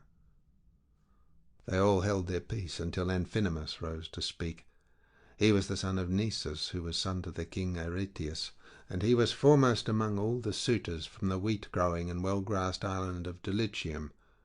His conversation, moreover, was more agreeable to Penelope than that of any of the other suitors, for he was a man of good natural disposition. "My friends," said he, speaking to them plainly and in all honesty, "I am not in favour of killing Telemachus. It is a heinous thing to kill one who is of noble blood. Let us first take counsel of the gods, and if the oracles of Jove advise it, I will both help to kill him myself and will urge everyone else to do so. But if they dissuade us, I would have you hold your hands." Thus did he speak, and his words pleased them well. So they rose forthwith and went to the house of Ulysses, where they took their accustomed seats.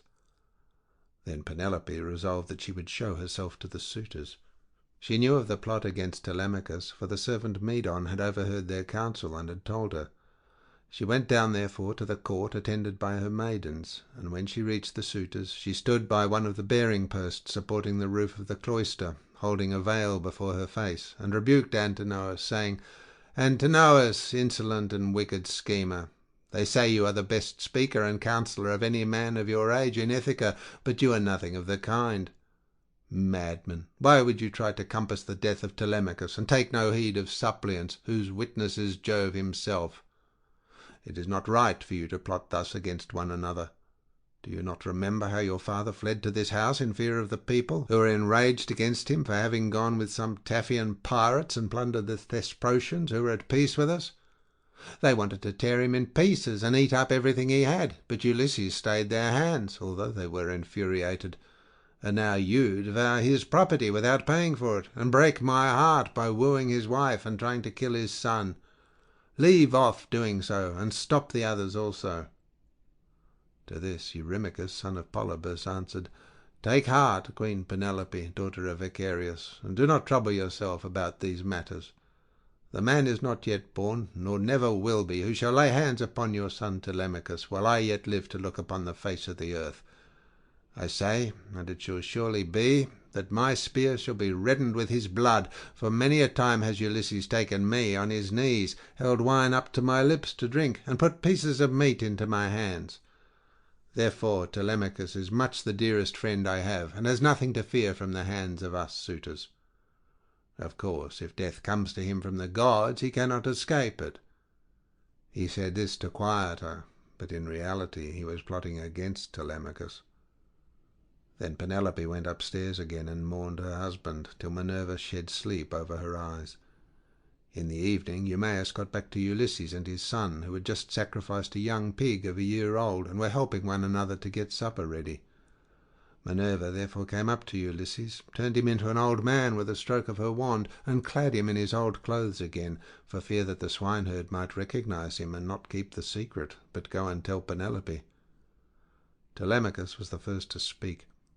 "So you've got back, Eumaeus," said he. "What is the news of the town? Have the suitors returned, or are they still waiting over yonder to take me on my way home?" "I did not think of asking about that," replied Eumaeus, "when I was in the town. I thought I would give my message and come back as soon as I could. I met a man sent by those who had gone with you to Perilous, and he was the first to tell the news to your mother, but I can say what I saw with my own eyes. I had just got on to the crest of the hill of Mercury above the town, when I saw a ship coming into harbour with a number of men in her. They had many shields and spears, and I thought it was the suitors, but I cannot be sure." On hearing this, Telemachus smiled to his father, but so that Eumaeus could not see him. Then, when they had finished their work and the meal was ready, they ate it, and every man had his full share, so that they were all satisfied.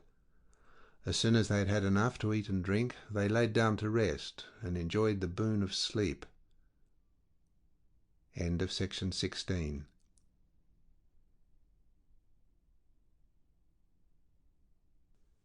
Section 17 of the Odyssey by Homer, translated by Samuel Butler. Book 17. Telemachus and his mother meet. Ulysses and Eumaeus come down to the town, and Ulysses is insulted by Melanthius. He is recognized by the dog Argos. He is insulted and presently struck by Antinous with a stool. Penelope desires that he shall be sent to her. When the child of morning, rosy-fingered Dawn, appeared, Telemachus bound on his sandals and took a strong spear that suited his hands, for he wanted to go into the city. "Old friend," said he to the swineherd, "I will now go to the town and show myself to my mother, for she will never leave off grieving till she has seen me. As for this unfortunate stranger, take him to the town and let him beg there of anyone who will give him a drink and a piece of bread. I have trouble enough of my own, and cannot be burdened with other people. If this makes him angry, so much the worse for him, but I like to say what I mean." Then Ulysses said, "Sir, I do not want to stay here. A beggar can always do better in town than country, for anyone who likes can give him something. I am too old to care about remaining here at the beck and call of a master. Therefore let this man do as you have just told him, and take me to the town as soon as I have had a warm by the fire, and the day has got a little heat in it. My clothes are wretchedly thin, and this frosty morning I shall be perished with cold, for you say the city is some way off." On this Telemachus strode through the yards, brooding his revenge upon the suitors. When he reached home, he stood his spear against a bearing post of the cloister, crossed the stone floor of the cloister itself, and went inside. Nurse Euryclea saw him long before anyone else did. She was putting the fleeces onto the seats, and she burst out crying as she ran up to him. All the other maids came up too, and covered his head and shoulders with their kisses. Penelope came out of her room, looking like Diana or Venus, and wept as she flung her arms about her son. She kissed his forehead and both his beautiful eyes. "Light of my eyes," she cried as she spoke fondly to him, "so you are come home again. I made sure I was never going to see you any more. To think of your having gone off to Perilous without saying anything about it or obtaining my consent. But come, tell me what you saw." "Do not scold me, mother," answered Telemachus, "nor vex me, seeing what a narrow escape I have had, but wash your face, change your dress, go upstairs with your maids, and promise full and sufficient hecatombs to all the gods if Jove will only grant us our revenge upon the suitors. I must now go to the place of assembly to invite a stranger who has come back with me from Pylos. I sent him on with my crew, and told Piraeus to take him home and look after him till he had come for him myself."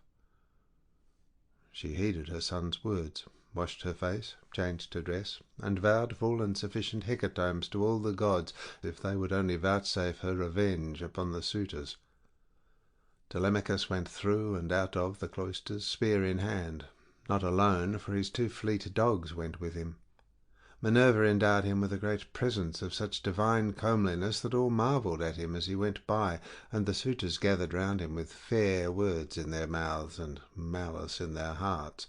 But he avoided them, and went to sit with Mentor, Antiphus, and Halitherses, old friends of his father's house, and they made him tell him all that had happened to him.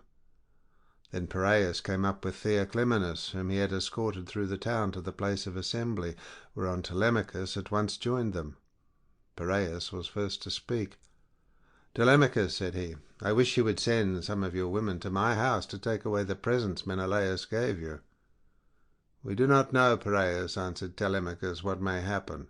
If the suitors kill me in my own house and divide my property among them, I would rather you had the presents than that any of those people should get hold of them. If, on the other hand, I manage to kill them, I shall be much obliged if you will kindly bring me my presents." With these words he took Theoclymenus to his own house. When they got there, they laid their cloaks on the benches and seats, went into the baths, and washed themselves. When the maids had washed and anointed them, and had given them cloaks and shirts, they took their seats at table. A maidservant then brought them water in a beautiful golden ewer, and poured it into a silver basin for them to wash their hands, and she drew a clean table beside them. An upper servant brought them bread, and offered them many good things of what there was in the house. Opposite them sat Penelope, reclining on a couch by one of the bearing posts of the cloister, and spinning.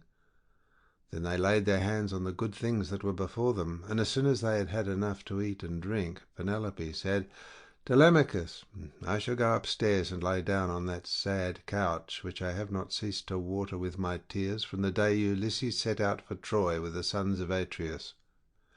You failed, however, to make it clear to me, before the suitors came back to the house, whether or no you had been able to hear anything about the return of your father." "I will tell you then truth," replied her son.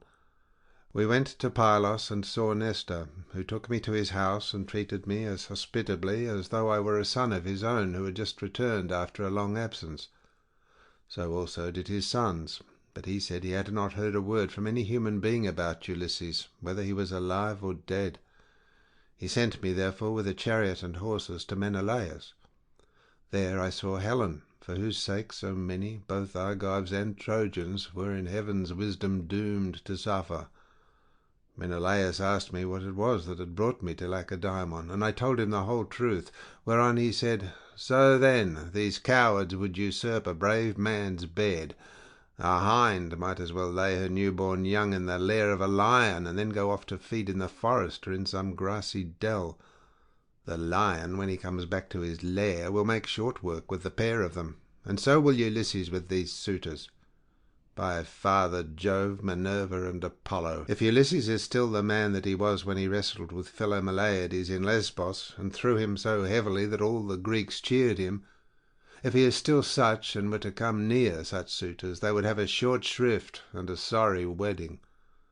As regards your question, however, I will not prevaricate nor deceive you, but what the old man of the sea told me, so much will I tell you in full. He said he could see Ulysses on an island, sorrowing bitterly in the house of the nymph Calypso, who was keeping him prisoner, and he could not reach his home, for he had no ships nor sailors to take him over the sea. This was what Menelaus told me, and when I had heard his story I came away. The gods then gave me a fair wind, and soon brought me safe home again." With these words he moved the heart of Penelope. Then Theoclymenus said to her, "Madam, wife of Ulysses, Telemachus does not understand these things. Listen therefore to me, for I can divine them surely, and will hide nothing from you.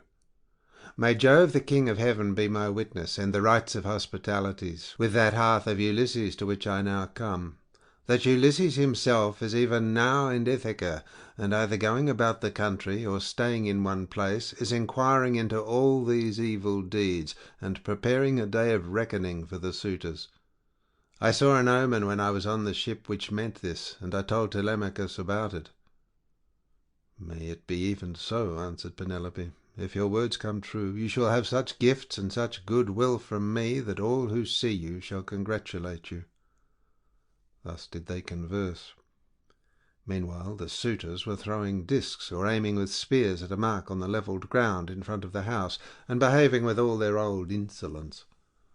But when it was now time for dinner, and the flock of sheep and goats had come into the town from all the country round, with their shepherds as usual, then Medon, who was their favourite servant, and who waited upon them at table, said, "Now then, my young masters, you have had enough sport, so come inside that we may get dinner ready. Dinner is not a bad thing at dinner time."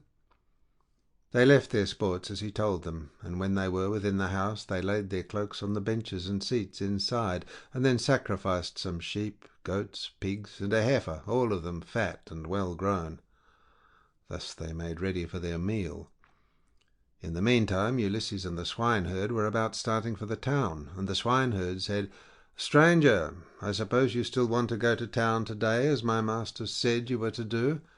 For my own part, I should have liked you to stay here as a station hand, but I must do as my master tells me, or he will scold me later on, and a scolding from one's master is a very serious thing. Let us then be off, for it is now broad day. It will be night again directly, and then you will find it colder." "I know and understand you," replied Ulysses. "You need say no more. Let us be going. But if you have a stick ready cut, let me have it to walk with, for you say the road is a very rough one." As he spoke, he threw his shabby old tattered wallet over his shoulders by the cord from which it hung, and Eumaeus gave him a stick to his liking. The two then started, leaving the station in charge of the dogs and herdsmen who remained behind. The swineherd led the way, and his master followed after, looking like some broken-down old tramp as he leaned upon his staff, and his clothes were all in rags.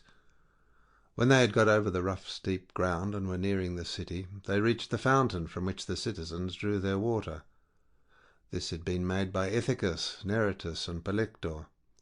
There was a grove of water-loving poplars planted in a circle all round it, and the clear cold water came down to it from a rock high up, while above the fountain there was an altar to the nymphs, at which all wayfarers used to sacrifice. Here Melanthius, son of Dolius, overtook them as he was driving down some goats, the best of his flock, for the suitors' dinner, and there were 2 shepherds with him. When he saw Eumaeus and Ulysses, he reviled them with outrageous and unseemly language, which made Ulysses very angry. "There you go," cried he, "and a precious pair you are. See how heaven brings birds of the same feather to one another. Where, pray, master swineherd, are you taking this poor miserable object? It would make anyone sick to see such a creature at table. A fellow like this never won a prize for anything in his life, but will go about rubbing his shoulders against every man's doorpost, and begging, not for swords and cauldrons like a man, but only for a few scraps not worth begging for. If you would give him to me for a hand on my station, he might do to clean out the folds, or bring a bit of sweet feed to the kids, and he could fatten his thighs as much as he pleased on whey. But he has taken to bad ways, and will not go about any kind of work. He will do nothing but beg victuals all the town over to feed his insatiable belly. I say, therefore, and it shall surely be, if he goes near Ulysses' house, it will get his head broken by the stools they will fling at him till they turn him out."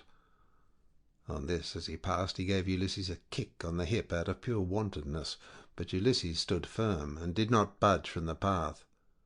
For a moment he doubted whether or not to fly at Melanthius and kill him with his staff, or fling him to the ground and beat his brains out. He resolved, however, to endure it and keep himself in check. But the swineherd looked straight at Melanthius and rebuked him, lifting up his hands and praying to heaven as he did so.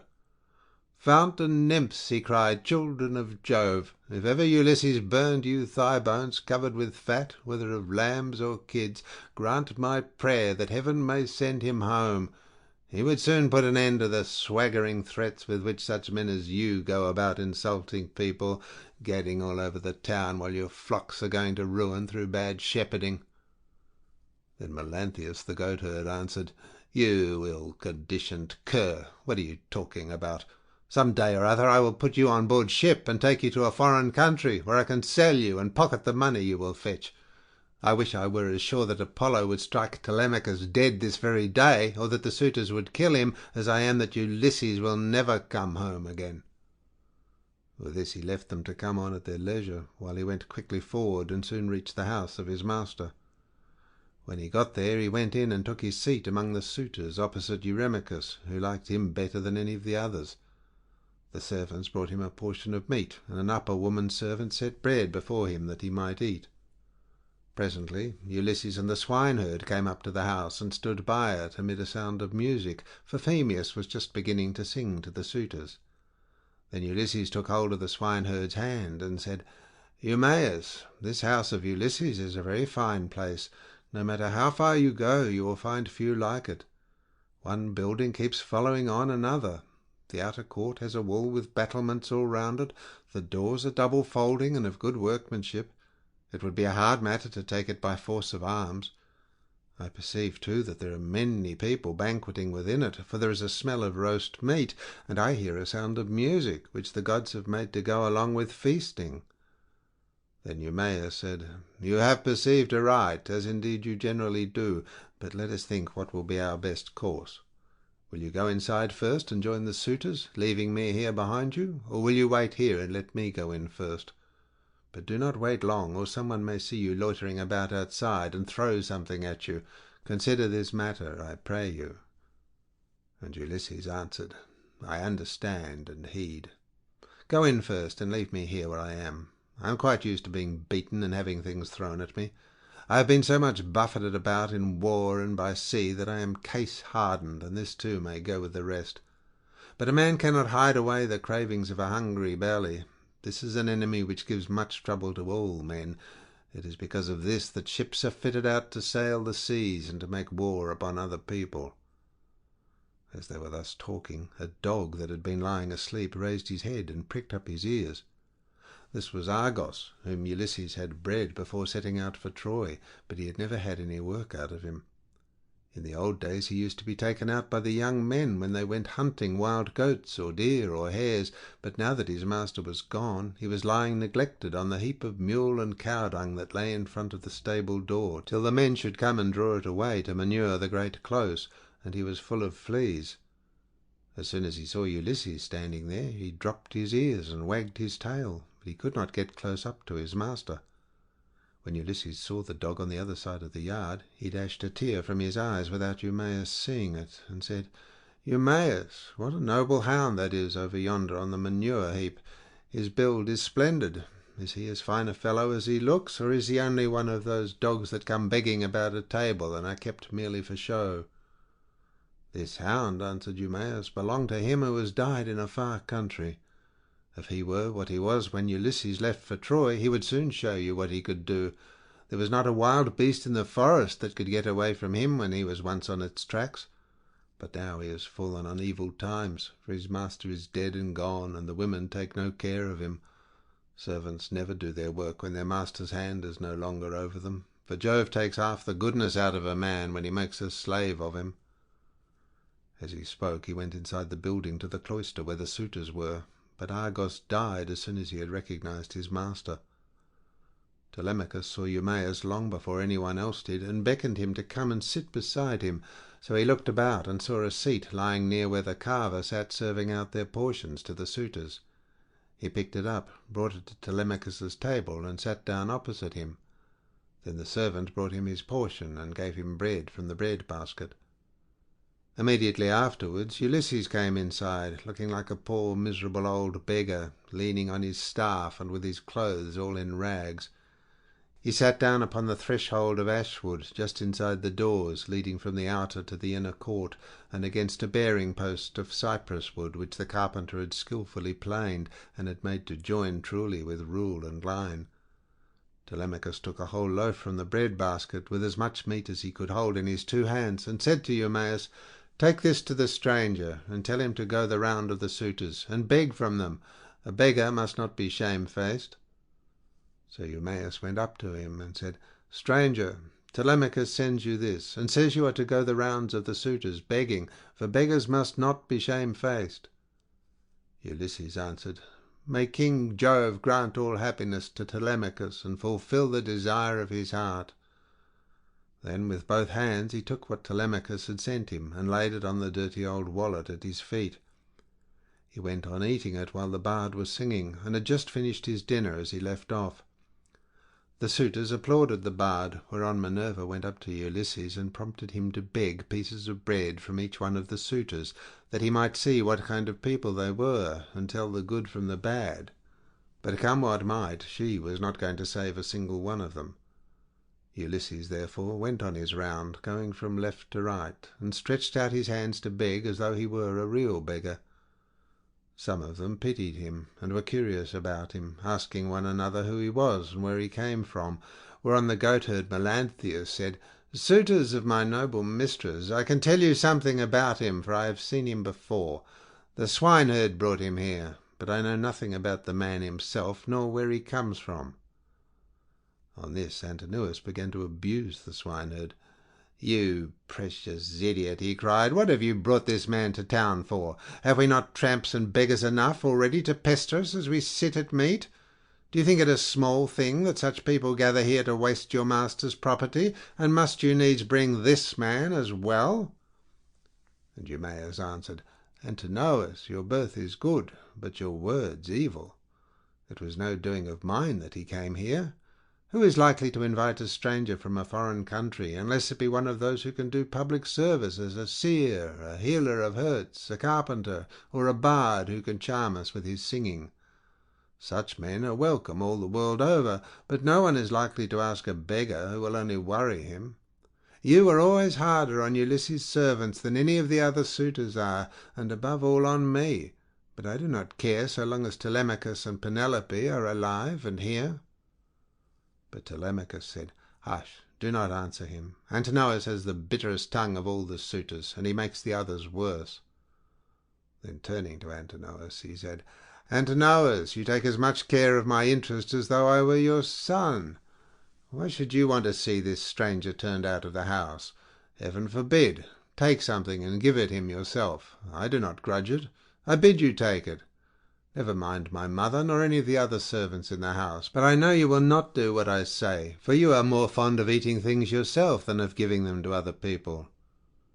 "What do you mean, Telemachus," replied Antinous, "by this swaggering talk?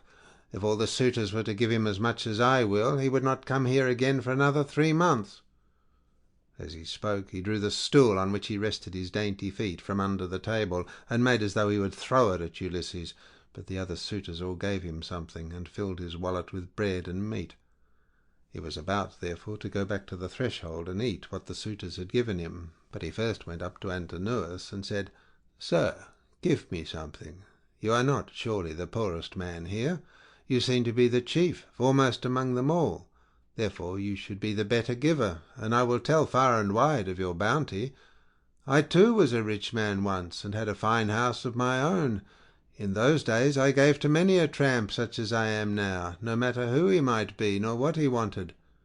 I had any number of servants, and all the other things which people have who live well and are accounted wealthy, but it pleased Jove to take all away from me.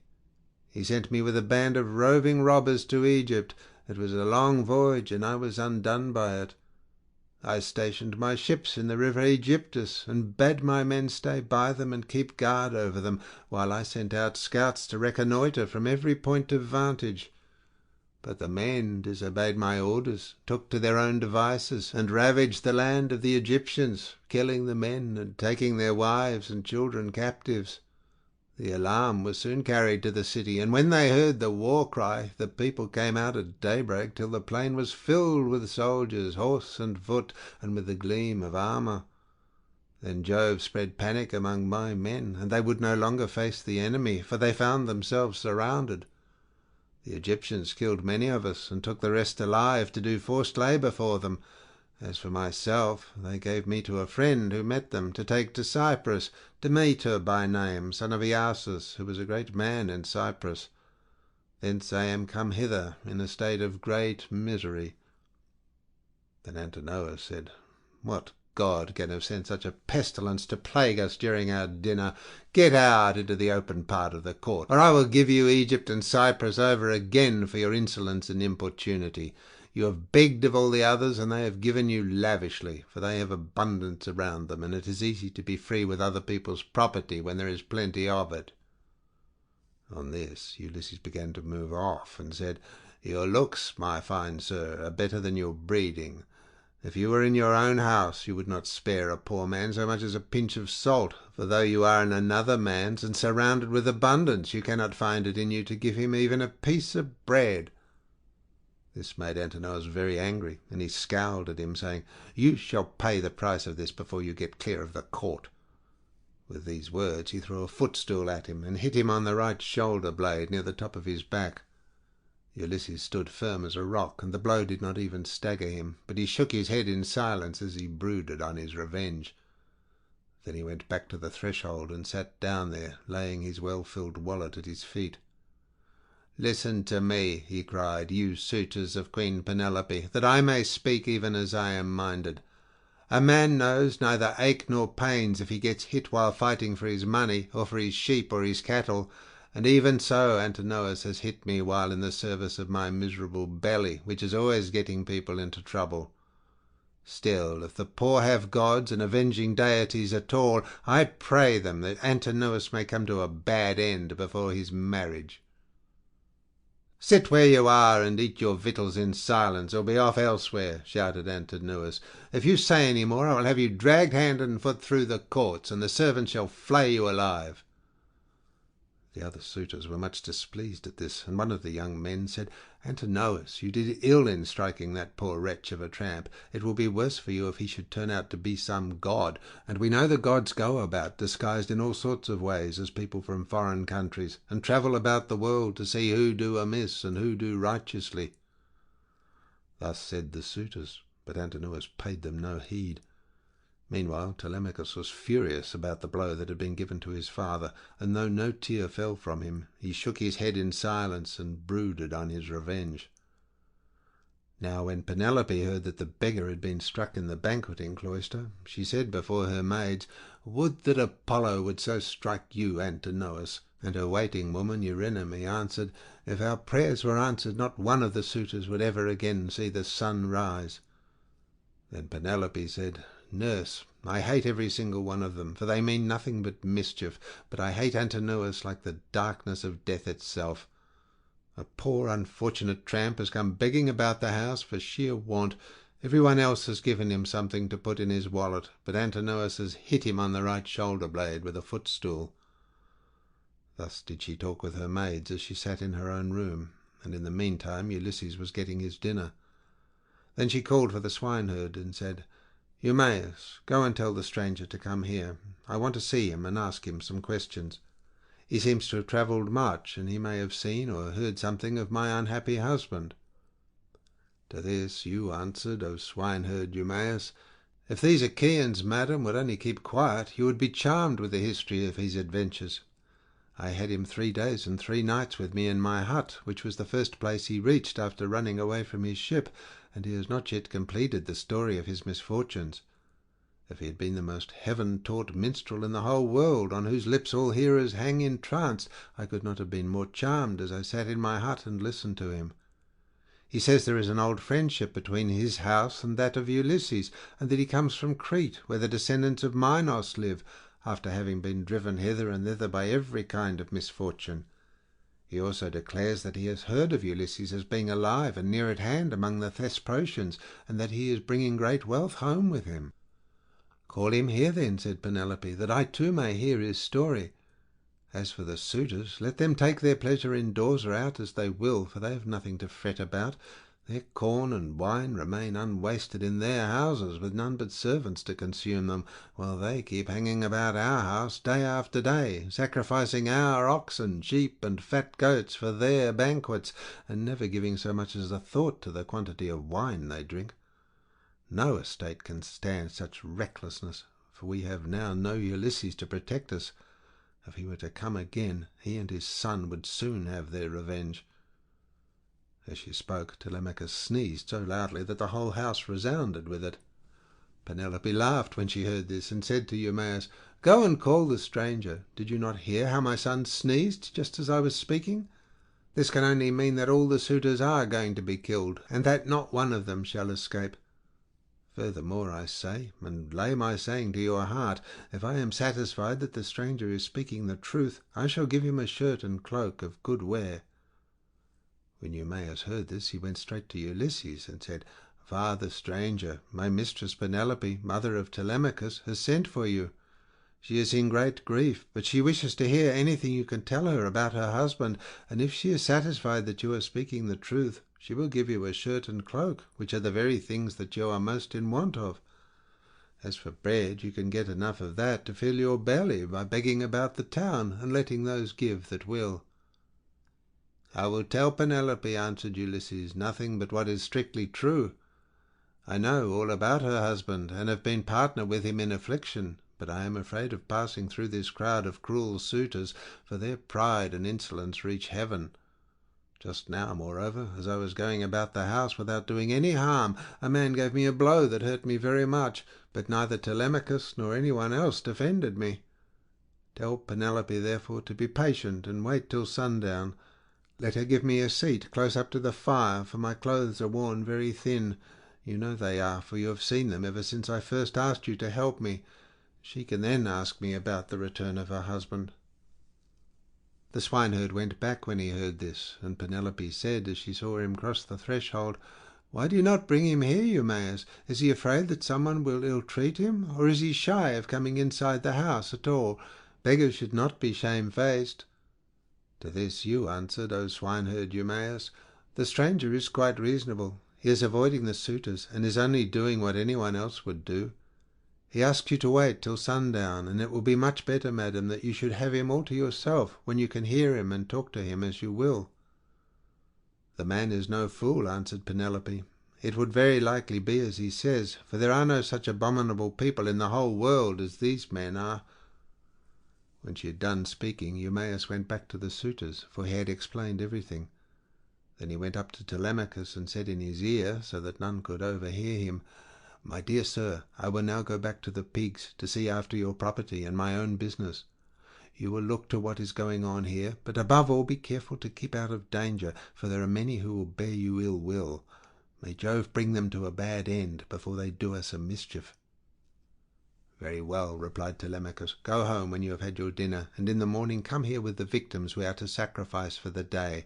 Leave the rest to heaven and me." On this Eumaeus took his seat again, and when he had finished his dinner he left the courts and the cloister with the men at table, and went back to his pigs. As for the suitors, they presently began to amuse themselves with singing and dancing, for it was now getting on towards evening. End of section 17.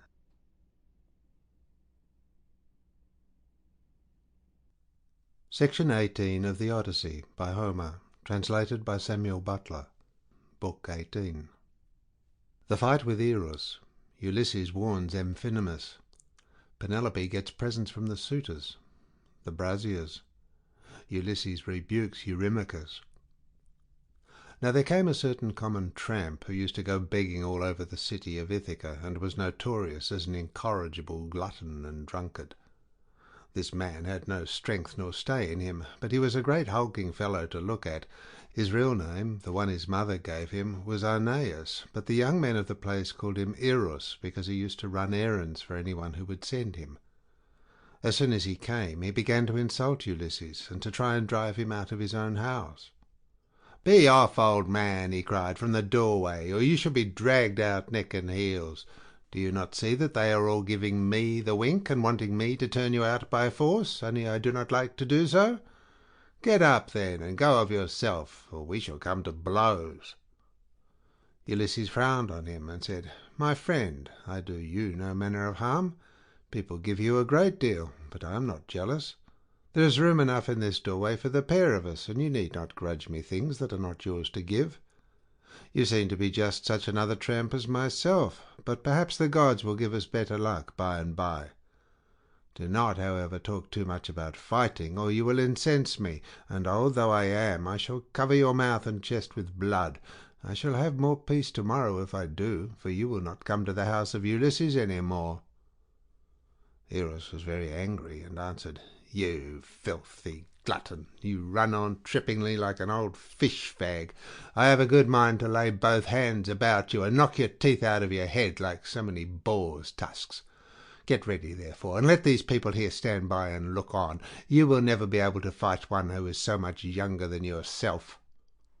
Thus roundly did they rate one another on the smooth pavement in front of the doorway, and when Antinous saw what was going on, he laughed heartily and said to the others, "This is the finest sport that you ever saw. Heaven never yet sent anything like it into this house. The stranger and Eros have quarrelled and are going to fight. Let us set them on to do so at once." The suitors all came up laughing and gathered round the two ragged tramps. "Listen to me," said Antinous. "There are some goat's paunches down at the fire, which we have filled with blood and fat and set aside for supper. He who is victorious and proves himself to be the better man shall have his pick of the lot. He shall be free of our table, and we will not allow any other beggar about the house at all." The others all agreed, but Ulysses, to throw them off the scent, said, "Sirs, an old man like myself, worn out with suffering, cannot hold his own against a young one, but my irrepressible belly urges me on, though I know it can only end in my getting a drubbing. You must swear, however, that none of you will give me a foul blow to favour Eros and secure him the victory." They swore as he had told them, and when they had completed their oath, Telemachus put in a word and said, "Stranger, if you have a mind to settle with this fellow, you need not be afraid of anyone here. Whoever strikes you will have to fight more than one. I am host, and the other chiefs, Antinous and Eurymachus, both of them men of understanding, are of the same mind as I am." Everyone assented, and Ulysses girded his old rags about his loins, thus baring his stalwart thighs, his broad chest and shoulders, and his mighty arms. But Minerva came up to him and made his limbs even stronger still. The suitors were beyond measure astonished, and one would turn towards his neighbour, saying, "The stranger has brought such a thigh out of his old rags that there will soon be nothing left of Eros." Eros began to be very uneasy as he heard them, but the servants girded him by force and brought him into the open part of the court in such a fright that his limbs were all of a tremble. Antinous scolded him and said, "You swaggering bully, you ought never to have been born at all if you are afraid of such an old broken-down creature as this tramp is. I say, therefore, and it shall surely be, if he beats you and proves himself the better man, I shall pack you off on board ship to the mainland, and send you to King Echetus, who kills every one that comes near him. He will cut off your nose and ears, and draw out your entrails for the dogs to eat." This frightened Eros still more, but they brought him into the middle of the court, and the two men raised their hands to fight. Then Ulysses considered whether he should let drive so hard at him as to make an end of him then and there, or whether he should give him a lighter blow that should only knock him down. In the end he deemed it best to give the lighter blow, for fear the Achaeans should begin to suspect who he was. Then they began to fight, and Eros hit Ulysses on the right shoulder, but Ulysses gave Eros a blow on the neck under the ear that broke in the bones of his skull, and the blood came gushing out of his mouth. He fell groaning in the dust, gnashing his teeth and kicking on the ground. But the suitors threw up their hands and nearly died of laughter as Ulysses caught hold of him by the foot and dragged him into the outer court as far as the gatehouse. There he propped him against the wall and put his staff in his hands. "Sit there," said he, "and keep the dogs and pigs off. You are a pitiful creature, and if you try to make yourself king of the beggars any more, you shall fare still worse." Then he threw his dirty old wallet, all tattered and torn, over his shoulder with the cord by which it hung, and went back to sit down upon the threshold. But the suitors went within the cloisters, laughing and saluting him. "May Jove and all the other gods," they said, "grant you whatever you want for having put an end to the importunity of this insatiable tramp. We will take him over to the mainland presently, to King Echetus, who kills every one that comes near him." Ulysses hailed this as of good omen, and Antinous set a great goat's paunch before him, filled with blood and fat. Amphinomus took 2 loaves out of the bread basket and brought them to him, pledging him as he did so in a golden goblet of wine. "Good luck to you," he said, "father stranger. You are very badly off at present, but I hope you will have better times by and by." To this Ulysses answered, "Amphinomus, you seem to be a man of good understanding, as indeed you may well be, seeing whose son you are. I have heard your father well spoken of. He is Nisus of Dulichium, a man both brave and wealthy. They tell me you are his son, and you appear to be a considerable person. Listen, therefore, and take heed of what I am saying. Man is the vainest of all creatures that have their being upon earth. As long as heaven vouchsafes him health and strength, he thinks that he shall come to no harm hereafter, and even when the blessed gods bring sorrow upon him, he bears it as he needs must and makes the best of it, for God Almighty gives men their daily minds day by day. I know all about it, for I was a rich man once, and did much wrong in the stubbornness of my pride, and in the confidence that my father and my brothers would support me. Therefore let a man fear God in all things always, and take the good that heaven may see fit to send him without vain glory.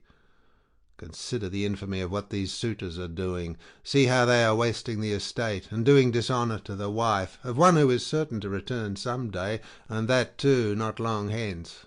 Nay, he will be here soon. May heaven send you home quietly first, that you may not meet with him in the day of his coming, for once he is here, the suitors and he will not part bloodlessly. With these words he made a drink offering, and when he had drunk he put the gold cup again into the hands of Amphinomus, who walked away serious and bowing his head, for he foreboded evil. But even so he did not escape destruction, for Minerva had doomed him to fall by the hand of Telemachus. So he took his seat again at the place from which he had come. Then Minerva put it into the mind of Penelope to show herself to the suitors, that she might make them still more enamoured of her, and win still further honour from her son and husband. So she feigned a mocking laugh, and said, "Eurynome, I have changed my mind, and have a fancy to show myself to the suitors, although I detest them. I should like also to give my son a hint that he had better not have anything more to do with them. They speak fairly enough, but they mean mischief." "My dear child," answered Eurynome, "all that you have said is true. Go and tell your son about it, but first wash yourself and anoint your face. Do not go about with your cheeks all covered with tears. It is not right that you should grieve so incessantly, for Telemachus, whom you always prayed that you might live to see with a beard, is already grown up." "I know, Eurynome," replied Penelope, "that you mean well, but do not try and persuade me to wash and to anoint myself, for heaven robbed me of all my beauty on the day my husband sailed. Nevertheless, tell Autonoe and Hippodamia that I want them. They must be with me when I am in the cloister. I am not going among the men alone. It would not be proper for me to do so." On this the old woman went out of the room to bid the maids go to their mistress. In the meantime Minerva bethought her of another matter, and sent Penelope off into a sweet slumber. So she lay down on her couch, and her limbs became heavy with sleep. Then the goddess shed grace and beauty over her, that all the Achaeans might admire her. She washed her face with the ambrosial loveliness that Venus wears when she goes dancing with the Graces. She made her taller and of a more commanding figure, while as for her complexion it was whiter than sawn ivory. When Minerva had done all this, she went away, whereon the maids came in from the women's room and woke Penelope with the sound of their talking. "What an exquisitely delicious sleep I have been having," said she, as she passed her hands over her face, "in spite of all my misery. I wish Diana would let me die so sweetly now, at this very moment, that I might no longer waste in despair for the loss of my dear husband, who possessed every kind of good quality, and was the most distinguished man among the Achaeans." With these words she came down from her upper room, not alone, but attended by two of her maidens, and when she reached the suitors she stood by one of the bearing posts supporting the roof of the cloister, holding a veil before her face, and with a staid maid servant on either side of her. As they beheld her, the suitors were so overpowered, and became so desperately enamoured of her, that each one prayed he might win her for his own bedfellow. "Telemachus," said she, addressing her son, "I fear you are no longer so discreet and well conducted as you used to be. When you were younger you had a greater sense of propriety. Now, however, that you are grown up, though a stranger to look at you would take you for the son of a well-to-do father as far as size and good looks go, your conduct is by no means what it should be. What is all this disturbance that has been going on, and how came you to allow a stranger to be so disgracefully ill-treated? What would have happened if he had suffered serious injury while a suppliant in our house? Surely this would have been very discreditable to you." "I am not surprised, my dear mother, at your displeasure," replied Telemachus. "I understand all about it, and know when things are not as they should be, which I could not do when I was younger. I cannot, however, behave with perfect propriety at all times. First one and then another of these wicked people here keeps driving me out of my mind, and I have no one to stand by me. After all, however, this fight between Eros and the stranger did not turn out as the suitors meant it to do, for the stranger got the best of it.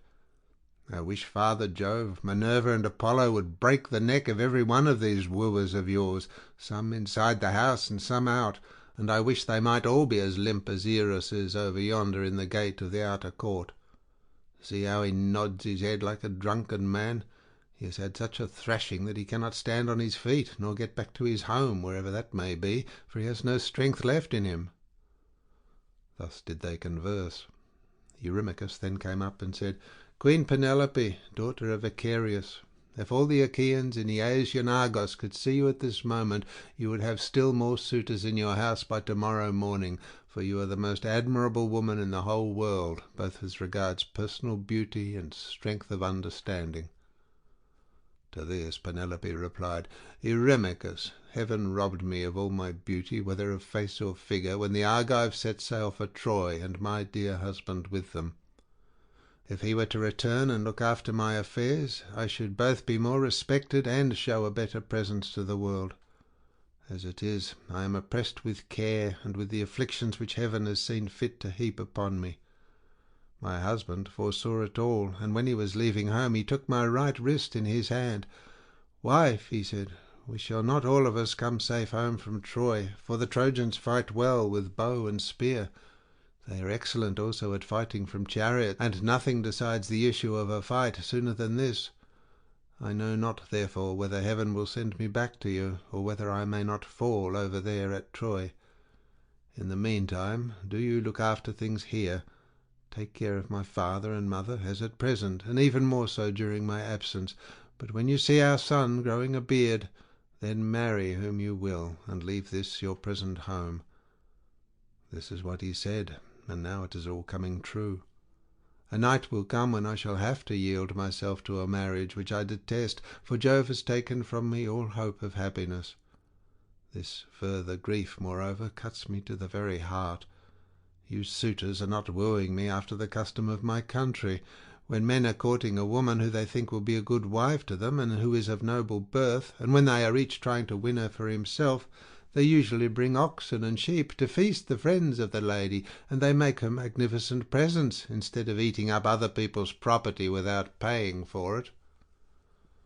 This was what she said, and Ulysses was glad when he heard her trying to get presents out of the suitors, and flattering them with fair words, which he knew she did not mean.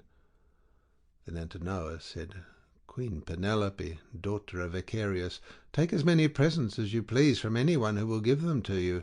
It is not well to refuse a present, but we will not go about our business nor stir from where we are till you have married the best man among us, whoever he may be." The others applauded what Antinous had said, and each one sent his servant to bring his present. Antinous's man returned with a large and lovely dress, most exquisitely embroidered. It had 12 beautifully made brooch pins of pure gold with which to fasten it. Eurymachus immediately brought her a magnificent chain of gold and amber beads that gleamed like sunlight. Eurydamas's 2 men returned with some earrings fashioned into 3 brilliant pendants which glistened most beautifully, while King Pisander, son of Polyctor, gave her a necklace of the rarest workmanship, and everyone else brought her a beautiful present of some kind. Then the queen went back to her room upstairs, and her maids brought the presents after her. Meanwhile the suitors took to singing and dancing, and stayed till evening came. They danced and sang till it grew dark. Then they brought in 3 braziers to give light, and piled them up with chopped firewood, very old and dry, and they lit torches from them, which the maids held up, turn and turn about.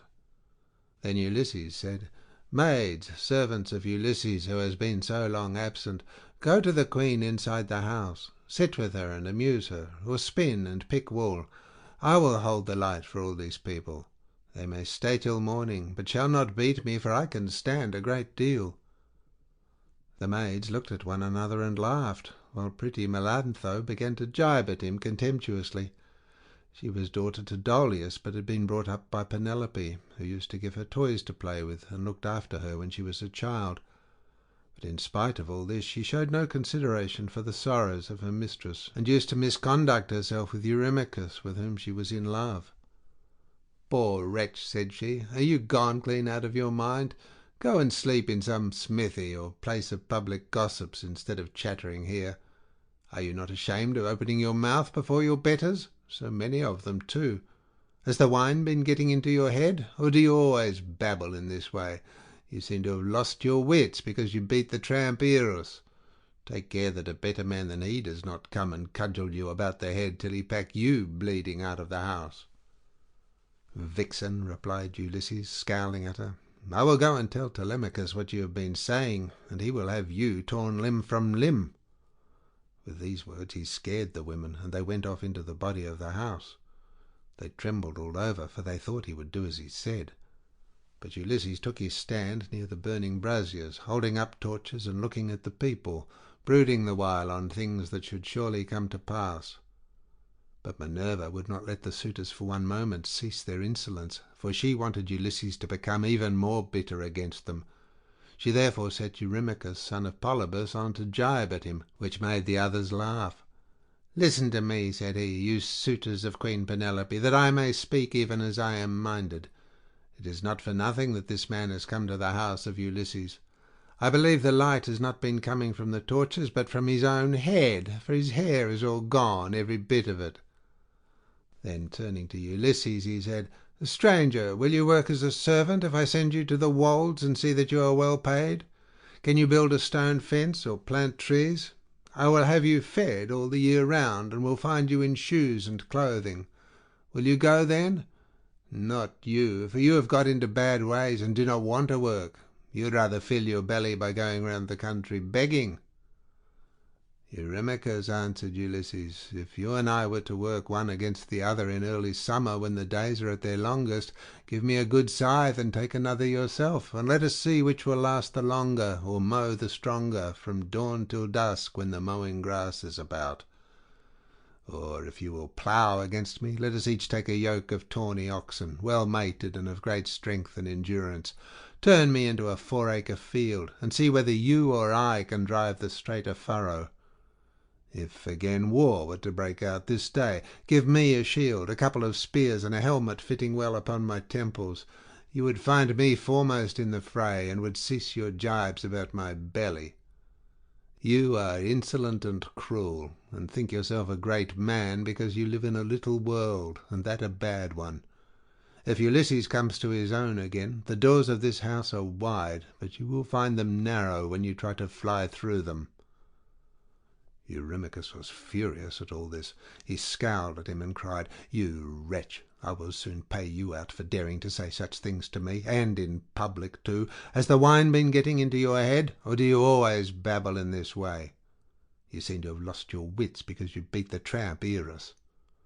With this he caught hold of a footstool, but Ulysses sought protection at the knees of Amphinomus of Dulichium, for he was afraid. The stool hit the cupbearer on his right hand and knocked him down.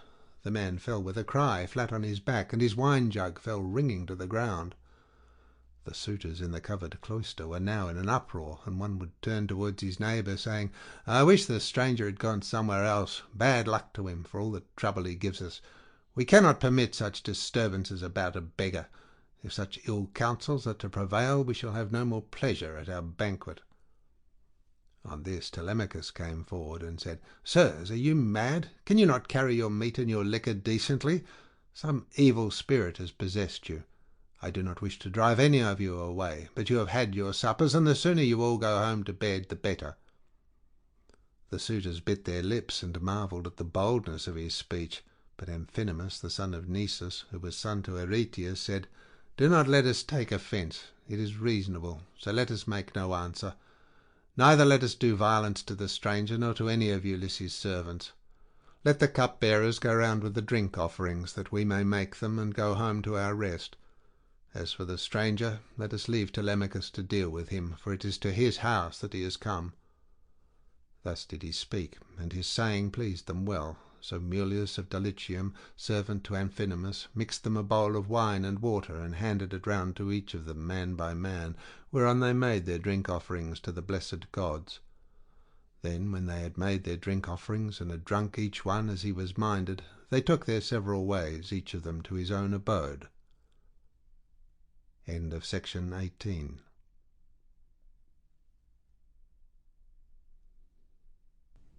Section 19 of the Odyssey by Homer, translated by Samuel Butler. Book 19. Telemachus and Ulysses remove the armour. Ulysses interviews Penelope. Euryclea washes his feet and recognizes the scar on his leg. Penelope tells her dream to Ulysses. Ulysses was left in the cloister pondering on the means whereby, with Minerva's help, he might be able to kill the suitors. Presently he said to Telemachus, "Telemachus, we must get the armour together and take it down inside. Make some excuse when the suitors ask you why you have removed it. Say that you have taken it to be out of the way of the smoke, inasmuch as it is no longer what it was when Ulysses went away, but has become soiled and begrimed with soot. Add to this more particularly that you are afraid Jove may set them on to quarrel over their wine, and that they may do each other some harm, which may disgrace both banquet and wooing, for the sight of arms sometimes tempts people to use them." Telemachus approved of what his father had said, so he called nurse Euryclea and said, "Nurse, shut the women up in their rooms, while I take the armour that my father left behind him down into the storeroom. No one looks after it now my father is gone, and it has got all smirched with soot during my own boyhood. I want to take it down where the smoke cannot reach it."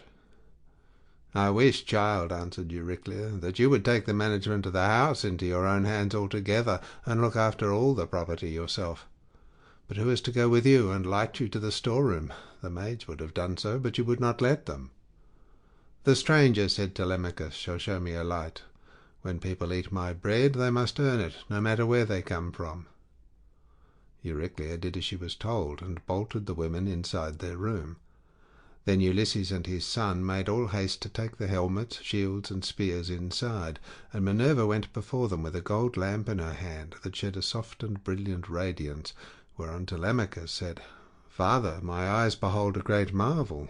The walls, with the rafters, crossbeams, and the supports on which they rest, are all aglow as with a flaming fire. Surely there is some god here who has come down from heaven." "Hush," answered Ulysses, "hold your peace and ask no questions, for this is the manner of the gods. Get you to your bed, and leave me here to talk with your mother and the maids. Your mother, in her grief, will ask me all sorts of questions."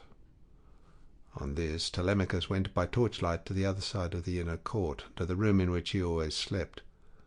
There he lay on his bed till morning, while Ulysses was left in the cloister pondering on the means whereby, with Minerva's help, he might be able to kill the suitors. Then Penelope came down from her room, looking like Venus or Diana, and they set her a seat inlaid with scrolls of silver and ivory near the fire in her accustomed place. It had been made by Icmalius, and had a footstool all in one piece with the seat itself, and it was covered with a thick fleece. On this she now sat, and the maids came from the women's room to join her. They set about removing the tables at which the wicked suitors had been dining, and took away the bread that was left with the cups from which they had drunk. They emptied the embers out of the braziers, and heaped much wood upon them to give both light and heat. But Melantho began to rail at Ulysses a second time, and said, "Stranger, do you mean to plague us by hanging about the house all night, and spying upon the women?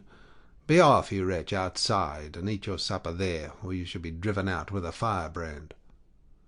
Ulysses scowled at her, and answered, "My good woman, why should you be so angry with me?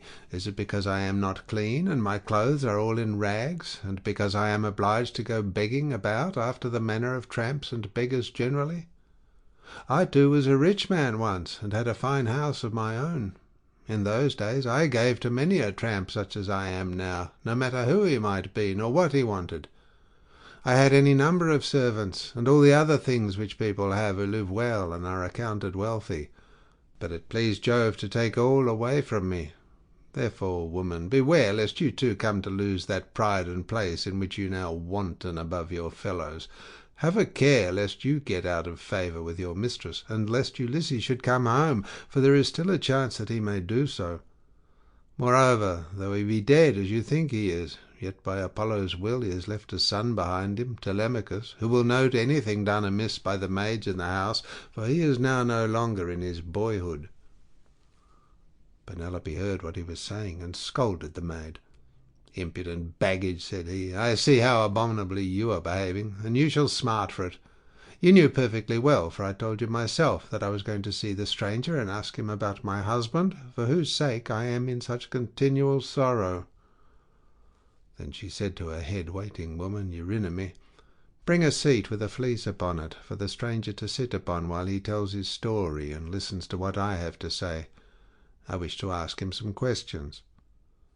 Eurynome brought the seat at once, and set a fleece upon it, and as soon as Ulysses had sat down, Penelope began by saying, "Stranger, I shall first ask you who and whence you are. Tell me of your town and parents." "Madam," answered Ulysses, "who on the face of the whole earth can dare to chide with you? Your fame reaches the firmament of heaven itself. You are like some blameless king who upholds righteousness as the monarch over a great and valiant nation. The earth yields its wheat and barley, the trees are loaded with fruit, the ewes bring forth lambs, and the sea abounds with fish by reason of his virtues, and his people do good deeds under him. Nevertheless, as I sit here in your house, ask me some other question, and do not seek to know my race and family, or you will recall memories that will yet more increase my sorrow. I am full of heaviness, but I ought not to sit weeping and wailing in another person's house, nor is it well to be thus grieving continually. I shall have one of the servants, or even yourself, complaining of me, and saying that my eyes swim with tears because I am heavy with wine." Then Penelope answered, "Stranger, heaven robbed me of all beauty, whether of face or figure, when the Argives set sail for Troy, and my dear husband with them. If he were to return and look after my affairs, I should be both more respected and should show a better presence to the world. As it is, I am oppressed with care, and with the afflictions which heaven has seen fit to heap upon me. The chiefs from all our islands, Dulichium, Same, and Zacynthus, and also from Ithaca itself, are wooing me against my will, and are wasting my estate. I can therefore show no attention to strangers, nor suppliants, nor to people who say that they are skilled artisans, but am all the time broken-hearted about Ulysses. They want me to marry again at once, and I have to invent stratagems in order to deceive them. In the first place, heaven put it in my mind to set up a great tambour frame in my room, and to begin working upon an enormous piece of fine needlework. Then I said to them, 'Sweethearts, Ulysses is indeed dead. Still, do not press me to marry again immediately. Wait, for I would not have my skill in needlework perish unrecorded, till I have finished making a pall for the hero Laertes, to be ready against the time when death shall take him. He is very rich, and the women of the place will talk if he is laid out without a pall.' This was what I said, and they assented.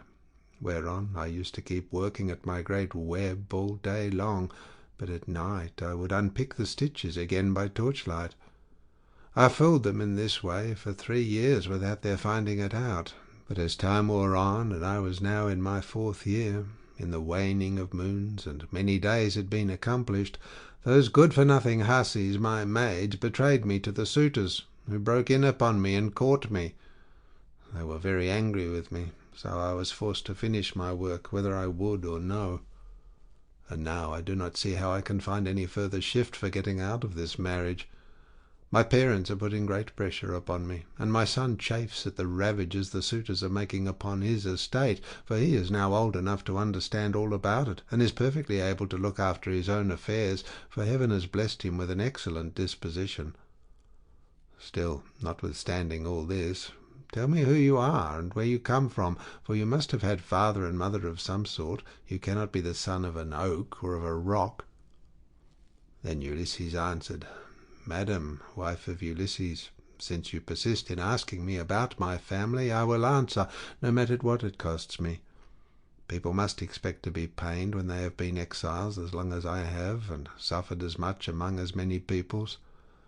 Nevertheless, as regards your question, I will tell you all you ask.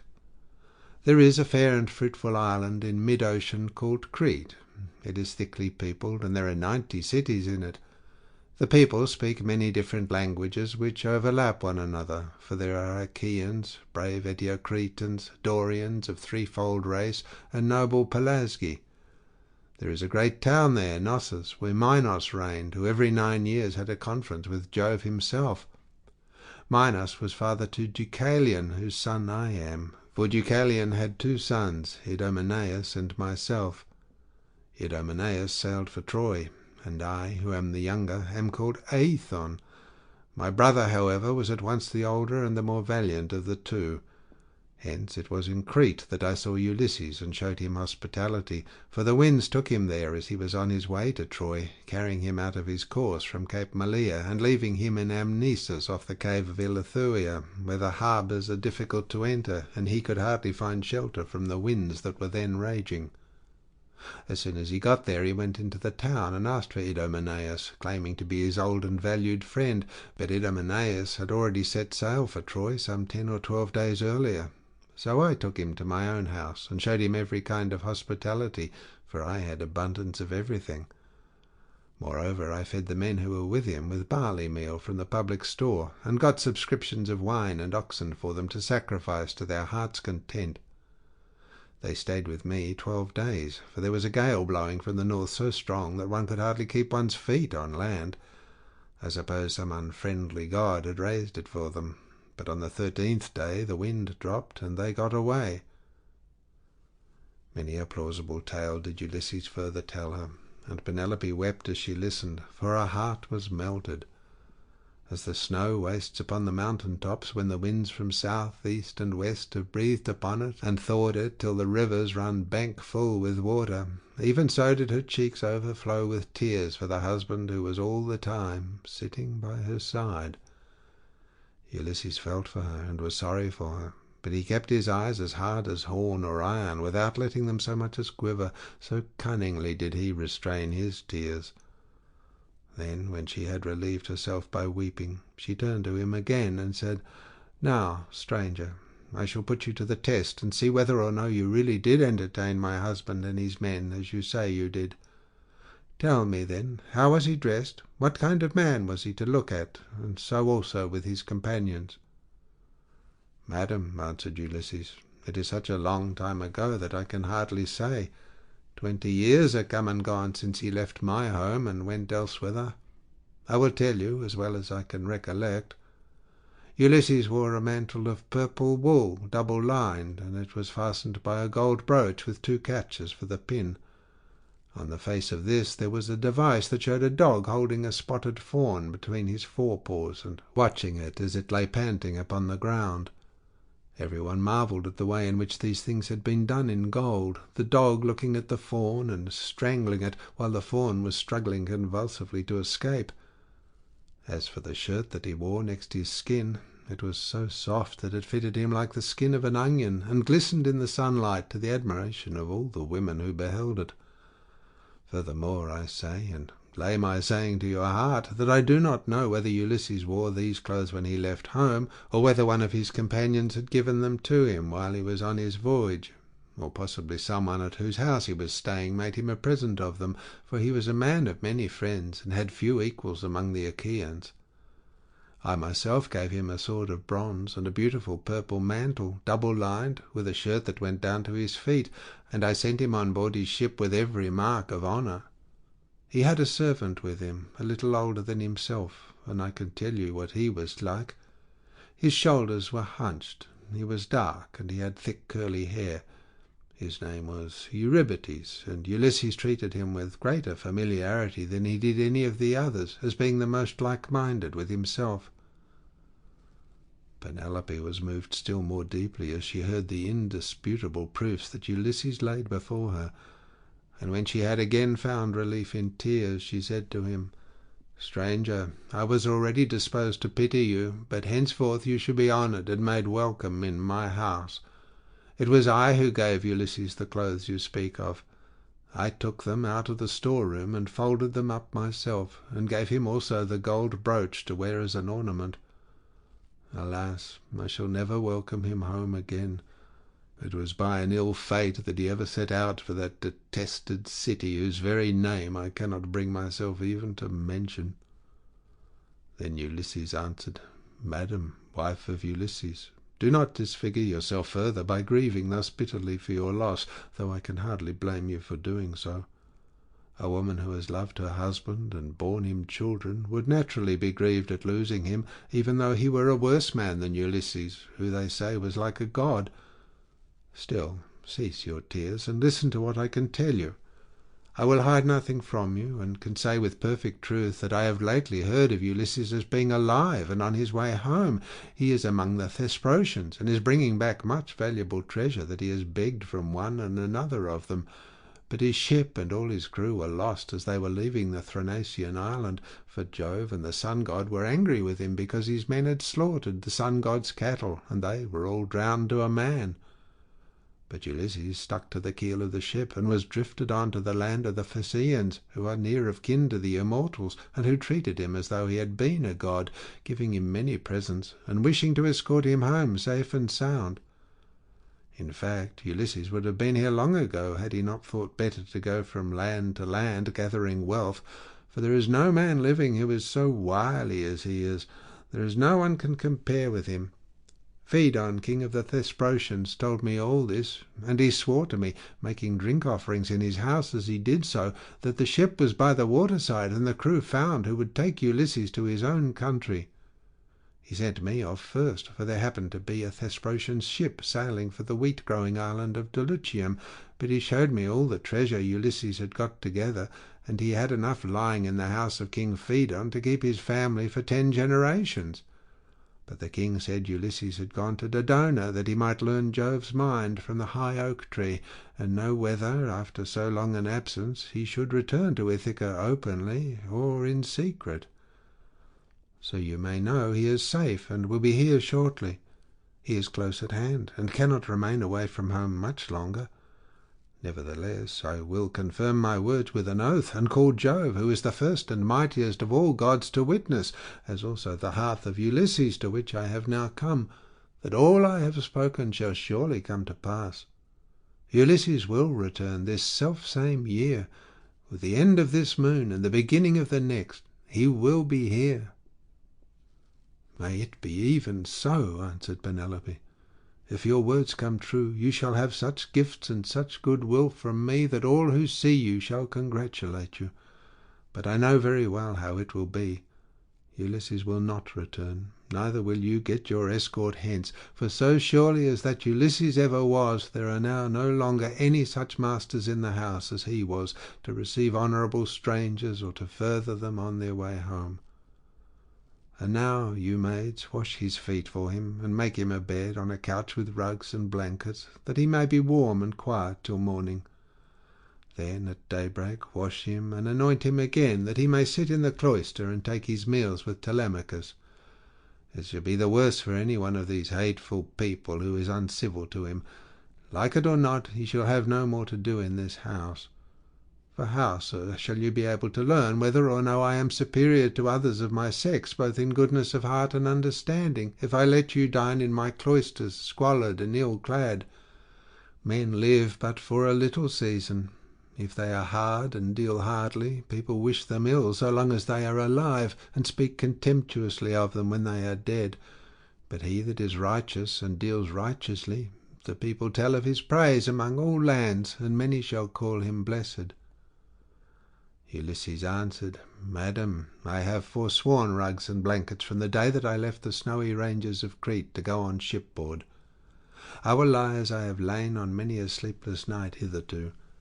Night after night have I passed in any rough sleeping place and waited for morning. Nor again do I like having my feet washed. I shall not let any of the young hussies about your house touch my feet. But if you have any old and respectable woman who has gone through as much trouble as I have, I will allow her to wash them." To this Penelope said, "My dear sir, of all the guests who ever came to my house, there never was one who spoke in all things with such admirable propriety as you do. There happens to be in the house a most respectable old woman, the same who received my poor dear husband in her arms the night he was born, and nursed him in infancy. She is very feeble now, but she shall wash your feet." "Come here," said she, "Euryclea, and wash your master's age mate." I suppose Ulysses' hands and feet are very much the same now as his are, for trouble ages all of us dreadfully fast. On these words the old woman covered her face with her hands. She began to weep and made lamentation, saying, "My dear child, I cannot think whatever I am to do with you. I am certain no one was ever more God-fearing than yourself, and yet Jove hates you. No one in the whole world ever burned him more thigh bones, nor gave him finer hecatombs, when you prayed you might come to a green old age yourself, and see your son grow up to take after you. Yet see how he has prevented you alone from ever getting back to your own home. I have no doubt the women in some foreign palace which Ulysses has got to are gibing at him as all these sluts here have been gibing at you. I do not wonder at your not choosing to let them wash you after the manner in which they have insulted you. I will wash your feet myself, gladly enough, as Penelope has said that I am to do so. I will wash them both for Penelope's sake and for your own, for you have raised the most lively feelings of compassion in my mind. And let me say this, moreover, which pray attend to. We have had all kinds of strangers in distress come here before now, but I make bold to say that no one ever yet came who was so like Ulysses in figure, voice, and feet as you are." "Those who have seen us both," answered Ulysses, "have always said we were wonderfully like each other, and now you have noticed it too." Then the old woman took the cauldron in which she was going to wash his feet, and poured plenty of cold water into it, adding hot till the bath was warm enough. Ulysses sat by the fire, but ere long he turned away from the light, for it occurred to him that when the old woman had hold of his leg she would recognize a certain scar which it bore, whereon the whole truth would come out. And indeed, as soon as she had begun washing her master, she at once knew the scar as one that had been given him by a wild boar when he was hunting on Mount Parnassus with his excellent grandfather Autolycus, who was the most accomplished thief and perjurer in the whole world, and with the sons of Autolycus. Mercury himself had endowed him with this gift, for he used to burn the thigh bones of goats and kids to him, so he took pleasure in his companionship. It happened once that Autolycus had gone to Ithaca, and had found the child of his daughter just born. As soon as he had done supper, Euryclea set the infant upon his knees, and said, "Autolycus, you must find a name for your grandson. You greatly wished that you might have one." "Son-in-law and daughter," replied Autolycus, "call the child thus. I am highly displeased with a large number of people in one place and another, both men and women. So name the child Ulysses, or the child of anger. When he grows up and comes to visit his mother's family on Mount Parnassus, where my possessions lie, I will make him a present, and will send him on his way rejoicing." Ulysses therefore went to Parnassus to get the presents from Autolycus, who with his sons shook hands with him and gave him welcome. His grandmother Amphithea threw her arms about him and kissed his head and both his beautiful eyes, while Autolycus desired his sons to get dinner ready, and they did as he told them. They brought in a 5-year-old bull, flayed it, made it ready, and divided it into joints. These they then cut carefully up into smaller pieces and spitted them. They roasted them sufficiently and served the portions round. Thus through the livelong day to the going down of the sun they feasted, and every man had his full share, so that all was satisfied. But when the sun set and it came on dark, they went to bed and enjoyed the boon of sleep. When the child of morning, rosy-fingered Dawn, appeared, the sons of Autolycus went out with their hounds hunting, and Ulysses went too. They climbed the wooded slopes of Parnassus, and soon reached its breezy upland valleys. But as the sun was beginning to beat upon the fields, fresh risen from the slow still currents of Oceanus, they came to a mountain dell. The dogs were in front, searching for the tracks of the beast they were chasing, and after them came the sons of Autolycus, among whom was Ulysses, close behind the dogs, and he had a long spear in his hand. Here was the lair of a huge boar among some thick brushwood, so dense that the wind and rain could not get through it, nor could the sun's rays pierce it, and the ground underneath lay thick with fallen leaves. The boar heard the noise of the men's feet, and the hounds baying on every side of the huntsman came up to him. So he rushed from his lair, raised the bristles of his neck, and stood at bay with fire flashing from his eyes. Ulysses was the first to raise his spear and try to drive it into the brute, but the boar was too quick for him and charged him sideways, ripping him above the knees with a gnash that tore deep, though it did not reach the bone. As for the boar, Ulysses hit him on the right shoulder, and the point of the spear went right through him, so that he fell groaning in the dust until the life went out of him. The sons of Autolycus busied themselves with the carcass of the boar, and bound Ulysses' wound. Then, after saying a spell to stop the bleeding, they went home as fast as they could.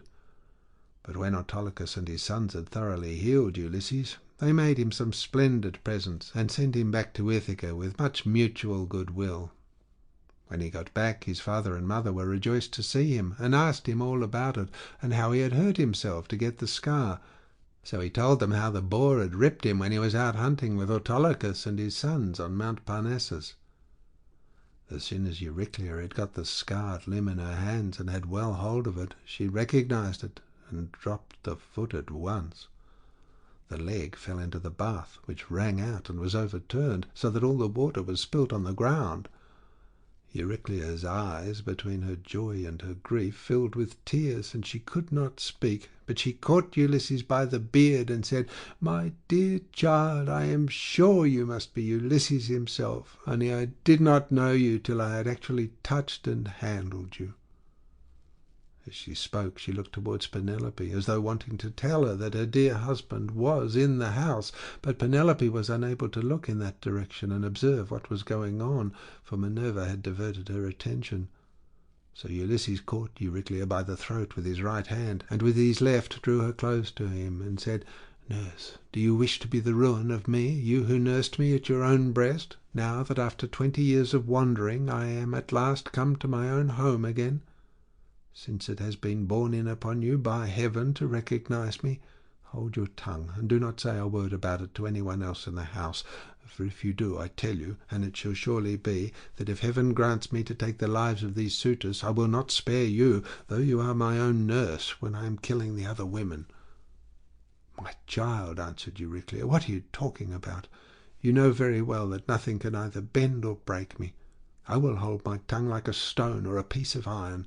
Furthermore, let me say, and lay my saying to your heart, when heaven has delivered the suitors into your hand, I will give you a list of the women in the house who have been ill-behaved, and of those who are guiltless." And Ulysses answered, "Nurse, you ought not to speak in that way. I am well able to form my own opinion about one and all of them. Hold your tongue, and leave everything to heaven." As he said this, Euryclea left the cloister to fetch some more water, for the first had been all spilt. And when she had washed him and anointed him with oil, Ulysses drew his seat nearer to the fire to warm himself, and hid the scar under his rags. Then Penelope began talking to him, and said, "Stranger, I should like to speak with you briefly about another matter. It is indeed nearly bedtime, for those at least who can sleep in spite of sorrow. As for myself, heaven has given me a life of such unmeasurable woe that even by day, when I am attending to my duties in looking after the servants, I am still weeping and lamenting during the whole time. Then, when night comes and we all of us go to bed, I lie awake thinking, and my heart becomes a prey to the most incessant and cruel tortures. As the dun nightingale, daughter of Pandarius, sings in the early spring from her seat in the shadiest covert-head, and with many a plaintive trill pours out the tale how by mishap she killed her own child Etyolus, son of King Zethus, even so does my mind toss and turn in its uncertainty whether I ought to stay with my son here and safeguard my substance, my bondsmen, and the greatness of my house, out of regard to public opinion and the memory of my late husband, or whether it is not now time for me to go to the best of these suitors who are wooing me, and make me such magnificent presents. As long as my son was still young and unable to understand, he would not hear of my leaving my husband's house, but now that he is full grown, he begs and prays me to do so, being incensed at the way in which the suitors are eating up his property. Listen then to a dream that I have had, and interpret it for me if you can.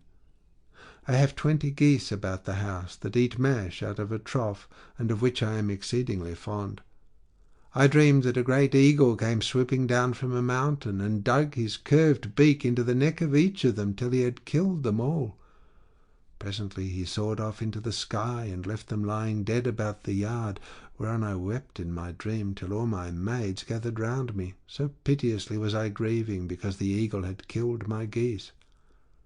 Then he came back again, and perching on a projecting rafter, spoke to me with human voice, and told me to leave off crying. "Be of good courage," he said, "daughter of Icarius. This is no dream, but a vision of good omen that shall surely come to pass. The geese are the suitors, and I am no longer an eagle, but your own husband, who am come back to you, and who will bring these suitors to a disgraceful end." On this I woke, and when I looked out I saw my geese at the trough, eating their mash as usual.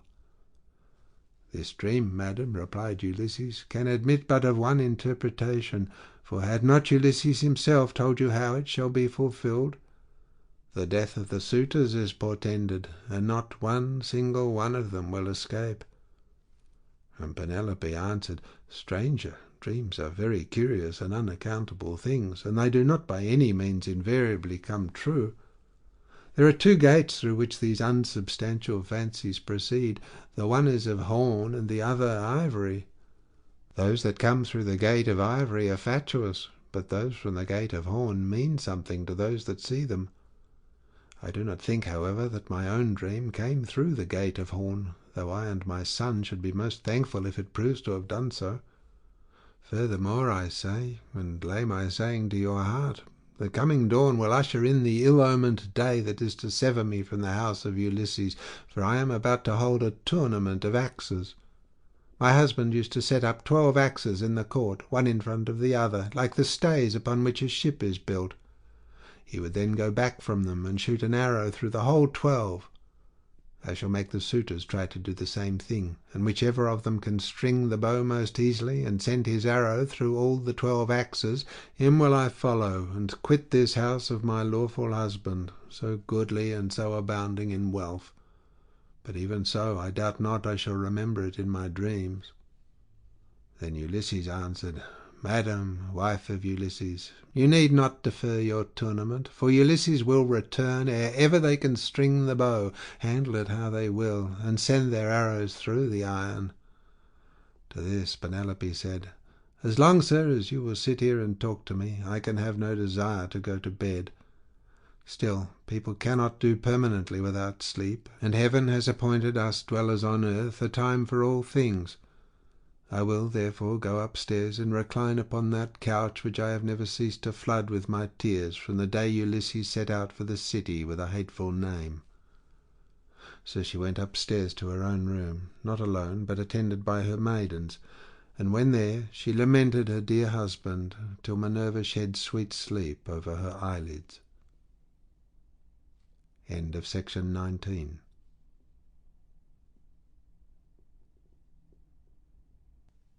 Section 20 of the Odyssey by Homer, translated by Samuel Butler. Book 20. Ulysses cannot sleep. Penelope's prayer to Diana. The 2 signs from heaven. Eumena and Philocius arrive. The suitors dine. Ctesippus throws an ox's foot at Ulysses. Theoclymenus foretells disaster and leaves the house. Ulysses slept in the cloister upon an undressed bullock's hide, on the top of which he threw several skins of the sheep the suitors had eaten, and Eurynome threw a cloak over him after he had laid himself down. There, then, Ulysses lay wakefully brooding upon the way in which he should kill the suitors, and by the women who had been in the habit of misconducting themselves with them left the house, giggling and laughing with one another. This made Ulysses very angry, and he doubted whether to get up and kill every single one of them then and there, or to let them sleep one more and last time with the suitors. His heart growled within him, and as a bitch with puppies growls and shows her teeth when she sees a stranger, so did his heart growl with anger at the evil deeds that were being done. But he beat his breast and said, "Heart, be still. You had worse than this to bear on the day when the terrible Cyclops ate your brave companions, yet you bore it in silence till your cunning got you safe out of the cave, though you made sure of being killed." Thus he chided with his heart, and checked it into endurance. But he tossed about as one who turns a paunch full of blood and fat in front of a hot fire, doing it first on one side and then on the other, that he may get it cooked as soon as possible. Even so did he turn himself about from side to side, thinking all the time how, single-handed as he was, he should contrive to kill so large a body of men as the wicked suitors. But by and by Minerva came down from heaven in the likeness of a woman, and hovered over his head, saying, "My poor unhappy man, why do you lie awake in this way? This is your house. Your wife is safe inside it, and so is your son, who is just such a young man as any father may be proud of."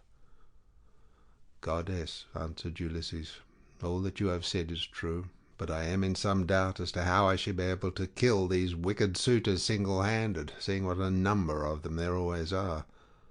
And there is this further difficulty, which is still more considerable.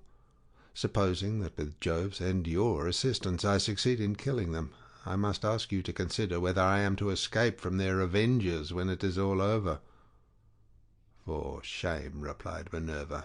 "Why, anyone else would trust a worse ally than myself, even though that ally were only a mortal and less wise than I am. Am I not a goddess, and have I not protected you throughout in all your troubles? I tell you plainly that even though there were 50 bands of men surrounding us and eager to kill us, you would take all their sheep and cattle and drive them away with you. But go to sleep. It is a very bad thing to lie awake all night, and you shall be out of your troubles before long." As she spoke, she shed sleep over his eyes, and then went back to Olympus. While Ulysses was thus yielding himself to a very deep slumber that eased the burden of his sorrows, his admirable wife awoke, and, sitting up in her bed, began to cry. When she had relieved herself by weeping, she prayed to Diana, saying, "Great goddess Diana, daughter of Jove, drive an arrow into my heart and slay me, or let some whirlwind snatch me up and bear me through paths of darkness till it drop me into the mouths of overflowing Oceanus, as it did the daughters of Pandarius. The daughters of Pandarius lost their father and mother, for the gods killed them, so they were left orphans. But Venus took care of them and fed them on cheese, honey, and sweet wine. Juno taught them to excel all women in beauty of form and understanding. Diana gave them an imposing presence, and Minerva endowed them with every kind of accomplishment. But one day, when Venus had gone up to Olympus to see Jove about getting them married, for well does he know both what shall happen and what not happen to every one, the storm clouds came and spirited them away to become handmaids to the dread Erinyes. Even so, I wish that the gods who live in heaven would hide me from mortal sight, or that fair Diana might strike me, for I would fain go even beneath the sad earth, if I might do so still looking toward Ulysses only, and without having to yield myself to a worse man than he was.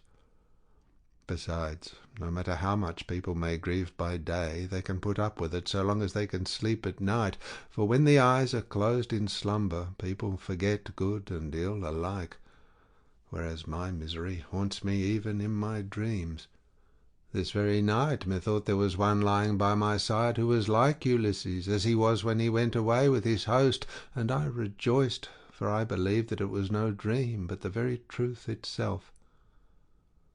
On this the day broke, but Ulysses heard the sound of her weeping, and it puzzled him, for it seemed as though she already knew him and was by his side. Then he gathered up the cloak and the fleeces on which he had lain, and set them on a seat in the cloister, but he took the bullock's hide out into the open. He lifted up his hands to heaven and prayed, saying, "Father Jove, since you have seen fit to bring me over land and sea to my own home after all the afflictions you have laid upon me, give me a sign out of the mouth of some one or other of those who are now waking within the house, and let me have another sign of some kind from outside." Thus did he pray. Jove heard his prayer, and forthwith thundered high up among the clouds from the splendour of Olympus, and Ulysses was glad when he heard it. At the same time, within the house, a miller woman from hard by in the mill room lifted up her voice and gave him another sign. There were 12 miller women whose business it was to grind wheat and barley, which are the staff of life.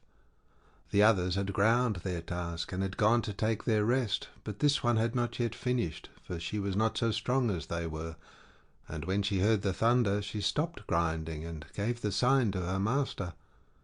"Father Jove," said she, "you who rule over heaven and earth, you have thundered from a clear sky without so much as a cloud in it, and this means something for somebody.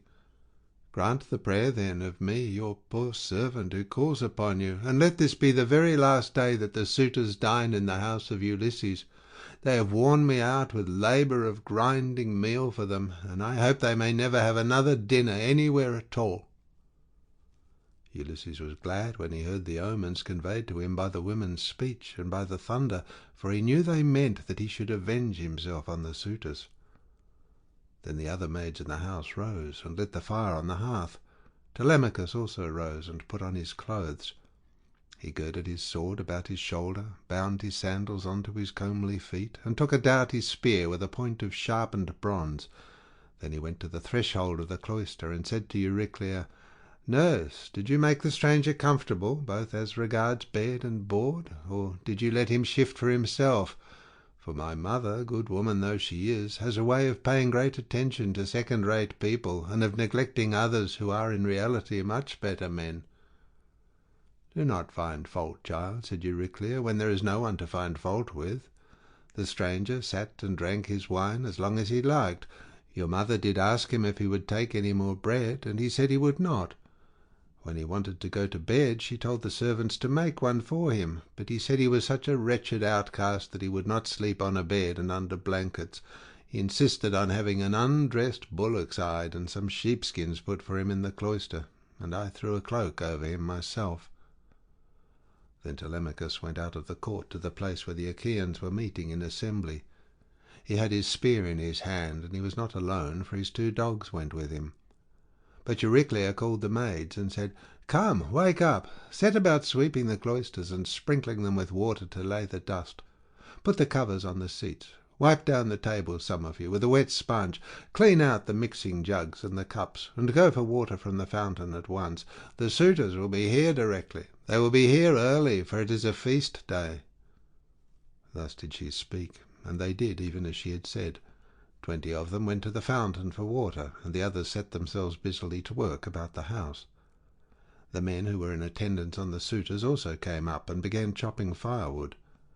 By and by the women returned from the fountain, and the swineherd came after them with the 3 best pigs he could pick out.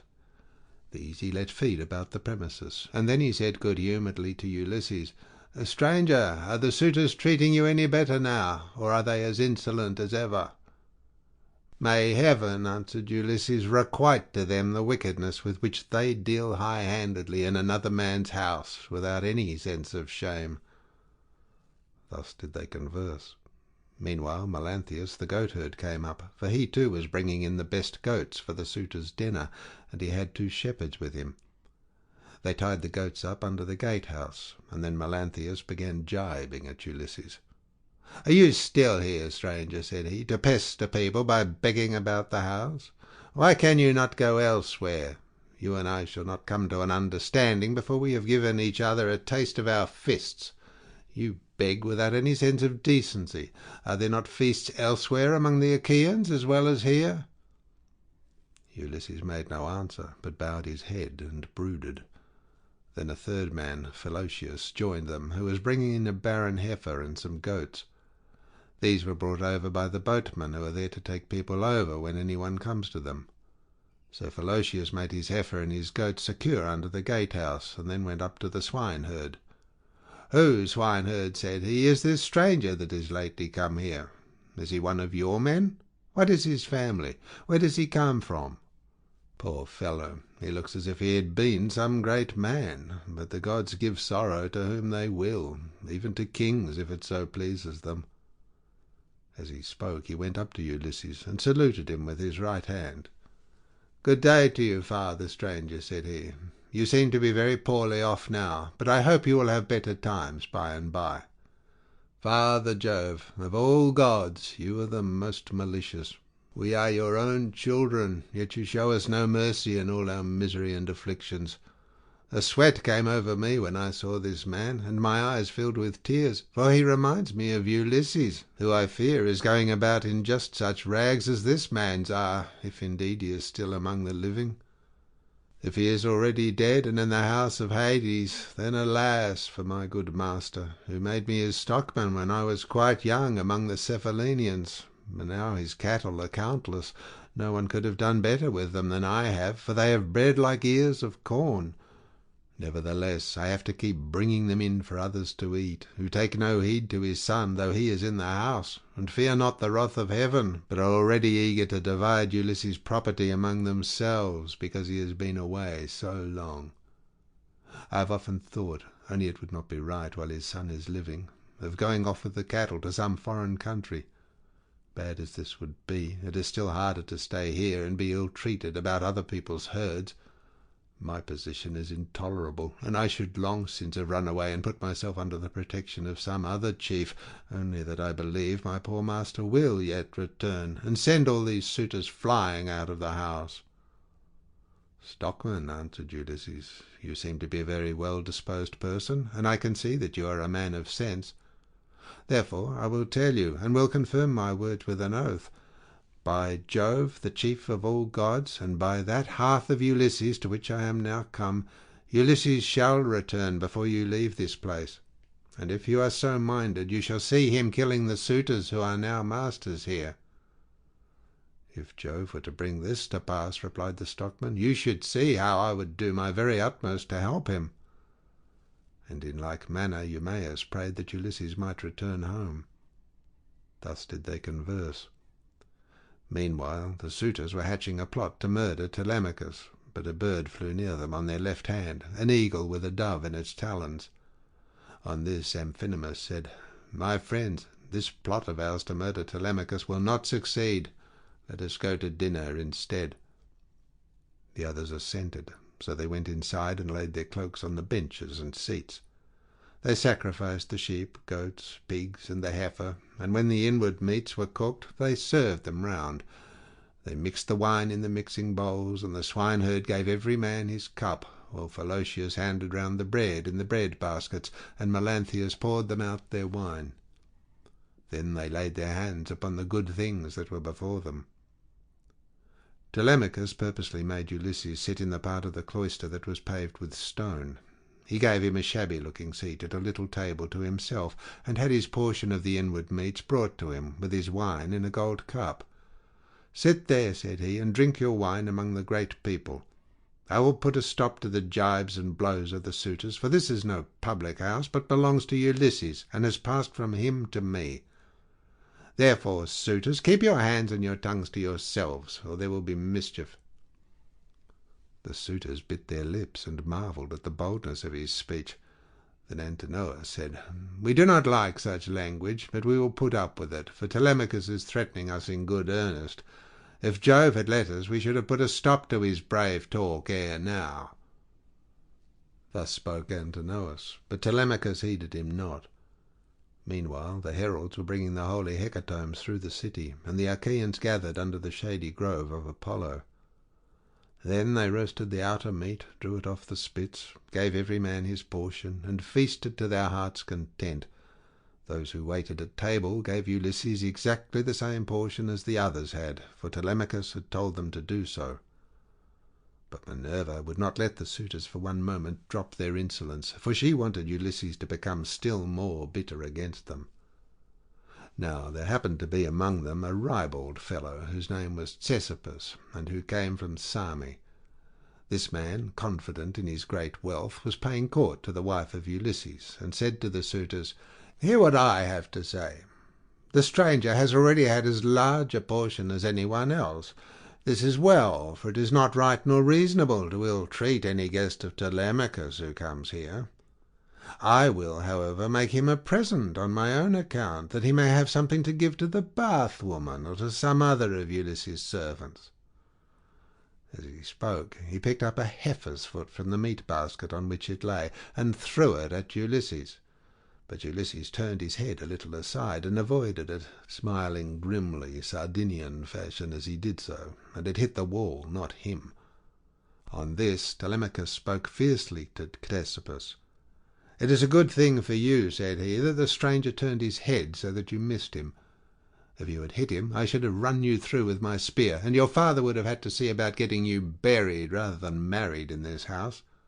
So let me have no more unseemly behaviour from any of you, for I am grown up now to the knowledge of good and evil, and understand what is going on, instead of being the child that I have been heretofore. I have long seen you killing my sheep and making free with my corn and wine.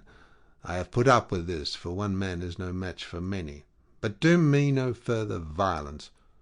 Still, if you wish to kill me, kill me. I would far rather die than see such disgraceful scenes day after day, guests insulted, and men dragging the women servants about the house in an unseemly way." They all held their peace, until at last Agelaus, son of Damastor, said, "No one should take offence at what has just been said, nor gainsay it, for it is quite reasonable. Leave off, therefore, ill-treating the stranger, or anyone else of the servants who are about the house. I would say, however, a friendly word to Telemachus and his mother, which I trust may commend itself to both. As long, I would say, as you had ground for hoping that Ulysses would one day come home, no one could complain of your waiting and suffering the suitors to be in your house. It would have been better that he should have returned, but it is now sufficiently clear that he will never do so. Therefore, talk all this quietly over with your mother, and tell her to marry the best man, and the one who makes her the most advantageous offer. Thus you will yourself be able to manage your own inheritance, and to eat and drink in peace, while your mother will look after some other man's house, not yours." To this Telemachus answered, "By Jove, Agelaus, and by the sorrows of my unhappy father, who has either perished far from Ithaca, or is wandering in some distant land, I throw no obstacles in the way of my mother's marriage. On the contrary, I urge her to choose whomsoever she will, and I will give her numberless gifts into the bargain, but I dare not insist point blank that she shall leave the house against her own wishes. Heaven forbid that I should do this."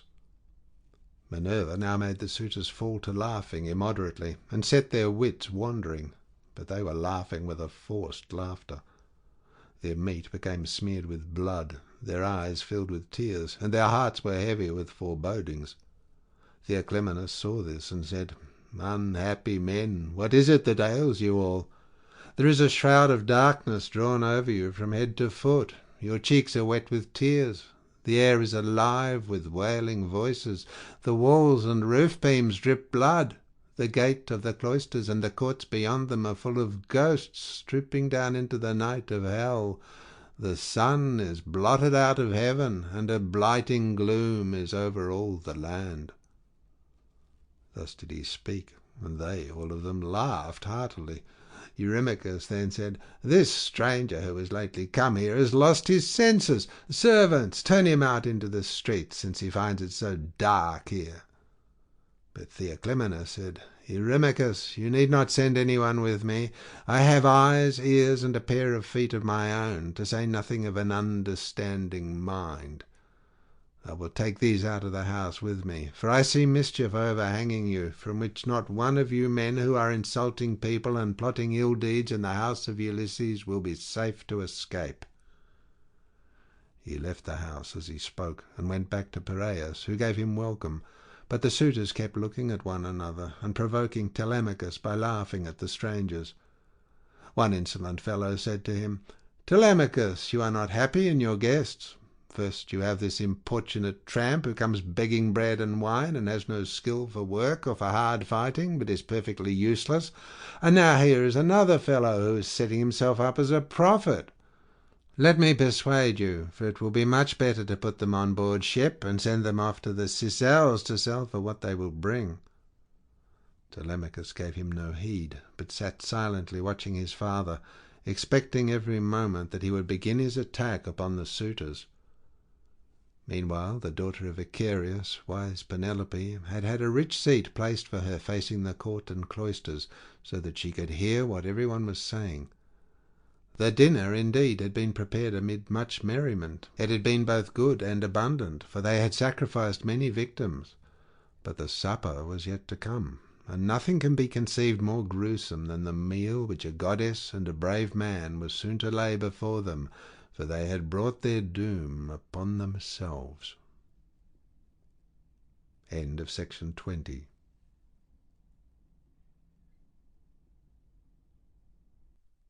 Section 21 of the Odyssey by Homer, translated by Samuel Butler. Book 21. The trial of the axes, during which Ulysses reveals himself to Eumaeus in Phoelicius. Minerva now put it in Penelope's mind to make the suitors try their skill with the bow and with the iron axes, in contest among themselves, as a means of bringing about their destruction.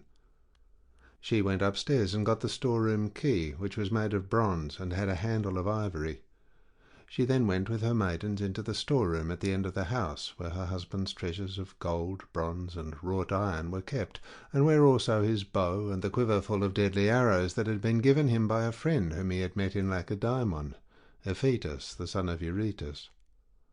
The two fell in with one another in Messene, at the house of Ortilochus, where Ulysses was staying in order to recover a debt that was owing from the whole people, for the Messenians had carried off 300 sheep from Ithaca, and had sailed away with them and with their shepherds. In quest of these, Ulysses took a long journey while still quite young, for his father and the other chieftains sent him on a mission to recover them. Ephetus had gone there also to try and get back 12 brood mares that he had lost, and the mule foals that were running with them. These mares were the death of him in the end, for when he went to the house of Jove's son, mighty Hercules, who performed such prodigies of valour, Hercules, to his shame, killed him, though he was his guest, for he feared not heaven's vengeance, nor yet respected his own table, which he had set before Ephetus, but killed him in spite of everything, and kept the mares himself. It was when claiming these that Ephetus met Ulysses, and gave him the bow which mighty Eurytus had been used to carry, and which on his death had been left by him to his son. Ulysses gave him in return a sword and a spear, and this was the beginning of a fast friendship, although they never visited at one another's houses, for Jove's son Hercules killed Ephetus ere they could do so. This bow, then, given him by Ephetus, had not been taken with him by Ulysses when he sailed for Troy. He had used it so long as he had been at home, but had left it behind as having been a keepsake from a valued friend. Penelope presently reached the oak threshold of the storeroom. The carpenter had planed this duly, and had drawn a line on it so as to get it quite straight. He had then set the doorposts into it and hung the doors. She loosed the strap from the handle of the door, put in the key, and drove it straight home, to shoot back the bolts that held the doors.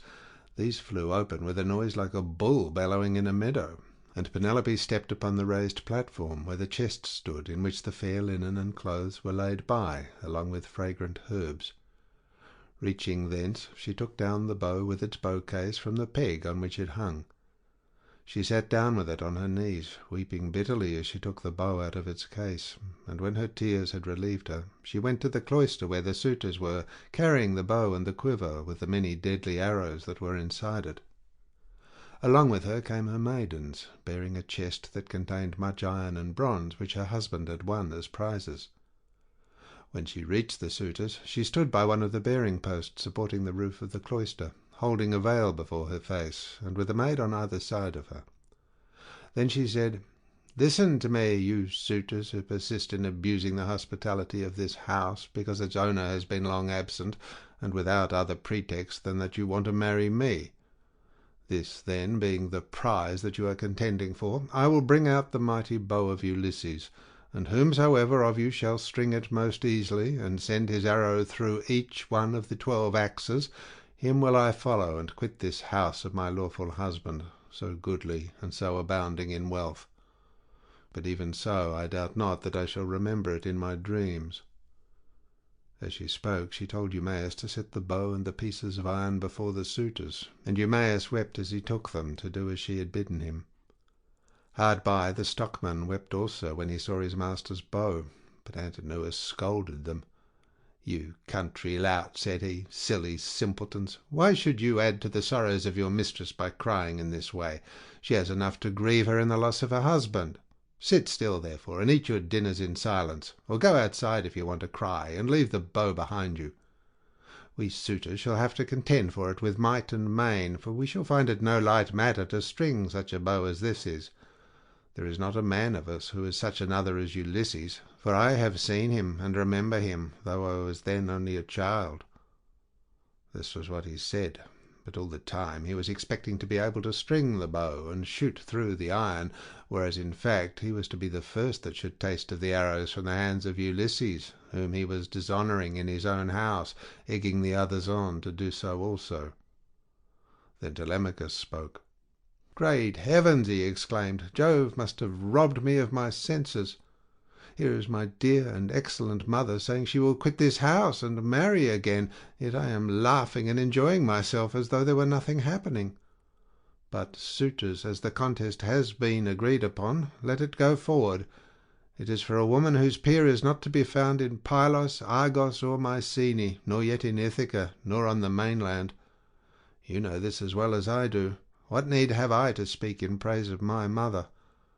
Come on, then, make no excuses for delay, but let us see whether you can string the bow or no. I too will make a trial of it, for if I can string it and shoot through the iron, I shall not suffer my mother to quit this house with a stranger, not if I can win the prizes which my father won before me."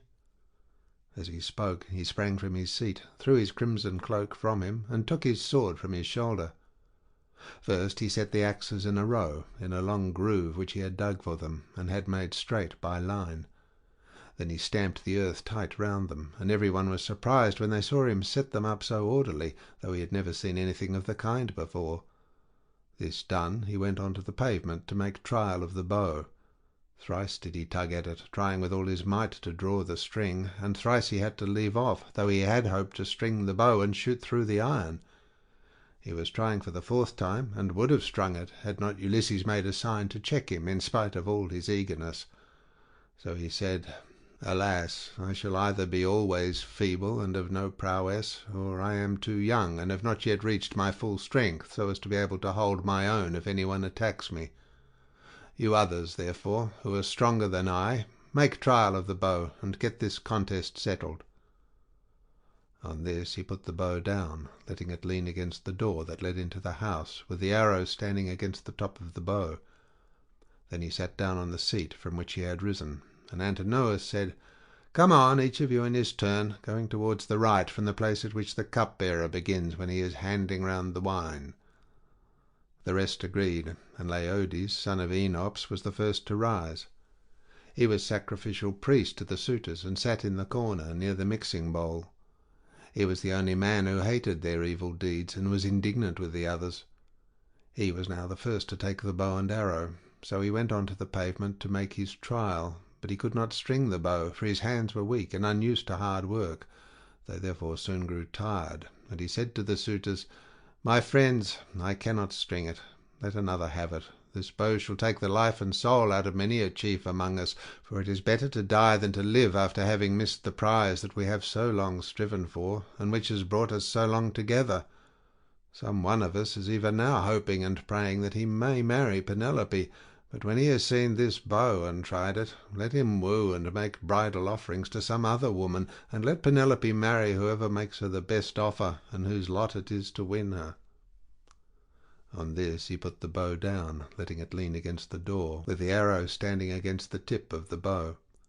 Then he took his seat again on the seat from which he had risen, and Antinous rebuked him, saying, "Laodes, what are you talking about? Your words are monstrous and intolerable. It makes me angry to listen to you. Shall then this bow take the life out of many a chief among us, merely because you cannot bend it yourself? True, you are not born to be an archer, but there are others who will soon string it." Then he said to Melanthius the goatherd, "Look sharp, light a fire in the court, and set a seat hard by with a sheepskin on it. Bring us also a large ball of lard from what they have in the house. Let us warm the bow and grease it. We will then make trial of it again, and bring the contest to an end." Melanthius lit the fire, and set a seat covered with sheepskins beside it. He also brought a great ball of lard from what they had in the house, and the suitors warmed the bow and again made trial of it, but they were none of them nearly strong enough to string it. Nevertheless, there still remained Antinous and Eurymachus, who were the ringleaders among the suitors, and much the foremost among them all. Then the swineherd and the stockman left the cloisters together, and Ulysses followed them. When they had got outside the gates and the outer yard, Ulysses said to them quietly, "Stockman, and you swineherd, I have something in my mind which I am in doubt whether to say or no, but I think I will say it. What manner of men would you be to stand by Ulysses if some god should bring him back here all of a sudden? Say which you are disposed to do, to side with the suitors or with Ulysses." "Father Jove," answered the stockman, "would indeed that you might so ordain it. If some god were but to bring Ulysses back, you should see with what might and main I would fight for him." In like words Eumaeus prayed to all the gods that Ulysses might return. When therefore he saw for certain what mind they were of, Ulysses said, "It is I, Ulysses, who am here. I have suffered much, but at last in the 20th year I am come back to my own country. I find that you two alone of all my servants are glad that I should do so, for I have not heard any of the others praying for my return. To you two, therefore, will I unfold the truth as it shall be. If heaven shall deliver the suitors into my hands, I will find wives for both of you, will give you house and holding close to my own, and you shall be to me as though you were brothers and friends of Telemachus.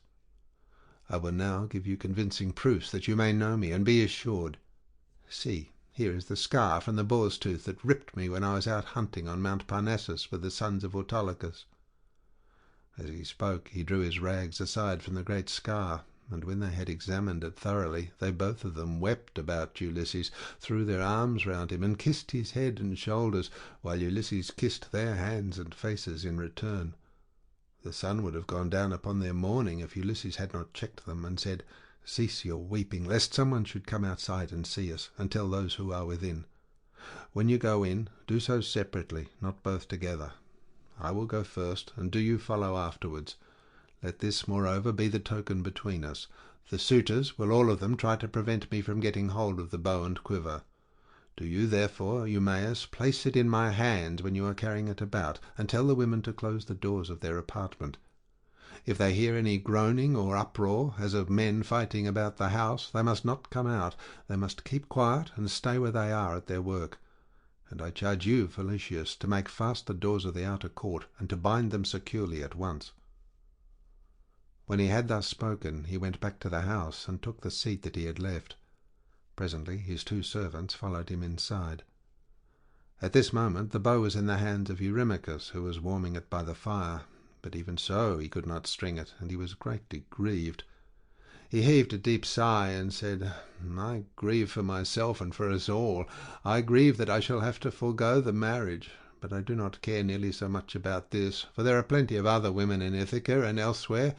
What I feel most is the fact of our being so inferior to Ulysses in strength that we cannot string his bow. This will disgrace us in the eyes of those who are yet unborn." "It shall not be so, Eurymachus," said Antinous, "and you know it yourself.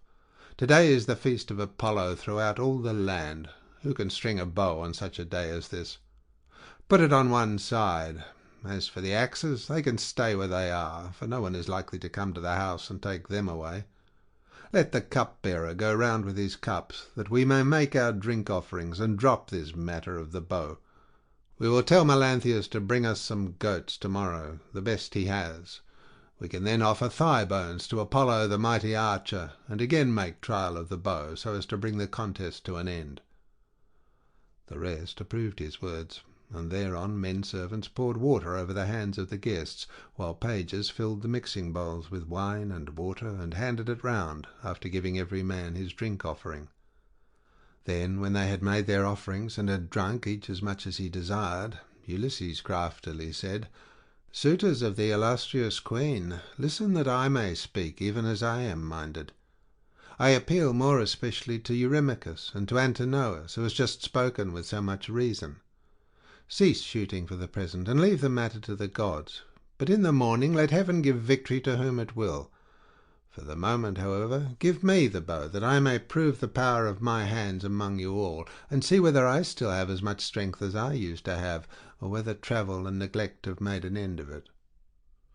This made them all very angry, for they feared he might string the bow, Antinous therefore rebuked him fiercely, saying, "Wretched creature, you have not so much as a grain of sense in your whole body. You ought to think yourself lucky in being allowed to dine unharmed among your betters, without having any smaller portion served you than we others have had, and in being allowed to hear our conversation.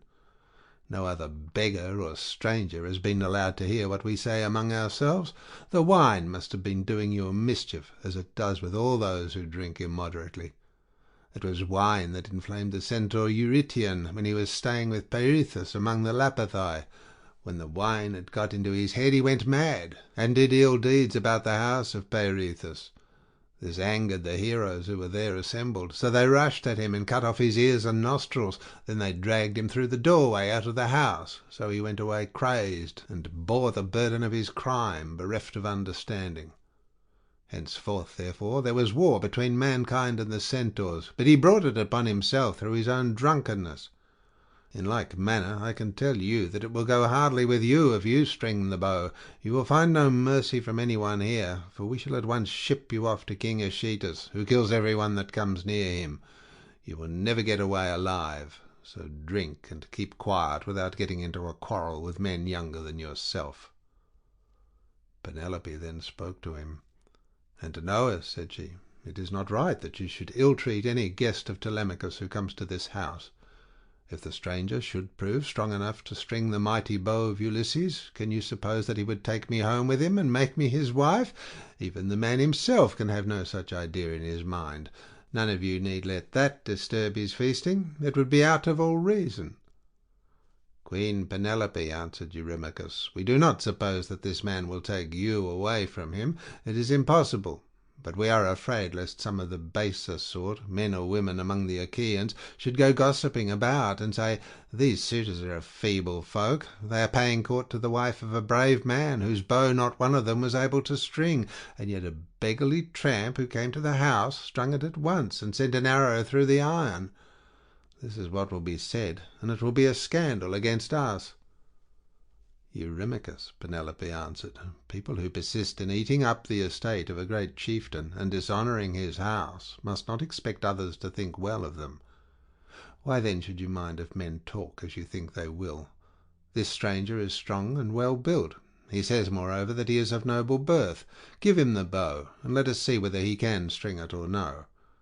I say, and it shall surely be, that if Apollo vouchsafes him the glory of stringing it, I will give him a cloak and shirt of good wear, with a javelin to keep off dogs and robbers, and a sharp sword. I will also give him sandals, and will see him sent safely wherever he wants to go." Then Telemachus said, "Mother, I am the only man, either in Ithaca or in the islands that are over against Elis, who has the right to let anyone have the bow or to refuse it. No one shall force me one way or the other, not even though I choose to make the stranger a present of the bow outright, and let him take it away with him. Go then within the house, and busy yourself with your daily duties, your loom, your distaff, and the ordering of your servants. This bow is a man's matter, and mine above all others, for it is I who am master here." She went wondering back into the house, and laid her son saying in her heart. Then, going upstairs with her handmaids into her room, she mourned her dear husband, till Minerva sent sweet sleep over her eyelids. The swineherd now took up the bow, and was for taking it to Ulysses, but the suitors clamoured at him from all parts of the cloisters, and one of them said, "You idiot, where are you taking the bow to? Are you out of your wits? If Apollo and the other gods will grant our prayer, your own boarhound shall get you into some quiet little place and worry you to death." Eumaeus was frightened at the outcry they all raised, so he put the bow down then and there. But Telemachus shouted out at him from the other side of the cloisters, and threatened him, saying, "Father Eumaeus, bring the bow on in spite of them, or, young as I am, I will pelt you with stones back to the country, for I am the better man of the two. I wish I was as much stronger than all the other suitors in the house as I am than you. I would soon send some of them off sick and sorry, for they mean mischief." Thus did he speak, and they all of them laughed heartily, which put them in a better humour with Telemachus. So Eumaeus brought the bow on, and placed it in the hands of Ulysses. When he had done this, he called Euryclea apart, and said to her, "Euryclea, Telemachus says you are to close the doors of the women's apartments. If they hear any groaning or uproar, as of men fighting, about the house, they are not to come out, but are to keep quiet and stay where they are at their work." Euryclea did as she was told, and closed the doors of the women's apartments. Meanwhile Philautia slipped quietly out and made fast the gates of the outer court. There was a ship's cable of bulbous fibre lying in the gatehouse, so he made the gate fast with it, and then came in again, resuming the seat that he had left, and keeping an eye on Ulysses, who had now got the bow in his hands, and was turning it every way about, and proving it all over to see whether the worms had been eating into its two horns during his absence. Then would one turn towards his neighbour, saying, "This is some tricky old bow fancier. Either he has got one like it at home, or he wants to make one, in such workmanlike style does the old vagabond handle it." Another said, "I hope he may be no more successful in other things than he is likely to be in stringing this bow." But Ulysses, when he had taken it up and examined it all over, strung it as easily as a skilled bard strings a new peg of his lyre and makes the twisted gut fast at both ends. Then he took it in his right hand to prove the string, and it sang sweetly under his touch like the twittering of a swallow. The suitors were dismayed, and turned colour as they heard it. At that moment, moreover, Jove thundered loudly as a sign, and the heart of Ulysses rejoiced as he heard the omen that the son of scheming Saturn had sent him. He took an arrow that was lying upon the table, for those which the Achaeans were so shortly about to taste were all inside the quiver. He laid it on the centrepiece of the bow, and drew the notch of the arrow and the string towards him, still seated on his seat. When he had taken aim, he let fly, and his arrow pierced every one of the handle holes of the axes from the first onwards till it had gone right through them and into the outer courtyard.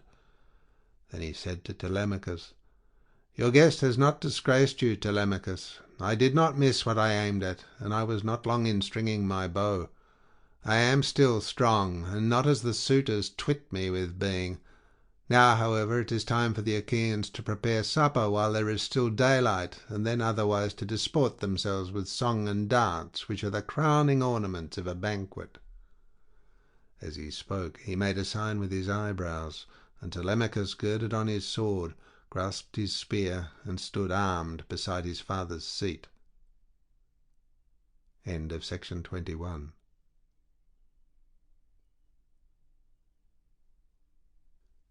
Section 22 of the Odyssey by Homer, translated by Samuel Butler. Book 22. The killing of the suitors. The maids who have misconducted themselves are made to cleanse the cloisters, and are then hanged. Then Ulysses tore off his rags, and sprang onto the broad pavement with his bow and his quiver full of arrows. He shed the arrows onto the ground at his feet, and said, "The mighty contest is at an end.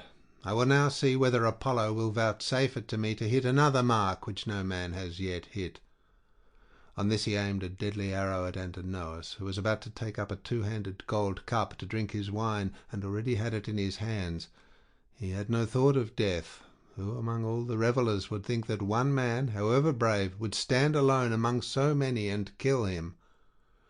The arrow struck Antinous in the throat, and the point went clean through his neck, so that he fell over, and the cup dropped from his hand, while a thick stream of blood gushed from his nostrils.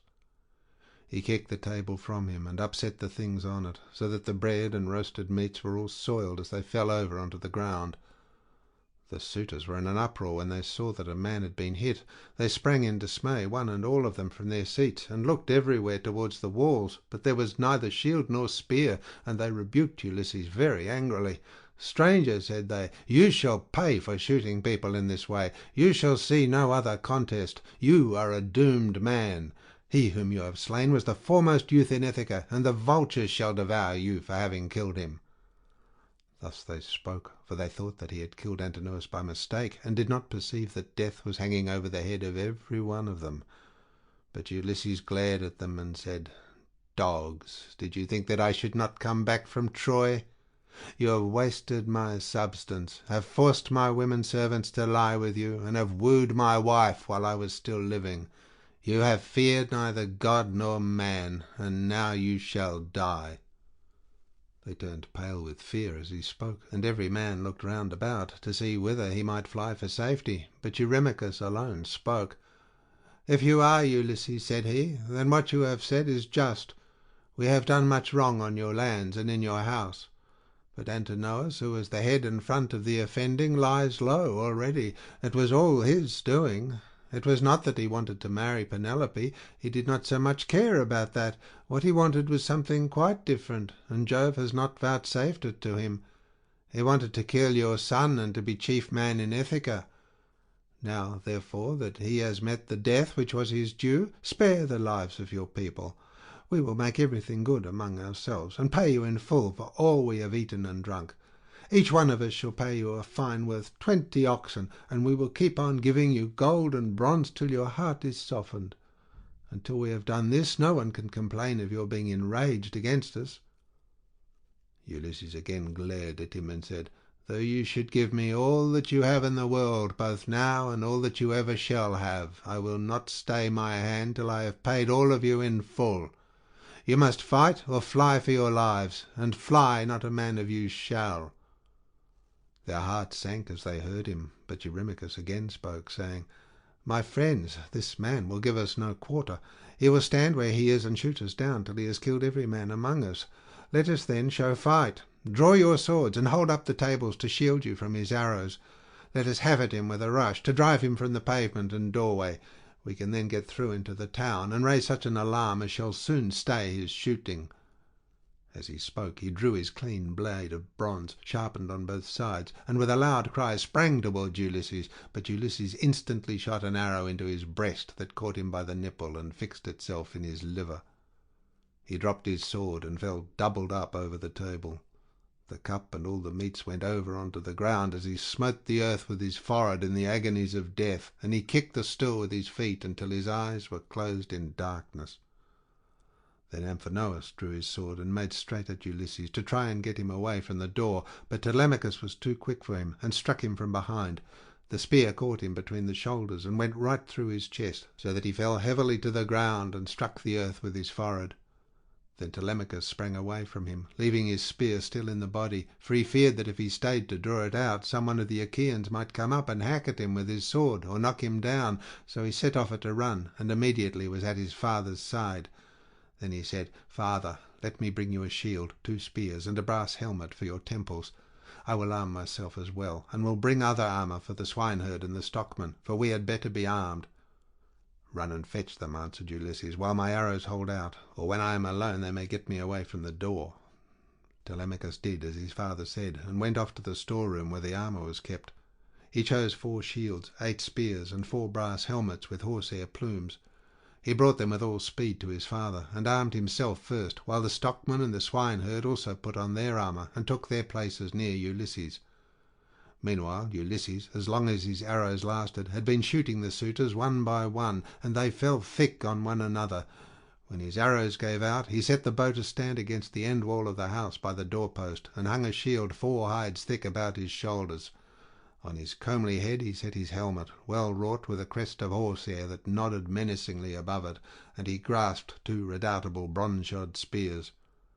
Now there was a trapdoor on the wall, while at one end of the pavement there was an exit leading to a narrow passage, and this exit was closed by a well-made door. Ulysses told Philetius to stand by this door and guard it, for only one person could attack it at a time. But Agelaus shouted out, "Cannot some one go up to the trapdoor and tell the people what is going on? Help would come at once, and we should soon make an end of this man and his shooting." "This may not be, Agelaus," answered Melanthius. "The mouth of the narrow passage is dangerously near the entrance of the outer court. One brave man could prevent any number from getting in. But I know what I will do. I will bring you arms from the storeroom, for I am sure that it is there that Ulysses and his son have put them." On this the goatherd Melanthius went by back passages to the storeroom of Ulysses' house. There he chose 12 shields with as many helmets and spears, and brought them back as fast as he could to give them to the suitors. Ulysses' heart began to fail him when he saw the suitors putting on their armour and brandishing their spears. He saw the greatness of the danger, and said to Telemachus, "Some one of the women inside is helping the suitors against us, or it may be Melanthius." Telemachus answered, "The fault, father, is mine, and mine only. I left the storeroom door open, and they have kept a sharper lookout than I have. Go, Eumaeus, put the door to, and see whether it is one of the women who is doing this, or whether, as I suspect, it is Melanthius, the son of Dolius." Thus did they converse. Meanwhile Melanthius was again going to the storeroom to fetch more armour, but the swineherd saw him, and said to Ulysses, who was beside him, "Ulysses, noble son of Laertes, it is that scoundrel Melanthius, just as we suspected, who is going to the storeroom. Say, shall I kill him if I get the better of him, or shall I bring him here that you may take your own revenge for all the many wrongs that he has done in your house?" Ulysses answered, "Telemachus and I will hold these suitors in check, no matter what they do. Go back, both of you, and bind Melanthius's hands and feet behind him. Throw him into the storeroom, and make the door fast behind you. Then fasten a noose about his body, and string him close up to the rafters from a high bearing post, that he may linger on in agony." Thus did he speak, and they did even as he had said. They went to the storeroom, which they entered before Melanthius saw them, for he was busy searching for arms in the innermost part of the room. So the two took their stand on either side of the door and waited. By and by Melanthius came out with a helmet in one hand and an old dry rotted shield in the other, which had been borne by Laertes when he was young, but which had been long since thrown aside, and the straps had become unsewn. On this the two seized him, dragged him back by the hair, and threw him struggling to the ground. They bent his hands and feet well behind his back, and bound them tight with a painful bond, as Ulysses had told them. Then they fastened a noose about his body, and strung him up from a high pillar, till he was close up to the rafters. And over him did you then vaunt, O swineherd Eumaeus, saying, "Melanthius, you will pass the night on a soft bed, as you deserve. You will know very well when morning comes from the streams of Oceanus, and it is time for you to be driving in your goats for the suitors to feast on." There then they left him in a very cruel bondage, and having put on their armour, they closed the door behind them, and went back to take their places by the side of Ulysses, whereon the four men stood in the cloister, fierce and full of fury. Nevertheless those who were in the body of the court were still both brave and many. Then Jove's daughter Minerva came up to them, having assumed the voice and form of Mentor. Ulysses was glad when he saw her, and said, "Mentor, lend me your help, and forget not your old comrade, nor the many good turns he has done you. Besides, you are my age mate." But all the time he felt sure it was Minerva, and the suitors from the other side raised an uproar when they saw him. Agelaus was the first to recognize her. "Mentor," he cried, "do not let Ulysses beguile you into siding with him and fighting the suitors. This is what we will do. When we have killed these people, father and son, we will kill you too. You shall pay for it with your head, and when we have killed you, we will take all you have, indoors or out, and bring it into Hotspot with Ulysses' property. We will not let your sons live in your house, nor your daughters, nor shall your widow continue to live in the city of Ithaca."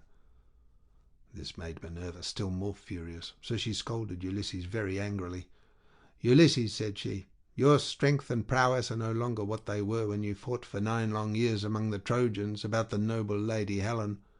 You killed many a man in those days, and it was through your stratagem that Priam's city was taken. How comes it that you are so lamentably less valiant now that you are on your own ground, face to face with the suitors in your own house? Come on, my good fellow, stand by my side, and see how Mentor, son of Alcimus, shall fight your foes and requite your kindnesses conferred upon him." But she would not give him full victory as yet, for she wished still further to prove his own prowess and that of his brave son.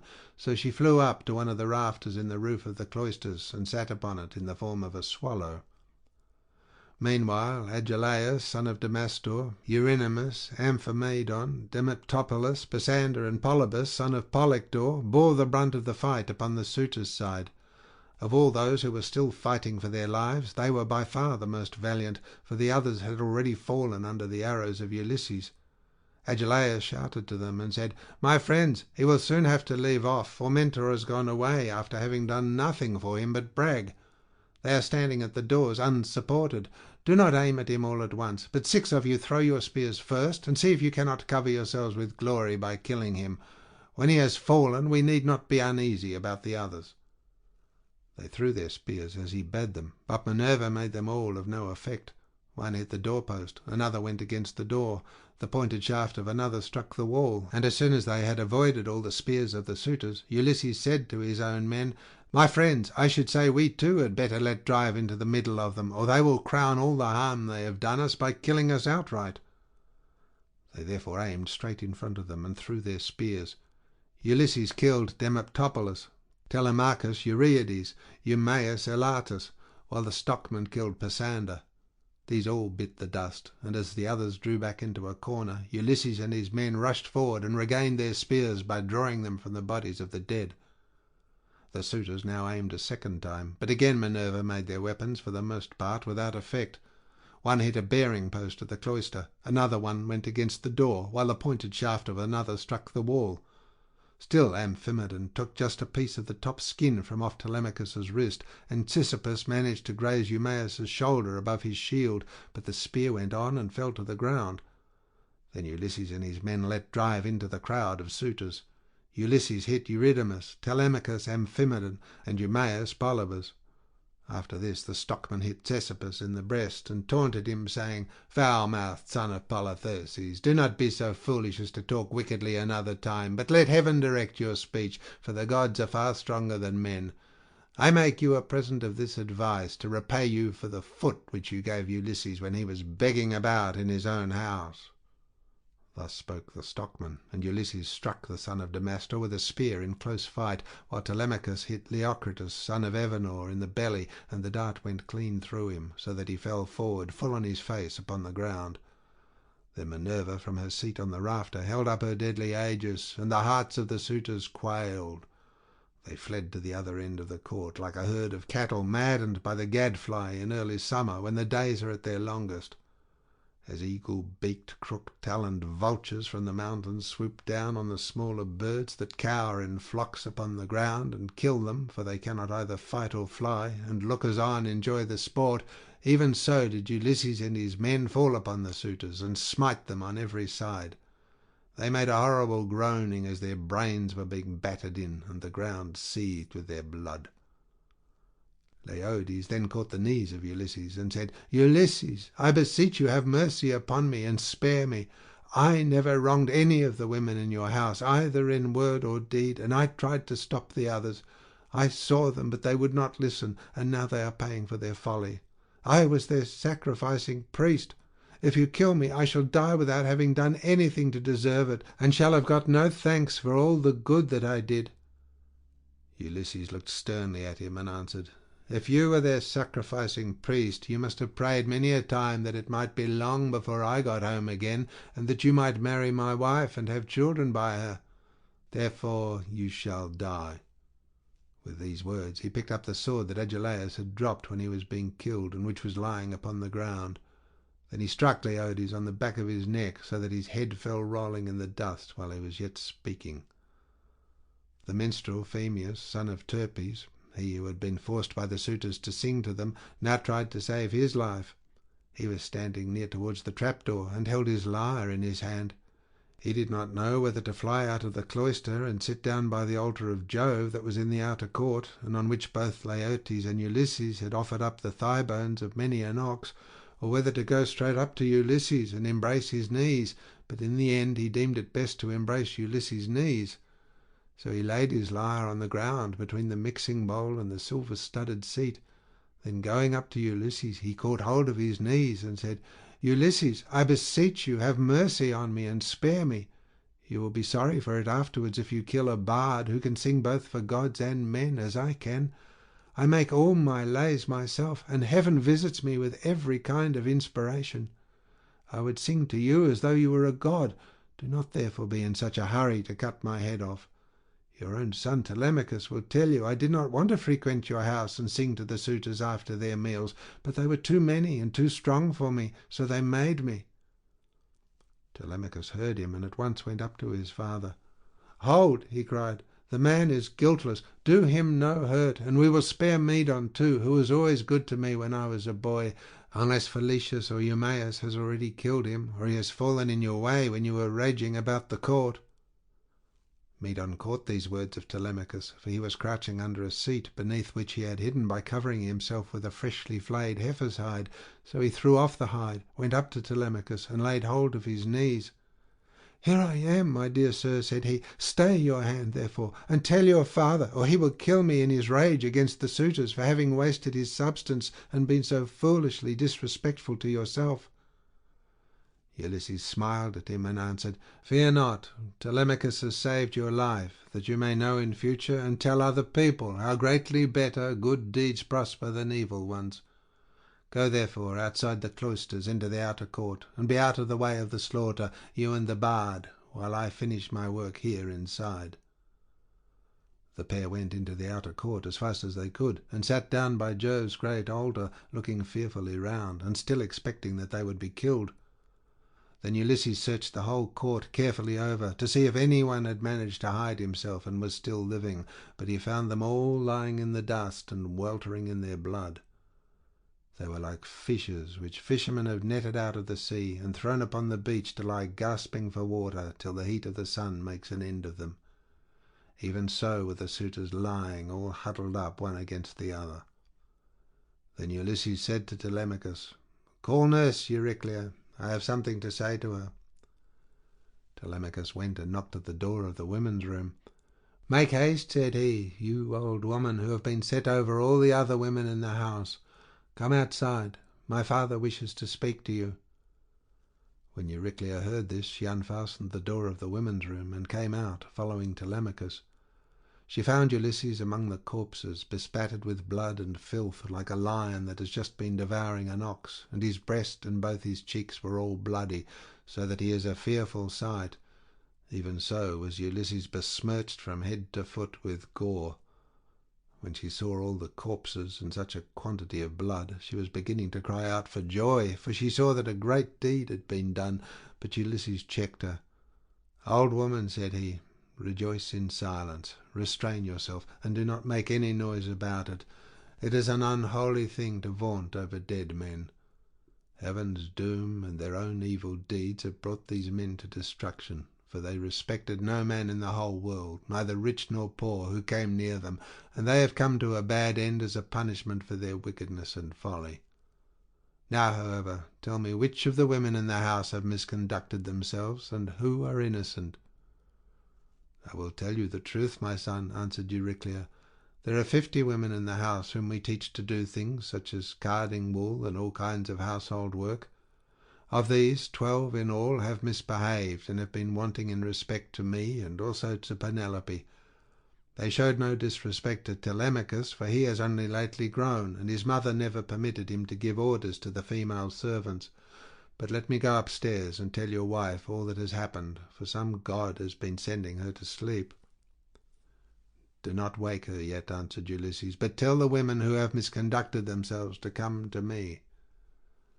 Euryclea left the cloister to tell the women and make them come to Ulysses. In the meantime he called Telemachus, the stockman, and the swineherd. "Begin," he said, "to remove the dead, and make the women help you.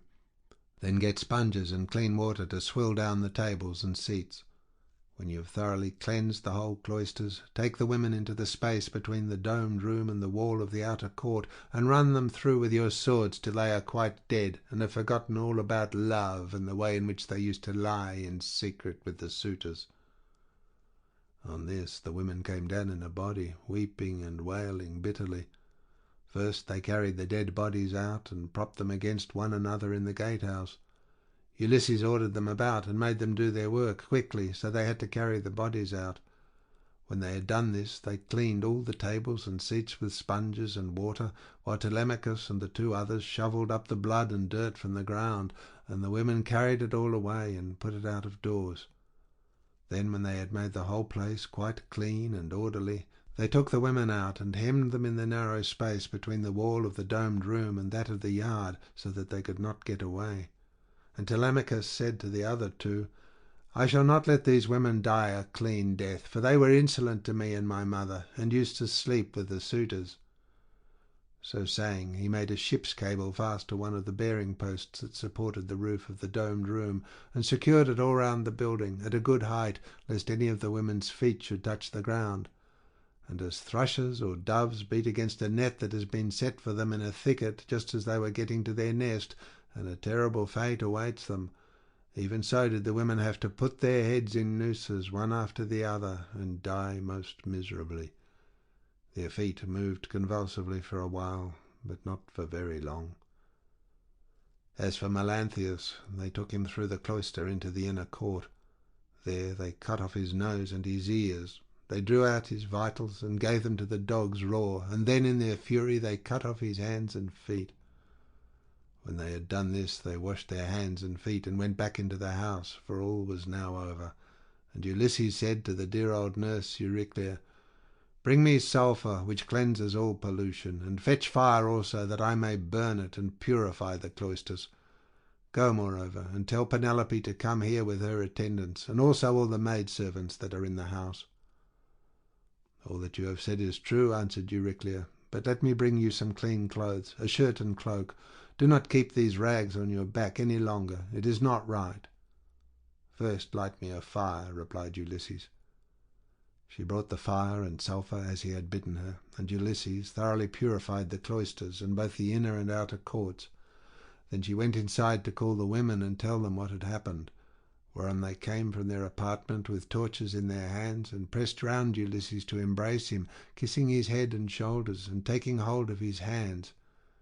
It made him feel as if he should like to weep, for he remembered every one of them. End of section 22.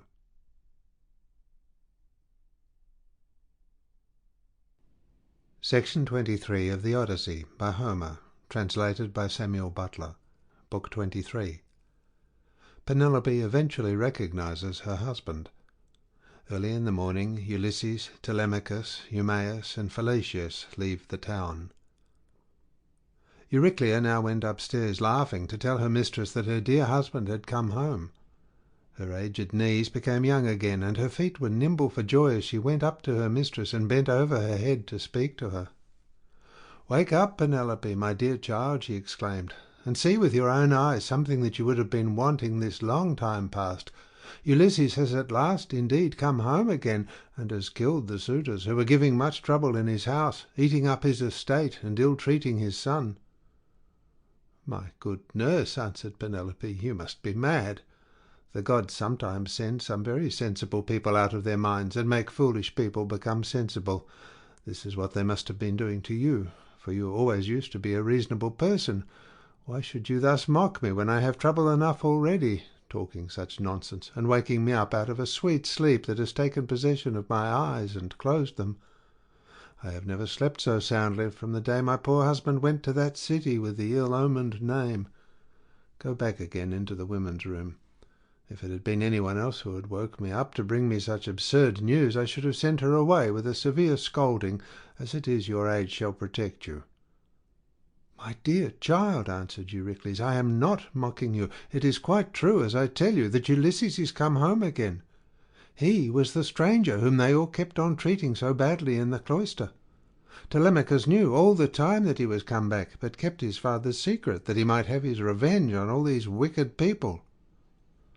Then Penelope sprang from her couch, threw her arms round Euryclea, and wept for joy. "But, my dear nurse," said she, "explain this to me. If he has really come home as you say, how did he manage to overcome the wicked suitors single-handed, seeing what a number of them there always were?" "I was not there," answered Euryclea, "and do not know. I only heard them groaning while they were being killed. We sat crouching and huddled up in a corner of the women's room with the doors closed, till your son came to fetch me, because his father sent him. Then I found Ulysses standing over the corpses that were lying on the ground all round him, one on top of the other. You would have enjoyed it if you could have seen him standing there, all bespattered with blood and filth, and looking just like a lion.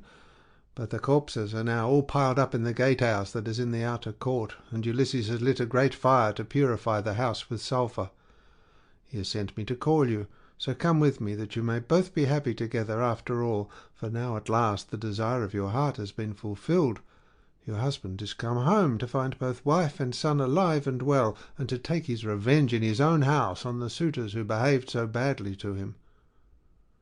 "My dear nurse," said Penelope, "do not exult too confidently over all this.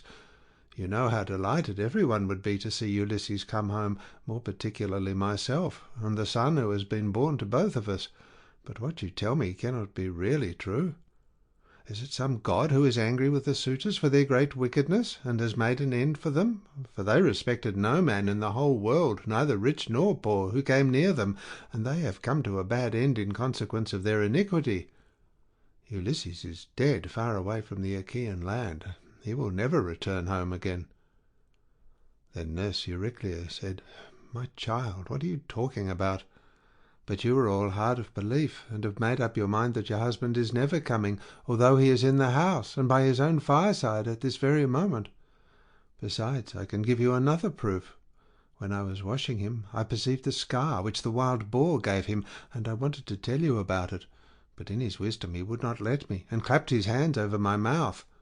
So come with me, and I will make this bargain with you.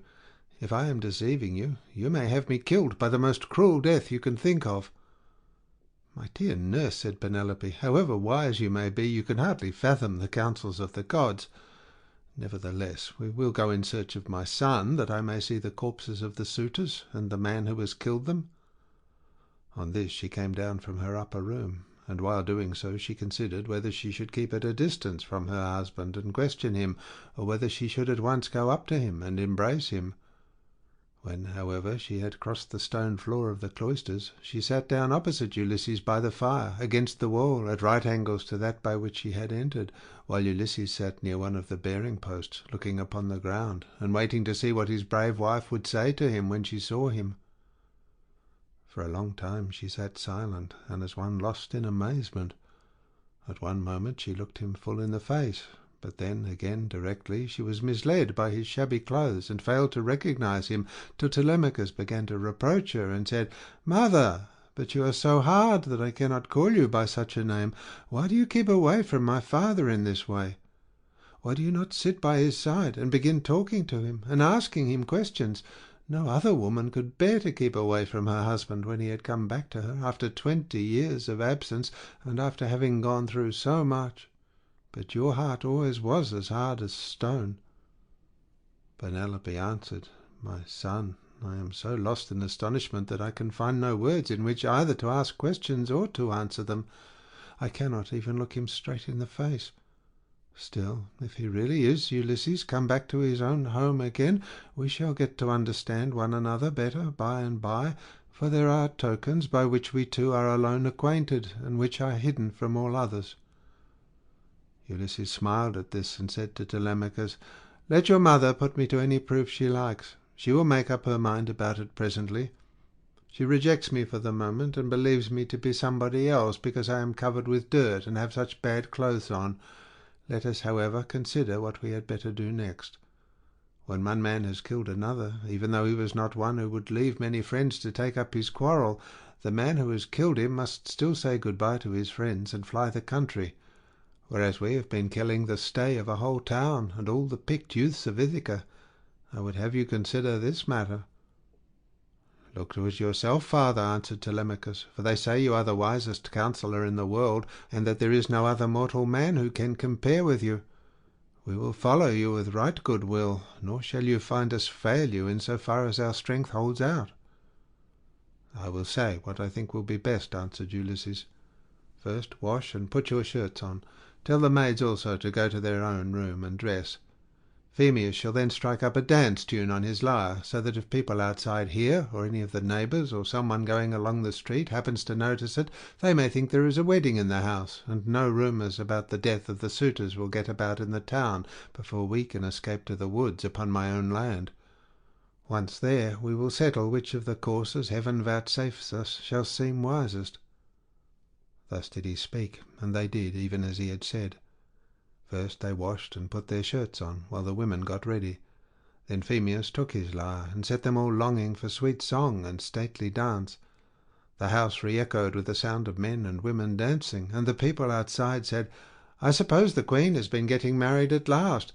She ought to be ashamed of herself for not continuing to protect her husband's property until he comes home." This was what they said, but they did not know what it was that had been happening. The upper servant Eurynome washed and anointed Ulysses in his own house, and gave him a shirt and cloak, while Minerva made him look taller and stronger than before. She also made the hair grow thick on the top of his head and flow down in curls like hyacinth blossoms. She glorified him about the head and shoulders, just as a skilful workman who has studied art of all kinds under Vulcan or Minerva, and his work is full of beauty, enriches a piece of silver plate by gilding it. He came from the bath looking like one of the immortals, and sat down opposite his wife on the seat he had left. "My dear," said he, "heaven has endowed you with a heart more unyielding than woman ever yet had. No other woman could bear to keep away from her husband when he had come back to her after 20 years of absence, and after having gone through so much. But come, nurse, get a bed ready for me. I will sleep alone, for this woman has a heart as hard as iron." "My dear," answered Penelope, "I have no wish to set myself up, nor to depreciate you, but I am not struck by your appearance, for I very well remember what kind of a man you were when you set sail from Ithaca. Nevertheless, Euryclea, take his bed outside the bed-chamber that he himself built. Bring the bed outside this room, and put bedding upon it, with fleeces, good coverlets, and blankets." She said this to try him, but Ulysses was very angry, and said, "Wife, I am much displeased at what you have just been saying. Who has been taking my bed from the place in which I left it? He must have found it a hard task, no matter how skilled a workman he was, unless some god came and helped him to shift it. There is no man living, however strong and in his prime, who could move it from its place, for it is a marvellous curiosity which I made with my very own hands. There was a young olive growing within the precincts of the house, in full vigour, and about as thick as a bearing post. I built my room round this, with strong walls of stone and a roof to cover them, and I made the doors strong and well fitting. Then I cut off the top boughs of the olive tree and left the stump standing. This I dressed roughly from the root upwards, and then worked with carpenter's tools well and skilfully, straightening my work by drawing a line on the wood and making it into a bed prop. I then bored a hole down the middle, and made it the centre post of my bed, at which I worked till I had finished it, inlaying it with gold and silver. After this I stretched a hide of crimson leather from one side of it to the other. So you see, I know all about it, and I desire to learn whether it is still there, or whether anyone has been removing it by cutting down the olive tree at its roots." When she heard the sure proofs Ulysses now gave her, she fairly broke down. She flew, weeping, to his side, flung her arms about his neck, and kissed him. "Do not be angry with me, Ulysses," she cried. "You, who are the wisest of mankind, we have suffered, both of us. Heaven has denied us the happiness of spending our youth and of growing old together. Do not then be aggrieved, or take it amiss that I did not embrace you thus as soon as I saw you. I have been shuddering all the time through fear that some one might come here and deceive me with a lying story, for there are many very wicked people going about. Jove's daughter Helen would never have yielded herself to a man from a foreign country if she had known that the sons of Achaeans would come after her and bring her back. Heaven put it in her heart to do wrong, and she gave no thought to that sin which has been the source of all our sorrow. Now, however, that you have convinced me by showing that you know all about our bed, which no human being has ever seen but you and I and a single maidservant, the daughter of Actor, who was given me by my father on my marriage, and who keeps the doors of our room, hard of belief though I have been, I can mistrust no longer." Then Ulysses in his turn melted and wept as he clasped his dear and faithful wife to his bosom. As the sight of land is welcome to men who are swimming towards the shore, when Neptune has wrecked their ship with the fury of his winds and waves, a few alone reach the land, and these, covered with brine, are thankful when they find themselves on firm ground and out of danger. Even so was her husband welcome to her as she looked upon him, and she could not tear her two fair arms from about his neck. Indeed, they would have gone on indulging their sorrow till rosy-fingered morn appeared, had not Minerva determined otherwise, and held night back in the far west, while she would not suffer dawn to leave Oceanus, nor to yoke the two steeds, Lampus and Phaethon, that bear her onward to break the day upon mankind. At last, however, Ulysses said, "Wife, we have not yet reached the end of our troubles. I have an unknown amount of toil still to undergo. It is long and difficult, but I must go through with it, for thus the shade of Tiresias prophesied concerning me on the day when I went down into Hades to ask about my return and that of my companions. But now let us go to bed, that we may lie down and enjoy the blessed boon of sleep." "You shall go to bed as soon as you please," replied Penelope, "now that the gods have sent you home to your own good house and to your country. But as heaven has put it in your mind to speak of it, tell me about the task that lies before you. I shall have to hear about it later, so it is better that I should be told at once." "My dear," answered Ulysses, "why should you press me to tell you? Still, I will not conceal it from you, though you will not like it. I do not like it myself, for Tiresias bade me travel far and wide, carrying an oar, till I came to a country where the people have never heard of the sea, and do not even mix salt with their food. They know nothing about ships, nor oars that are as the wings of a ship. He gave me this certain token, which I will not hide from you. He said that a wayfarer should meet me, and ask me whether it was a winnowing shovel that I had on my shoulder. On this I was to fix my oar in the ground, and sacrifice a ram, a bull, and a boar to Neptune, after which I was to go home and offer hecatombs to all the gods in heaven, one after the other. As for myself, he said that death should come to me from the sea, and that my life should ebb away very gently when I was full of years and peace of mind, and my people should bless me. All this, he said, should surely come to pass." And Penelope said, "If the gods are going to vouchsafe you a happier time in your old age, you may hope then to have some respite from misfortune." Thus did they converse. Meanwhile Eurynome and the nurse took torches and made the bed ready with soft coverlets.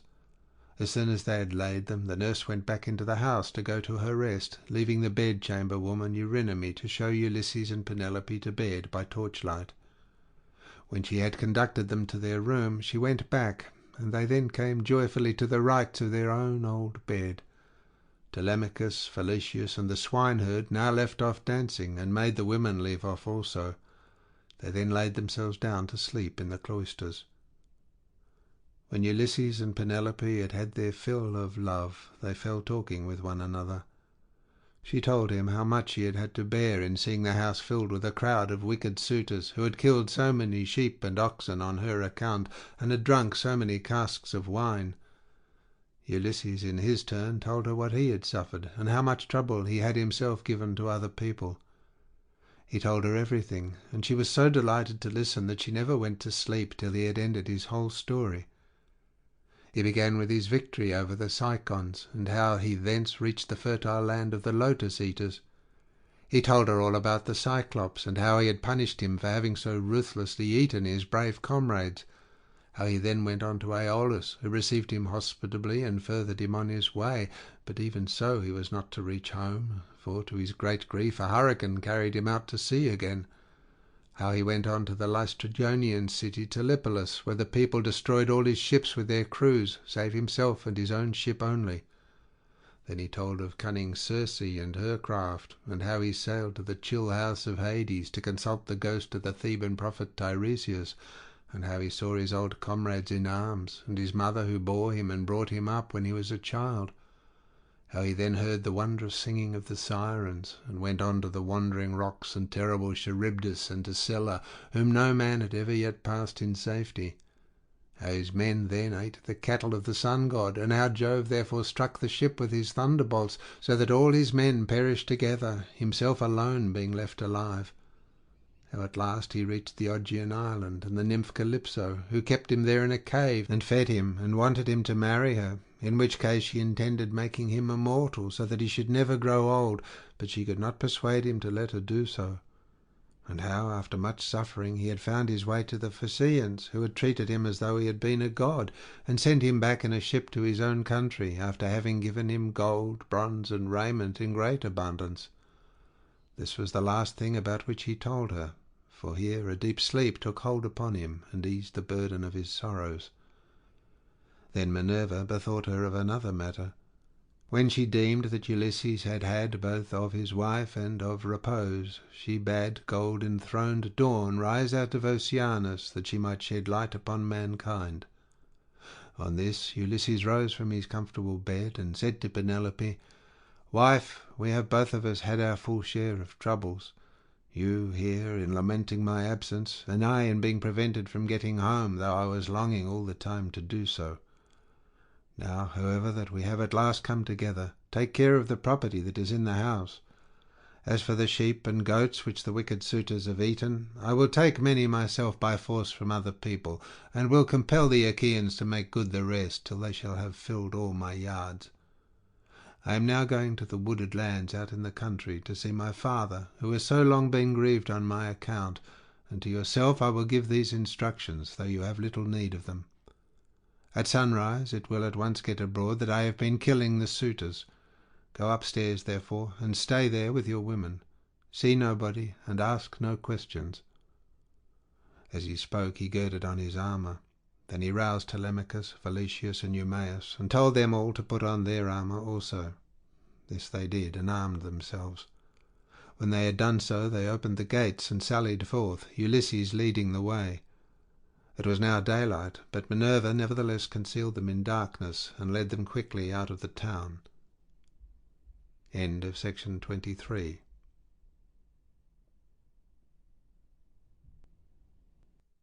Section 24 of the Odyssey by Homer, translated by Samuel Butler. Book 24. The ghosts of the suitors in Hades. Ulysses and his men go to the house of Laertes. The people of Ithaca come out to attack Ulysses, but Minerva concludes a peace. Then Mercury of Cyllene summoned the ghosts of the suitors, and in his hand he held the fair golden wand with which he seals men's eyes in sleep, or wakes them just as he pleases. With this he roused the ghosts, and led them, while they followed him whining and gibbering behind him. As bats fly squealing in the hollow of some great cave when one of them has fallen out of the cluster in which they hang, even so did the ghosts whine and squeal, as Mercury, the healer of sorrow, led them down into the dark abode of death. When they had passed the waters of Oceanus and the rock Leucas, they came to the gates of the sun and the land of dreams, whereon they reached the meadow of Asphodel, where dwell the souls and shadows of them that can labour no more. Here they found the ghost of Achilles, son of Peleus, with those of Patroclus, Antilochus, and Ajax, who was the finest and handsomest man of all the Danaans after the son of Peleus himself. They gathered round the ghost of the son of Peleus, and the ghost of Agamemnon joined them, sorrowing bitterly. Round him were gathered also the ghosts of those who had perished with him in the house of Aegisthus, and the ghost of Achilles spoke first. "Son of Atreus," it said, "we used to say that Jove had loved you better from first to last than any other hero, for you were captain over many and brave men when we were all fighting together before Troy. Yet the hand of death, which no mortal can escape, was laid upon you all too early. Better for you had you fallen at Troy in the heyday of your renown, for the Achaeans would have built a mound over your ashes, and your son would have been heir to your good name, whereas it has now been your lot to come to a most miserable end." "Happy son of Peleus," answered the ghost of Agamemnon, "for having died at Troy, far from Argos, whilst the bravest of the Trojans and the Achaeans fell round you, fighting for your body. There you lay in the whirling clouds of dust, all huge and hugely, heedless now of your chivalry. We fought the whole of the livelong day, nor should we ever have left off if Jove had not sent a hurricane to stay us. Then, when we had borne you to the ships out of the fray, we laid you on your bed and cleansed your fair skin with warm water and with ointments. The Danaans tore their hair and wept bitterly round about you. Your mother, when she heard, came with her immortal nymphs from out of the sea, and the sound of a great wailing went forth over the waters, so that the Achaeans quaked for fear. They would have fled panic-stricken to their ships, had not wise old Nestor, whose counsel was ever truest, checked them, saying, 'Hold, Argives, fly not, sons of the Achaeans. This is his mother coming from the sea, with her immortal nymphs, to view the body of her son.' Thus he spoke, and the Achaeans feared no more. The daughters of the old man of the sea stood round you, weeping bitterly, and clothed you in immortal raiment. The 9 Muses also came, and lifted up their sweet voices in lament, calling and answering one another. There was not an Argive but wept for pity of the dirge they chaunted. Days and nights 7 and 10 we mourned you, mortals and immortals, but on the 18th day we gave you to the flames, and many a fat sheep with many an ox did we slay in sacrifice around you. You were burnt in raiment of the gods, with rich resins and with honey, while heroes, horse and foot, clashed their armour round the pile as you were burning, with a tramp as of a great multitude. But when the flames of heaven had done their work, we gathered your white bones at daybreak, and laid them in ointments and in pure wine.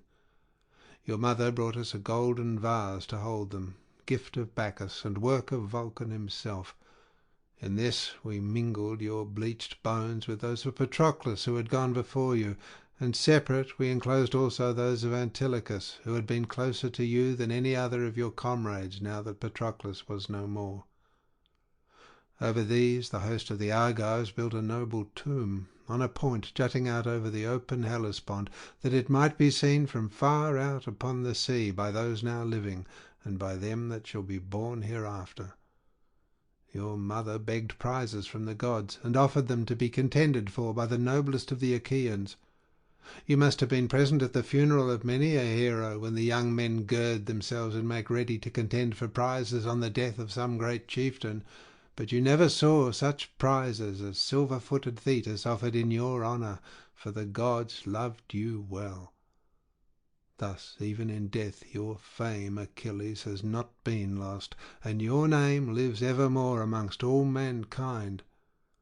But as for me, what solace had I when the days of my fighting were done? For Jove willed my destruction on my return, by the hands of Aegisthus and those of my wicked wife. Thus did they converse, and presently Mercury came up to them with the ghosts of the suitors who had been killed by Ulysses. The ghosts of Agamemnon and Achilles were astonished at seeing them, and went up to them at once. The ghost of Agamemnon recognized Amphimedon, son of Melanius, who lived in Ithaca and had been his host, so it began to talk to him. "Amphimedon," it said, "what has happened to all you fine young men, all of an age too, that you are come down here under the ground? One could pick no finer body of men from any city. Did Neptune raise his winds and waves against you when you were at sea, or did your enemies make an end of you on the mainland when you were cattle lifting or ship stealing, or while fighting in defence of their wives and city? Answer my question, for I have been your guest. Do you not remember how I came to your house with Menelaus to persuade Ulysses to join us with his ships against Troy? It was a whole month ere we could resume our voyage, for we had hard work to persuade Ulysses to come with us." And the ghost of Amphimedon answered, "Agamemnon, son of Atreus, king of men, I remember everything that you have said, and will tell you fully and accurately about the way in which our end was brought about. Ulysses had been long gone, and we were courting his wife, who did not say point blank that she would not marry, nor yet bring matters to an end, for she meant to compass our destruction. This, then, was the trick she played us. She set up a great tambour frame in her room, and began to work on an enormous piece of fine needlework. 'Sweetheart,' said she, 'Ulysses is indeed dead. Still, do not press me to marry again immediately. Wait, for I would not have my skill in needlework perish unrecorded till I have completed a pall for the hero Laertes against the time when death shall take him. He is very rich, and the women of the place will talk if he is laid out without a pall.' This is what she said, and we assented, whereon we could see her working upon her great web all day long, but at night she would unpick the stitches again by torchlight. She fooled us in this way for 3 years without our finding it out, but as time wore on, and she was now in her 4th year, in the waning of moons and many days had been accomplished, one of her maids, who knew what she was doing, told us, and we caught her in the act of undoing her work, so she had to finish it whether she would or no. And when she showed us the robe she had made, after she had had it washed, its splendour was as that of the sun or moon. Then some malicious god conveyed Ulysses to the upland farm where his swineherd lives. Thither presently came also his son, returning from a voyage to Pylos, and the two came to the town where they had hatched their plot for our destruction. Telemachus came first, and then after him, accompanied by the swineherd, came Ulysses, clad in rags and leaning on a staff as though he were some miserable old beggar. He came so unexpectedly that none of us knew him, not even the older ones amongst us, and we reviled him and threw things at him. He endured both being struck and insulted without a word, though he was in his own house. But when the will of aegis-bearing Jove inspired him, he and Telemachus took the armour and hid it in an inner chamber, bolting the doors behind them. Then he cunningly made his wife offer his bow and a quantity of iron to be contended for by us ill-fated suitors, and this was the beginning of our end, for not one of us could string the bow, nor nearly do so. When it was about to reach the hands of Ulysses, we all of us shouted out that it should not be given him, no matter what he might say, but Telemachus insisted on his having it. When he had got it in his hands, he strung it with ease, and sent his arrow through the iron. Then he stood on the floor of the cloister and poured his arrows on the ground, glaring fiercely about him. First he killed Antinous, and then, aiming straight before him, he let fly his deadly darts, and they fell thick on one another. It was plain that some one of the gods was helping them, for they fell upon us with might and main throughout the cloisters, and there was a hideous sound of groaning as our brains were being battered in and the ground seethed with our blood.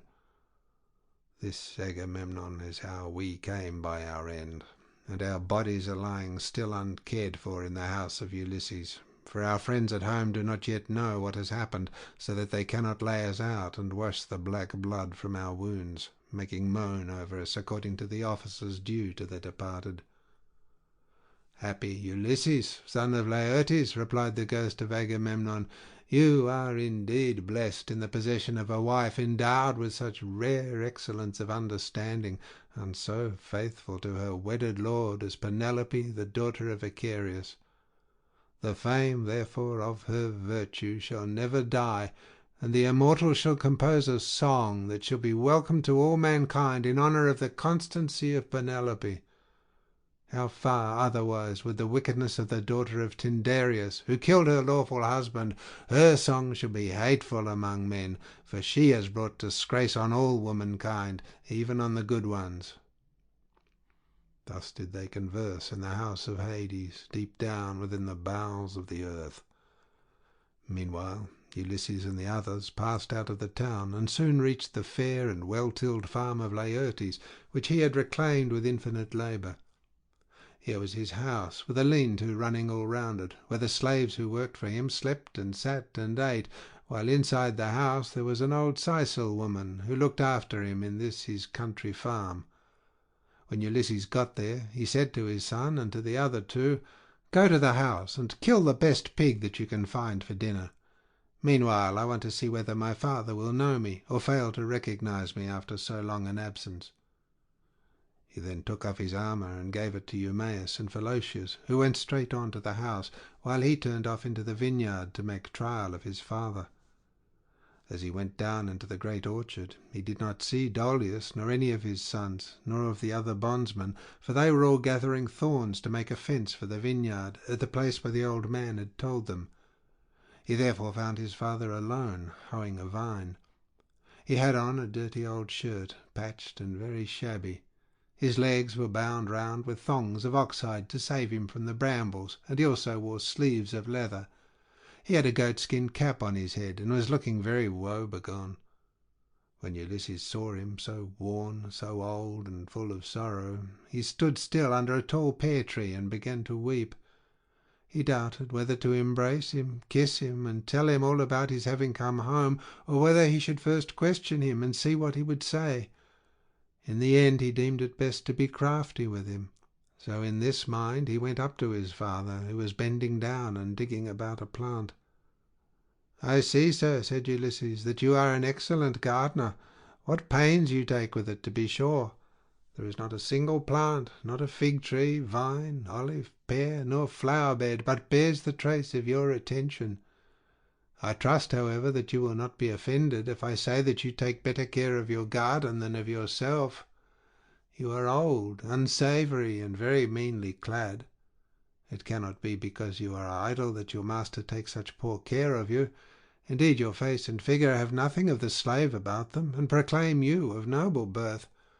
I should have said that you were one of those who should wash well, eat well, and lie soft at night, as old men have a right to do. But tell me, and tell me true, whose bondsman are you, and in whose garden are you working? Tell me also about another matter. Is this place that I have come to really Ithaca? I met a man just now who said so, but he was a dull fellow, and had not the patience to hear my story out when I was asking him about an old friend of mine, whether he was still living or was already dead and in the house of Hades. Believe me when I tell you that this man came to my house once when I was in my own country, and never yet did any stranger come to me whom I liked better. He said that his family came from Ithaca, and that his father was Laertes, son of Odysseus. I received him hospitably, making him welcome to all the abundance of my house, and when he went away I gave him all customary presents. I gave him 7 talents of fine gold, and a cup of solid silver with flowers chased upon it. I gave him 12 light cloaks, and as many pieces of tapestry. I also gave him 12 cloaks of single fold, 12 rugs, 12 fair mantles, and an equal number of shirts. To all this I added 4 good-looking women, skilled in all useful arts, and I let him take his choice. His father shed tears and answered, "Sir, you have indeed come to the country that you have named, but it has fallen into the hands of wicked people. All this wealth of presents has been given to no purpose. If you could have found your friend here alive in Ithaca, he would have entertained you hospitably, and would have requited your presents amply when you left him, as would have been only right, considering what you had already given him. But tell me, and tell me true, how many years is it since you entertained this guest, my unhappy son as ever was? Alas, he has perished far from his own country. The fishes of the sea have eaten him, or he has fallen a prey to the birds and wild beasts of some continent. Neither his mother nor I his father, who were his parents, could throw our arms about him and wrap him in his shroud, nor could his excellent and richly dowered wife Penelope bewail her husband, as was natural, upon his deathbed, and close his eyes according to the offices due to the departed. But now tell me truly, for I want to know, who and whence are you? Tell me of your town and parents. Where is the ship lying that has brought you and your men to Ithaca? Or were you a passenger on some other man's ship, and those who brought you here have gone on their way and left you?" "I will tell you everything," answered Ulysses, "quite truly. I come from Alybas, where I have a fine house. I am son of King Aphidas, who is the son of Polypemon. My own name is Eperitus. Heaven drove me off my course as I was leaving Caesania, and I have been carried here against my will. As for my ship, it is lying over yonder, off the open country outside the town, and this is the 5th year since Ulysses left my country. Poor fellow, yet the omens were good for him when he left me. The birds all flew on our right hands, and both he and I rejoiced to see them as we parted, for we had every hope that we should have another friendly meeting and exchange presents." A dark cloud of sorrow fell upon Laertes as he listened. He filled both hands with the dust from off the ground and poured it over his grey head, groaning heavily as he did so. The heart of Ulysses was touched, and his nostrils quivered as he looked upon his father. Then he sprang towards him, flung his arms about him, and kissed him, saying, "I am he, father, about whom you are asking. I have returned after having been away for 20 years. But cease your sighing and lamentation. We have no time to lose, for I should tell you that I have been killing the suitors in my house to punish them for their insolence and crimes." "If you really are my son Ulysses," replied Laertes, "and have come back again, you must give me such manifest proof of your identity as shall convince me." "First observe this scar," answered Ulysses, "which I got from a boar's tusk when I was hunting on Mount Parnassus. You and my mother had sent me to Autolycus, my mother's father, to receive the presents which, when he was over here, he had promised to give me. Furthermore, I will point out to you the trees in the vineyard which you gave me, and I asked you all about them as I followed you round the garden. We went over them all, and you told me their names and what they all were. You gave me 13 pear trees, 10 apple trees, and 40 fig trees. You also said you would give me 50 rows of vines. There was corn planted between each row, and they yielded grapes of every kind when the heat of heaven has been laid heavy upon them.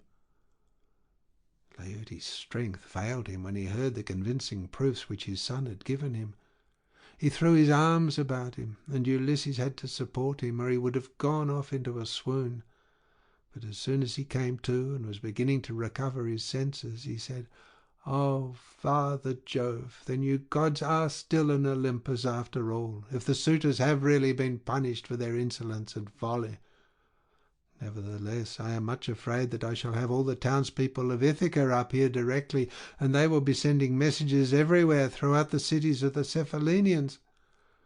Ulysses answered, "Take heart, and do not trouble yourself about that, but let us go into the house hard by your garden. I have already told Telemachus, Felicius, and Eumaeus to go on there and get dinner ready as soon as possible." Thus conversing, the two made their way towards the house. When they got there, they found Telemachus with the stockman and the swineherd cutting up meat and mixing wine with water. Then the old Sicel woman took Laertes inside and washed him and anointed him with oil. She put him on a good cloak, and Minerva came up to him and gave him a more imposing presence, making him taller and stouter than before. When he came back, his son was surprised to see him looking so like an immortal, and said to him, "My dear father, some one of the gods has been making you much taller and better looking." Laertes answered, "Would by Father Jove, Minerva, and Apollo that I were the man I was when I ruled among the Cephallenians and took Nericum, that strong fortress on the foreland.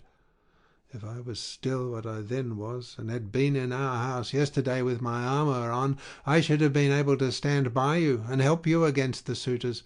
I should have killed a great many of them, and you would have rejoiced to see it." Thus did they converse. But the others, when they had finished their work and the feast was ready, left off working and took each his proper place on the benches and seats. Then they began eating.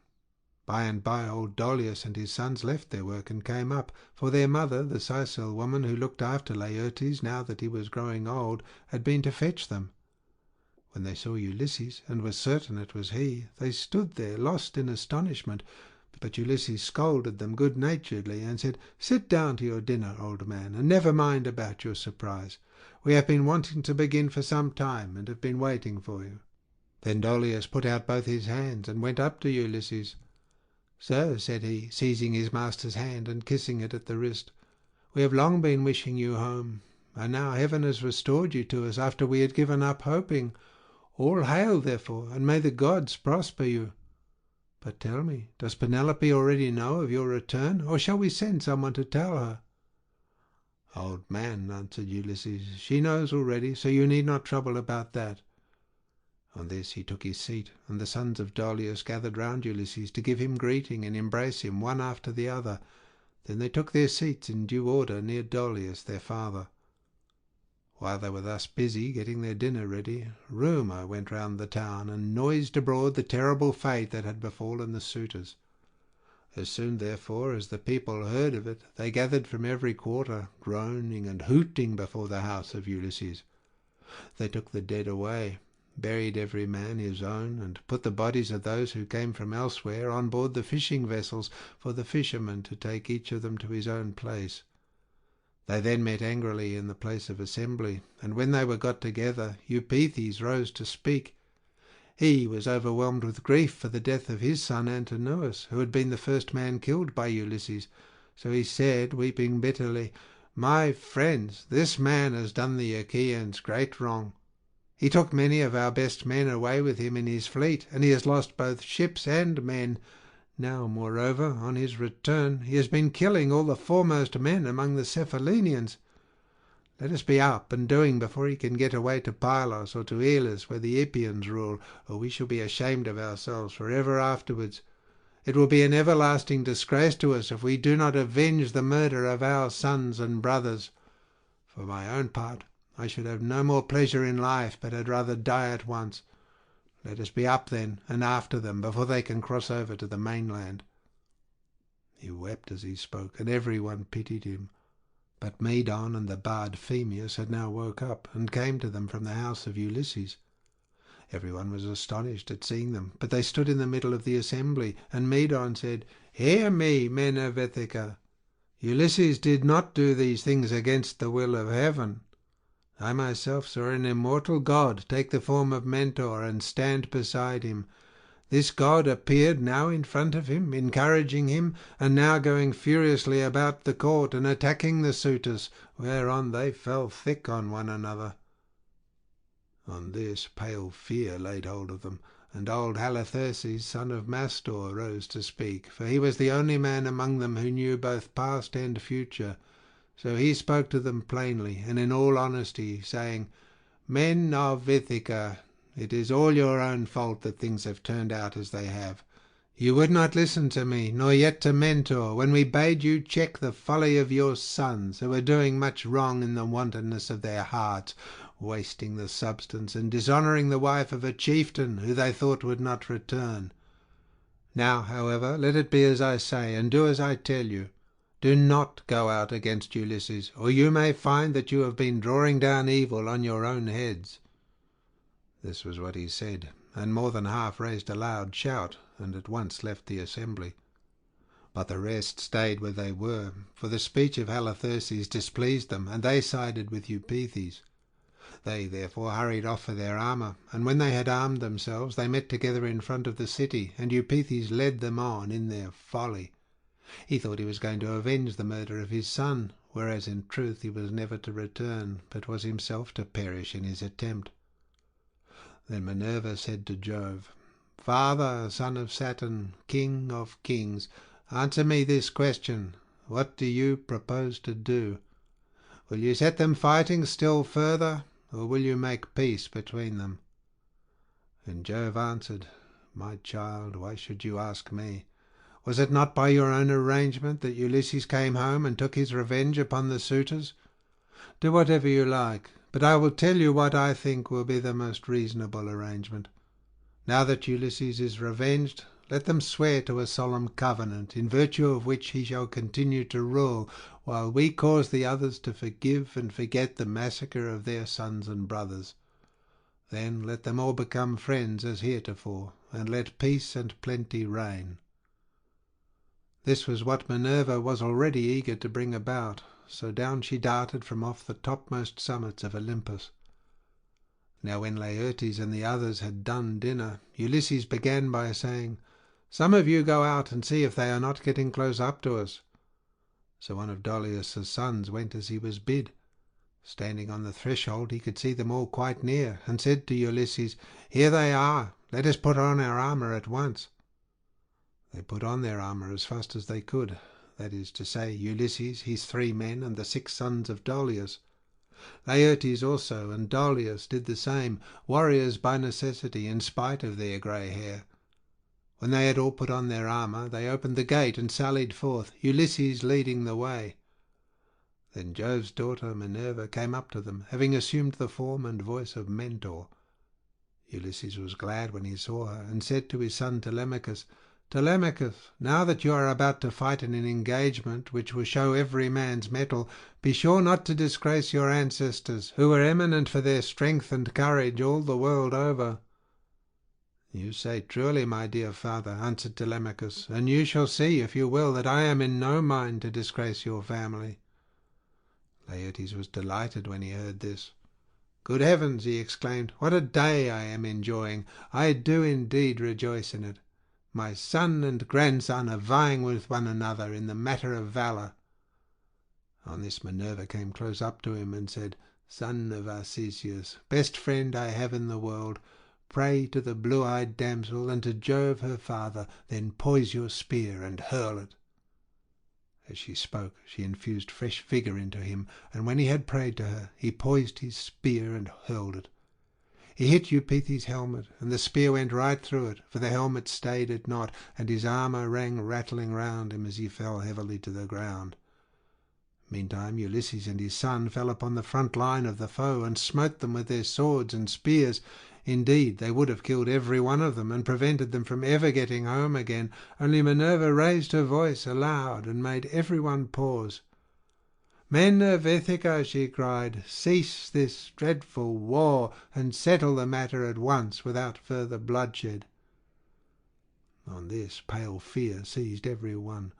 They were so frightened that their arms dropped from their hands and fell upon the ground at the sound of the goddess's voice, and they fled back to the city for their lives. But Ulysses gave a great cry, and gathering himself together, swooped down like a soaring eagle.